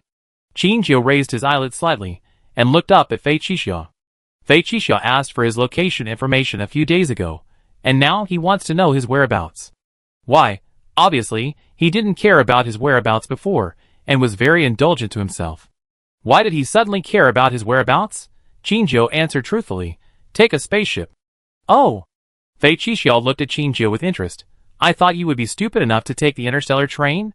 "The Interstellar train is a federal train, and the spaceship is a private means of transportation. The biggest difference between the two is that one will go through the federal government's computing system, and the other will not. But the disadvantages are also obvious. The transportation cost of the spaceship is almost 10 times higher than that of the interstellar train. Most people will never travel by spaceship in their lifetime." Qingjiu said, special circumstances require special treatment. I don't want to cause trouble. Fei Qixia nodded and agreed with Qin Jiu's statement. Qin Jiu's eyes lingered on Fei Qixia's slightly tired face, and she suddenly asked, "Why does Uncle Fei look so tired? I heard that Uncle Fei hasn't been in the third laboratory recently. Is there anything else that makes you so worried?" Fei Qixia heard this, and the corners of his mouth curved slightly. Qin Jiu might have confirmed the conjecture of the existence of the first laboratory, and now he is just trying to get her to say something. But facing Qin Jiu, who also concealed something from her, even if she was Rakov's daughter, Fei Qixia could not completely trust her. After all, Qin Jiu had too many so-called ties, and she could not really integrate into the White Tiger, and the first laboratory involving the core secrets of the White Tiger would not be open to her. As for why she guessed the existence of the first laboratory, this was also a matter worth exploring for Fei Qixia. Especially now that he had confirmed that Qin Jiu was related to Eve's evolution, he was even more curious about how Qin Jiu managed to promote Eve's evolution. Fei Qixia smiled and said, "Some small things, you don't have to worry about them. Wormholes in the interstellar space have appeared frequently recently, so you should also pay attention to your own safety." Qin Jiu knew that she could not ask Fei Qixia, the old fox, about the first laboratory, so she nodded and said, "I know." Looking at Qin Jiu's back as he walked away, Fei Qixia's eyes flickered, and she didn't know what she was thinking. After Qin Jiu left the room, Xiao Xia and Guangming kept circling around the cat bag. Meteor, hiding inside, could naturally detect their behavior from their breath and the sounds they made. As time went by, Meteor began to have wild thoughts. Would they want to eat him? No. It's a little leopard, not much meat. That big bat looks scary, it must have set its sights on him. With this thought, Meteor trembled even more violently. Its uneasiness has affected the two war beasts outside. Guangming is the first time to see a war beast that is so afraid of it. After all, from the moment it was taken to Xinghuang and began to contact different war beasts, it has been taken care of by all war beasts. Not to mention being afraid of it, if there is a war beast that does not take extra care of it, the other war beasts will collectively protest. This is the first time it doubts eagle life. I shouldn't look scary, right? Will there be war beasts afraid of blind people? Xiao Xia is knowledgeable and can understand Liuxing's emotions, but he does not agree with Liuxing's approach. It will always integrate into the war beast family in the future, and it is impossible to close itself off. Xiao Xia wandered around for a few times, and suddenly thought of a way, and waved to Guangming on the side. Guangming couldn't see it, so Xiao Xia had to go over and lead it away. Liuxing suddenly found that the sounds outside were gone, and he moved his ears and listened carefully to the movements outside. It seems they have already left. Meteor turned his head to look outside the cat bag, and he did not see the two flying war beasts in the small scene. He took 2 cautious steps, looking around with his golden eyes. There was no one on the left, and no one on the right. After confirming that they had indeed left, he boldly knocked open the door of the cat bag and stretched out a small foot. Soon, a small gray head half stretched out of the cat bag, and its ears trembled twice as if catching other sounds. Ding! Suddenly, there was a sound of metal collision behind it. It shrank back suddenly, and returned to the original state again. The sound of metal collision came from time to time, but no other people or beasts appeared in its sight. Its curiosity swelled, and it carefully raised its foot, and stepped out of the cat bag again. Dang! A frightening sound came from behind the cat bag, but this time Meteor only retracted 1 foot, and did not hide in the innermost part of the cat bag. It was a little bolder, and very curious about the situation behind it. Bing bing bing! The cry of the Night Emperor bat suddenly came from behind the cat bag, and the owner of the voice seemed to be in pain. The voice of another swift eagle also came at this moment, and it was anxious to comfort the Night Emperor bat. Are they injured? With this thought, Meteor's inner fear and concern for the two war beasts were in a crazy confrontation. In the end, concern for them prevailed. It took a deep breath, gathered its strength, and jumped out of the cat bag and ran behind it. Xiusa was lying on the ground when he saw the little gray ball running out of the cat bag. He quickly retracted his sight, and grabbed Guangming's wings and cried. Guangming followed his rhythm, and slapped his face. Xiusa, forget it. It's all for the plan. There was a sweet smell in the air, like food. But that's not the point. The little gray ball finally came to the two of them. It looked at Xiusa, and then at Guangming. Xiusa's body, and the floor around him were all covered with red liquid. It looked a little weak, as if it had been seriously injured. Meteor roared softly, as if asking what happened. Xiusa exerted force on his hand, and Guangming finally stopped slapping his face. Xiaosao then weakly looked up at the little gray ball. The other hand it hid behind its back trembled as it raised up. In its hand was a can of meat. It handed the can of meat to the little gray ball and snorted. Meteor sniffed the can of meat. It smelled like food. Meteor was a little surprised. It raised its little paw and pointed at itself, as if asking. Xiaosha half opened his eyes, a look of pain on his face, and nodded. The eyes of the swift leopard suddenly widened, as if in great shock. They had only met for less than half a day. Could the big bat have done this for him? It was actually injured because it was hunting for itself. No other war beast had ever treated it like this before. Meteor's eyes were red. He was no longer afraid of Xiaosha. He took 2 steps forward and licked Xiaosha's head. It was comforting Xiaosha. Xiaosha was not moved at this time. He was still worried that Meteor would accidentally lick the ketchup on the ground. If Meteor saw through their plan to get closer to Meteor might fail. It tried to keep its head away from the ketchup, and at the same time hugged Meteor's head and rubbed it gently. Its wings quickly patted Guangming, who was still in a daze, and Guangming understood and immediately stepped forward to pat Meteor. Meteor looked up at Guangming in confusion. Guangming pointed at the food beside him and urged Meteor to eat it quickly and not waste Xiaosha's kindness. Meteor nodded heavily, walked towards the can, and ate it in small bites. At this time, Xiaosha, who was facing away from Meteor, sat up suddenly, rolled the prepared bandages on his arms and legs, and then quickly wiped the ketchup on the ground with a rag. While cleaning the ground, he observed Meteor's movements. Meteor didn't look up, and Xiaosha secretly breathed a sigh of relief. After doing all this, he sat on the small rocking chair Qin Jiu bought for him, squinting his eyes, and continued to pretend to be weak. Meteor finally finished the can. He turned around and found Xiaosha had bandaged his wound and was sitting on a chair to rest. He was stunned. This speed seems a bit too fast? Chapter 332. However, under Xiaosha's painful groan, it put aside its unreasonable thoughts and immediately stepped forward to care about Xiaosha's condition. Xiaosha also waved his hand at it, forced a smile, and signaled that it didn't need to worry. Meteor arched its palm and curled up beside it. It seems that the kid was fooled. Xiaosha breathed a sigh of relief, and regardless of whether Guangming could see it or not, he gave Guangming a thumbs up. Although Guangming couldn't see it, from the gradual stabilization of the small flames of the two, Xiaosha seemed to have taken down Meteor. It patted Xiaosha happily, and flew to the back of Xiaosha's chair and swung with him. Fortunately, Meteor was a little leopard who was naive to the world. If it had a degree from a war beast kindergarten, it would not be fooled by Xiaosha. Although the process was full of fraud, the result was what they liked to see, and that little calculation could be ignored. When Qinjiu returned to the room again, she saw that the 3 war beasts were actually sitting together and sleeping. She stood at the door in a daze. What happened in the few hours she was out? How come they suddenly became so busy? Qinjiu's suspicious eyes fell on Xiaosha. Although she didn't know what happened, she was sure that Xiaosha had something to do with it. Hearing the sound of the door opening, the ears of the swift leopard moved, and it slowly raised its head to look at Qinjiu. Seeing Qinjiu, it happily ran towards Qinjiu. Qinjiu picked it up. At this time, Xiaosha and Guangming also woke up. Xiaosha met Qinjiu's inquiring eyes, and it just raised a thumb to itself. Hey! Look! It has this ability. Qinjiu glanced at the empty can on the ground that she had not had time to collect. She raised her eyebrows, said nothing, picked it up, and threw it away. Maybe Xiaosha used food to recruit the other party. After all, the simplest method can achieve the desired result for a naive child like Liuxing. Their harmonious coexistence is the scene Qinjiu wants to see most. After finishing the things here, she still needs to find Vina. According to the time she and Vina have been separated is almost reaching the limit of 10 hours. It's time to go to the hotel. But according to Fei Qixia's current surveillance of herself, she will be caught up as soon as she leaves the base. The best way is to use a wormhole. But is her wormhole sure to be usable now? She is unsure. But in the end, she still has to verify this possibility.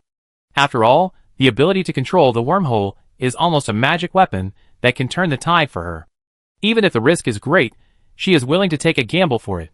However, the use of the wormhole this time was smoother than she had imagined. Qinjiu appeared in a hidden corner near the hotel and quickly recovered the wormhole.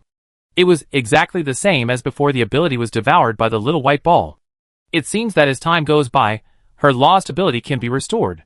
She still walked into the hotel wrapped tightly, but this time Lisa recognized her quickly. After all, she still had the rune card left by Yuqi on her body. Yuchi said that she would always have a place in Lingyu Hotel in the future, and if she wanted to come back, she would be welcome. Lisa smiled and welcomed Qinjiu in. As she was walking, she suddenly sighed. Qinjiu asked, "What's wrong?" Lisa was a little helpless. "It's about Kabeli. This kid never listened to me before, and now he goes against me everywhere. It's really hard to get along with adolescent children." Qinjiu was speechless when he heard this. In theory, she could also be regarded as an adolescent child, but she is a few years older than Kabeli, so she is not as annoying as Kabeli. But she has been with Kabeli for a few days, and he doesn't seem like a child who doesn't know the importance of the matter. At best, he is a little noisy. Qinjiu asked, "Did he do anything?" "He didn't do anything, but he kept asking to find you and the chief." "Alas, the chief is elusive. How can it be so easy to find him?" "Speaking of which, I heard Kabeli say that you also have our clan emblem on you." Qinjiu pulled up her sleeves when she heard this, and a small red flower suddenly emerged from under her skin, as if it had grown out of her skin, and slowly restored its original appearance. Lisa saw the appearance of the flower and sighed. "No wonder you asked a few more questions when you first saw the mark on my hand." Qinjiu retracted his arm, and looked at Lisa's wrist. Her pink flower seemed to bloom on her wrist, completely exposed to Qinjiu's vision. Qinjiu remembered that Kabeli had said that it would be safer for them to hide this flower, but whether it was Lisa or Kabeli, they never concealed the mark on their bodies, which made Qinjiu very puzzled. She asked her doubts, and Lisa smiled and said, "Oh, this. Because only Kabeli can conceal this flower, others can't do it. As for him, he is still at an arrogant age, so he has no desire to hide it." "Qinjiu, is it only Kabeli who can do it?"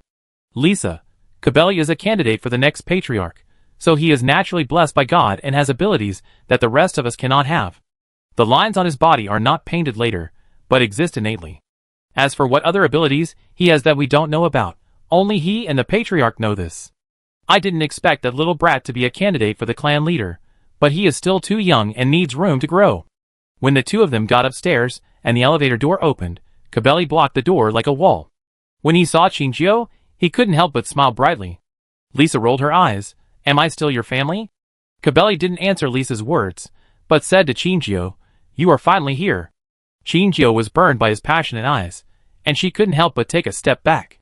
Qinjiu is not a narcissistic person, but Kabeli's reaction now makes it difficult for her not to think too much. Could it be what she thought? She spoke cautiously. "You have been waiting for me?" "Yeah." Kabeli did not hide his actions at all. He said, "You are much more interesting than them. I want to know how you got together with the war beasts. Even I can't establish a friendly relationship with the war beasts." Qinjiu heaved a sigh of relief after hearing this.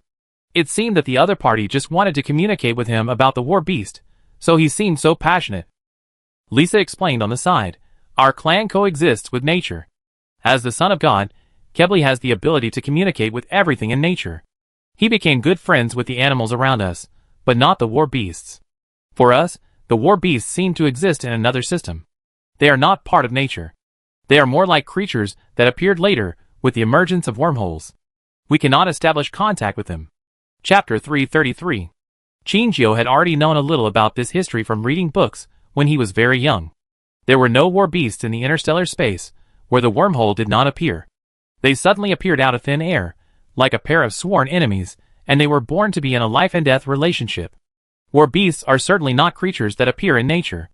Qinjiu said, "I don't know either. Anyway, in my impression, it seems that war beasts or animals will stick to me spontaneously. This is also unknown to me." Kabeli's excitement became even more intense when he heard this. He asked, "Then have you received the blessing of the gods like me and gained some special abilities?" "It is highly likely that you have not. If Qinjiu was born as a human being blessed by the gods, then her childhood should not be so lonely and full of calculations." Kabeli was visibly depressed when he heard this. He was about to say something else, when suddenly a little girl flew out from the side and kicked Kabeli in the waist, kicking him away from Qinjiu and the others.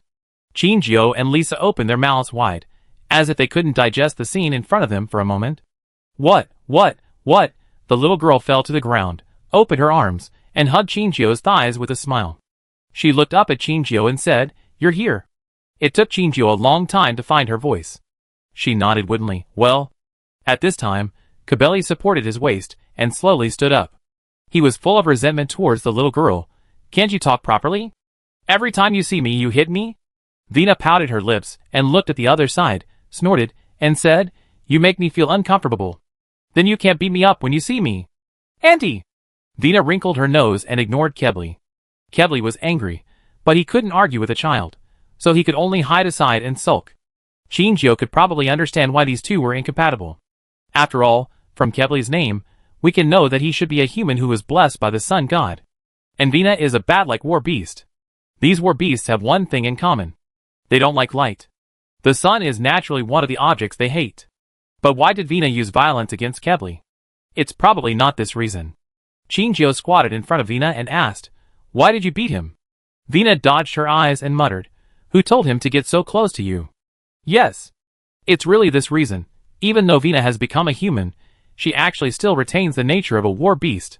One of them loves jealousy." Shinjio reluctantly said goodbye to Kebli and the others, and carried Vina back to her room.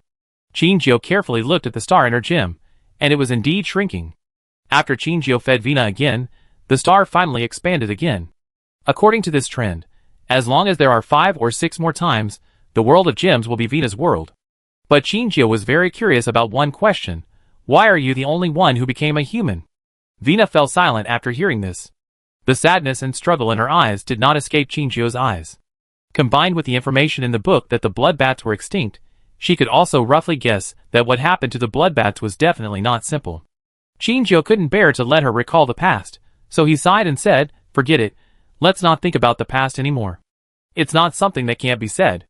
Vina sighed and said, "You should also know why we exterminated our clan, right?"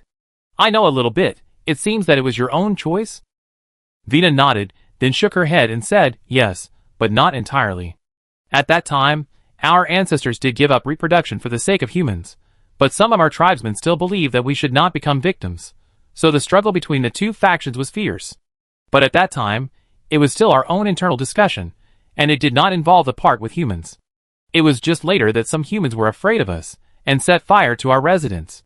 Countless members of the tribe were killed and injured. In order to allow our lineage to continue to be passed down, the chief used the last plan. He refined the blood of the tribe into gems to feed the souls of the younger generation, allowing them to break through the barrier of refining human form, and I am one of them." Vina remembered the wildfire that year, and the raging flames engulfed her. Her parents spent all their lives to send her away. In the end, the gem remained on her body, and she was rescued as an innocent human being who suffered from the disaster. At first, she couldn't speak, and was often called a mute. She originally lived in a kind and simple villager's home, but the ruby on her body was accidentally discovered by someone, and someone had evil intentions and killed her adoptive parents to steal her gem. At that time, Vina's anger activated the blood of the blood bat, and the little child had great strength and killed the opponent. The villagers were afraid of her, and drove her out of the village as an alien. And she also understood a truth at that time. Without a backer and strength, she would be bullied, just like her tribesmen and her adoptive parents. So she drifted to Xingdu, and became the owner of Xingyue Auction House by chance. Vina, who should have become cold-blooded and ruthless due to the change, always maintained a kind heart. She seemed unkind on the surface, but in fact, she had never hurt the lives of innocent people. This was the justice she was born with as a war beast, or maybe it was because of the kindness of her adoptive parents. Shinjio sighed imperceptibly. Fear, greed and desire can make humans give up their bottom line. This was the case when they persecuted blood bats many years ago, and it is the same now when facing power. However, Shinjio still caught the key point in her words. Shinjio asked, "Are you saying that there are other blood bats alive besides you?" Vina blinked, rarely showing a trace of confusion. "I don't know.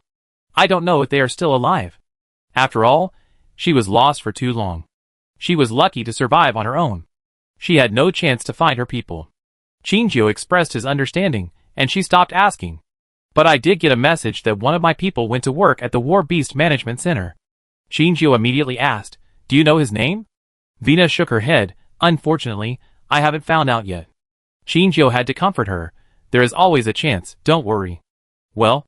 Vina looked at Shinjio, who was lost in thought, and asked carefully, "Are you leaving?" "Yes, I'm almost leaving." "Can you take me with you?" She blinked and said something shocking. "I just saw you coming out of the wormhole." Chapter 334. Shinjio was startled when she heard this. She looked down at Vina, who was only half her height. The little girl sat on the bed. Her 2 little feet could not reach the ground, and she was shaking casually. She looked at Chinjio with bright eyes. Her expression was extremely calm, as if she was talking about something insignificant, such as what she ate today. Chinjio wanted to struggle a little, she said. Did you see it wrong I am? The little girl suddenly stretched out her arms, and pointed her little hand to the world outside the glass. You came out from that place. Chinjio, She had clearly confirmed that the area nearby was absolutely secretive, and no one could have seen it. Chinjio stood up and looked at the window. Outside the window was a patch of green plants, covering most of the street. And the place where Chinjio just appeared was clearly blocked tightly. Even if the other party happened to be by the window at that time, it was impossible for him to see the scene of her emerging from the wormhole. Chinjio confirmed his thoughts and immediately turned around and said, You must have seen it wrong. Vina shook her head, her eyes clear as a mirror, and she said, I saw it with my own eyes, you can't deceive me. As she said this, the cane turned a circle, and the gem on the top reflected a dark light, which looked mysterious and dangerous. As she did this set of actions, the green plants below suddenly moved away, clearly exposing the hidden corner. Vina smiled brightly. She jumped down and walked to Chinjio's side, like a small animal waiting for a reward. She raised her head proudly. Look. I just smelled your scent, so I used some methods to find you.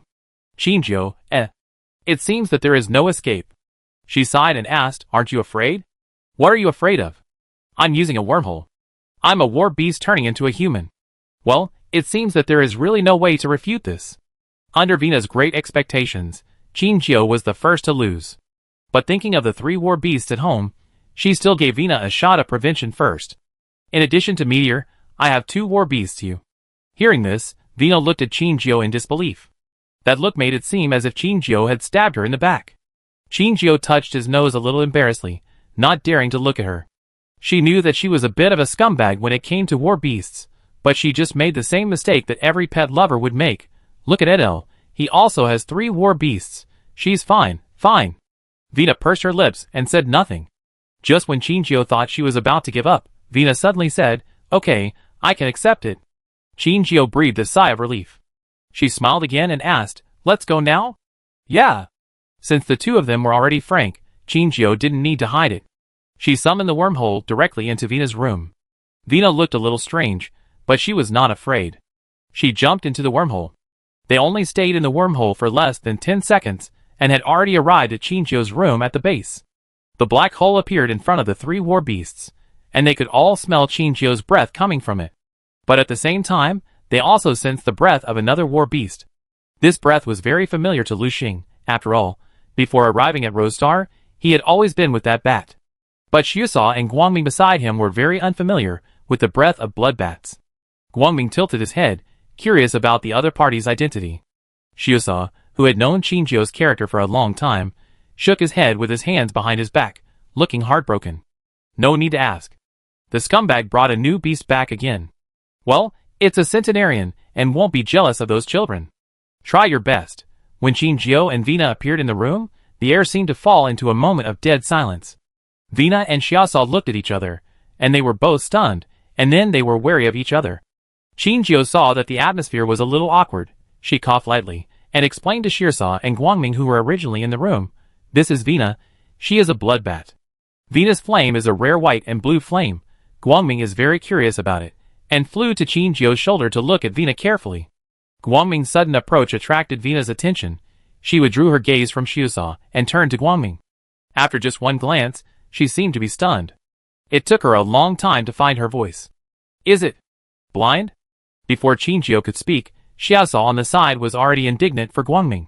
It showed a reproachful look, raised its hands, and waved them in the air, as if warning Vina not to talk nonsense. Vina didn't agree. She was telling the truth. Why did the big Night Emperor bat ask her to shut up? She made a face at Xiusha and shook her head proudly. Xiusha made a gesture of rolling up his sleeves, as if he was going to step forward and fight with Vina. Chinjio rubbed his temple with a headache. She knew it. Chinjio took a step forward and blocked the 2 of them. Her face had completely darkened, and the shadow she cast under the light enveloped the 2 of them. The invisible sense of oppression made both parties in the quarrel restrain their arrogance. Chinjio took a deep breath and said, Vina, what did I tell you before I came back? Vina had rarely seen Chinjio angry. At this time, Chinjio's tone was stiff, and he stopped coaxing her. She subconsciously lowered her head in fear. Her eyes were hidden under the shadow of her bangs, and she couldn't see the emotions inside. Don't make trouble. Chinjio nodded and said, you still have one thing to do. Chinjio didn't say it clearly, but Vina still understood what she meant. Vina muttered vaguely, I'm sorry. Chinjio, I can't hear you. Vina then looked up, looked at the light, and said clearly, I'm sorry. Chinjio then rubbed her head with satisfaction. She turned around, and Shiasa, who was still angry in front of her, noticed Chinjio's sight, and immediately turned his face away, obviously looking like he was not easy to fool. Chinjio walked up to Shiasa and said, she will live with us for a while. Can you get along well for my sake? Shiasa turned around and pointed his wings at Chinjio. However, he secretly looked back from time to time to observe Chinjio's movements, which betrayed him. He also wanted Chinjio to coax him. After all, Shiasa was a war beast who valued face, and Chinjio was willing to give him a step. She reached out and gently poked Shiasa's back. Okay. Just for a while. Shiasa, pay attention to me. I will buy you a lot of fruits you like to eat. I like you the most. Hearing Chinjio's last words, Shiasa touched his nose, turned around reluctantly, and nodded slightly to Chinjio. Chinjio hugged Shiasa and rubbed his head. I know Shiasa is the best. Alas. Shiasa sighed secretly in his heart. Knowing that Chinjio was just coaxing him, he couldn't help but be fooled. No, I must stick to the bottom line in the future. I must, right? Chapter 335. Darkness enveloped the earth. There was only one ceiling lamp in the room that emitted a dim light, illuminating a small empty space in the center of the room. The light drew a faint disk on the floor, and two groups of war beasts sat opposite each other on both sides of the disk.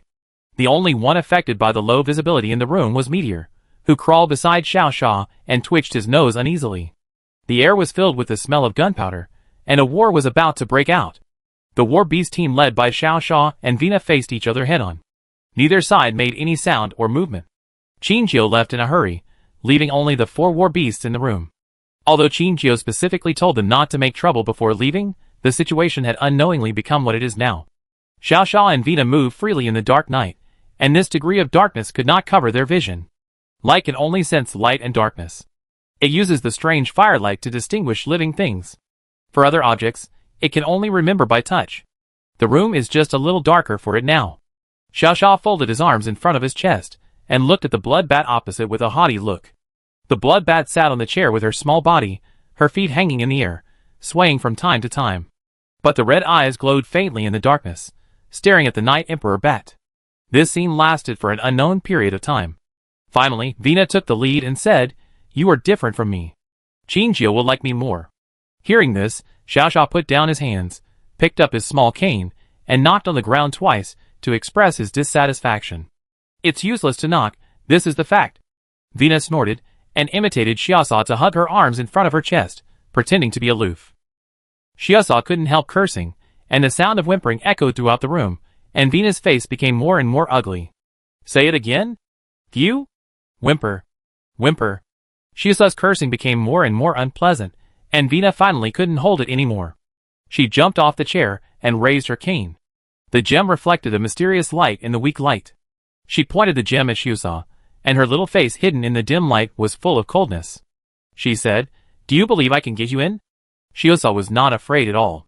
He didn't care about his image, and put his hands on his waist, and his eyes almost popped out of his eye sockets. He was clearly shouting, come on if you dare.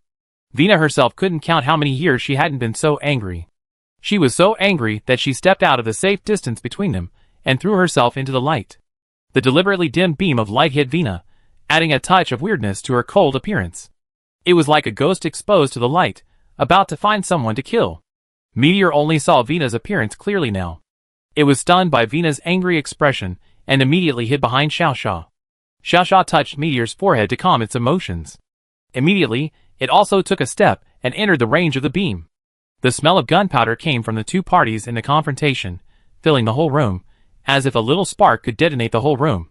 Chinjio was at the door of the third laboratory. Compared with the busy people inside, she seemed much more relaxed. But this also meant she couldn't help it all, and could only wait here for the outcome of the situation. Don't worry, he'd be fine. Beside Chinjio was Xiao Qingwei, who was wearing a teddy bear print top. He obviously didn't like Lika's taste, but for some reason, he chose this pink top today. Qingjiu just nodded reluctantly when he heard his words. In fact, no one dared to guarantee that Li Ku would come out alive. After all, his life support system had issued multiple warnings today, and the entire laboratory was in a panic. Even Fei Qixia came twice to inquire about the situation. It was obvious that Li Ku was really standing at the gate of hell this time, and he was only one step away from eternal damnation. The expression on Xiao Qingyue's face seemed to be the same as usual. He didn't have any unnecessary emotions because Li Ku was dying.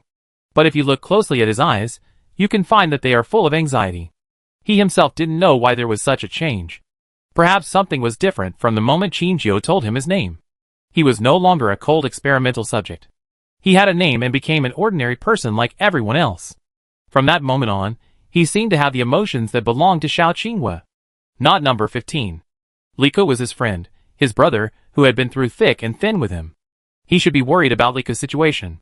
Why did the corrosion reaction suddenly occur? What did you do in this experiment?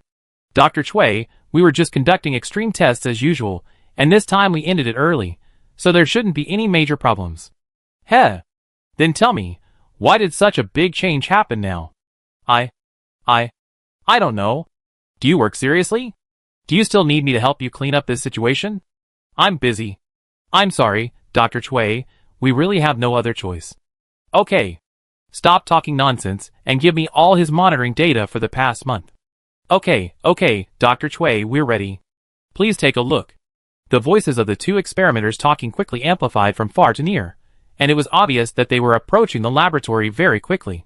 They walked briskly in their white coats, as if they didn't see Xiao Qingyue and Qingjiu standing beside them. They walked quickly into the laboratory and disappeared behind the automatic door.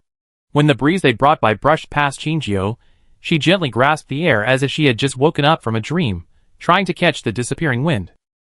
A familiar face. Not someone she had seen with her own eyes, but the experimenter she saw through the pink viscous liquid in a dream that was so real that it almost suffocated her. He had a badge on his chest that was different from the lab technicians here.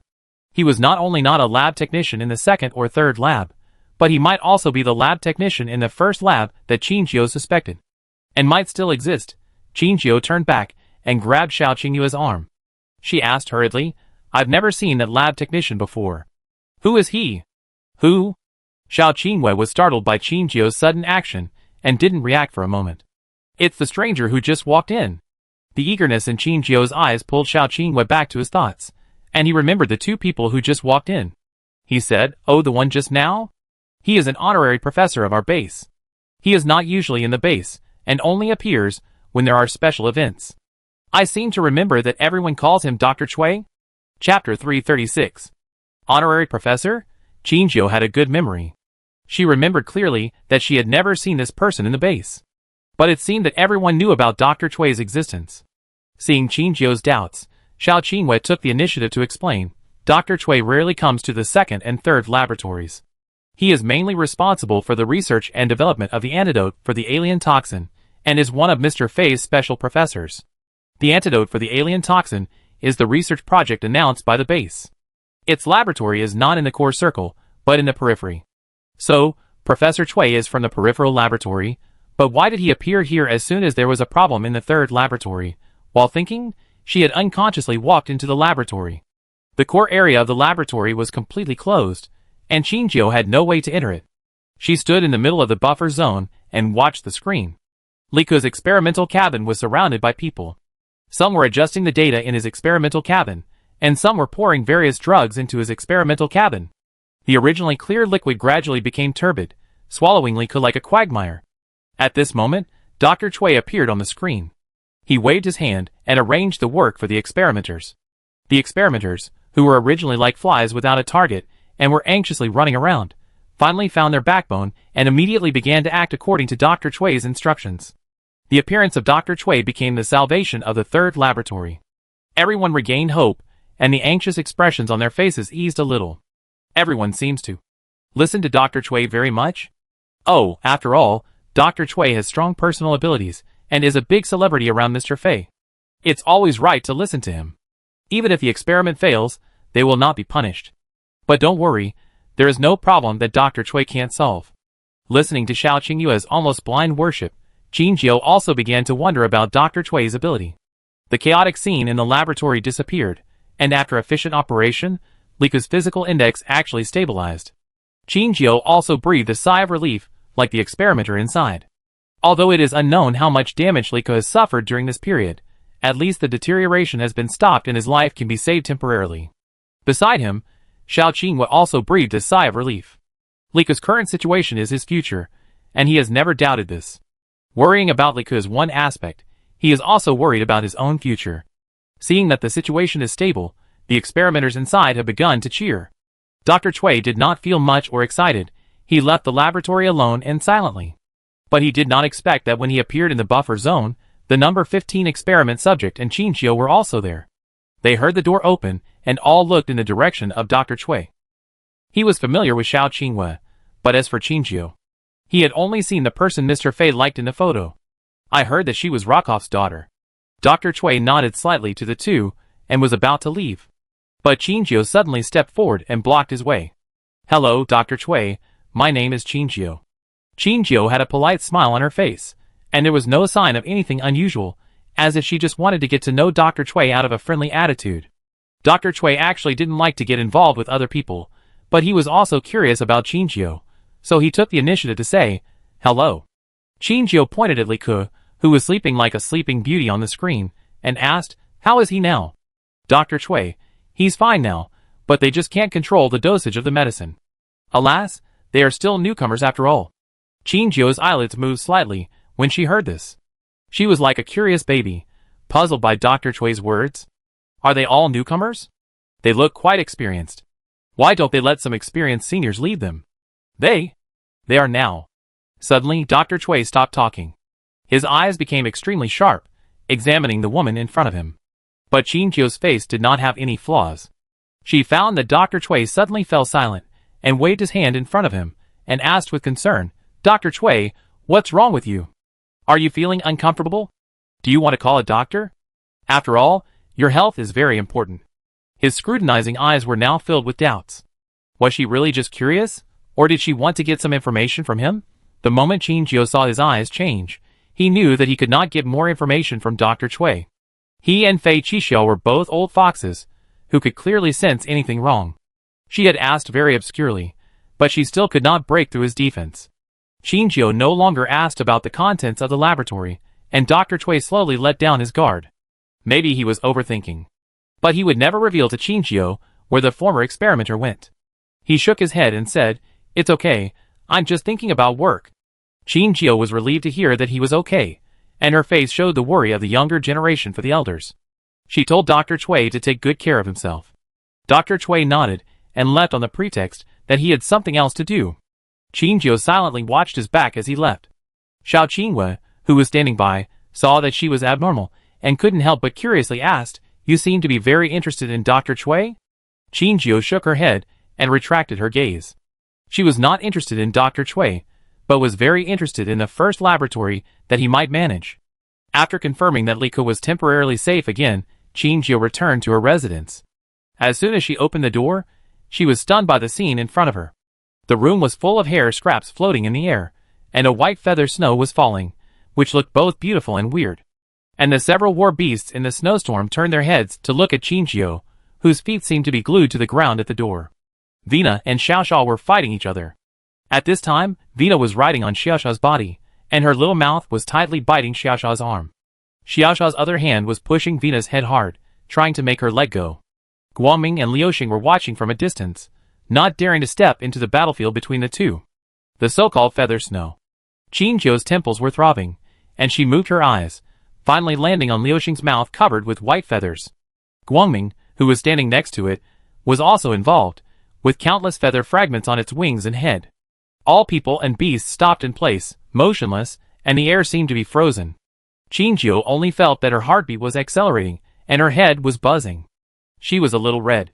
She took a step into the room, exerted force on her hands, and closed the door behind her. Bang!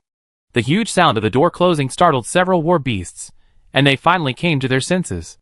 Vina and Xiaoxia let go of each other immediately, while Liuxing and Guangming shook themselves vigorously to destroy the evidence. Xiaoxia covered his bleeding arm, and walked to Qingjiu's side, with a few steps, his ears drooping, and leaning on Qingjiu with grievance. Vina spit out the blood and fallen hair of the stinky bat, and then stared at Xiaosha fiercely. Qingjiu took a deep breath and tried to calm her anger that was about to burst out. Her suppressed voice was full of gnashing teeth. Who can tell me what happened? All the war beasts were silent, their eyes dodged, and they were obviously guilty. Qingjiu's eyes were fixed on Vina, the only one who could speak. She grabbed Xiaosha's arm and pointed at the two bleeding tooth holes on it. Explain it? Vina's hair was all scattered and messy. Her clothes also became wrinkled. She lowered her head and played with the hem of her clothes, not daring to look directly at Qingjiu. Vina's voice was only slightly louder than a mosquito's. She hummed, "It was the one who provoked first." Xiaosha heard the words and swept away his pitiful appearance just now. Even though he was injured, he still waved his arms in protest. Qingjiu silently watched Xiaosha's actions, and then turned her eyes to Guangming, who was trying to reduce his presence. Guangming was originally an innocent child, but was completely corrupted by lightning, Baixue and Xiaosha, and became a little sly. Feeling Qingjiu's sharp gaze, it gave full play to its invisible advantages, and ignored Qingjiu's sight by relying on its strong psychological stress resistance. Qingjiu laughed in anger. "Good, very good, you are all good." Hearing this, all the war beasts looked up and looked at Qingjiu, who seemed a little strange in front of them. "It's over, it seems to be in trouble." Xiaosha, as the most cunning war beast, knows how to read people's expressions, and is the first to stand up and admit his mistakes. It tugged at Qingjiu's sleeves, almost buried its head in front of its chest, and called out softly, obviously lacking confidence. Qingjiu was about to soften her heart again, but she adjusted her mood in a moment and pulled her clothes back. "I can't spoil you anymore. If I spoil you again, I will be spoiled to the sky." Qingjiu had a stern face and said nothing. Just standing there gave all the war beasts present an invisible sense of oppression. The second one to leave was Guangming. As the war beast who had been with Qingjiu for the longest time, Guangming already knew Qingjiu's temper clearly. As long as he admitted his mistakes obediently, Qingjiu would not care too much. It flew to Qingjiu's shoulder, and also learned Xiaosha, buried his head deep in his chest, and rubbed Qingjiu with his head. It still had feathers and cotton wool from the pillow on it, and now it was all rubbing against Qingjiu. Qingjiu was already coaxing himself, but when he saw the feathers all over his body, he instantly blocked his heart and built a wall. Meteor was still young and didn't quite understand the situation, but he could feel the subtle changes in the atmosphere in the air. So it buried itself in the quilt, only revealing a pair of small eyes to look at Qingjiu, as if such a wrapping could give it the greatest sense of security. Vina secretly glanced at the behavior of these war beasts, and she found that she couldn't just sit there and wait for death. She took the initiative to walk in front of Qingjiu, looking at her toes with her eyes, and whispered, "I'm sorry." Qingjiu narrowed his eyes slightly, and said in a cold voice, "I'm sorry for what?" Vina looked up, and saw Xiaosha making faces at her. She was so angry that her teeth itched, but she temporarily resisted the urge to beat it, and said, "We shouldn't fight when you're away. We shouldn't fight when I'm here either." Qingjiu concluded coldly. She raised Xiaosha's injured hand and said, "Why are you so cruel?" "I settle accounts with you later." Qingjiu interrupted Vina, took out the medical kit, and treated Xiaosha's wound. When Xiaosha's arm had been wrapped, the war beasts stood in a row in front of Qingjiu, waiting for Qingjiu's judgment. "Tell me, what happened?" Vina stepped forward and said, "It scolded me first. Then You hit it?" Vina bowed her head and said nothing. Qingjiu looked at Xiaosha again. "Did you scold her?" Xiaosha looked up at the sky with a guilty conscience. Under Qingjiu's questioning, it nodded reluctantly. "Why?" Xiaosha waved his hands and explained to Qingjiu. Qingjiu probably knew that it was a fierce fight caused by their jealousy. After learning about the deeds of the two guys, Qingjiu looked at Guangming and Liuxing on the side. "What about you? Why did you destroy the house?" In fact, the two did not join the war at the beginning. At most, Guangming was worried about Xiaosha and tried to persuade him to fight. But the two were already angry, and pushed it away. It fell on the pillow, and was caught by the pillow, while Liuxing on the side ran over to care about its situation. Liuxing seemed to be stunned when he touched the pillow. It had never played with such a soft toy, so its focus was no longer on Guangming, but on tearing up the pillows. Guangming was the implicated war beast. If it had not taken the initiative to play with the feathers, it could indeed be considered innocent.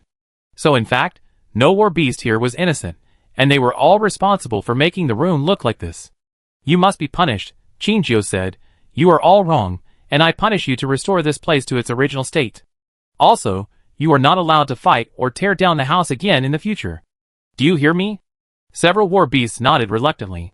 Qingjiu waved his hand and said, "Go and clean up." Several war beasts walked slowly into the utility room and began to take out tools to clean up.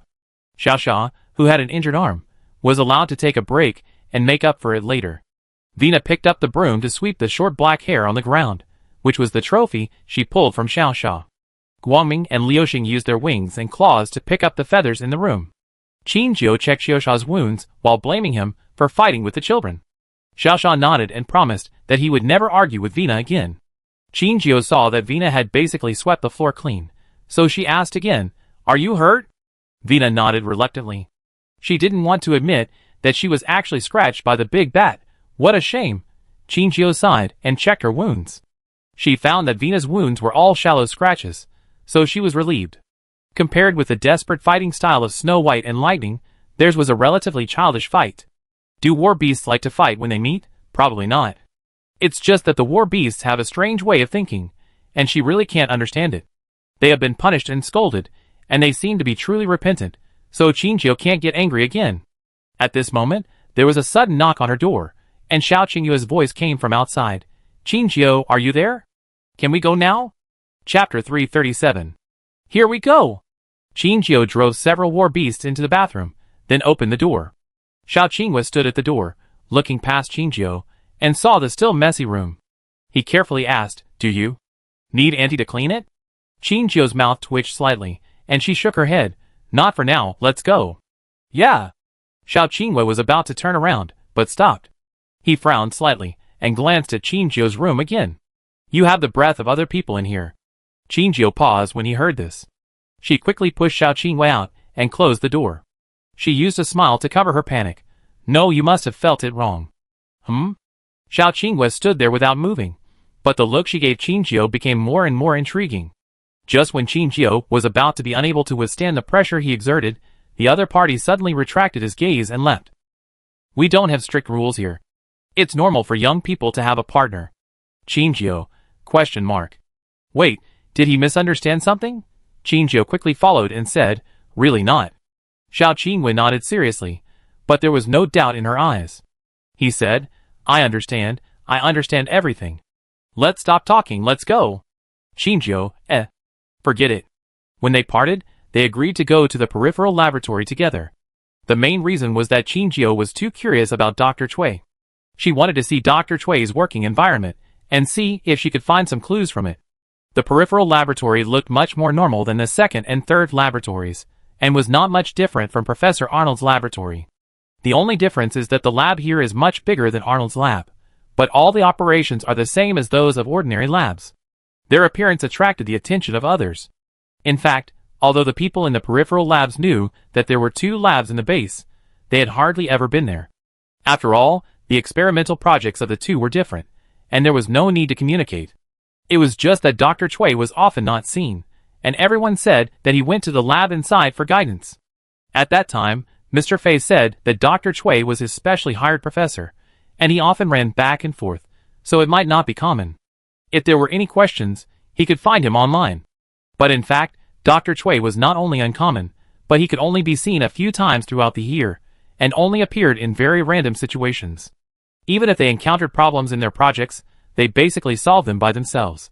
Even the project leader once wondered why Mr. Fei would waste this expense by inviting a professor who was elusive.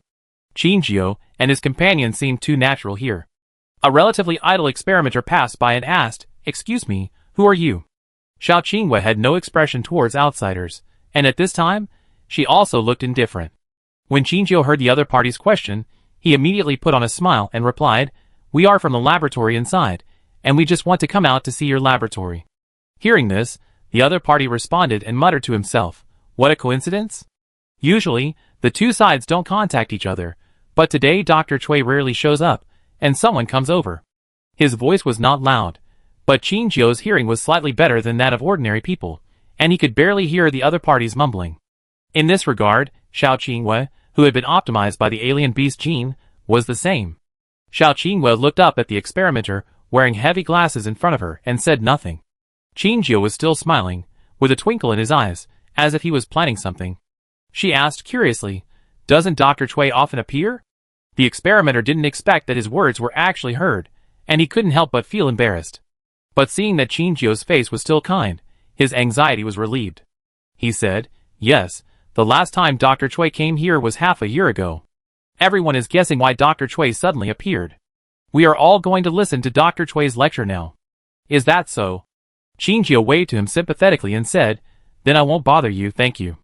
The experimenter finally smiled and said goodbye to Qinjiu. Seeing him walk away, Xiao Qinwei beside him said, "What do you think?" Don't you just want to meet Dr. Cui? You won't go to his lecture?" Qinjiu shook her head. Her goal had been achieved. She just wanted to know Dr. Cui's position in the peripheral laboratory, or the project team he was in charge of, to confirm whether he was often in the base. But she had already got the information she wanted. Just as she suspected, Dr. Cui did not work in the base. Qinjiu did not think that Fei Qixia, a result-oriented person, would invite a useless person to be an honorary professor. Dr. Cui must have his indispensable place. It was not the second or third laboratory, nor the peripheral alien toxin antidote laboratory. That can only be the first laboratory. Qinjiu gradually completed the puzzle in his mind, and now only the last piece is missing. What exactly is being studied in the first laboratory? Resurrecting the war beast? It is too unbelievable. The war beast that has actually died cannot be truly resurrected even if the artificial war beast experiment banned by the Federation is used. Even because the genes of the war beast are more complex than those of humans, it may mutate in the middle of the experiment and cause the experiment to fail. Even if the dead war beast is really resurrected, what can it do? Can the Federation recognize its identity? What does it mean to be born as a life form that should not exist? Qinjiu sighed, waved to Xiao Qinwei, and the two left from the direction they came. The most important question now is, where is the first laboratory? The first thing that can be ruled out is that the first laboratory is not in the base. So not only are the people here unaware of the existence of the first laboratory, but it can also explain why Dr. Cui does not appear often. Qinjiu couldn't help but wonder, after so many years, how far has the project of the first laboratory developed? In the corridor covered with red carpet, the boy was standing by the window, holding his waist. His skin was white and shiny in the sun, and the golden lines seemed to move with his breathing in the sunlight. Others said he was the sun god, but he never believed such nonsense. It's better to say that he was a cursed person, and he could only live with this golden line in this life. He was special, different from everyone else. So he didn't have many friends in his childhood. Even the few children who were good friends with him played with him because of his so-called title of the sun god, but in fact, they were all afraid of this freak. After all, a child with strange patterns all over his body looked scary. He didn't bother with Vina because Vina didn't see him as a freak. Even during the time on the spaceship, Vina would bicker with him and chat with him, which made him feel like he was communicating with a normal child. Although, Vina is not a normal person in a sense. But this child is really cruel. Cabelli looked at his waist, which was already bruised, and cursed Vina countless times in his heart. He was staring at the street in a daze, and suddenly, his pupils shrank suddenly, as if he saw something that made him unable to control his expression, and he showed shock on his face. She? Why is she here? In Cabelli's shocked eyes, the woman slowly left his sight. He was sure he was not wrong. That person was the woman who took the photo of him. Why? Wasn't she in Chengdu? Why did she suddenly appear here? Just seeing that face, an ominous premonition surged into his heart. He didn't care about the dull pain in his waist, and immediately ran to Vina's door and knocked hard. "Hey! Open the door." The room was silent, and there was no response at all. Cabelli thought Vina just didn't want to pay attention to him, so he knocked on the door again and said, "Hey, do you know that your VIP client has come to Rose Star?" He suppressed his voice and passed these words in through the crack of the door, but the other party still didn't respond. Cabelli TSK snorted, rubbed his head irritably, and said in self-abandonment, "Forget it, if you don't care, I don't care about you." After that, he left the door of Vina's room and returned to his own room. He got a new terminal, but he didn't have the contact information of Qinjiu or Vina, so he could only turn around in the room anxiously. What was the purpose of the woman coming here? Cabelli didn't believe that she came to Rose Star just for the purpose of tourism. After all, Rose Star's tourism industry was not developed, and people like her would not come to Rose Star for tourism. Then her purpose was obvious. She came for them.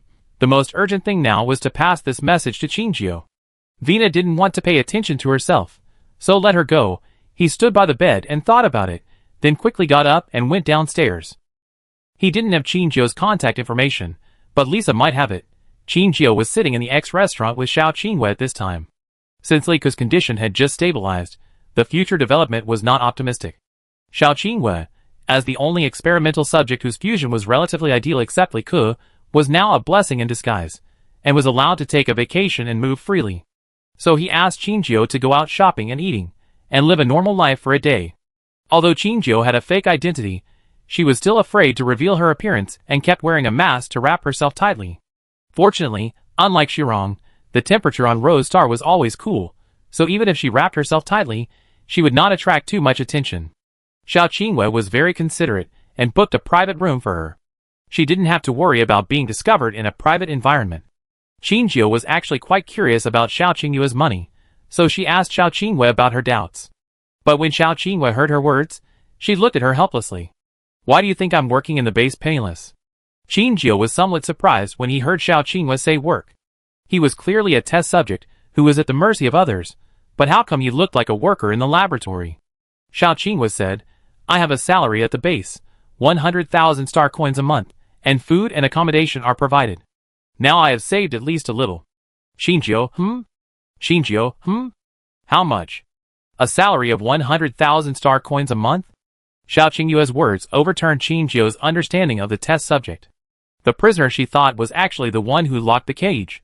Qingjio stopped talking and looked at Xiao Qinghua with a somewhat resentful look.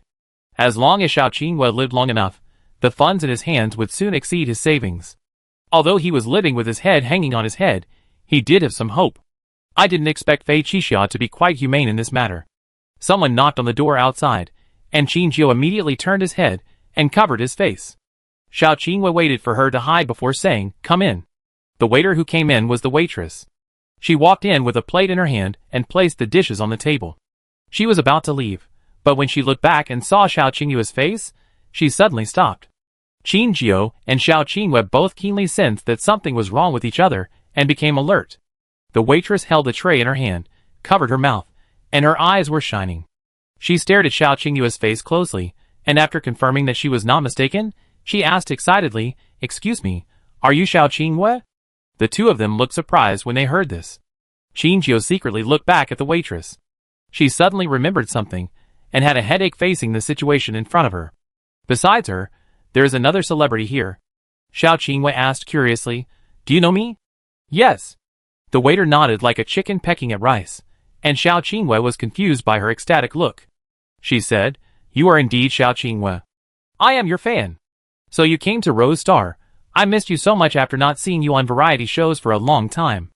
Especially now that Xinghuang has stopped school, you are probably very busy." Xiao Qinghua was confused when he heard it. He could understand every word she said, but he couldn't read them together. These unfamiliar words sounded like a heavenly book to him, and they were useless except for adding to his confusion. Qingjio sighed secretly. He didn't expect that after so long, there were still people talking about Xiao Qinghua. Qingjio wrapped his scarf and only showed his two eyes, and turned to look at the waiter. The waiter felt her gaze, and looked at Qingjio. Qingjio said, "I understand your excitement, but we are still on a mission. Can you please keep this a secret? I will ask him to sign for you." The waiter nodded in agreement, and made a zipper gesture in front of his mouth to show that he would definitely keep his mouth shut. Xiao Qinghua witnessed everything happening on the side, and immediately signed his name on the book handed over by the waiter. After the waiter left, he looked at Qingjio. "What's going on?" Qingjio scratched his head, not knowing how to explain to him. After thinking for a moment, she said, "You used to be one of the regular guests of a popular variety show, and then you didn't appear in variety shows again after you came here. The girl just now is probably your former fan."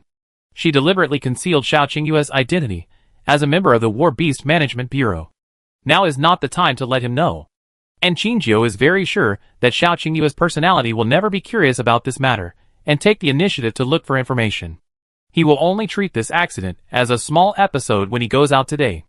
As expected, Xiao Qinghua did not ask any more questions and started eating the food in front of her.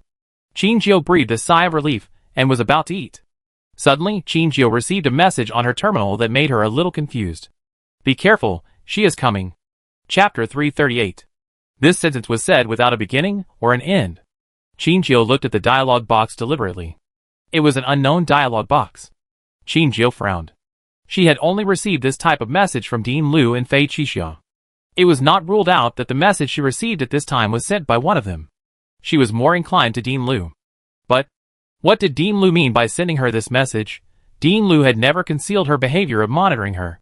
She probably knew everything about where Qinjiu had been, and what she had done. So Qinjiu would still be cautious about the advice given by Dean Liu. Out of curiosity, she replied with a question, but the message she sent was like a stone sinking into the sea. She didn't receive a reply from the other party for a long time. Xiao Qinghua saw Qinjiu's worried look and couldn't help asking, "What's wrong?" Qinjiu closed the terminal page, shook his head, and continued to eat. She secretly kept an eye on her heart, and was always on guard against her. The two walked around for 2 more rounds, and were about to go back, but suddenly saw Vina on the road. Qinjiu thought she was dazzled and saw it wrong at first, but when Vina found her and rushed towards her with a smile, Qinjiu was sure that she was not wrong. "How did you get out?" Qinjiu asked in surprise.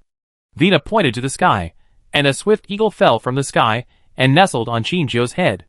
Vina said, "It told me how to get out, and it came too." As soon as she finished speaking, a gray leopard jumped out from behind Vina, quickly climbed onto Qinjiu's shoulder, and rubbed her face intimately. It was too stuffy inside, so I took them out to play. But the old man was still sleeping, so I didn't call him." Vina wrinkled her nose, and then looked at Xiao Qinghua beside Qinjiu with some vigilance. When he was in Qinjiu's room, it was this guy who sensed his presence, right?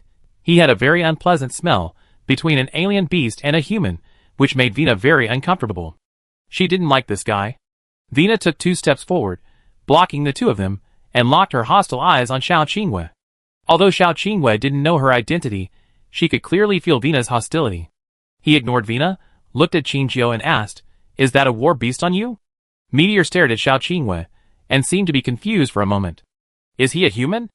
Or an alien beast? Or is he similar to Vina, an alien beast that has turned into a human, but he doesn't look like one of those creatures without a brain? Qinjiu rubbed Liu Xing's head and replied, "Yes, this is just a swift leopard, and the one on top is a swift eagle." Xiao Qinghua was not too surprised, just said, "Oh." Vina looked at Xiao Qinghua with dissatisfaction and asked in a questioning tone, "Who are you? Why are you with Qinjiu? What is your purpose?" Xiao Qinghua just glanced at her lightly, and did not respond. Seeing the atmosphere between the two becoming more and more tense, Qinjiu immediately came out to stop it. "He is my friend, Xiao Qinghua." Qinjiu said to Xiao Qinghua again, "This is Vina." Hearing Qinjiu's words, he reluctantly nodded to Vina. As a person with alien beast genes, Xiao Qinghua also couldn't like Vina. If it weren't for Qinjiu's face, he wouldn't even bother to pay attention to Vina. Vina stopped making trouble for Qinjiu's sake, and turned her head away reluctantly. Even Qinjiu had to admire the power of genes. Their confrontation at this time perfectly corresponded to the relationship between the alien beast and the war beast. Qinjiu wrapped himself tightly, but it didn't mean Vina did either. Soon, the situation here was reported. The woman sitting in a coffee shop stood up to pay, and slowly left. Qinjiu finally made them stop confronting each other. As she walked away, she asked, "What are you doing out here? Is it really just because you are too bored?" Facing Qinjiu's eyes that can see through people's hearts, Vina lowered her head with a guilty conscience, touched her stomach, and said carefully, "I'm hungry." With the feeding during this period, the larger the space Vina controlled, the more energy she needed. From the original 2 times a day, it became 3 times.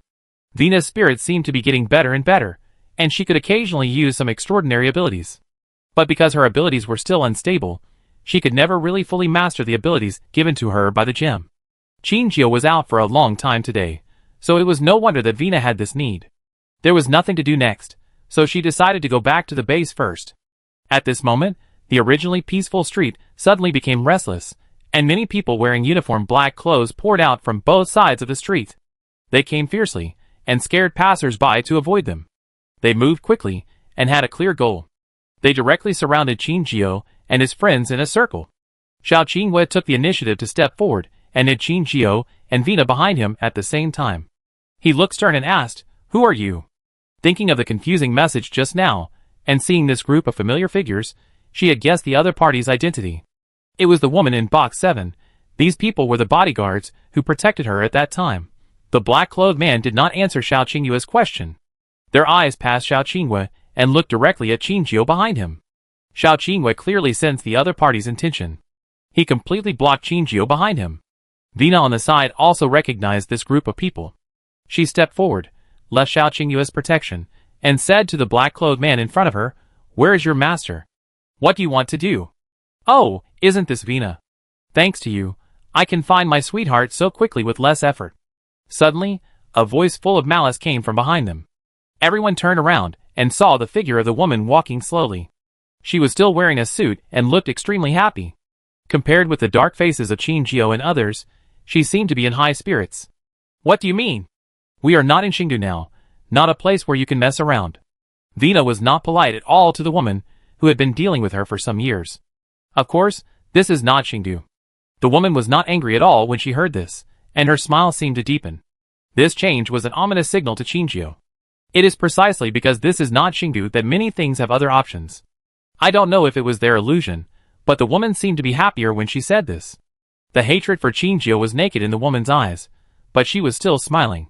For example, the treaty that prohibits cooperation with the federal government does not exist on Rose Star. After figuring out the other party's intentions, Qingjio secretly said that it was not good.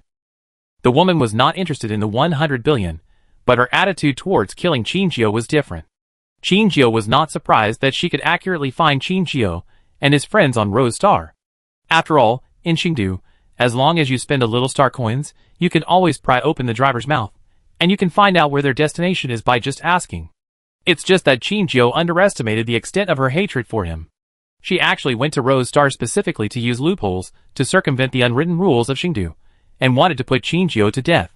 Although this was a small trouble for Qingjio, it was not impossible to deal with it. Qingjio had made a judgment on the current situation in just 1 minute. The woman didn't bring many people this time, and now they are not in a closed environment. She and Xiao Qingyue both have fighting power, so it shouldn't be difficult to escape. But it rains on a rainy night, and I don't know if the woman had arranged it in advance, but the patrol team arrived at this time.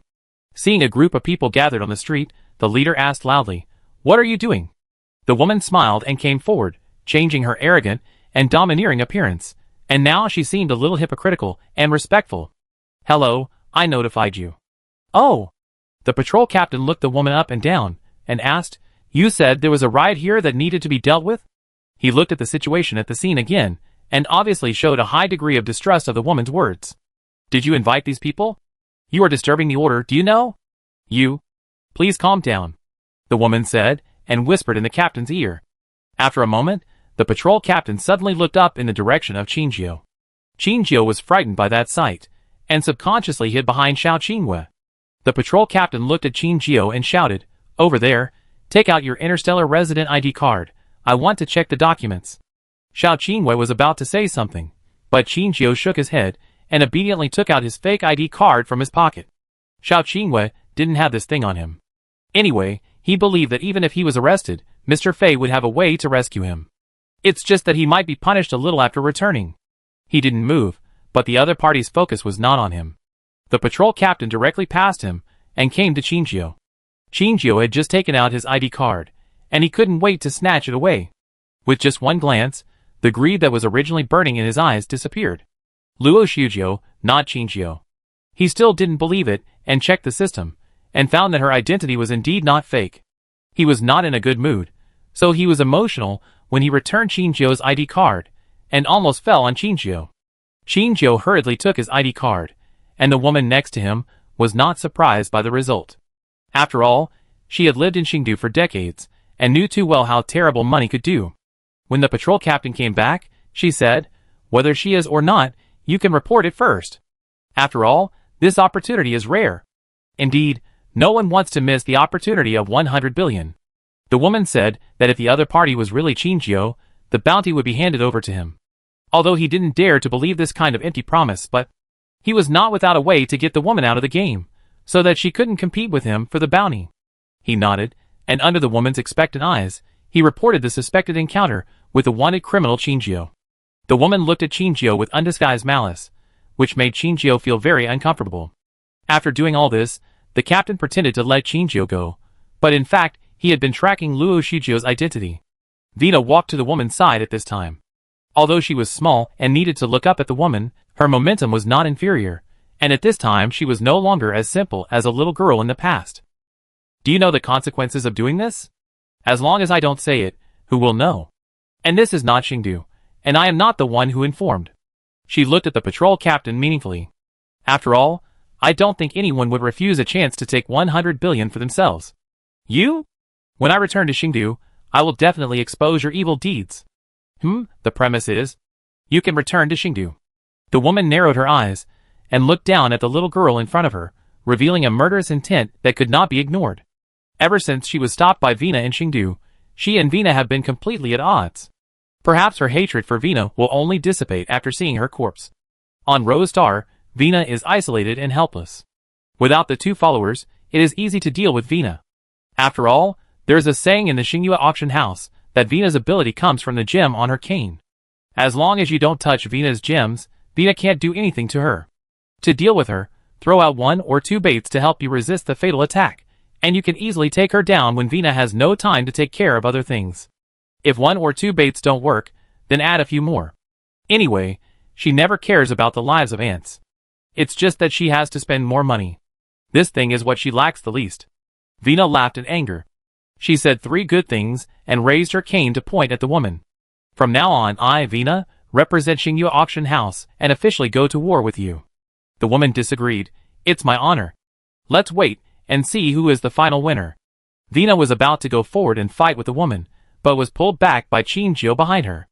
Qinjiu glanced at her and shook his head. The patrol team is still there. If you fight here now, you will be arrested on legal grounds. Before the patrol team confirmed Qinjiu's identity, they had no law enforcement power, so they gave Qinjiu a certain degree of freedom. But as long as Qinjiu showed her hand, they would definitely find countless reasons to detain her. The current situation is too unfavorable for Qinjiu, and they can't make mistakes and give the other party a chance. Vina was just overwhelmed with blood, and now she calmed down a little and thought of this. She finally took back her cane and stabbed the woman with cold eyes. The woman looked pity at this time. She sighed and said provocatively, I thought you would be more courageous. I am so disappointed. Vina sneered, and her young face showed a harshness that was not in line with her age. She said, your provocation method is useless to me. Oh, really? The corner of the woman's mouth raised an arc. Well, it seems that we will settle our accounts next time. Vina snorted coldly, turned her head, and walked to Qinjiu. The 3 of them left quickly in full view of the public. A subordinate beside the patrol captain looked at Qinjiu's back unwillingly.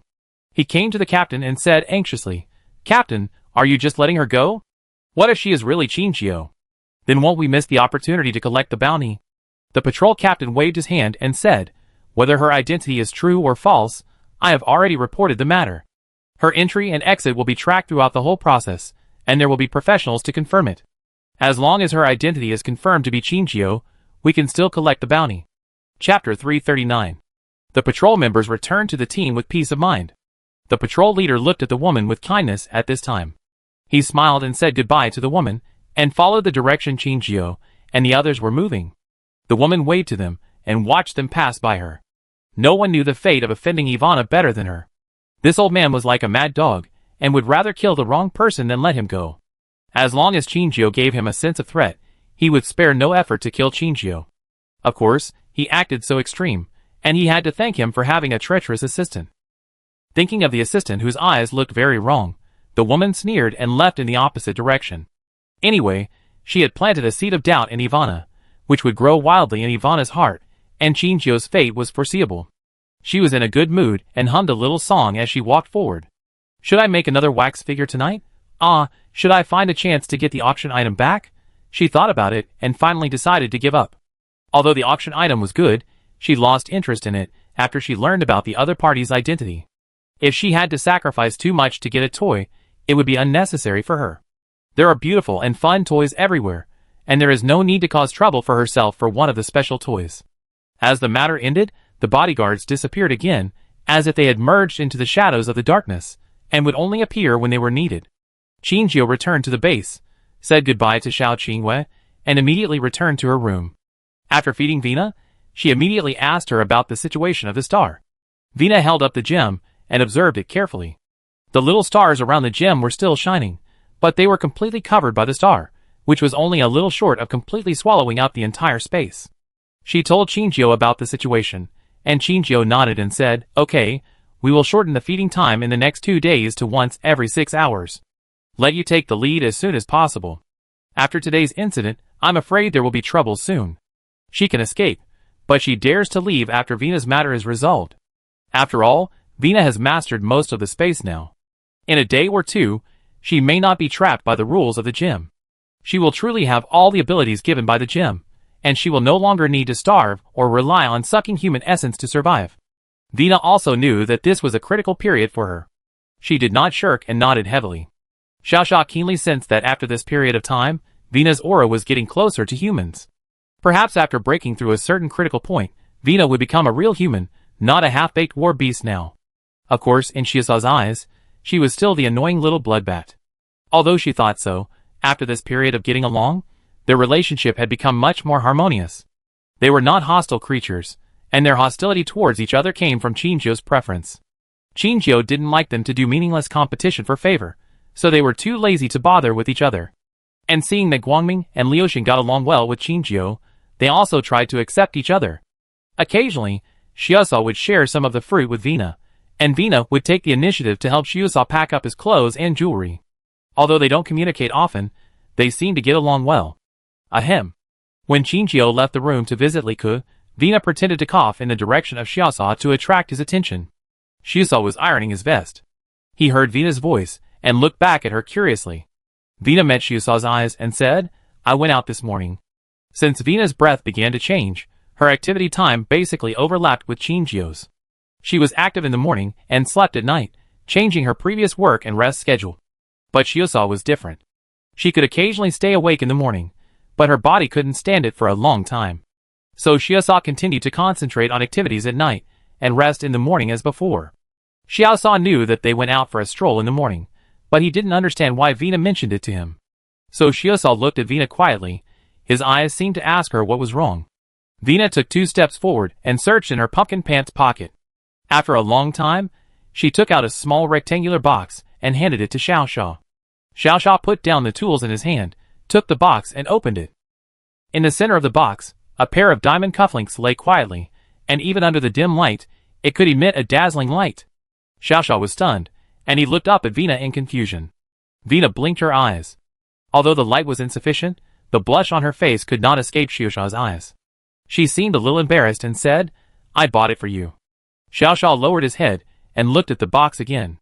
Xiaoxia was a war beast who knew the value of goods. He knew at a glance that these 2 diamonds were of high quality, rare things, and of extraordinary value. It pointed at 2 diamond cufflinks, then at itself, and cried out to Vena. It asked, "For me?" Vena turned her head away and said impatiently, "Yes, for you. If you don't want it, throw it away. It's worthless anyway." After that, she hid in the bathroom with red ears. Xiaoxia woke up from his daze when he heard the sound of the bathroom door closing. It took out one of the cufflinks and held it up, looking at it again and again under the light. "Like it? It really likes it. This is a gift from the little bloodbat." It happily took out the cufflinks, and then found all its small suits and spread them flat on the bed. It put the cufflinks on its small suit to compare which one is more suitable. Vena secretly opened a crack in the bathroom door and looked inside to observe Xiaoxia's movements. Xiaoxia was comparing seriously, and Liuxing, who was standing next to him, saw so many small clothes and was about to go to bed to make trouble. Before it succeeded, Xiaoxia drove it down and pushed it to Guangming's side for Guangming to take care of it. Children's attention is easily changed. Seeing Guangming playing a puzzle, it also came forward and bit a piece of the puzzle and ran happily. Fortunately, the space here is large enough for them to occupy a corner to play, so they won't be bored when Qingzhou is not around. Qingzhou on the other side just arrived at the door of the 3rd laboratory and saw Xiao Qingyue's figure. Since his vacation began, he still insisted on coming to the 3rd laboratory every day to check on Liku's situation. Liku has stabilized, and now looks much better than last time. The experimenter said that if he is lucky, he will wake up in a few days. Xiao Qingyue and Qingzhou both breathed a sigh of relief when they heard the news. "Finally, I heard a good news." Qingzhou was about to leave when she heard the conversation of the experimenters. She stopped and listened carefully. Experimental subject number 16. Can it be awakened for the first time tomorrow? Experimental subject number 16. Qingzhou knew who he was very well. Zeisite. A name that was so old that he almost forgot it. Unlike Xiao Qinghua and the others, Zysite volunteered to be the experimental subject here, so his memory was complete, and he knew everything that happened. Qinjiu wanted to grab his collar and ask him why he wanted Xiao Qinghua and the others to become victims, but after thinking about it, she felt it was pointless. Things have already happened and cannot be reversed. But she still has a lot of things to ask him. For example, is it also in his plan that the beast-taming army will become what it is now? But can Zysite's awakening really let her know the answer? Will Zysite also have the phenomenon of devouring likely Ke and his memory will be confused? Now no one can guarantee that everything will develop as they expected. Qinjiu silently noted down the time when Hester woke up and left. The next morning, she arrived at the door of the third laboratory even earlier than the experimenter, waiting for this moment. Recently Qinjiu appeared at the door of the third laboratory every day with the number 15 experimenter. Everyone is very familiar with her, but it is the first time that she appeared so early like today. An experimenter asked, "Miss Qin, are you here to see the number 14 experimenter today?" Qinjiu shook her head. She looked up at the experimenter, and a trace of unknown emotion flashed in her eyes. She said, "I am here to see the number 16 experimenter." Hearing this, the experimenter was startled and asked, "Do you know the number 16 experimenter?" "Yeah." Qinjiu responded vaguely, waving his hand and saying, "You go to work." Although the experimenter was very curious about the relationship between Qinjiu and experiment number 16, seeing that Qinjiu was obviously unwilling to say more, he had to suppress his gossip and enter the laboratory. There were more people in the buffer zone today than usual, and it seemed that everyone was looking forward to seeing the first awakening result of experiment number 16, who was seriously ill and entered the experimental cabin. There have been cases in the past where the experimental subject entered a manic state after awakening, indiscriminately attacked humans, and was shot to death. After many experiments, it is highly unlikely that such a situation will occur now. But after all, the physical fitness of experiment number 16 is not as good as that of other experimental subjects, and whether it can be successfully awakened is still a question. For the experimenters in the third laboratory, today is a very important day. If the fusion of alien beast genes can eliminate other negative effects of the human body, it will play a huge role in promoting the optimization of the body to achieve universalization. Mr. Fei is willing to accept Zysite for this reason. After all, nothing is more shocking than a dying person reborn and active in various occasions. Not to mention that this person is the former commander-in-chief of the beast-taming army. Qinjiu stood in the corner, listening to the conversations of the experimenters. Most of them were talking about possible results, and some had even started discussing how to solve problems if there were any during the awakening process. It must be said that the experimenters here are really crazy. Just like the first and second experimenters Qinjiu met here. Aristide and Ye Xian. They have an obsession with experiments and results. The emotions brought by the results of the experiments are stronger than any sense of fulfillment brought to them by fame and fortune. Under the control of this emotion, they seem colder than ordinary people. They don't care about the life and death of the experimental subjects, and the experimental results are above all else. However, it is precisely these motivations that drive them to act, and they are calmer than ordinary people when encountering things. After all, life is as light as a feather in their eyes, and there is no psychological burden when dealing with emergencies. Just when Qinjiu was wandering, someone in the laboratory suddenly called Mr. Fei. Immediately, everyone looked at the entrance of the third laboratory and shouted respectfully, "Mr. Fei." Qinjiu's thoughts came back. Fei Qixia hadn't paid attention to the experimental progress of the third laboratory for a long time. I didn't expect that he valued the awakening of Zysite so much. Feeling a different sight from others, Fei Qixia looked in the direction of the site. Qinjiu was leaning against the wall in the corner with her hands on her chest, looking at him coldly. There was no excessive expression on her face. Her sight and Fei Qixia's sight touched lightly in the air, and then slowly moved away. Fei Qixia just chuckled at Qinjiu's reaction and didn't care. With the support of everyone, he came to the center of the laboratory, where he could clearly see the screen on the monitor. How long will it take to wake up? It will probably take another 10 minutes to prepare. Yes. Fei Qixia nodded, and did not urge him, but sat quietly on the chair prepared by others and waited. Fei Qixia's assistant turned around and took a chair to Qinjiu, and said, "Ms. Qin, please sit down." Everyone's eyes fell on Qinjiu at this moment. From the assistant's initiative to take the chair, to Fei Qixia's tacit approval of his behavior, all of them showed Miss Qin's status in the base. They knew that Miss Qin was different to Mr. Fei, but they rarely had the opportunity to personally experience the difference. This time, they could feel Mr. Fei's preference. Qinjiu was not hypocritical, and accepted the chair brought by the assistant. She sat in the corner, which was easily blocked by the people in front of her. But they were also very sensible and took the initiative to give up the best view so that Qinjiao could see the screen while sitting. Qinjiao accepted Fei Qixiao's kindness, and there was no need to refuse the resources that could be used. After Fei Qixiao appeared, the discussion in the laboratory also decreased a lot. After a long 10-minute wait, it was finally time to open the cabin. The situation in the experimental cabin could be clearly seen on the screen. Qinjiao didn't know how long it had been since he had seen this face in his memory. However, Zai's face on the screen looked better than before. It seems that this optimization experiment has more advantages than disadvantages for him.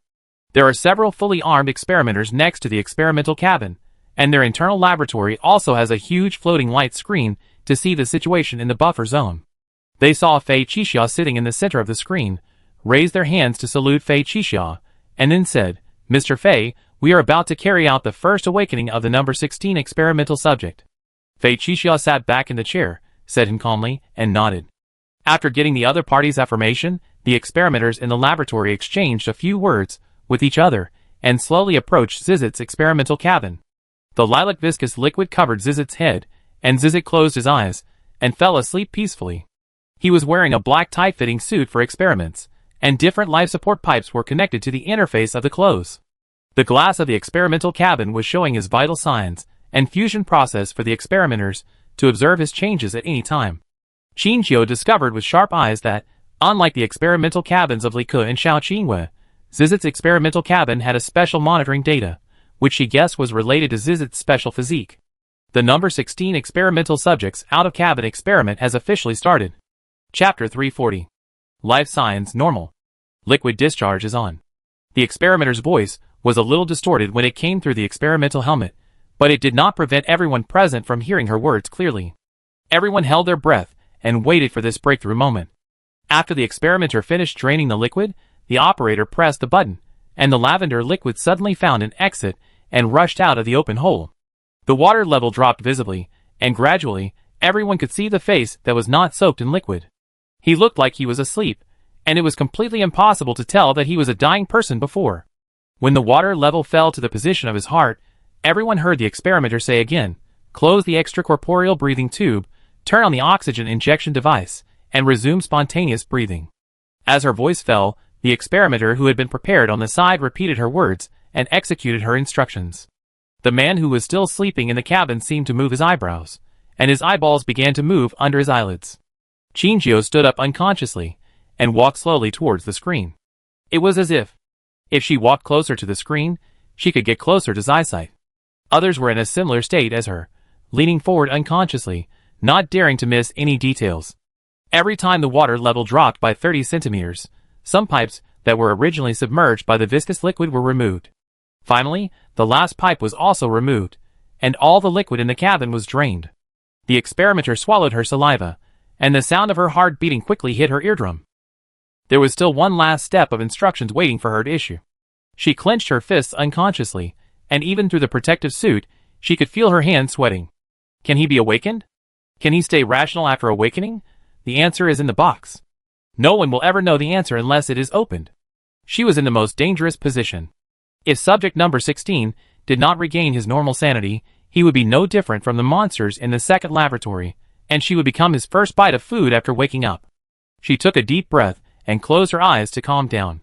It is this kind of instability that makes people so obsessed with various experiments, isn't it? When she opened her eyes were firm and clear. Inject awakening gas. As her voice fell, gray-white mist was injected from the top of the experimental cabin, quickly filling the entire experimental cabin. In the white mist, no one knew what was going on inside.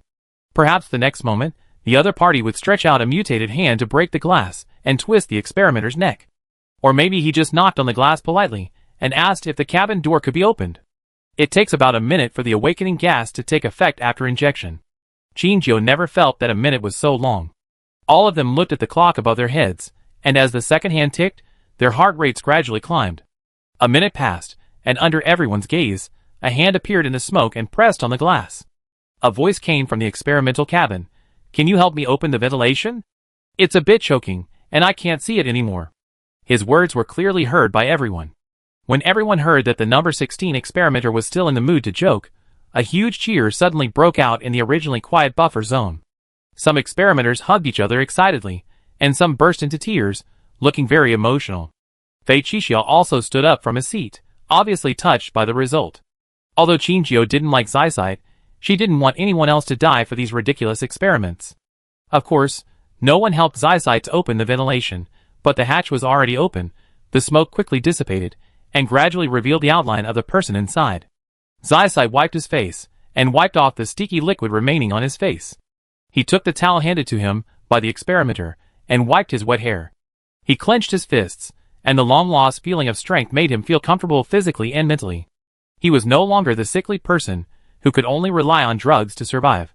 He could feel that his body was even better than when he was not sick. Zysite looked up at the big screen, and he froze in place after just one glance. You're right, the person next to Fei Qixia is Qingjiu. How could she appear here? When everyone saw Zysite suddenly stop moving, everyone was worried whether he was unwell. The chief experimenter of this mission came to him, and his worried expression was reflected in his eyes through the mask. Experimental subject number 16, are you feeling unwell? Hiss came back to his senses after hearing this. He smiled and shook his head at the experimenter, saying, No, I feel fine now. The experimenter breathed a sigh of relief and made a gesture of invitation to him. Please come this way.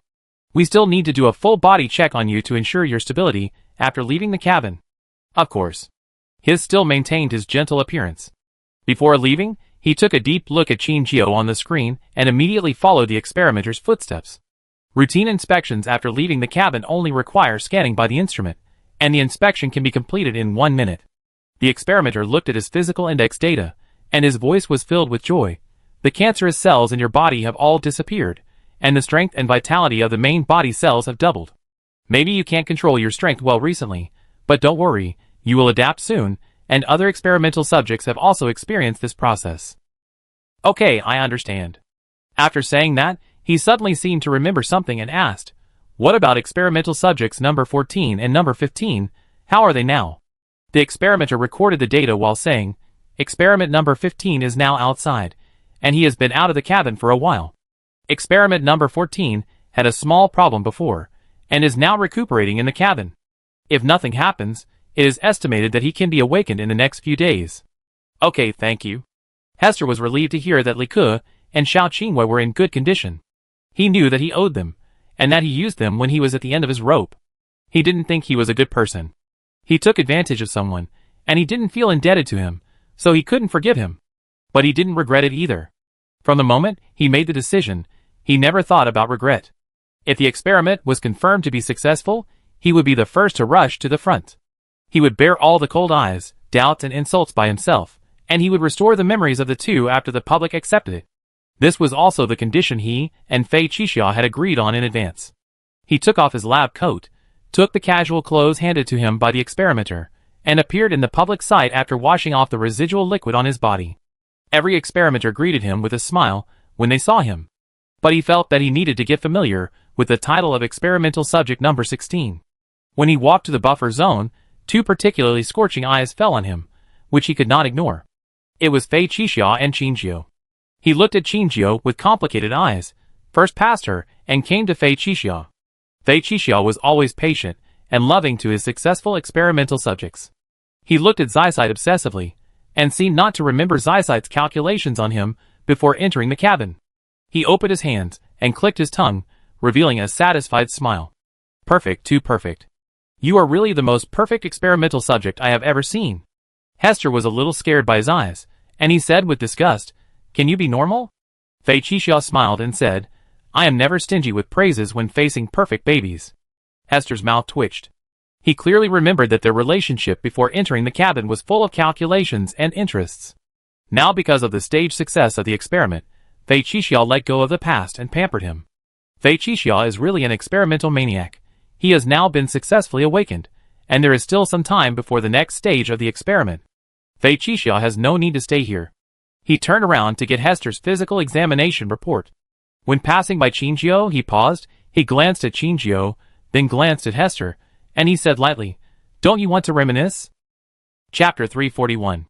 After saying that, he left quickly without stopping. Zysite was also staring at Qingjiu at this time.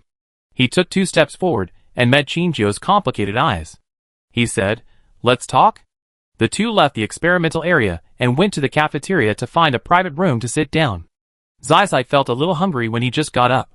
He ordered a staple food and asked Chinjio if he needed any food. Chinjio asked for a drink, and the two fell into a long silence. While waiting for the food to arrive, Zysite took the initiative to break the silence. He asked, "Why are you here?" Chinjio sighed and told Zysite roughly what happened. She did not hide the fact that she also had the alien beast gene. After all, Zysite would stay in the White Tiger base for a long time, and everyone here knew her physical condition. In particular, the experimenter in the third laboratory kept asking her to join the experiment. If it were not for Fei Qixia, they would have kidnapped her long ago. Zysite looked stunned when she heard this. What surprised him was not that she had the alien beast gene, but that she was actually Rakov's daughter. Hester thought of the young man who gradually collapsed in despair, and shook his head helplessly. At that time, he had no real power, and could not intervene in the tyranny and cause a big mistake. Hester sighed and said, "Alas, I didn't expect you to be his daughter. There are so many coincidences in the world." He pulled himself out of his thoughts, and looked at Chinjio's expressionless face. He couldn't help asking, "Aren't you curious about why I became an experimental subject?" Chinjio, unexpected, but reasonable. Chinjio gave a short 8-word response, and Zysite was stunned for a moment, then burst into laughter. Yes, a smart child like Chinjio, how could he not think of the reason why he was here? If he didn't treat the disease, he would die, and there were only 2 choices for him. And he chose the most difficult one. After the two confessed, the atmosphere was not as reserved as at the beginning. Zysite asked, "What is the current situation of the beast-taming army?" Speaking of the beast-taming army, Chinjio suddenly thought of Jin Chung. "I don't know how Jin Chung is now." Chinjio took a deep breath and said, "Teacher Edel was arrested, and now Yi Suixin is the acting commander, but..." She paused and continued, "It seems that Commander Yi has been sidelined by my classmates." Huh? Zysite hadn't recovered from Edel's arrest, and immediately heard the news that his assistant was sidelined. He was a little confused. After he woke up, he looked at the time. It was only less than 3 months, and the beast-taming army had already gone through several rounds of major changes? Of course, he expected that Edel would be dealt with, so he had given Yi Suixin a solution before leaving. According to Chinjio, Yi Suixin also handled the matter very well. It's just, where did this yellow-haired boy come from, and actually have the ability to uproot the foundation he had been running for many years? Zysite asked, "First, tell me why Edel was arrested. Was it because of a power dispute?" Chinjio shook his head and said, "Maybe there is a reason in this regard, but it is definitely not the main reason. He was probably suspected by Ivana, so..." Chinjio roughly explained what he had experienced in the Beast King building, and Zysite already understood why Ivana wanted to deal with Edel. How Ivana got to the position of president, these old officials know it best. If he hadn't played tricks in secret, he might not have been able to beat Laker with his support rate at that time. It's just that Laker's heart is not dirty enough, and he can't play with Ivana, so he was calculated to lose his qualification. Only Ivana himself knows how many dirty things Ivana has done in secret. His character of cutting the grass and rooting out the roots is indeed cruel enough, but there is always a loophole. He didn't expect that Rakov, a dead man, would become his biggest hidden danger. If possible, Hester also hopes to get Ivana out of that position. After all, he is sometimes too troublesome. "Then did you get the evidence of Rakov's crime left for you?" Hearing this, Chinjio shook his head in frustration. No, Rakov hid these things too deeply. After suffering from Ivana's loss, Rakov finally grew up, Hester thought. Zysite comforted him. "You will find it one day. But there is no time." Chinjio seemed a little anxious. Teacher Edel is about to be interrogated. Originally, she should not believe Zysite, the old fox who betrayed humanity and the federal army. But now she can't get any evidence left by Rockefeller, and she has a lot of difficulties in saving Edel. At the moment, Zysite in front of her is her hope. She doesn't believe that Zysite can rule the Beast Control Army for so many years without any backup. He is willing to hand over his power to Edel, proving that he believes in Edel, and maybe he can help in saving Edel. Zysite heard this, lowered his head and lowered his eyes, tapping his fingers on the table from time to time, as if thinking about something. Chinjio didn't dare to disturb Zysite's thinking, and her hopeful eyes could not leave Zysite for a moment. After a long time, Zysite raised her eyes, and refocused her eyes on Chinjio. He said, "Maybe there is another way to try." Chapter 342. "What is it?" Chinjio sat up slightly, her eyes full of hope. After knowing that Rokhov's road was not feasible, she had no choice but to find a new way out. Unexpectedly, at this time, she happened to meet Zyside waking up. Zyside was not sure about this method. After all, with the resources he left for Yisuishin before leaving, it was enough for Yisuishin to play freely. If there was a way, Yisuishin would have acted long ago, and they would not have been forced to such a point. That only means that she has tried all the methods, but in the end it didn't work at all. Zyside raised his hand and pointed in the direction of Chinjio. He said, "The key point is you. Only you can do this method." Chinjio was stunned and pointed at herself in disbelief. "Me?" "Yes." Zyside nodded and continued, "The breakthrough point is in his war beast." Zyside whispered in her ear, and Chinjio's eyes became brighter when he heard it. "This is indeed a good method, it's just, I can't meet them now." Hester stretched out a finger and shook it, with a cunning light in his eyes. He asked, "Have you forgotten that there is another unrestrained existence?" Chinjio's eyes lit up. "Yes, how could I forget it? But before you want to implement this method, you must first find its location. Leave this to me." Chinjio changed the gloomy look in recent days, and the whole person looked energetic. Hester didn't ask much. After all, Chinjio was able to successfully escape from the pursuit of the Federal Army, and with the blessing of the identity of Rokhov's daughter, she definitely had a hidden card. Chinjio said goodbye to him and hurried back to the room. Before she came out, she fed Vina, who had been sleeping since she was full, and she hadn't even woken up when Chinjio returned to the room. Chinjio felt something was wrong, and she looked into the quilt piled up like a small hill. Vina's breathing was even, and she looked like she was sleeping soundly, and there was nothing wrong. She felt relieved and hurriedly opened the wormhole to leave. This time, her behavior made the three awake war beasts come together. Xiaoxia grabbed her hem and stopped her steps. Every time Chinjio left the wormhole, she would have to go for several days before returning. During this time, Xiaoxia and Guangming were waiting at home, worried and afraid. This feeling tortured them all the time, and they didn't want to experience the same thing again. If Chinjio needed to leave here, they were willing to follow. Xiaoxia pointed at himself, and Chinjio quickly read their intentions. "Do you want to go with me?" Xiaoxia and Guangming nodded at the same time. Meteor tilted his head, and nodded when he saw the nodding. It was indeed Chinjio's fault to leave them here alone. She thought about it, and decided that the place they were going to was not dangerous. Maybe they could help her complete the task faster. So Chinjio agreed to let them go together. Before leaving, she left a note on the bedside in case Vina woke up and couldn't see them and was worried. Several little guys followed Chinjio's footsteps into the darkness. On the deserted island in the sea breeze blew gently, and the trees swayed with a rustling sound. In the darkness, a small ball of lightning suddenly appeared, making a hiss sound, blending into the sea breeze. A moment later, a black dot appeared in the center of the lightning. It kept spinning and expanding, slowly becoming a black hole that was big enough for one person to pass through. Chinjio stepped out from inside and stepped on the soft sand. Xiaoxia followed closely behind. When it stepped on the sand, it immediately jumped up and flew to the tree with its wings flapping. It looked down at the fine sand under its feet and began to clean it with disdain. However, the meteor seemed to have seen the sand for the first time and was very interested in it. It rolled on the beach and harvested a body of fine sand. Guangming flew directly to Chinjio's shoulder and rubbed Chinjio's cheek. It seemed to be curious about the meaning of Chinjio bringing them to this place. Chinjio looked up and looked at the starry sky. The silver light of the stars, and the moon sprinkled on the slightly rippling sea, sparkling. "Is Shirong's star now dark?" Chinjio patted Guangming on her shoulder, and she finally told the purpose of this trip. "Help me call Mingwe." Hearing a name from a long time ago, Guangming paused, then flapped his wings and flew to the sea.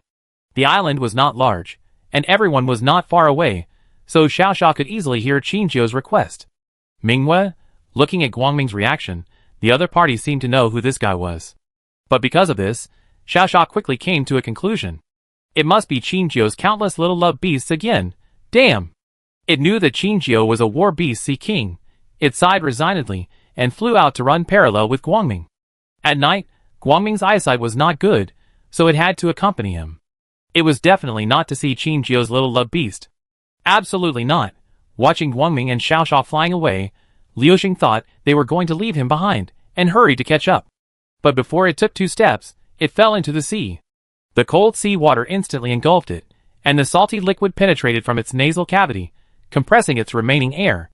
It struggled to find a place to land, but no matter how it kicked, it could not touch the land. Who can save it? It's going to die. Gurgle gurgle. Roar. Gurgle gurgle. Just when it was about to be unable to resist the endless darkness, a force suddenly grabbed its neck and pulled it out of the sea. Qingqiu was still frightened, and she carefully looked at the state of the meteor in the moonlight. It was wet all over and still dripping. The experience of almost drowning made it wilt. It coughed hard and spit out all the seawater remaining in its trachea.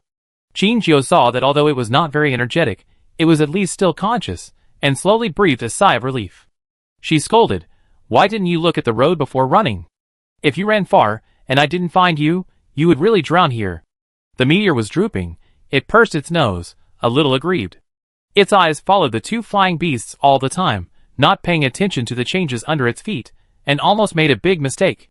This experience made it never dare to run around without looking at the road again, and its life almost died here. Qingqiu saw that it was uncomfortable, and it was not good to blame it too much, so she put the meteor on the ground. After the meteor landed, it immediately shook the hair all over its body to shake off the water droplets on its body. It was just that the salty smell was like a maggot attached to the bone. No matter how much it shook, it couldn't get rid of it. It dug a small sand pit with some anger and buried itself in it. Buried in the sand, the smell on its body temporarily weakened, and it thought it had succeeded. This is its original method, using sand to remove the fishy smell of the sea. Qingqiu watched it foolishly in silence, and didn't want to care. The sea breeze was cold at night, so burying itself in the sand was a good way to keep warm. However, judging from its IQ, it did not seem to be related to the two old-timers, Lightning and Snow White. Compared with the two little demons, Meteor was just an ignorant child. The sea was boundless. After Xiaosha and Guangming left, Qingqiu had no news of them, and he did not know where they flew to. "I don't know if I can find Mingyue today." Qingqiu was not sure. After all, Mingyue's range of activities was too large. If Qingqiu was left to search on the sea alone, it would probably take a month to find Mingyue. Qingqiu simply sat down, picked up a few dry branches, and started to roast a fire. Meteor felt the warmth, and came out of the small sand pit, walked to the fire to dry his hair. Qingqiu could not count how many times he had added firewood. Before the flame was about to go out, there was finally movement on the sea. Bing! Woo! Chapter 343. A huge roar swirled on the sea, striking the heart. Immediately, the sound of a giant hitting the seawater came from afar, stirring up a huge wave. The undercurrent rushed onto the beach, almost extinguishing the fire that Qingqiu had started. Meteor saw the seawater rushing towards him, and he was so scared that he immediately jumped onto Qingqiu's shoulder. The only one who could make such a big noise on the sea was Mingyue. Qingqiu didn't care that her shoes would get wet from stepping in the seawater. She rushed forward and shouted in surprise, "Mingyue? Chi-Chi." Under the moonlight, Qingqiu saw two small water columns rising in the distance. That was Mingyue's way of communicating with her. It was indeed it. Xiaosha also flew back from afar at this time, and landed on the branch above Qingqiu's head. Unexpectedly, this time it was not a small love beast. It was a big love beast. Even Xiaosha, a war beast that has lived for so long, has never seen a real phoenix tail whale. With night vision, it can clearly see the huge black shadow in the sea when flying over the sea. It is so small in front of the black shadow, just like the relationship between the sea and a drop of water. If it is put together with the black shadow, it can't even be noticed by people. However, it only saw the shadow of the bright moon in the sky. When it really saw the full picture of the bright moon, it was so scared that it almost fell off the branch. Meteor buried his head in Qingqiu's arms, not daring to look directly at the horned whale in front of him. The bright moon stood in front of Qingqiu like a tall building. When it saw Qingqiu, it happily splashed two small water drops. Qingqiu held Meteor in one hand and touched Mingyue's skin with the other hand. "Did the light find you?" "Shoo." After receiving a positive response, Qingqiu looked around, but still couldn't find Guangming's shadow. She asked, "Where is it?" "Chi-Chi." Guangming suddenly called from a high place. Qingqiu raised her head, and finally found Guangming's figure on Mingyue's head. Guangming's hair was wet.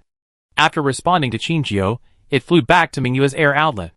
Mingyue cooperated and sprayed a small stream of water for it to play. Qingqiu looked at her own war beast with a smile. "Forget it, it can play if it likes."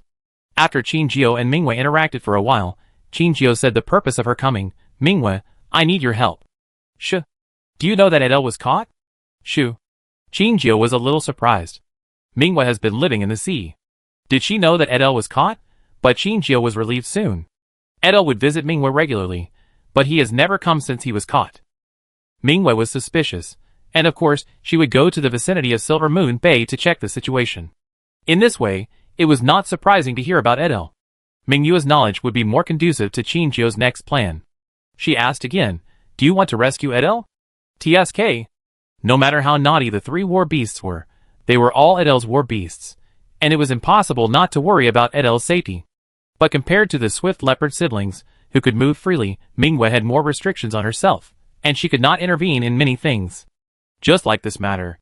But Qingjio suddenly told it that it had the opportunity to join Edel's rescue, and it immediately became excited. Qingjio rubbed its smooth skin to soothe its emotions. When Mingwei gradually calmed down, Qingjio said, "I need you. Go to the vicinity of Silver Moon Bay and pretend to be sick, and refuse to cooperate with treatment." "Huh?" Mingwei couldn't express her doubts with her expression, but except for it, the other three war beasts showed deep confusion. Is there any relationship between saving people and pretending to be sick? Qingjio didn't explain too much to Mingwei. She continued, "You can't resist the first time. You have to pretend to be weak. You can let the other party touch you on the first and second days. But on the third and fourth days, you have to show that you are impatient and don't let anyone get close to you. During this period, you need to make yourself look very weak, so weak that a third party must intervene to make the medical team busy and panic. Can you do it?" Mingwei thought for a moment, and slapped the sea surface with her tail.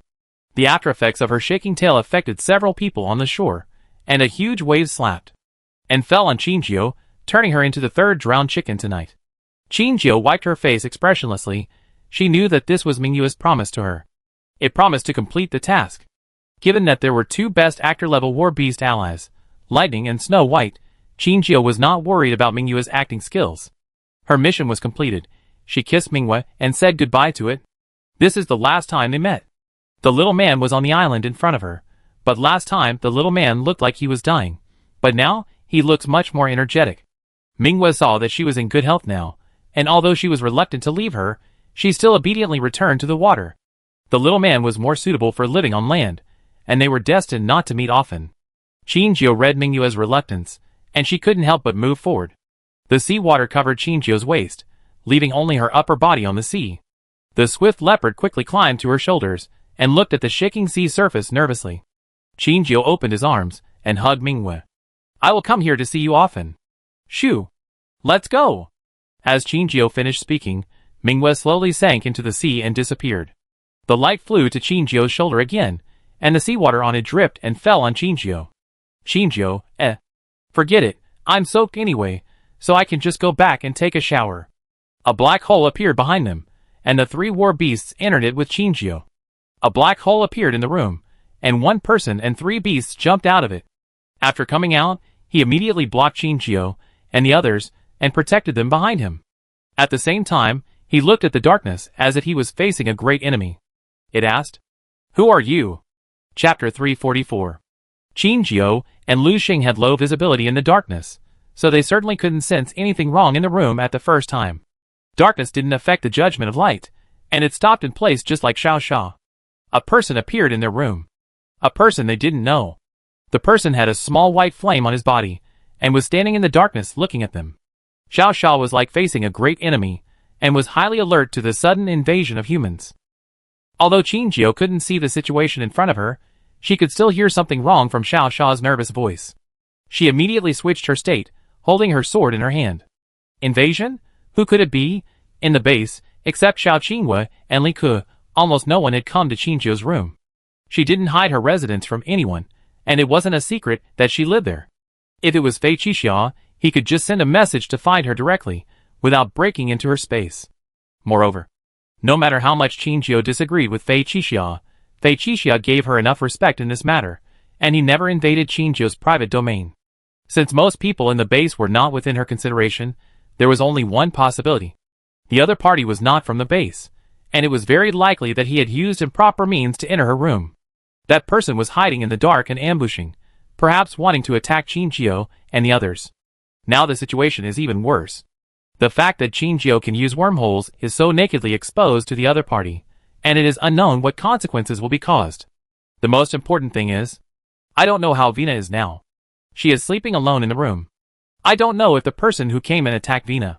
Qinjiu's expression became more and more solemn, and her voice was full of vigilance. She asked, "Who is there?" Her voice spread in the room and blended into every inch of air. But her words fell on deaf ears, and only made a sound when it hit the sea surface, and then there was no response. A faint smell of gunpowder slowly permeated the air, and Qinjiu and several war beasts were nervous, ready to respond to emergencies at any time. Click. Suddenly, a light footstep sound came from the darkness in front, raising the tense atmosphere to another level. Xiao blinked and fell into a moment of confusion. The woman in front of him gave him a feeling of both strangeness and familiarity. Xiao clearly remembered that he had never seen her, but her overly beautiful face made him feel a little familiar. Who is she? Just when it was tangled, the other party's eyes suddenly fell on it. Even in the dark, Xiao still clearly felt that their eyes met. The woman can accurately capture her sight in the dark. She also has the ability of night vision. After confirming that Xiao is still on alert, the woman finally lost her temper. A strange yet familiar voice came from the darkness. "Okay, you don't recognize me anymore. I'm a little sad." Both Qinjiu and the war beasts were stunned for a moment when they heard her words. Is she someone she knows? In the darkness, the woman sighed softly, turned around and touched the switch of the lamp. With a click sound, all the lights in the room were lit up. Everyone couldn't fully adapt to the sudden light for a while, and squinted their eyes. Qinjiu peeked at the woman through the gap. The woman stood 2 meters away from them. Her dark blue hair covered her thighs, and she lay obediently behind her. I don't know if she deliberately didn't wear clothes properly. There was only a piece of cloth that looked like a rag hanging on her chest, and lower waist to cover the important parts. She didn't wear shoes, but if you look carefully, you will find that she was not standing on the ground, but floating a few centimeters above the ground. Her overly white and beautiful face showed a refreshing smile at this time. She put her hands behind her back and called Qinjiu sweetly, "Sister, welcome back." Qinjiu? ? The war beasts? ? The war beasts all turned back to look at Qinjiu, as if to say, "Do you know her?" Explain? Qinjiu was confused. She had the ability to remember everything she saw, but she knew very well that she had never seen the woman in front of her. But her little face did look familiar. The woman didn't rush to explain, her red eyes sparkling, looking at Qinjiu expectantly. Qinjiu actually had an answer in her mind, but because it was too unbelievable, she hesitated to confirm it. In order to verify this possibility, she asked unconfidently, "Are you Vina?" Bingo! The woman jumped up happily, took a few steps forward, opened her arms, and hugged Qinjiu in her arms. Qinjiu's pupils were shaking when he was suddenly hugged, and he was unable to respond. In his mind, Vina's little face with baby fat gradually overlapped with the face of the woman in front of him.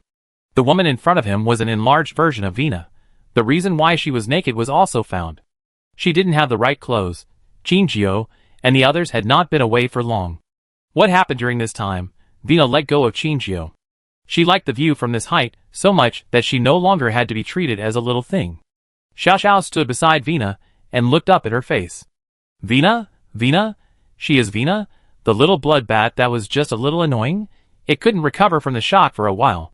Why? Why did she grow so much taller? We could look at each other straight before. Why did she suddenly betray the Bat organization and grow up? I actually have to look up at her. It can't accept it. Vina felt Xiao's gaze, looked down at it, and then squatted down to look at it. I will no longer be a little thing in the future. She looked a little proud. Taller than you. Xiao heard her provocation and rolled up his sleeves, looking like he was going to fight with her. The light flew back to Qinjiu's shoulder, and it tilted its head to look at Vina, as if it was puzzled. It was a pure white flame just now, but now the color of the flame has changed to light blue. It was like 2 different colors of flames merged together, and truly became one. Qinjiu took a deep breath, and came back to her senses. She asked, "Why did you become like this?" Vina quickly stood up after hearing this. She turned her wrist under Qinjiu's gaze, and a gem appeared in her palm out of thin air. The corner of her mouth curled up, revealing a small tiger tooth, and there was a bright light in her eyes. Sister, look. I have successfully evolved. Chapter 345. Although Vina's body has grown, she is still the innocent and lovely little girl in front of Qinjiu. The gem that originally existed only in the outside world can now be easily taken back into her body. She handed the gem to Qinjiu, like offering a treasure. Now I can completely control this space. It can no longer restrain me. Great. Qingjio was sincerely happy for her. Vina has completed her evolution, and she has one less thing to worry about. Vina smiled with her almond eyes, and sat down. But she was not sitting on the bed or on a chair, but sitting in the void, crossing her legs and swinging. There was obviously nothing where she was sitting, but she was like sitting on an invisible chair, but others could not see it. Not only Qingjio, but also Xiaoxia beside him was confused. It ran behind Vina in surprise, and carefully observed near her buttocks. After it circled 3 times, it was finally kicked by Vina. Xiaoxia fell on the bed, holding his waist, pointing at Vina and cursing. Vina snorted, made a face at Xiaoxia, and said, "Who told you to look behind a girl, you old pervert?" Xiaoxia felt a surge of blood when he heard it, panting and looking very angry. He didn't care about his aching waist. He jumped off the bed and rushed towards Vina. He was a gentleman, but he was annoyed by Vina again, and it seemed difficult for him to stay calm in front of her. It was because she was too irritating. Vina was not afraid to fight with Xiaoxia when she was still a child, let alone now. She jumped down from the non-existent chair, her feet not on the ground, but suspended in the air. Her provocation and Xiaoxia's anger collided in the air, splashing invisible sparks. Qingjio sighed again and stood between them. Their relationship had obviously eased not long ago. Why did they start to make trouble again now? And Xiaoxia was usually very tolerant of his emotions, but when facing Vina, his emotions became uncontrollable. Is this the nature of bat-like war beasts? Xiaoxia was blocked by Qingjio and braked urgently, but still hit Qingjio uncontrollably. Vina stopped where she was. Her eyes fell on the little black bat. Okay, stop making trouble. Qingjio's eyes swept over Vina's clothes. She shook her head and said, "You wear my clothes first. I take you to buy new ones tomorrow." Vina smiled. Okay. Qingjio accompanied Vina to buy brand new daily necessities these days. She went to the 3rd laboratory to visit Li Kui's Xiao Qingwei and Zysite. Of course, she did not forget to observe Dr. Chui's movements and comments on the internet. Since the wormhole disaster, the comments on the internet have always revolved around these wormholes, and there are few other gossip news. Even Qingjio's news is almost not talked about. Everyone seems to have forgotten her existence. These wormholes suddenly appeared without any rules. It's like the sword of Damocles hanging over everyone's head. No one knows whether they will be the next person to die. Under this high pressure, facing the incompetence of the Federation, the civilians have a lot of opinions. Now the entries on the internet that insult the federal government can't be suppressed. Basically, when one disappears, another will appear. It is more tenacious than any life. Qingjio could even imagine Ivana getting furious and taking his anger out on his subordinates. However, Qingjio was not concerned about Ivana. She was always waiting for a hot search about war beasts. If Mingwei understood what she meant, it would definitely make the illness public and would never allow the people at the War Beast Medical Center to cover it up. She believed that Mingwei was smart enough and was no worse than other war beasts in playing tricks. After all, it was Edel's war beast. Outsiders had a war beast filter for them, but it was different for the people of the Federal Army. Edel's war beasts were notoriously difficult to deal with in the Federal Army. Qingjio finally saw a hot search about Mingwei on the 3rd day. The entry was, War Beast Mingwei was suspected of suffering from a serious mental illness. The picture in the entry was a photo of Mingwei appearing in the public area of Silver Moon Bay. It seemed to be hitting its body with its fins, and the water column above its head was 10 meters high. It seemed to be angry, like it was self-harming. Anyway, it didn't look mentally well. Qingjio scrolled down the page, and there were short videos taken by tourists. In the short video, Mingwei frantically flapped the water surface, causing waves. It let out a huge cry and immediately sank to the bottom of the sea. Before everyone could react, it surfaced again, but this time, it was staring up at the sky in a daze. Such abnormal behavior made it difficult for people not to think of mental illness, so the War Beast enthusiasts immediately organized themselves and questioned the War Beast Medical Center and the War Beast Management Bureau, asking them to provide Mingwei's examination report to prove that Mingwei was in good condition. The people in the War Beast Medical Center felt so bitter, let alone providing Mingwei's medical examination report, they can't even get close to Mingwei now. As soon as they get close to Mingwei, Mingwei will start to slap the sea surface like crazy. They tried to communicate with Mingwei using sonar, but to no avail. It is even more impossible to anesthetize Mingwei. Mingwei is a war beast of this size, and even if all the spare anesthetics in the medical center are used, it may not be able to knock it down. However, because the matter has become too big among the public, and the pressure from the top must restore Mingwei to normal, the people in the entire medical center have worked day and night but can't get a perfect solution. Finally, they bravely propose what they think is the most effective method. Let Edel come to calm Mingyue's emotions. They mentioned in the report that Mingyue's abnormality started when Edel stopped visiting it. They guessed that when this time threshold reaches a certain level, Mingyue will be unable to adjust her emotions. Therefore, Edel is the key to Mingyue's recovery. In fact, they were very nervous when they wrote this report. After all, compared with other war beasts, Mingyue spent the least time with her master. Normally, she should not feel uncomfortable with her master's long absence. They had doubts in their hearts, but in an emergency, these little doubts were thrown behind their heads. Solving the current dilemma is what they should do. Ivana, who was far away in Zhangjiangsan, saw the report and kicked the trash can beside him in anger. Good for nothings. All good for nothings. Without Edel, Shirong's star will not turn. Even the assistant felt that this matter was difficult. Letting Edel out was the result they least wanted to see, but the current situation seemed to be beyond their control. Mr. President, the most important thing is to calm the public grievances first. So just let Edel out like this? Well, maybe we can do some small tricks. A cunning light flashed in the assistant's eyes. He leaned close to Ivana's ear and whispered, Okay, let's do it. Chapter 346. In order to appease the emotions of the war beast Mingyue, Edel appeared in public for the first time after being captured. But Edel's eyes were sunken and dark blue. His eyes were full of fatigue, and almost no light could be seen. His hands and feet were shackled with DNA to limit the distance of movement. When everyone saw Edel in Silver Moon Bay, they almost thought they had recognized the wrong person. For a time, many comments about Edel appeared on the internet. Wait, come closer. Is this Master Edel? Tell me, are you lying to me? Damn, what kind of disaster did he suffer on Zhongqian's star? How did he lose so much weight? I still think of my high-spirited Edel. Woohoo! Oh my god, what's wrong with Zhongqian's star? They made him look like this before the trial? Is it reasonable? Yes. How can you say he is a rebel before there is any evidence?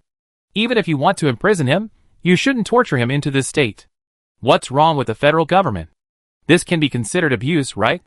Some time ago, they made Shan, Dian, and Bai Shui are detained by the Beast Tamer army and have not appeared since then. Could they be treated the same as Master Edel? This is rotten. This federation is rotten. Request a restart. I am beginning to miss the days when the former president was in office. Don't talk nonsense. Do you want to be arrested too? He dares? I take him down first.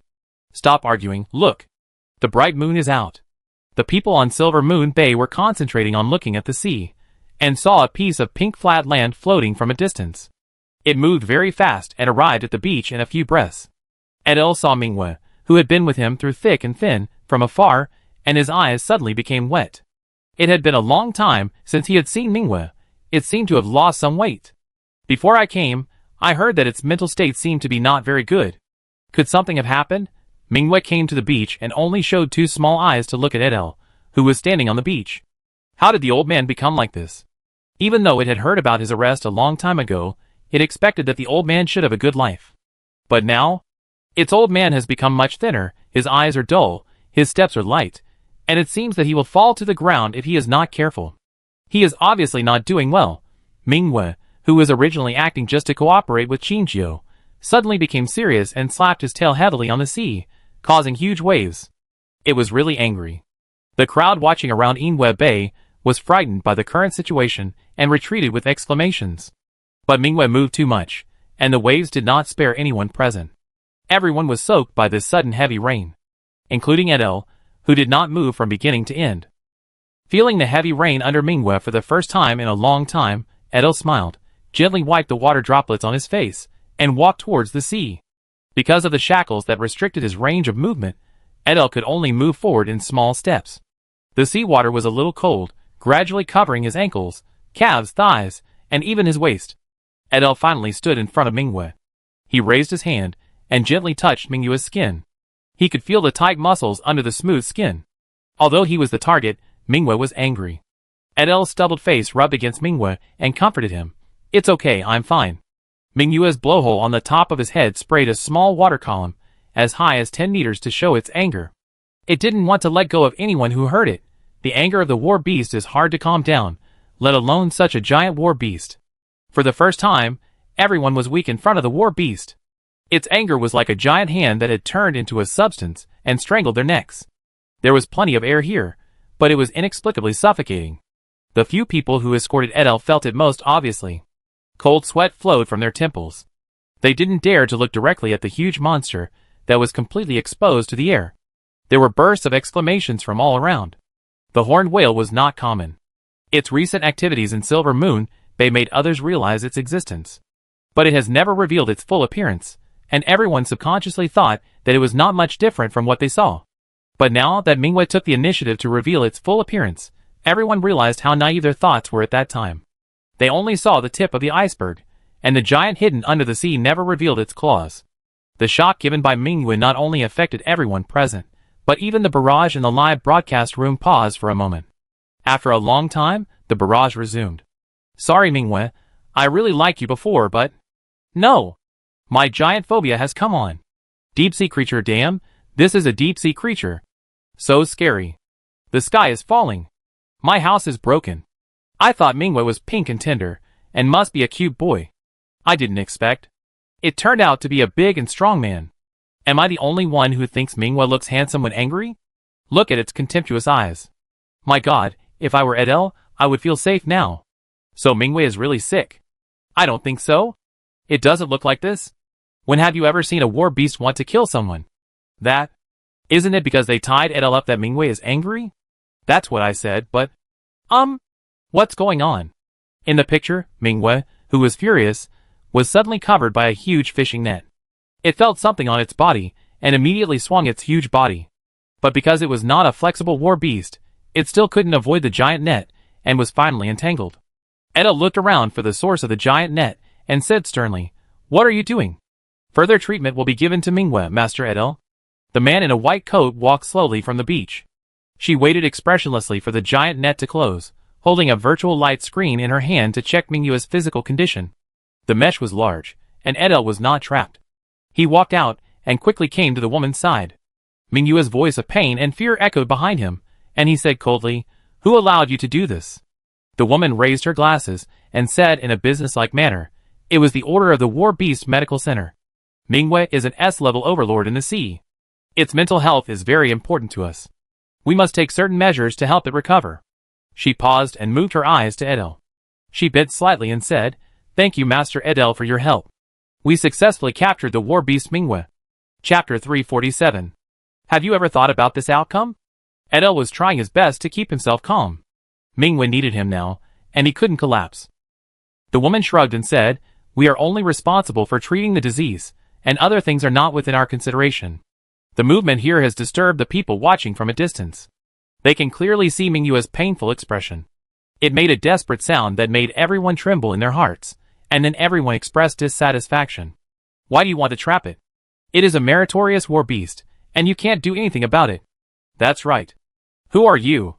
Don't you see that Master Edel is here? Don't you see that Mingwei's state is normal? If you didn't provoke it, how could it be hostile to you? Let it go! Let it go! Let it go! Let it go! As the voices of the crowd came, a young man who looked a little younger ran to the side of the woman and whispered in her ear. The woman's face was still calm, which was a bit like Shen Jinglan. She nodded and faced Edel again. She was just a messenger, and the meaning of the words was beyond her control.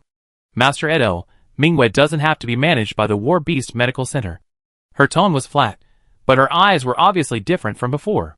She said, We can release it now, and we can give you enough time to communicate so that you can calm Mingwei's emotions. But we have a condition. The woman's eyes were like a sharp sword, almost piercing Edel.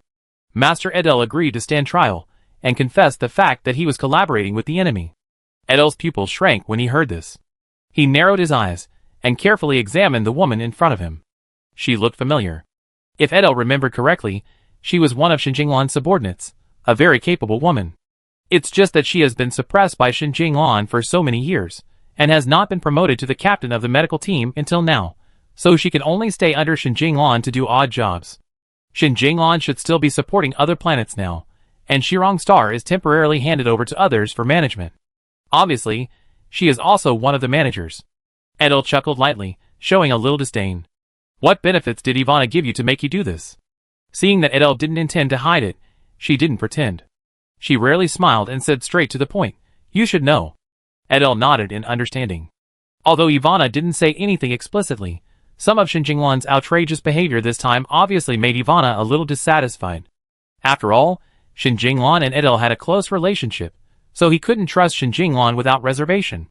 Shin Jinglan didn't make any mistakes, and he was too lazy to deal with her at this time. But she must not take power, so he had another idea.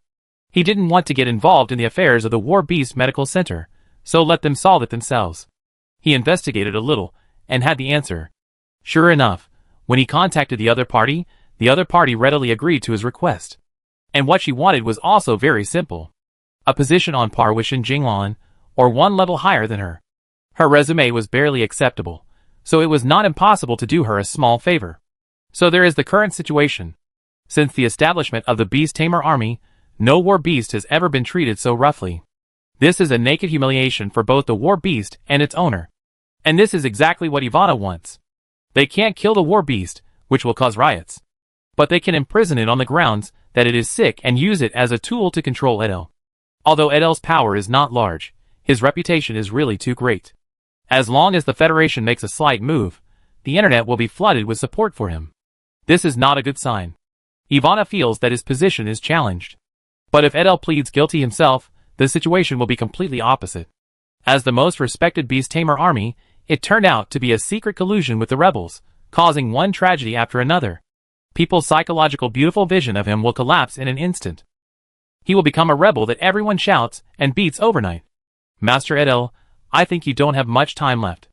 The woman's eyes did not fall on Edel, but looked past him and directly at Mingwe behind him. In order to stop Mingwe from resisting fiercely, a small amount of anesthetic and chronic poison were applied to the giant net to delay its reaction. They precisely controlled the dosage, which would not put Mingwe's life in danger, but would also make Mingwe uncomfortable for a while. The drug contained trace amounts of neurotoxins, which made Mingwe's skin sting as if it was burned by fire, but it was slow to react under the effect of the drug, and even if it was painful and wanted to escape, there was no way. The three war beasts were the most unforgettable thing in Edel's life. He could not bear to let Mingwe suffer great pain.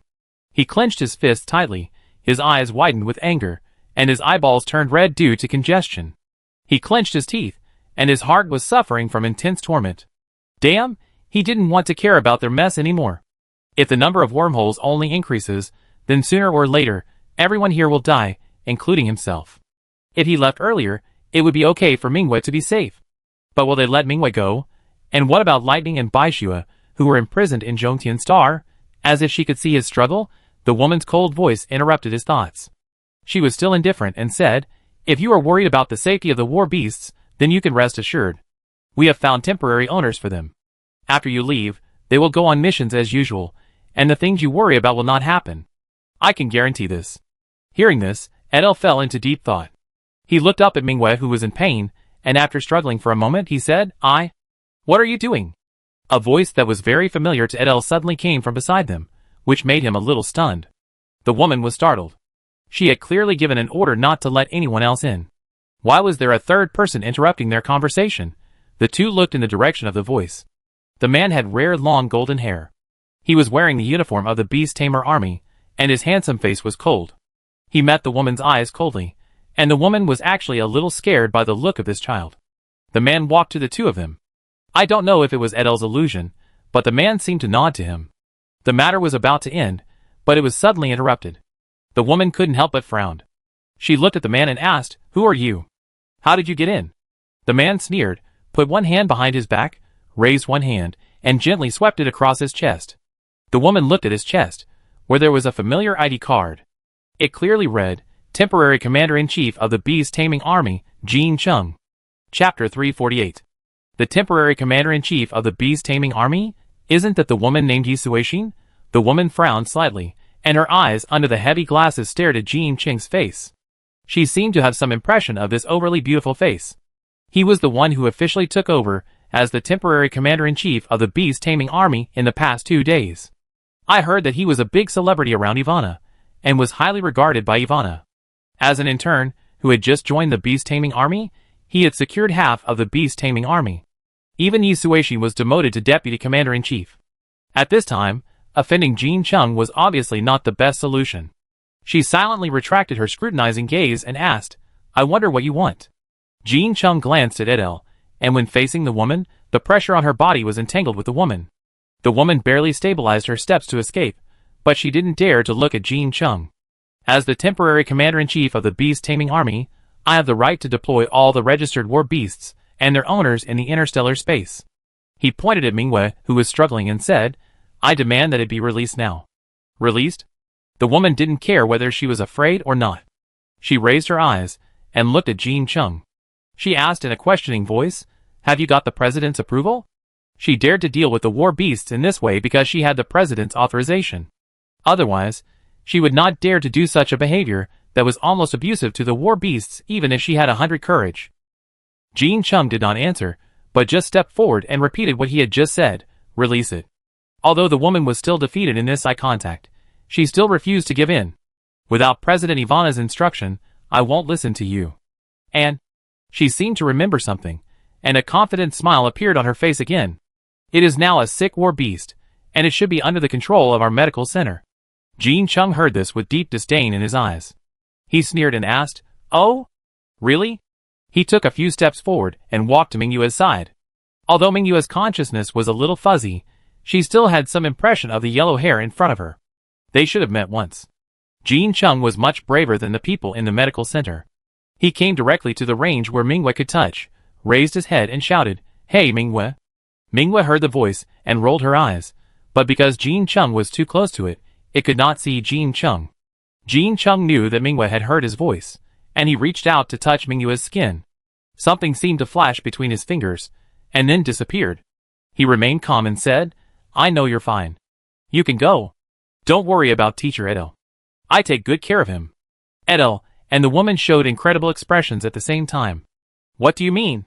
You can go, it's restricted now, but unlike what they expected, Mingwei, who was still struggling, suddenly stopped. Really, can you go? Why are you still standing there? Let's go.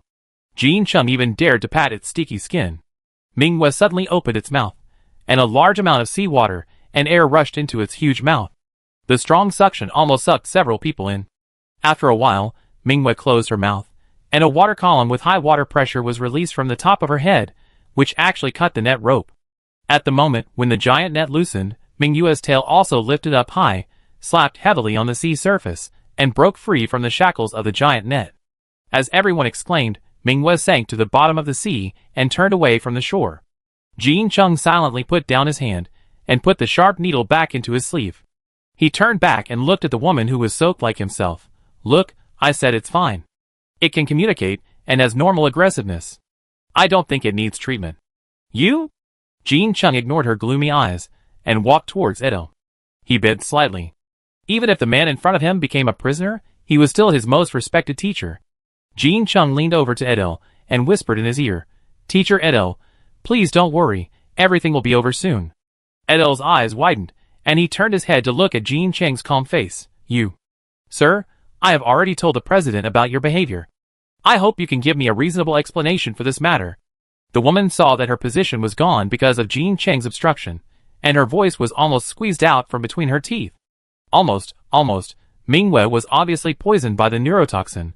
Why did she suddenly have strength again? During this process, only Edel and Jean Chung were close to it. If you think about it carefully, you will know that this matter is inseparable from Jean Chung. But where did he get the antidote? He couldn't have asked for it in the medical center, right? Jean Chung seemed to be indifferent to the woman's threat. He just glanced at the woman lightly and continued to ignore her existence. Since the war beast escaped, there was no need for Edel to stay here any longer. The people escorting him came from a distance, passed by Jean Chung, and grabbed Edel directly. Jean Chung watched Edel being taken away, his fists clenched and unclenched, and after a long time, he looked up at the blue sky. A sharp eagle cry came from a distance, and a hovering figure appeared in the sky. The owner of the voice found Jean Chung and landed accurately on his shoulder. It was Hurricane. Have you told Mingwei? Hurricane nodded, and then shook off the water droplets on his body. It still hates water, but to communicate with the big fish, you can only use water. As if to vent its dissatisfaction, Hurricane rubbed its hair back and forth on Jean Cheng's head. The water droplets on its body wet Jean Cheng's hair, and seeing this, it stood up with satisfaction. Jean Chung, that's all, it's not the first time. Jean Chung left quickly, leaving only a mess. He threw away the syringe hidden in his hand only when he came to a deserted place. There were only 3 or 2 drops of liquid left in it, and the rest were all injected into Minghua's body. Of course, his antidote could not have been obtained from the War Beast Medical Center. But it does not mean that he cannot receive gifts from others. For example, receiving this gift from a person who has worked in the War Beast Medical Center for many years and has a certain say. It was given to him by Shin Jing'an. Shin Jing'an knew that he was coming to Shirong Star, so she took the initiative to find him and gave the medicine to Jin Chung. She seemed to have the ability to predict the other party's possible actions and asked Jin Chung to prepare in advance. Jin Chung couldn't help but chuckle. Sure enough, the person who knew her best was the one who had worked with her for many years. However, there was one thing Jin Chung had not figured out yet. Why did Minghua suddenly behave so abnormally? Because teacher Edel was going to be interrogated. No, as a war beast, it would not pretend to be sick even if it knew. It seems like someone deliberately leaked this to Minghua and made Minghua do this. Jin Chung narrowed his eyes and looked at the other side of the sea. Could it be you? Chapter 349. Qin Jiu sat in the room, looking at the terminal page with a frown. Jin Chung became the temporary commander-in-chief of the beast-taming army, and completely destroyed her plan when she was about to successfully delay time. Although Jin Chung saved Minghua, he also let Edel return to Zhongtian Star. Nothing seemed to have changed. Edel would still return to Zhongtian Star, and his interrogation time was not postponed. Qin Jiu suddenly couldn't understand what Jin Chung meant. It was obvious that he could leave Edel in Shirong Star and slow down the interrogation process in Zhongtian Star, but he didn't do it. He shouldn't be someone who doesn't know how to seize opportunities, otherwise, he wouldn't have been able to get to his current position in Zhongtian Star in a short time. What is he planning? Qin Jiu, are you in there? Xiao Qingwen knocked on the door. Qin Jiu got up, and several war beasts ran to the compartment. Only Vina was still sitting on the chair carelessly. Qin Jiu opened the door for Xiao Qingwen, but Xiao Qingwen did not take the initiative to enter the room. He seemed to not see Vina, and his eyes stayed on Qin Jiu. He said, Lika can be awakened tomorrow. Do you want to go and see him together? Qin Jiu nodded. Go, I will go. Xiao Qingwen lowered her head slightly. Her eyes were erratic, and she looked uneasy. Qin Jiu could not help asking, What's wrong with you? He raised his head again, with deep worry in his eyes. I don't know if Lika will come out tomorrow, or if he will be. Qin Jiu understood what he meant. Lika's nerves were damaged, and it was still unknown whether he could retain his previous memories.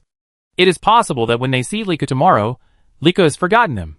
Xiao Qingwen was also afraid that he would become the second Lika in the future. In fact, he knew in his heart that it was a matter of time. Qin Jiu calmed his emotions and told him not to think too much. Xiao Qingwen promised Qin Jiu, but the erratic steps when she left could not be hidden from Qin Jiu's eyes. Telling him so much, is it good or bad for him? Maybe in Baihu, being heartless can live better. Vina snapped her fingers lightly, and the transparent bubble wrapped around her side to cover her breath disappeared. She sat on the chair, a pair of round white long legs resting on the table. She shook the chair, making a creaking sound.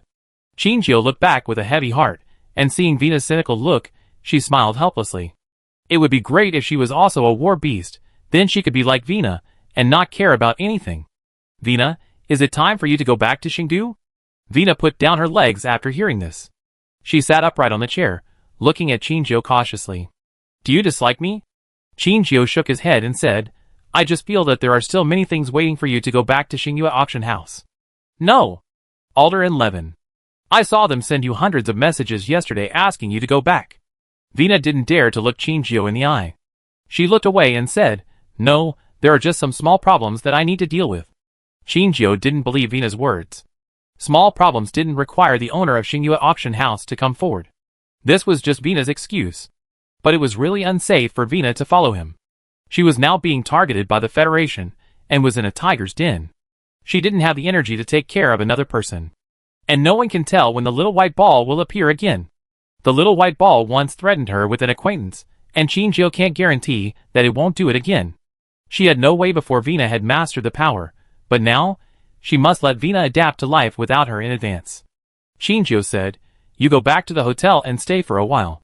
Vina stood up suddenly after hearing this. She grabbed Qin Jiu's arm and said nervously, Do you really hate me? Don't drive me away. Qin Jiu didn't show any mercy this time. She let the black hole appear in front of the two. Vina knew very well what was on the other side of the black hole. Qin Jiu, it's not that I hate you, but we can't stay together all the time. You have your job, and I have my life. Vina listened to Chinjio's instructions, lowered her head and said nothing. She grabbed the hem of her clothes with her fingers, feeling unhappy. In fact, Xingyu auction house did have a little trouble. Alder and Levin could temporarily delay it, but they had no right to deal with it, so they kept sending messages to Vina to let her go back. But Vina chose to ignore it again and again. That guy had set his sights on Chinjio, and she couldn't rest assured. She was too worried about Chinjio's safety. But in fact, Vina also understood that Chinjio was still alive, and well after several twists and turns, proving that she was much more powerful than she thought. She didn't need her protection at all. With this idea, Vina looked very depressed, and seemed to have no energy. Okay. She finally agreed with Chinjio's opinion, and chose to leave temporarily. Back at the hotel, Vina was packing things on the bed in a huff, and suddenly there was a knock on the door. She walked to the door angrily and asked unhappily, "Who is it? What's the matter?" Suddenly there was no sound outside the door, and Vina became even more irritated. She asked again, "Who is it?" Cabelli couldn't contact Vina for a long time. She didn't seem to be in the hotel, and there had been no sound in her room for a long time. Tonight he passed the corridor as usual, but heard the sound coming from Vina's room for the first time in a long time. He immediately came to knock on the door, wanting to know about Vina's situation. But after knocking on the door, and hearing the sound inside, Cabelli was suddenly stunned. This voice doesn't sound like Vina's. He took 2 steps back, looked up at the room number, and fell silent at the door after confirming that he was not mistaken. He was very sure that Lisa did not change Vina's room, nor did she take back the right to use the room. This room should still belong to Vina. But the voice inside was not the voice of a child, but more like the voice of an adult woman. Not Chinjio's. Did Vina encounter something unexpected? This possibility is not great. After all, Vina also has a certain ability to protect herself. Few people can harm Vina without them knowing it. But how to explain the voices of other people coming from Vina's room? He stood still at the door, but Vina, who saw him standing like a wooden man through the cat's eye, opened the door first. Vina rolled her eyes at him, put her hands on her hips and asked, "Why don't you speak?" Looking at Vina, who was half a head taller than him, Kelly cautiously took a step back and kept a safe distance from each other. "Who are you?" Vina's mouth corner slightly raised, and she looked at Kebli proudly. "I, Vina." Kebli almost instantly denied her answer. Vina is not that tall. When Vina heard this, the smile on her face disappeared, and she kicked Kebli in a bit of exasperation. Kebli was startled and quickly dodged, barely avoiding Vina's attack. He trained his speed by dodging Vina's flying kick. But now he has confirmed it. She is indeed Vina. Chapter 350. In the room, the boy sat on a chair, always on guard against the woman in front of him. As long as she raised her leg, the boy would get up and leave without hesitation. After all, Vina's figure is no longer the child she used to be. If he kicked her again like before, he might not be able to withstand it. Vina crossed her arms, and sat on the chair opposite Cabelli. She raised her legs and placed them on the table, shaking the stool. She didn't look good to Cabelli, she asked. "What's the matter?" Cabelli looked at Vina's face carefully, trying to find the figure of the little girl in the past. He stared at Vina for too long, and Vina was uncomfortable with him. She put her legs down, and looked like she was about to get up. Cabelli immediately sat up straight, lowered his eyes, and dared not look at Vina again. He pondered for a moment and said, "I met that woman some time ago. I wanted to talk to you, but you were not there." Vina said, "Oh," and said calmly, "We also met." Cabelli caught the key point in her words, and looked up in confusion. "You guys?" "I've been with Chinjio for a while." Vina shrugged and explained to Cabelli. She looked at Cabelli up and down, with a scrutinizing look. "What era is this? Can't you use the terminal to contact someone if you can't find them?" "I used it." Cabelli stood up excitedly, with impatience in his tone. "Your terminal can't be contacted. Even if I sent a message, you didn't reply. I really thought you had." "What already?" Vina snorted disdainfully, and she said, "If she wants to do something to me, she has to consider whether her life is long enough." But after hearing what Cabelli said, Vina couldn't help but frown. She asked, "You said we didn't reply?" "But I never received your message." Cabelli's eyes widened slightly when he heard this. He seriously recalled everything he had done before. He affirmed, "Impossible, it shows that it has been sent out here. And not only me, but also the boss's terminal here has not received your response." "Huh?" Vina opened the terminal on the spot, and searched for all the information in it, but the result was that she didn't receive any communication from Cabelli. A strong sense of uneasiness came from the bottom of her heart. There must be someone behind the scenes who prevented them from receiving such important information.